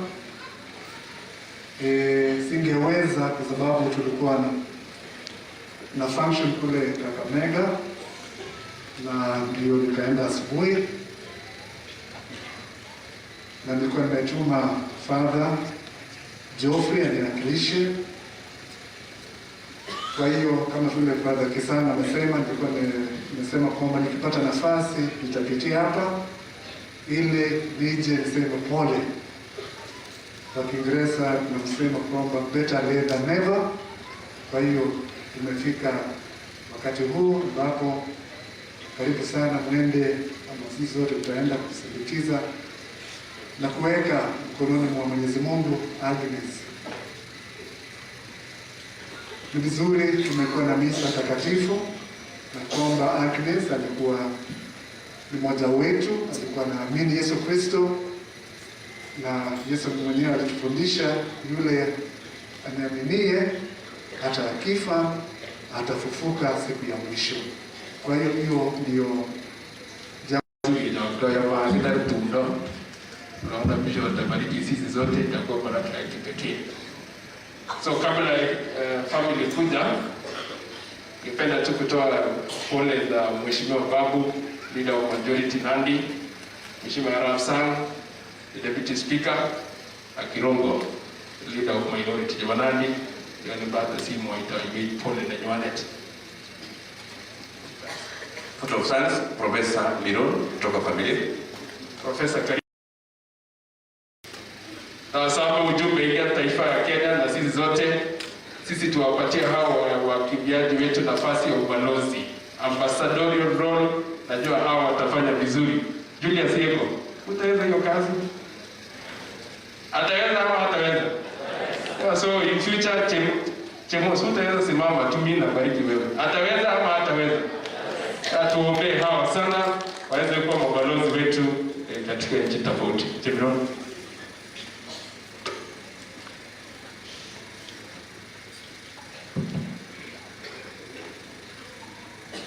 Basi wacha nichukue nafasi huu kusema shukrani kwa niaba ya familia. The family elected me their president, a small president, and nataka kutoa shukrani, and I will want to summarize without losing. Na ya kwanza nataka niseme kwa baba askofu Daktari Dominic Kimengich Kimajagele Gongwe Amoga Ito. Yeah, that shows that you really value your Christians and you really value Agnes Tirop Kimajagele Gongwe baba askofu. Ya pili nataka niseme asante kwa this parish, ama kabla ya parokia niseme asante kwa mwakilishi wa baba askofu while he was away. You are represented by a father who delivered the sermon, and Father, we want to say thank you because your sermon was very inspiring and it gave us heart even after this very big loss. Secondly, or third, I want to say thank you to all the Father Reverends and the church in total for the sermon. And you have been with us all this time when this episode or when this incident happened. We have seen your prayers, you have seen your presence, and as a family, we feel very touched. Fourthly, I want to thank the choirs. Wale wameimba, tunawashukuru sana. Yeah, you made the day colorful until we almost forget the sadness of the loss of our daughter. Thank you very much, and may God bless you. Then as I continue, I also want to say thank you to the churches from around for being with us while we suffer this problem. Then secondly, or as I continue, I also want to thank His Excellency the President of the Republic of Kenya, because when this thing happened, he gave an order. And following that order, I think something is going to happen.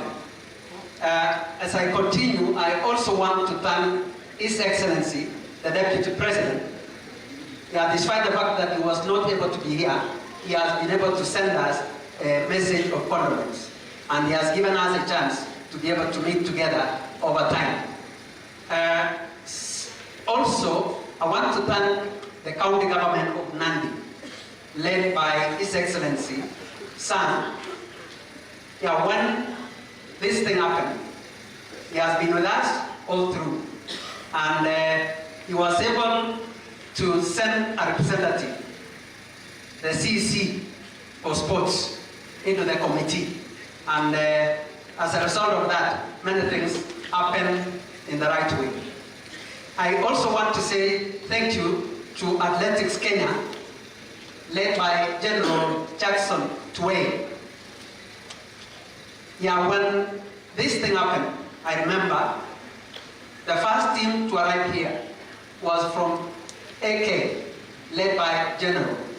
Na siku hiyo tukasikia tumefarijika sana from Athletics Kenya. Thank you for your support, and we shall continue to cherish you. We were able to learn that you really value brotherhood and sisterhood. You are really concerned about the life of Agnes. As I continue, hoping that I won't forget, and if I forget, you'll forgive me, I also want to thank the committee from Athletics Kenya, led by Janet Chepkoske, by Chemos, and Mary Keitani.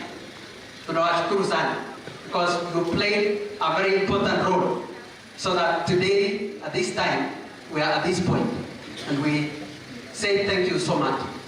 I also want to thank the various branches of the AK or the Athletics Kenya for the role you are playing. Thank you so much. May God bless you. I also want to say thank you to the Senator Nandi, Senator Elgeyo, the members of Parliament who have been able to come and condole with us, the Honorable Keter, the Honorable Sudi, the Honorable Kogo, and others, if I don't forget. With us also was the County Assembly Speaker, tunasema asante.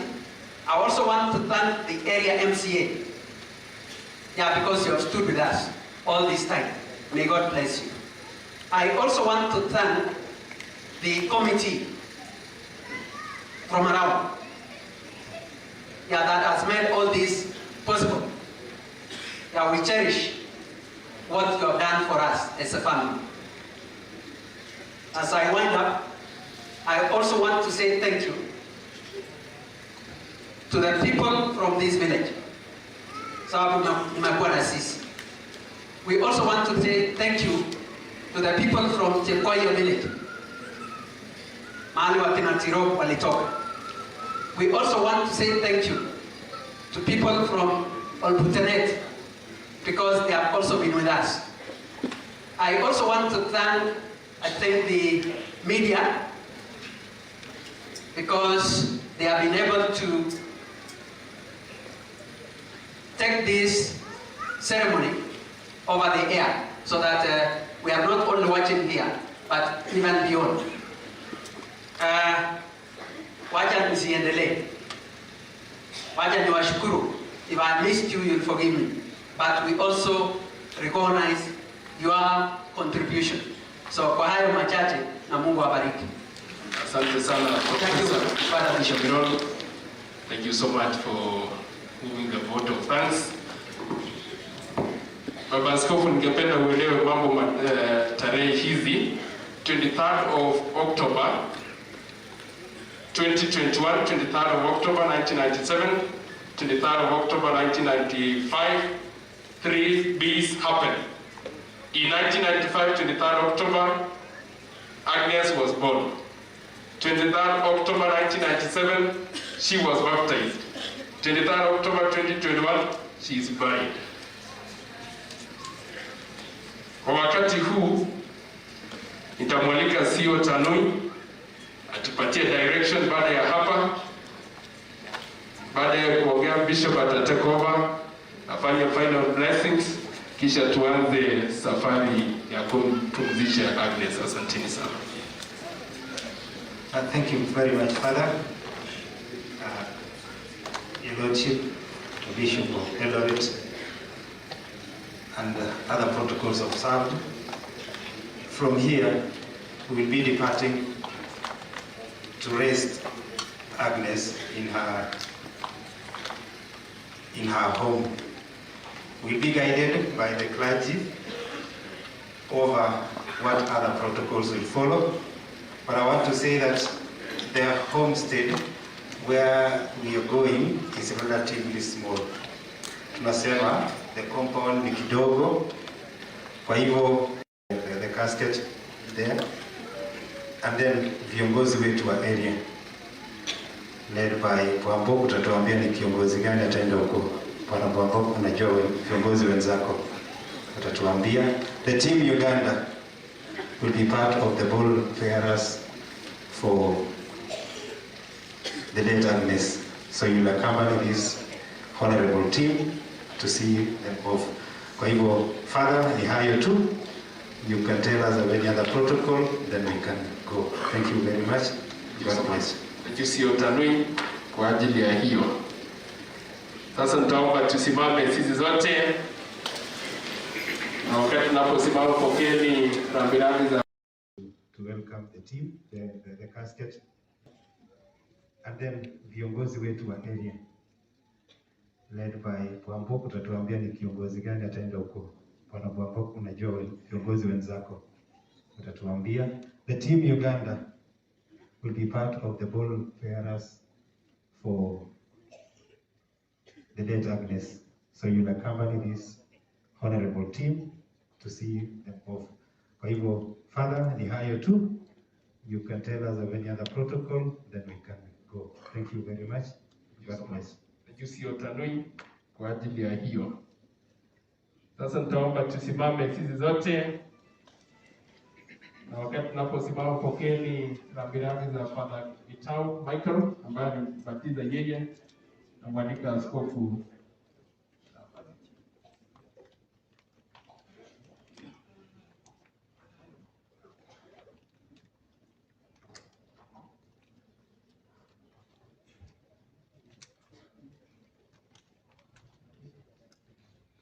Tuinamishe vichwa vyetu kupokea baraka kuu ya mazishi. Bwana awe nani. Mungu amempa mwanadamu uzima kwa wema mkuu. Amewapa matumaini ya kufufuka wale wanaosadiki ufufuko wa mwanawe. Tunamwomba Mungu wa rehema zote awabariki. Tuseme amina. Nasi tulio hai ametujalia msamaha wa dhambi zetu, awaweke na marehemu wote mahali pa mwanga na amani. Sisi sote tunaosadiki kwamba Kristo alifufuka kweli katika wafu, tujaliwe kuishi kwa furaha pamoja naye milele na milele. Na baraka yake Mungu Mwenyezi, ya Baba, Mwana na Roho Mtakatifu iwashukie na kukaa nanyi daima na milele.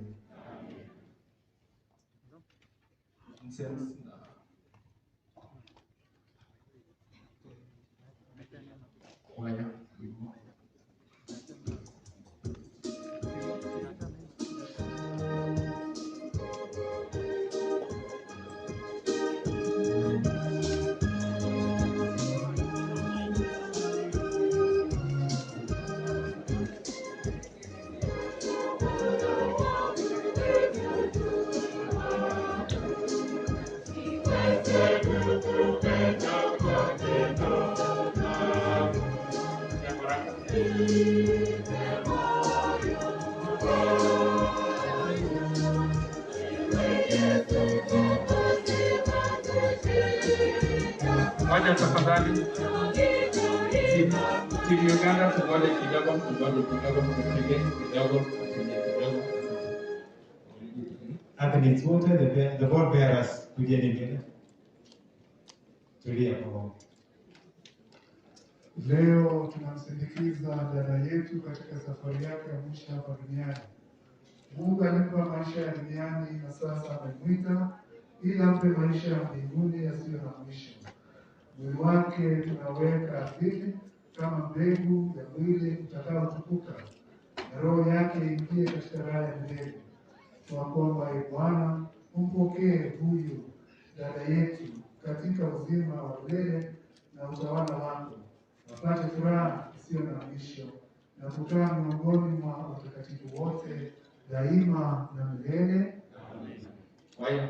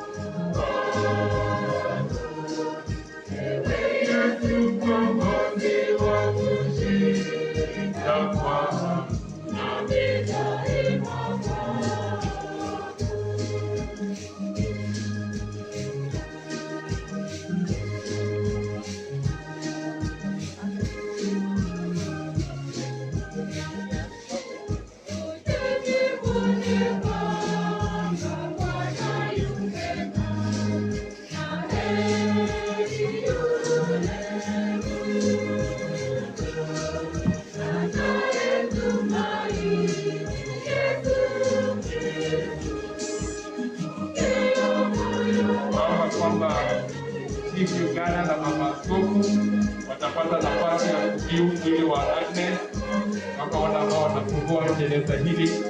Kaidi kufungua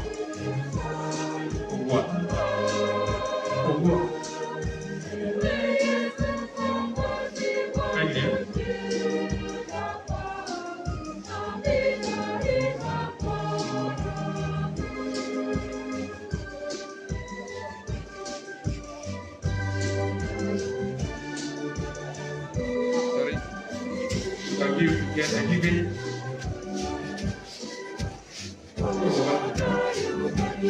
in Uganda, Nabi Uganda,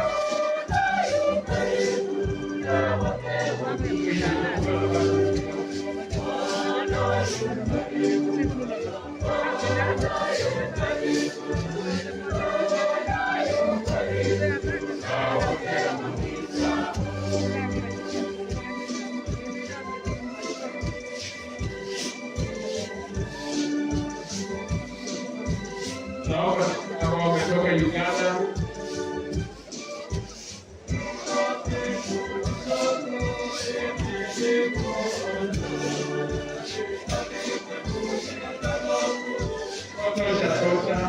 Uganda peke yao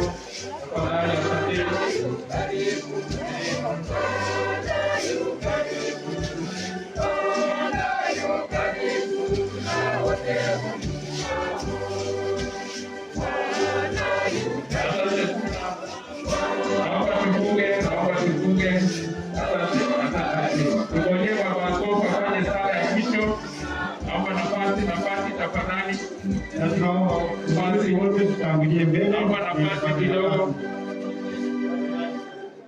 Naomba nafasi hapa tafadhali songe kidogo askofu.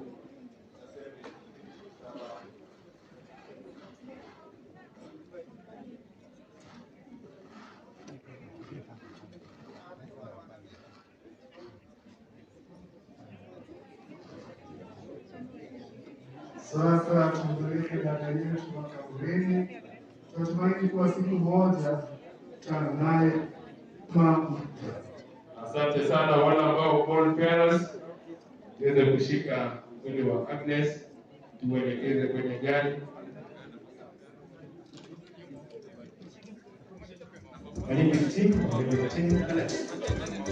Panga hapo tuile. Haya. Nafasi basi tupishe pale mbele tupishe mbele.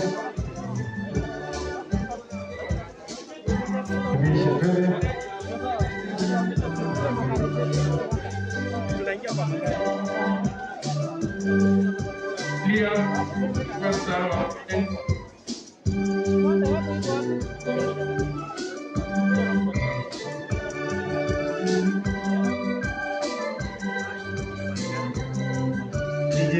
wapi?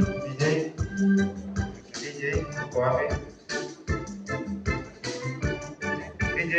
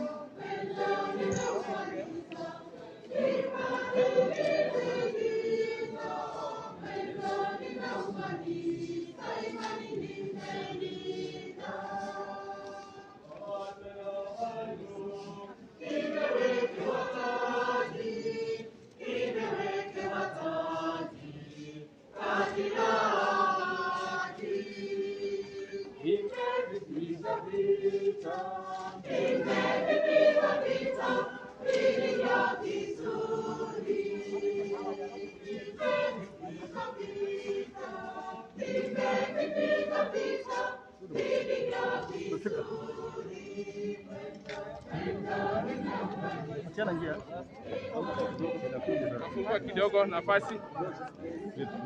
Kuna nafasi. Kidogo.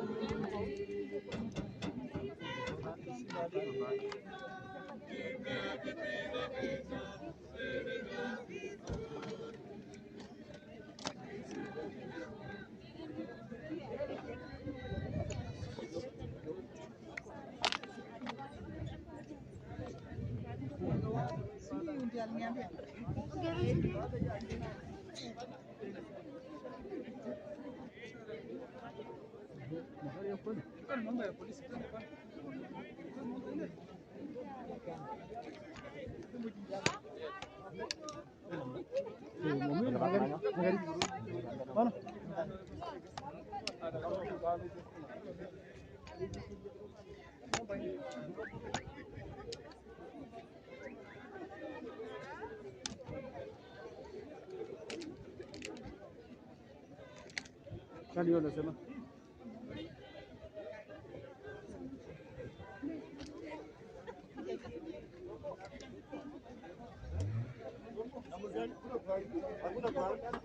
Kwa pande ingine. Hakuna kwa hapa. Ukienda kwa hii ama? Hakuna kwa. Alima kuja hapa. Hapa hakuna. Ngai katikati. Yote kwa istaki ya kwa. Hapa. Kwa hii mlango. Inama chini. Sio afanye hiyo.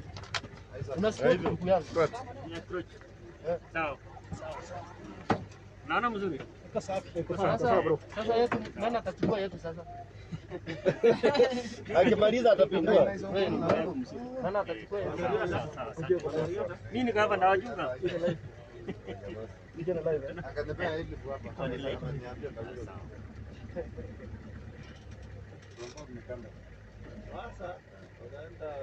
Sawa ton. Sabi, hivi hivi jaini klasa.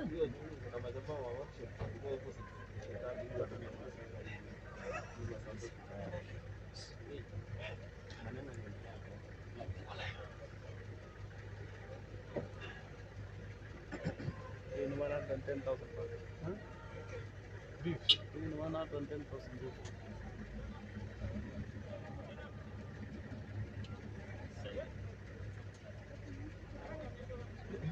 Ametia kwa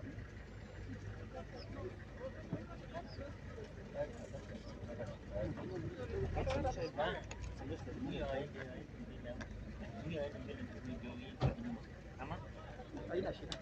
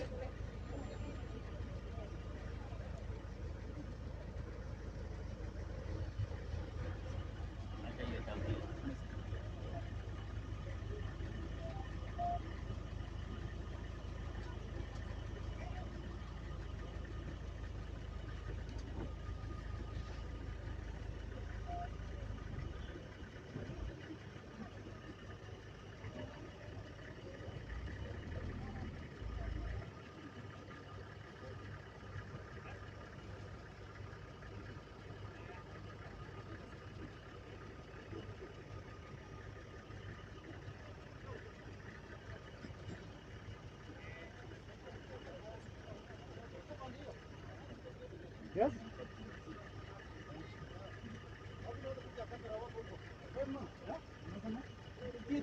Jitangulie.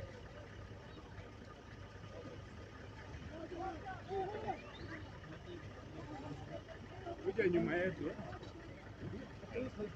Haya tu. Sisi tuende mbele. Sawa. Sawa.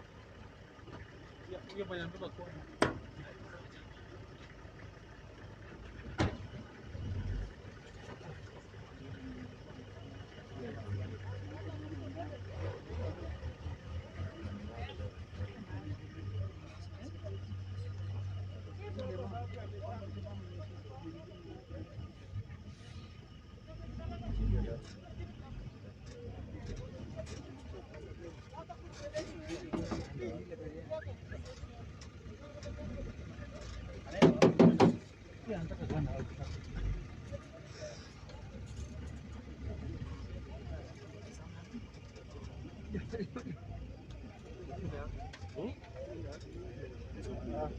Atajebu ingiane line na hiyo ingie kwa hiyo line.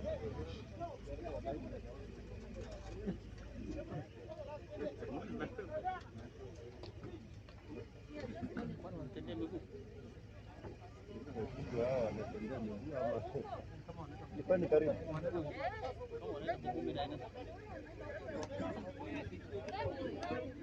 Wanakimbia ama wanatembea?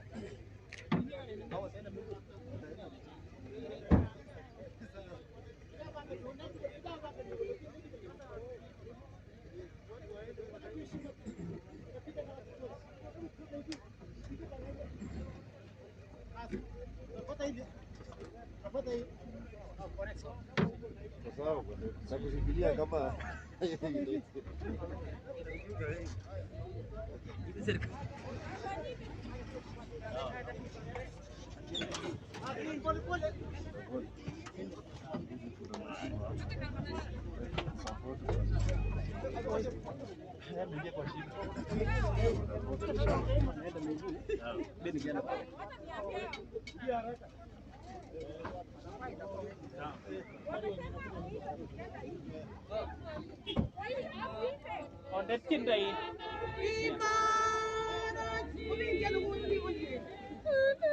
Neno lake Bwana imara, kesha kila siku, uombe utasimama. Simama imara, jilinde neno lake Bwana imara. Kesha kila siku, uombe utasimama. Milima yote na mabonde itayeyuka,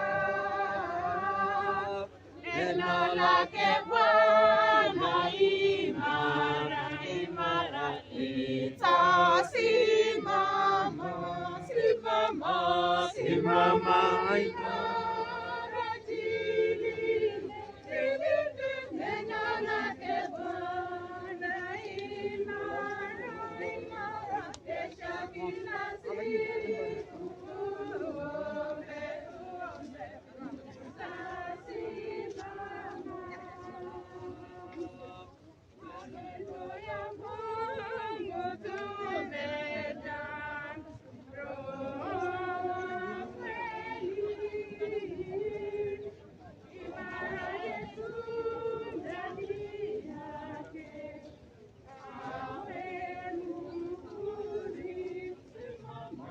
Simama imara, jilinde, jilinde neno lake Bwana imara, imara. Kesha kila siku, uombe